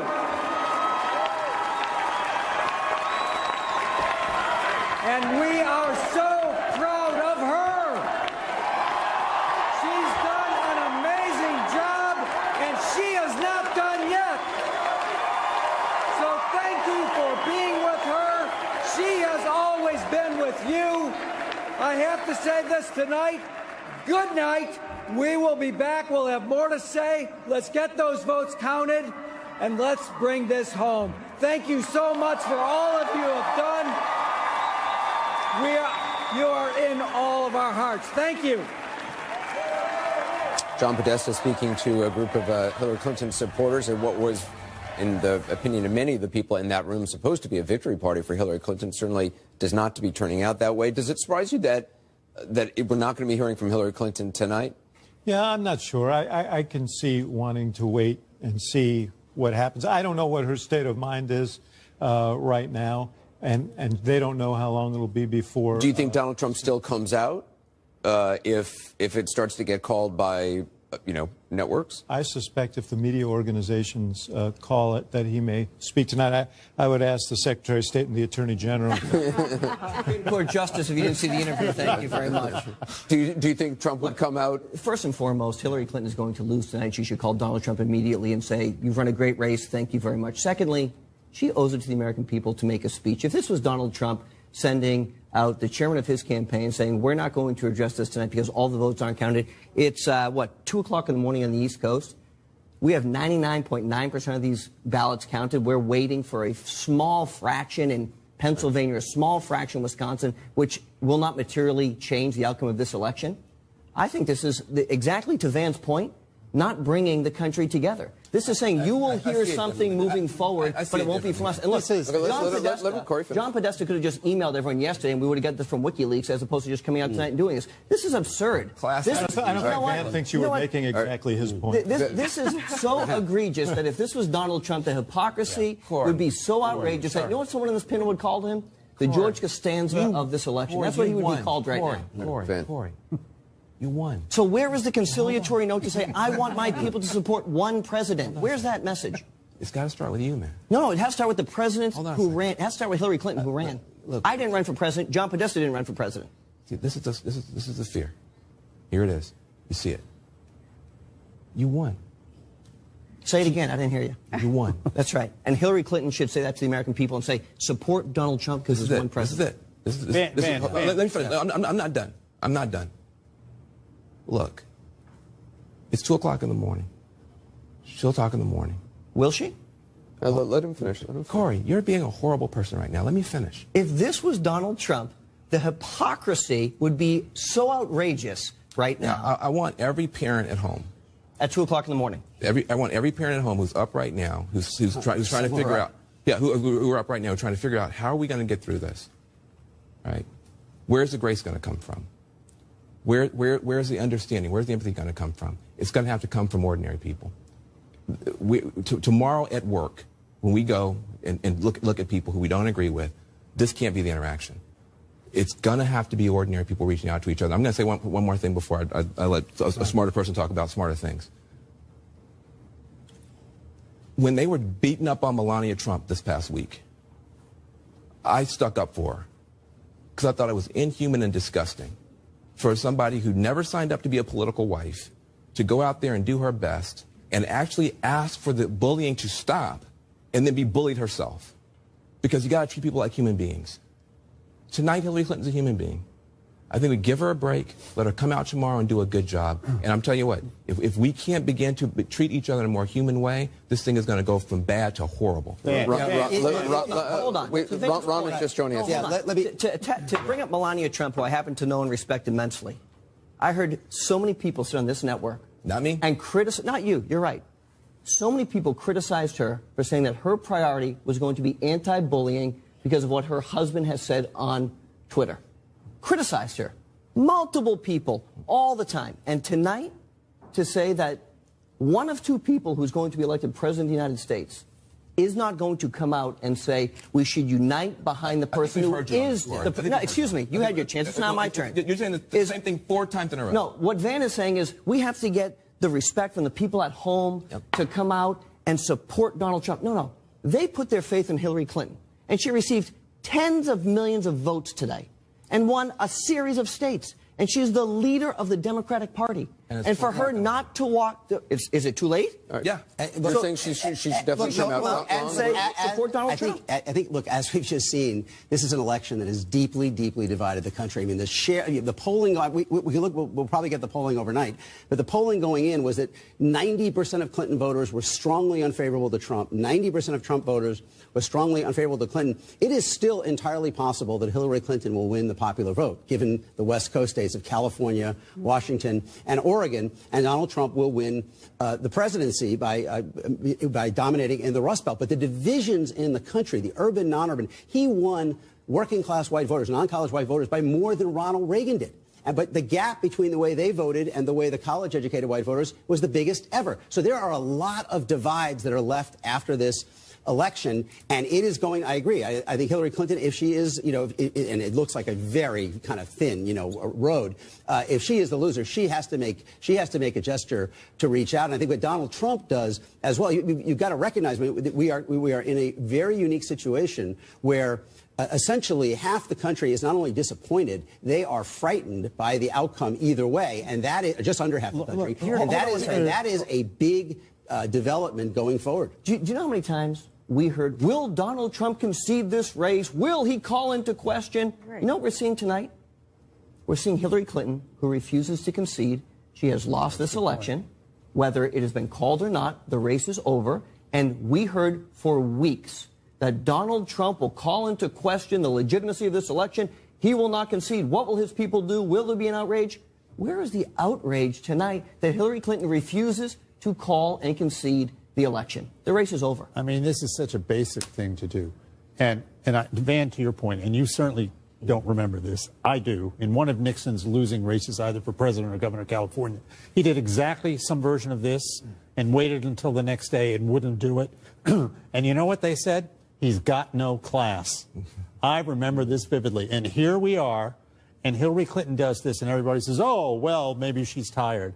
I don't think so. Guys, the race hasn't even been called yet. Well, then stay up and wait for it to be called. Well, you're running for leader of the fact of the matter is what John Kerry conceded on the day after the election. This is not that extraordinary. But I think the advice that Van was trying to give you is good advice, and I'm just giving it to you as someone who's been on the winning side of elections, which is you can either use this as an occasion to sort of strut and pay for strutting and payback, or you rise to the occasion and say, we have now won, we've got to bring the country together. And since you are the leader, if your guy's going to be the leader of the country and really the leader of the free world, then there's an onus on him to do that. And the fact that his opponent is waiting for the votes to be counted shouldn't be the occasion for you to replay everything that bothers you about what's been said over the course of the campaign. You've won, so act like you've won. I think Donald Trump is going to go on tonight. I think he's waiting for Hillary Clinton to call him and concede this race, and then he's going to make a very gracious speech which says, I want to be the president of the entire United States. I want to bring everyone together. I don't think it's outrageous for him to wait. I don't think anybody here tonight has argued that he should not come out and he should not deliver that. Well, if you don't have the election results, why would he come out? But my assumption would be he would wait till somebody calls it and then come out, and so he could have whether she calls him or not. Yeah, whether she calls him or not, and then makes her look even worse. But he at least gets his due tonight, which is certainly well-deserved given the incredible victory. It's not as if because she's gone home, this process is about to end. This process is continuing as we speak, and when the race gets declared, I think it's entirely appropriate. But I do think, to Corey's point, I mean, I think Corey raised an interesting point. There was a lot of criticism of Donald Trump. Yes. What would he do on election night if the roles were reversed and Donald Trump wasn't, conceding tonight? No. The question was, he was asked whether he would accept the result of the election, and he wouldn't say. There's no indication here that she's not going to accept the result of the election. The result of the election hasn't been officially declared yet. So go ahead. And if the roles were reversed, and you might not know the answer to this, would Donald Trump want to wait for every vote to be counted? I think he would respect all Probably. I'm saying is this goes to one of the things that drove this entire election is this belief, this passionate belief that there is a double standard, one standard for elites and the other standard for the regular folks. Donald Trump being the representative of the regular folks here. And to Corey's point, exactly. If this were reversed, you can only imagine the criticism that Donald Trump would have if he had sent Kellyanne out there to say, go home and we'll talk to you tomorrow. You're right, but the difference isn't just that your guy is the blue-collar billionaire and Hillary Clinton's the elite. The difference would be that your guy said he wasn't sure if he would accept it.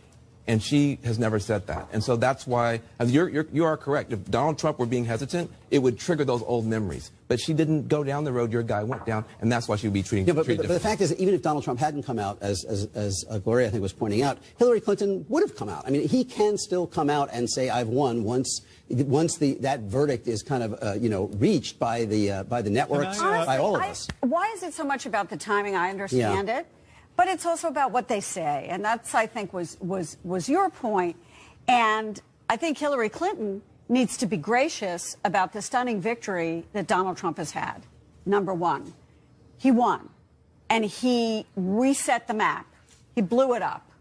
His supporters came out where we didn't think they were. Polling was wrong. We were wrong. Everything was wrong. I mean, his own analytics people had him winning in Wisconsin, but they didn't believe their own analytics. That's how stunning this was. I think back to the end of the second debate, and the last question that was asked by somebody in the audience, which was say something nice about the other person. Right. Hillary Clinton said, Donald Trump's kid, which is, that's an easy one. I thought his answer was, I thought it was a great answer, but I also thought it really showed kind of the charm of Donald Trump that his supporters see and like, and that people who know him well say they see one-on-one and see in meetings and know socially, which was him saying something which, he attacked her in campaign commercials for, but said, she doesn't give up. She's got grit. And I thought that answer, I was like, wow, that's a side of Donald Trump that is something that everybody can kind of like. And I'm guessing we're going to see a lot of that Donald Trump in whatever speech he makes tonight. That may be what you're seeing tonight with her. She's not giving up till the last vote is counted. Can I unless we want to beat this around a while longer, but I don't want to invite you to do it. Let me just say this. You said earlier, and I think you're right, that part of the frustration that people were expressing tonight. By the way, this is Donald Trump arriving at campaign headquarters, where we believe he will be speaking. You can hear the response. Let's just listen in some of the votes of the people outside the street cheering him there. And that's a hat in a box that has been there. I'm guessing he's going to take it out of the box. I don't know. But that is Donald Trump arriving. We assume he will be speaking tonight. Sorry, but continue, David. No, what I was going to say is Corey said earlier, and he's right, that people have heard Bill Clinton ran for president, saying he wanted to run for the forgotten middle class, and every president subsequently has said we're going to address some of these big economic problems that our economy and other economies have faced that have particularly been visited upon working class manufacturing sector workers and so on.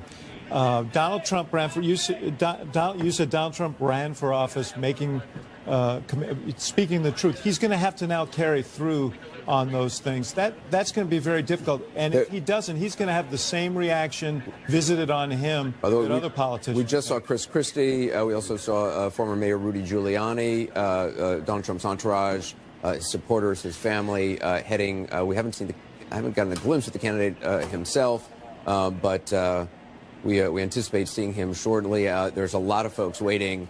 What started out, I mean, it was really interesting when you think back to 5 o'clock this afternoon, 6 o'clock. Kellyanne Conway earlier in the day on another network had given an interview sort of saying that they hadn't gotten as much support from the RNC, from Republican establishment as they liked. A lot of people online kind of interpret that as, well, they're trying to set the stage for a disappointing night.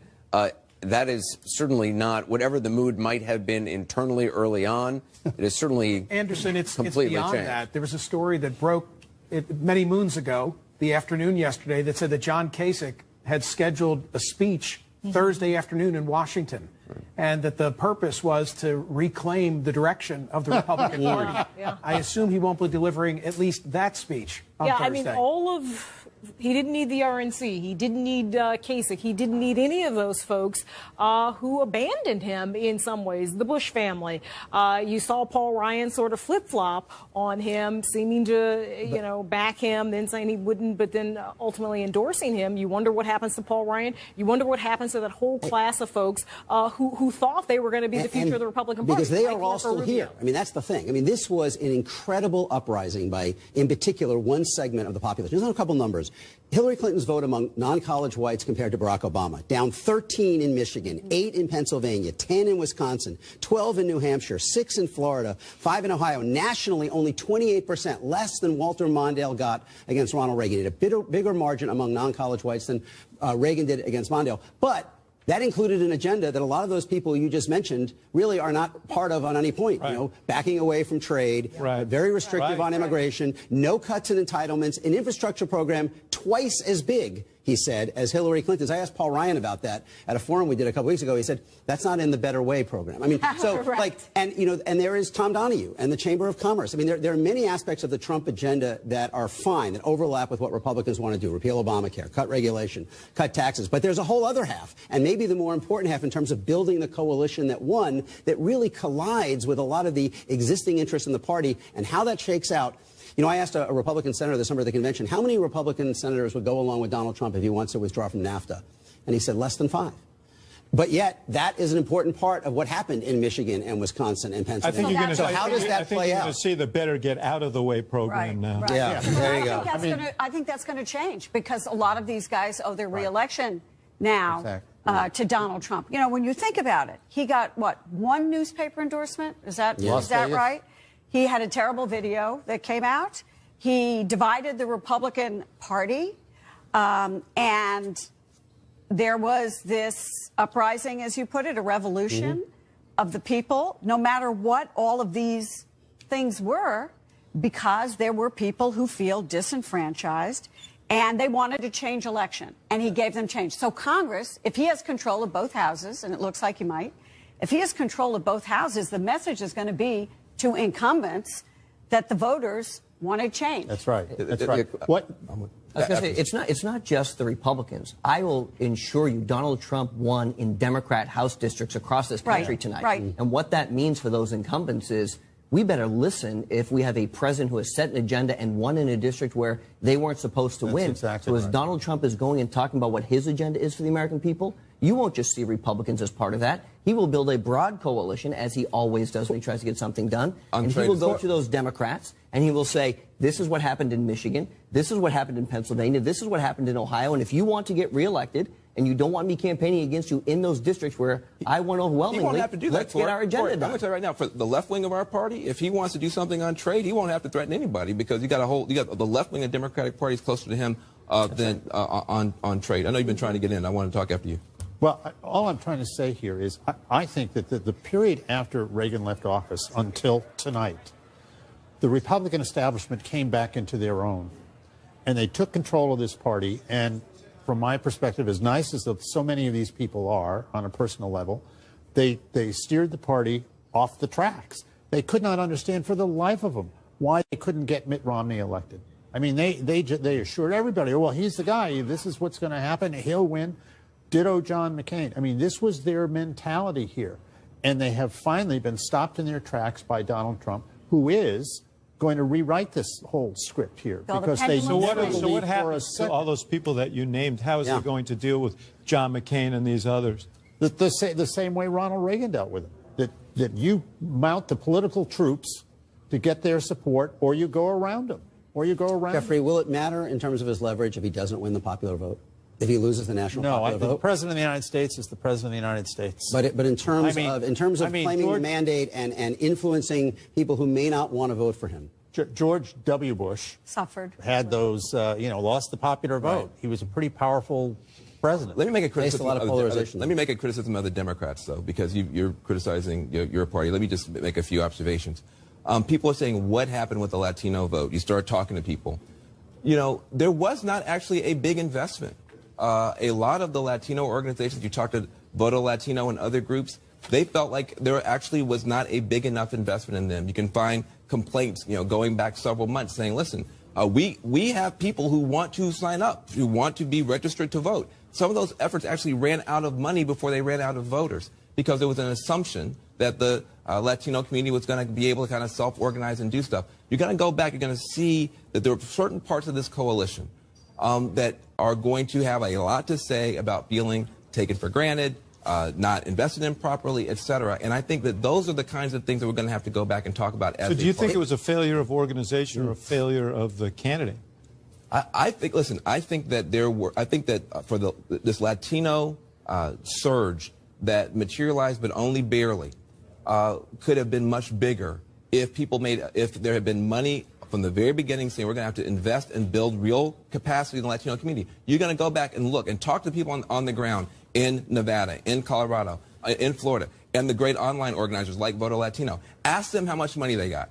Ask them how much support they got. They're going to tell you very, very little. Well, you also wonder what Joe Biden is thinking tonight. Yeah. I mean, as he looks at this, as he looks at the results in Scranton, he looks at Scranton. Right. And also a next generation of Democrats.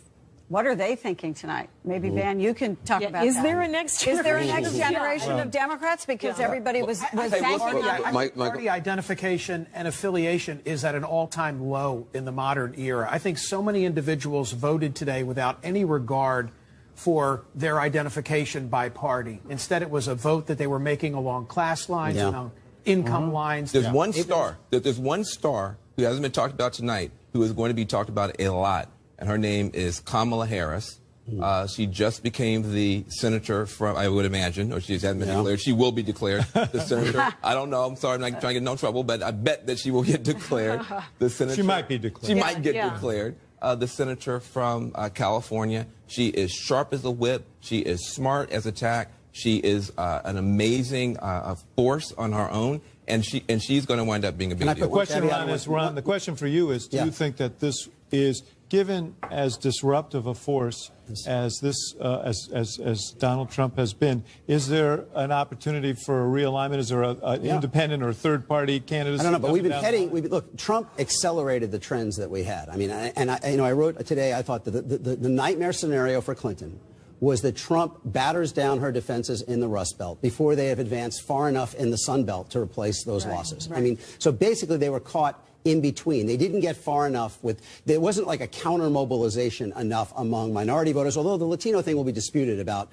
whether they as well as right. In particular, yes, she did better than President Obama did among college whites, but not nearly as well as the polling suggested. She was up 3 relative to President Obama among college whites, down, what was it among non-college whites, down 8. I mean, that's sort of the story. And, it was clear that Trump was going to run better in Ohio, Iowa, Michigan, Pennsylvania, and Wisconsin than Republicans usually do. It wasn't clear he was going to win all of them. And then she fell short. She did take Nevada, she did take Colorado, she did take Virginia, but there were enough of these blue-collar and non-urban whites in Florida and North Carolina to hold that, in Arizona to hold that. Georgia didn't really get off the launch pad again with just an overwhelming white vote. So the Democratic Party, I think, this was the nightmare scenario. He forced them to kind of accelerate demographic changes that might have taken a decade, move their base from the Rust Belt to the Sun Belt. They weren't strong enough in the Sun Belt, and then he knocked down the doors. Corey, let me just add, Corey, just on a personal level, as somebody who's there from the get-go and went through an awful lot with this man, this candidate, who you're still very obviously close to, what is it like to see this tonight? What is it actually like to see those flags there, to see that crowd with their hats, and knowing the candidates about to come out? I mean, it just got to be an extraordinary feeling. Look, it's amazing to have been a small part of American history. And, there's very, very few people who have had the privilege of serving as the President of the United States. It's such an honor. It's such a high privilege. But to have so many people doubt also. You know, but look, I don't know Robbie, who ran the Clinton campaign. I guarantee that guy put in 20 hours a day, 7 days a week for the last year and a half, and his family suffered, and his relatives, and the abuse he took online. I respect it. These guys put the uniform on. I put the uniform on. I was fired halfway through the season. All right, we have a major projection right now. Take a look at this. CNN now projects that Donald Trump will carry the state of Wisconsin. He will win Wisconsin with its 10 electoral votes. He's cracked the so-called blue wall that Hillary Clinton had tried to create. Donald Trump wins Wisconsin. Take a look at this. 92% of the vote is in. He's up by 75,000 votes plus 10 electoral votes. Donald Trump, the winner in Wisconsin. Let's take a look at the Electoral College map right now with that win in Wisconsin. Look at how close he is. Right now, he has 257 electoral votes. He needs 13 more, 270, to be elected president of the United States. Hillary Clinton remains at 215. Let's go over to Jake and Dana. He is getting incredibly, incredibly close, Jake. And the wall comes tumbling down. This is the blue wall that Hillary Clinton had talked about. This is a state that Hillary Clinton hasn't even visited since the Democratic convention over the summer. And it's stunning. Look, the last time it was close, I believe, was in 2000. But since then, Democrats have won the state. This is a state that voted for Mike Dukakis over George H.W. Bush. I mean, this is a reliably Democratic state.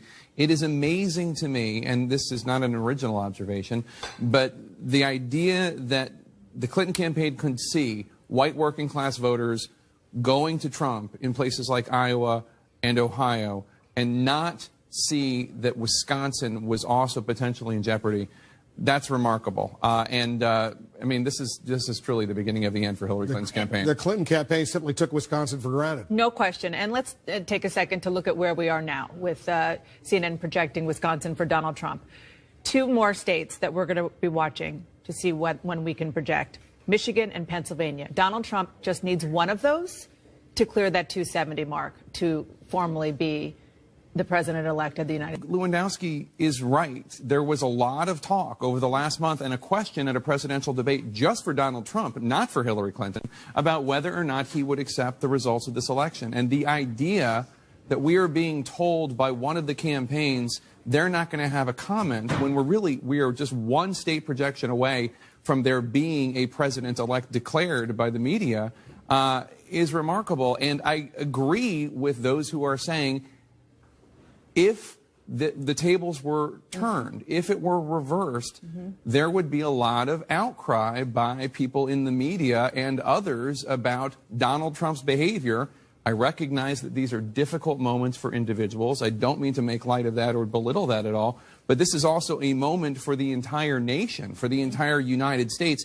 If Donald Trump ends up winning, which certainly could happen, the idea that the other candidate is not going to concede before, I mean, after that happens, while we're all still awake, it's only 2:30 in the morning, that's remarkable. And I have to say, there is a nation going on here. It's not just one candidate and her supporters. There is an entire United States of America. David Chalian, our political director, you're looking very closely at these remaining numbers, these outstanding numbers out there.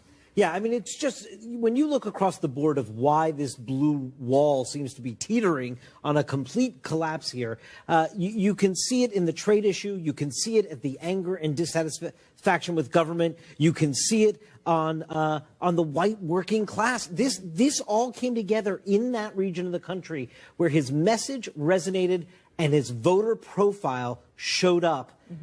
This notion that America was on this inexorable fast path demographically away from where it was did not materialize. And this notion of the first woman president, David Chalian, of the United States, so many people thought that was almost certain, but the polls indicated that it probably didn't happen. No, it didn't happen, and there will be a lot of going back and looking at the polls in this race and polling in general. There's no doubt about that. But to Jake's point about how the Clinton campaign saw these states, I can't stress enough. Wisconsin and Michigan, they were never considered battlegrounds by the Clinton campaign, ever. Throughout this entire process, until the final couple of days in Michigan, they considered that. that was on a different list for them. So this is clearly coming as a big surprise to them as well. A major blunder on the part of the Clinton, the Clinton campaign, Dana. No question. And to be fair, the Republicans didn't even realize how big of a wave they had on their hands. One that it seems, and we'll talk about this later, that Donald Trump seems to have coattails in the U.S. Senate and in the House of Representatives. Republicans are just, winning across the board and doing quite well. But I just want to concur with what you said, Jake, about the whole question of John Podesta coming out and saying, never mind, go home. We'll talk to you in the morning. I mean, that's just not how. I get she's human, just like you said. I completely understand. But I agree that if the tables were turned and if Donald Trump were waiting for one more state and he said, never mind, I'm not going to come out, or suggested that the phone call wouldn't be made to say, congratulations, Madam President-elect, if the tables were turned, it would be, the Democrats would be screaming from the rooftops. And this is different than 2000. You remember in 2004, it all came down to Ohio, and John Kerry did not come out and speak that night. But the entire election was hanging on that one state. Right. There are enough states out here to put Donald Trump over 270 that it is surprising to me that they are not waiting that out, because it's not like the entire election is hanging on one state that just doesn't look like it will get projected. Outstanding. We have New Hampshire, we have Maine, we have Pennsylvania, we have Wisconsin, we have Michigan, we have Arizona. I mean, he needs one of them, right? Yep.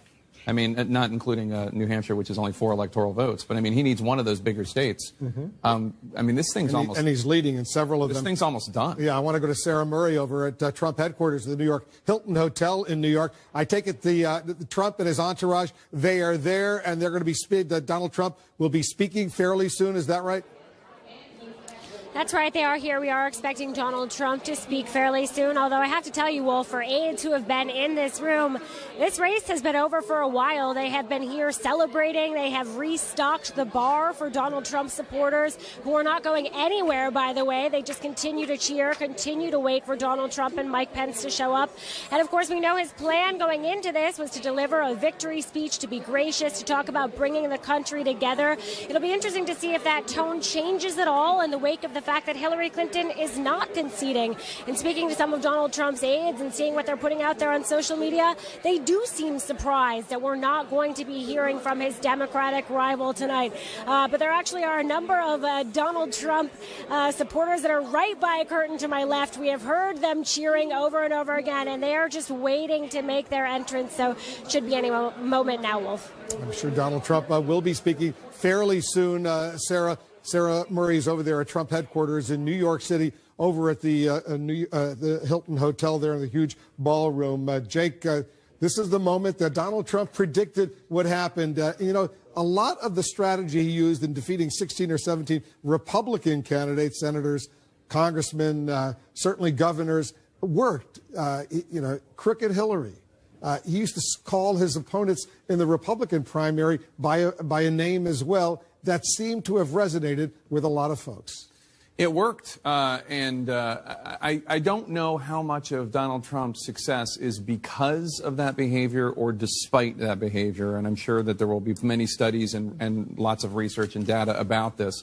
There are without question, there are people who found that appealing, his most ardent, diehard supporters who yell things like... Little Marco, low energy Jeb, right. All of that. I also think that there are a number of people who look past that at the message he's delivering. And, of course, there are a lot of Hillary Clinton supporters and supporters of Gary Johnson and Evan McMullin and Jill Stein who couldn't look past it and found things that he said incredibly offensive. And this news that we're getting tonight is bothering them and hurting them.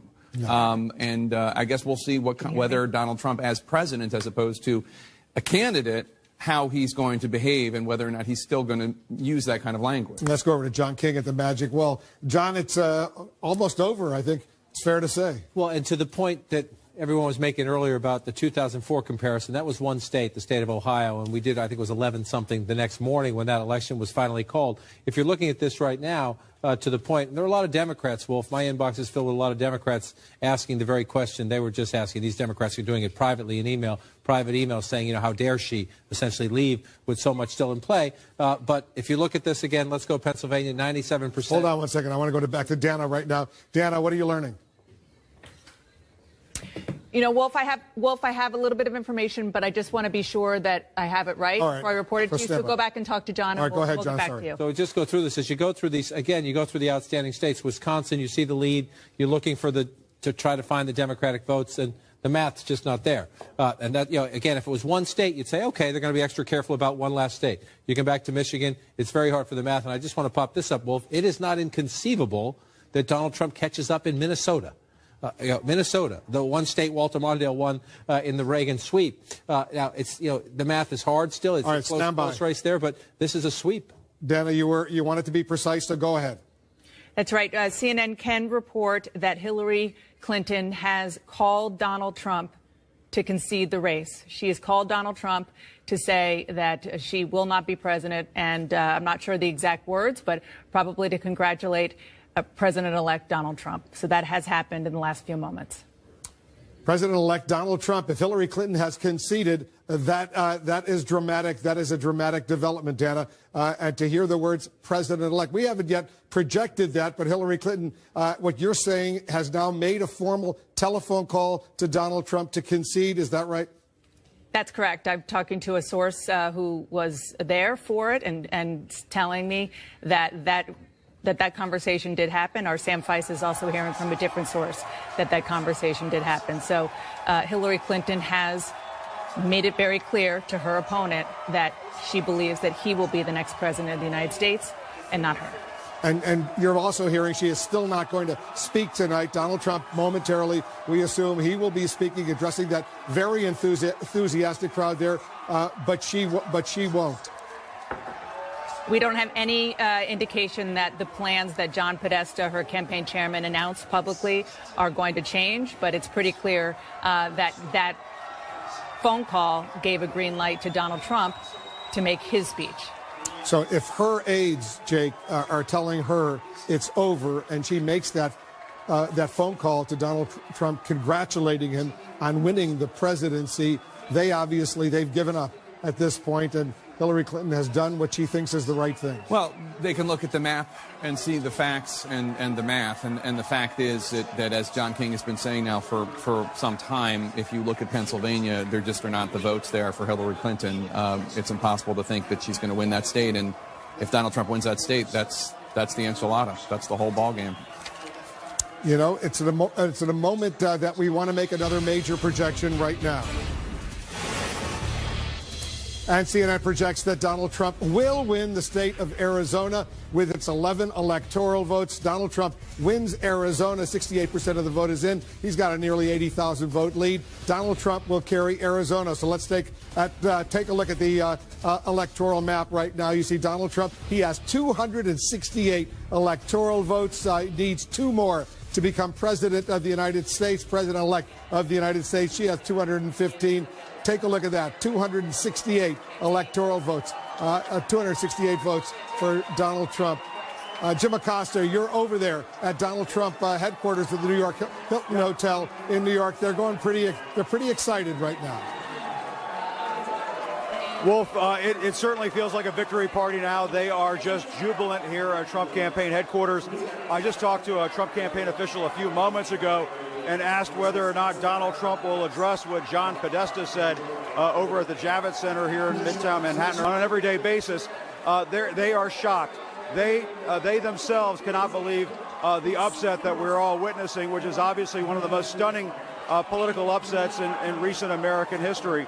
Now, as for what Donald Trump is going to say during this speech, Wolf, we do expect Donald Trump, as the 45th president-elect of the United States, to try to bring the country together, to try to say something to the American people that will begin this process of healing. They're going up in cheers one more time, Wolf, because the word is spreading throughout this room. It's up on the screens that Donald Trump is about to become the next president-elect of the United States. But in addition to trying to bring the country together, he's going to be thanking the people who made this movement happen. You know, there were a lot of doubters from all stripes, Democrats and Republicans, who didn't think this moment would happen, but it's happening, Wolf. 268 electoral votes. That's what we have projected so far. You need 270. You see Mike Pence, the vice presidential running mate, and his wife. They're walking in. I'm sure Donald Trump's family will be walking in, and then, of course, Donald Trump himself will be walking in. He's going to be addressing this very enthusiastic crowd over at the New York Hilton Hotel in Manhattan. Hillary Clinton has announced through John Podesta that she will not be speaking tonight, although we have now learned that Hillary Clinton did phone Donald Trump and congratulated him on what she said would be his victory. There's Mike Pence, the vice presidential running mate, with his family. Very, very excited. A very enthusiastic crowd over there. There's Mike Pence. Let's talk. Let's get Sarah Murray. Sarah Murray, you're over there as well. This crowd, clearly, it's a very excited. Pence. Well, hold on a second, because looks like Mike Pence is going to speak first. Presumably, will introduce Donald Trump. Let's listen in to Mike Pence, the governor of Indiana, the vice presidential running mate. Now come both this side. Come both sides.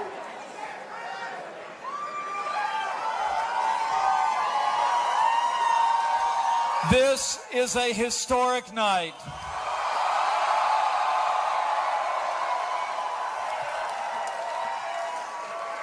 The American people have spoken, and the American people have elected their new champion.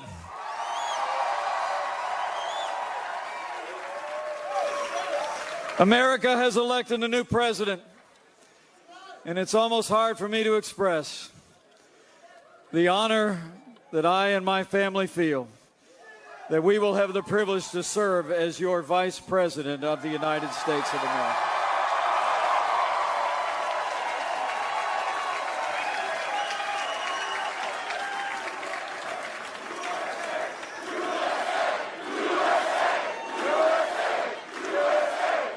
I come to this moment deeply humbled, grateful to God for his amazing grace.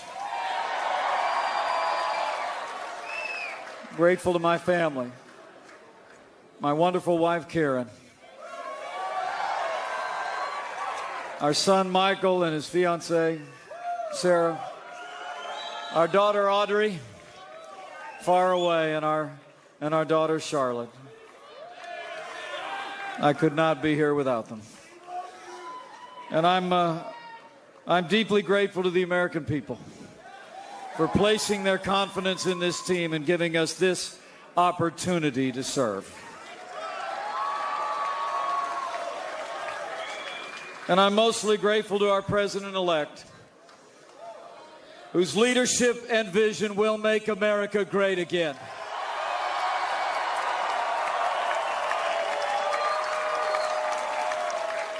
So let me say, it is my high honor and distinct privilege to introduce to you the President-elect of the United States of America, Donald Trump. Right now, historic moment. We can now project the winner of the presidential race. CNN projects Donald Trump wins the presidency.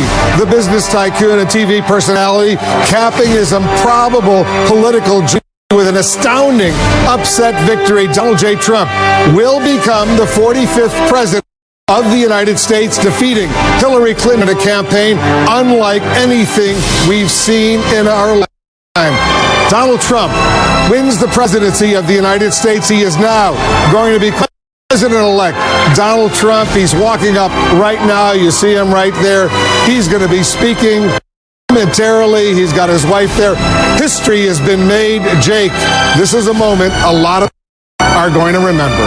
Well, the first time in the history of this country that somebody who has never held any job in government or the military being elected to the presidency. He is going to be moving from Fifth Avenue, Pennsylvania Avenue. I think it's a moment that a lot of people in his inner circle did not even think would ever happen.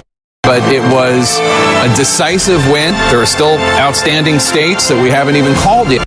But because his win was so overwhelming, we're calling it right now. He's there with his wife Melania, his son Barron. He's going up to the microphones. He's going to be having a victory speech. I assume he'll mention the phone call received just a little while ago from Hillary Clinton in which she conceded. She congratulated him on becoming president-elect of the United States. Dana, this is a moment few anticipated. Except if your name is Trump, who said Brexit plus plus, and we'll analyze the results, but that looks like that's exactly what right now. So many things to look at and think about in what the new Trump-led here in Washington is going to be like. A Donald Trump governing, a Donald Trump taking the institutions that he called rigged so many times. And here he comes to the microphone. Donald Trump is going to speak.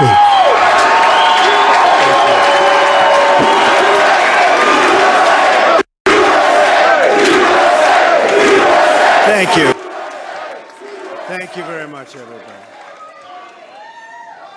Sorry to keep you waiting. Complicated business. Complicated. Thank you very much.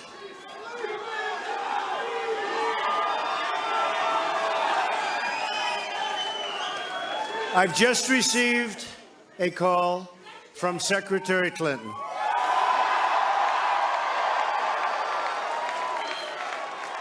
She congratulated us, it's about us, on our victory. And I congratulated her and her family on a very, very hard-fought campaign. I mean, she fought very hard.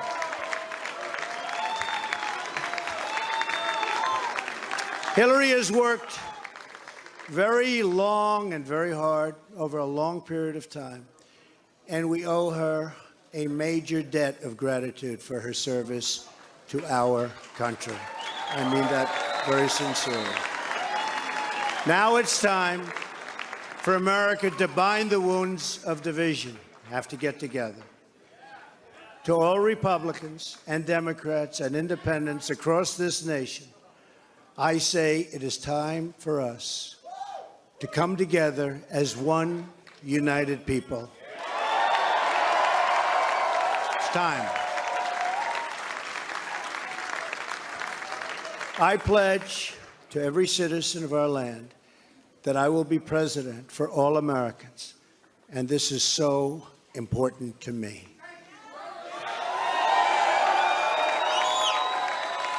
For those who have chosen not to support me in the past, of which there were a few people, I'm reaching out to you for your guidance and your help so that we can work together and unify our great country.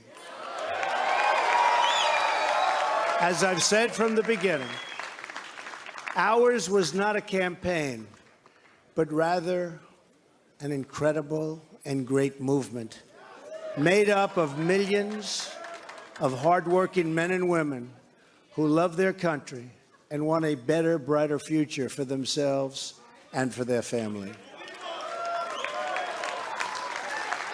It's a movement comprised of Americans from all races, religions, backgrounds, and beliefs who want and expect our government to serve the people, and serve the people it will.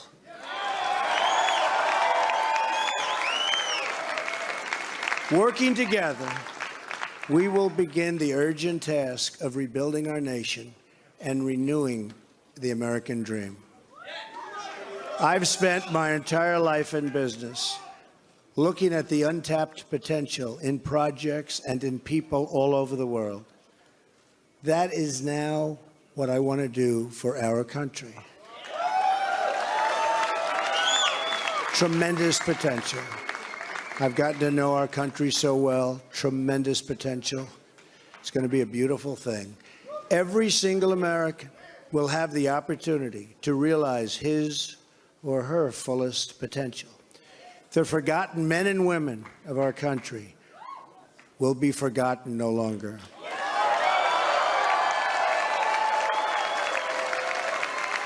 We are going to fix our inner cities and rebuild our highways, bridges, tunnels, airports, schools, hospitals.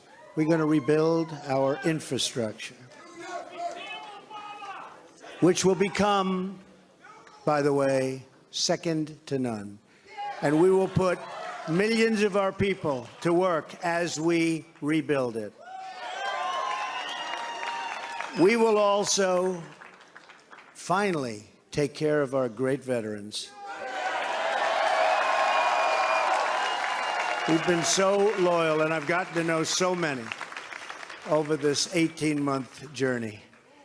The time I've spent with them during this campaign has been among my greatest honors. Our veterans are incredible people. We will embark upon a project of national growth and renewal. I will harness the creative talents of our people, and we will call upon the best and brightest to leverage their tremendous talent for the benefit of all. It's going to happen. We have a great economic plan. We will double our growth and have the strongest economy anywhere in the world. At the same time, we will get along with all other nations willing to get along with us. We will be. We'll have great relationships. We expect to have great relationships. No dream is too big. No challenge is too great. Nothing we want for our future is beyond our reach. America will no longer settle for anything less than the best. We must reclaim our country's destiny and dream big and bold and daring. We have to do that. We're going to dream of things for our country, and beautiful things and successful things once again. I want to tell the world community that while we will always put America's interests first, we will deal fairly with everyone, all people and all other nations. We will seek common ground, not hostility, partnership, not conflict. And now, I'd like to take this moment to thank some of the people who really helped me with this, what they are calling tonight, very, very historic victory. First, I want to thank my parents, who I know are looking down on me right now. Great people. I've learned so much from them. They were wonderful in every regard. I had truly great parents. I also want to thank my sisters, Marianne and Elizabeth, who are here with us tonight. And where are they? They're here someplace. They're very shy, actually.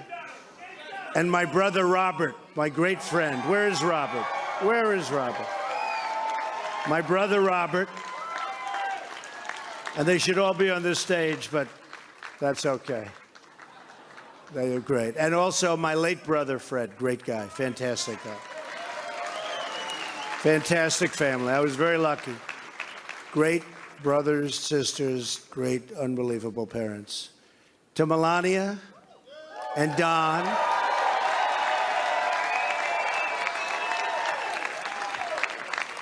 And Ivanka. And Eric. And Tiffany. And Barron. I love you and I thank you, and especially for putting up with all of those hours. This was tough. This was tough. This political stuff is nasty and it's tough. So I want to thank my family very much. Really fantastic. Thank you all. Thank you all. And Lara, unbelievable job. Unbelievable. Vanessa, thank you. Thank you very much. What a great group. You've all given me such incredible support, and I will tell you that we have a large group of people. You know, they kept saying we have a small staff. Not so small. Look at all the people that we have. Look at all of these people. And Kellyanne, and Chris, and Rudy, and Steve, and David. We have got tremendously talented people up here, and I want to tell you, it's been very, very special. I want to give a very special thanks to our former mayor, Rudy Giuliani. Unbelievable. Unbelievable. He traveled with us, and he went through meetings, and See that, Rudy? Never changes. Where's Rudy? Where is he? Rudy. Governor Chris Christie, folks, was unbelievable.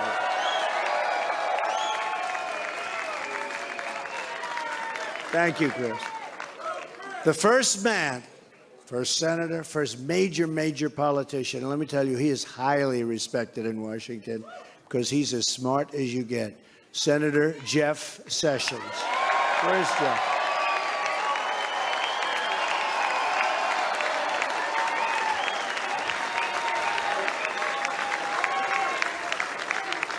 Great man. Another great man, very tough competitor. He was not easy. He was not easy. Who is that? Is that the mayor that showed up? Is that Rudy? Oh, Rudy got up here. Another great man who has been really a friend to me. But I'll tell you, I got to know him as a competitor.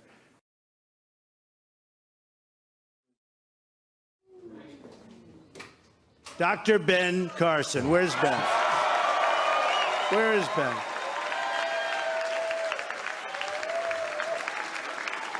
And by the way, Mike Huckabee is here someplace, and he is fantastic. Mike and his family, Sarah, thank you very much. General Mike Flynn. Where is Mike? And General Kellogg. We have over 200 generals and admirals that have endorsed our campaign. And they're special people, and it's really an honor. We have 22 Congressional Medal of Honor recipients. We have just tremendous people. A very special person who believed me, and, you know, I'd read reports that I wasn't getting along with him. I never had a bad second with him. He's an unbelievable star. He is, that's right, how did you possibly guess? So let me tell you about Reince. And I've said this. I said, Reince, and I know it. I know it. Look at all those people over there. I know it. Reince is a superstar. But I said, they can't call you a superstar, Reince, unless we win. Because you can't be called a superstar like Secretariat. If Secretariat came in second, Secretariat would not have that big, beautiful bronze bus at the track at Belmont. But I'll tell you, Reince is really a star. And he is the hardest working guy. And in a certain way, I did this. Reince, come up here. Where is Reince? Get over here, Reince. Boy, oh boy, oh boy. It's about time you did this, Reince. Huh? My God. Yeah, say a few words. Oh, come on. Say something. Ladies and gentlemen, the next president of the United States, Donald Trump. Thank you. It's been an honor. God bless. Thank God. Amazing guy. Our partnership with the RNC was so important to the success and what we've done. So I also have to say I've gotten to know some incredible people, the Secret Service people. They're tough, and they're smart, and they're sharp, and I don't want to mess around with them, I can tell you. And when I want to go and wave to a big group of people and they rip me down and put me back down in the seat, but they are fantastic people, so I want to thank the Secret Service.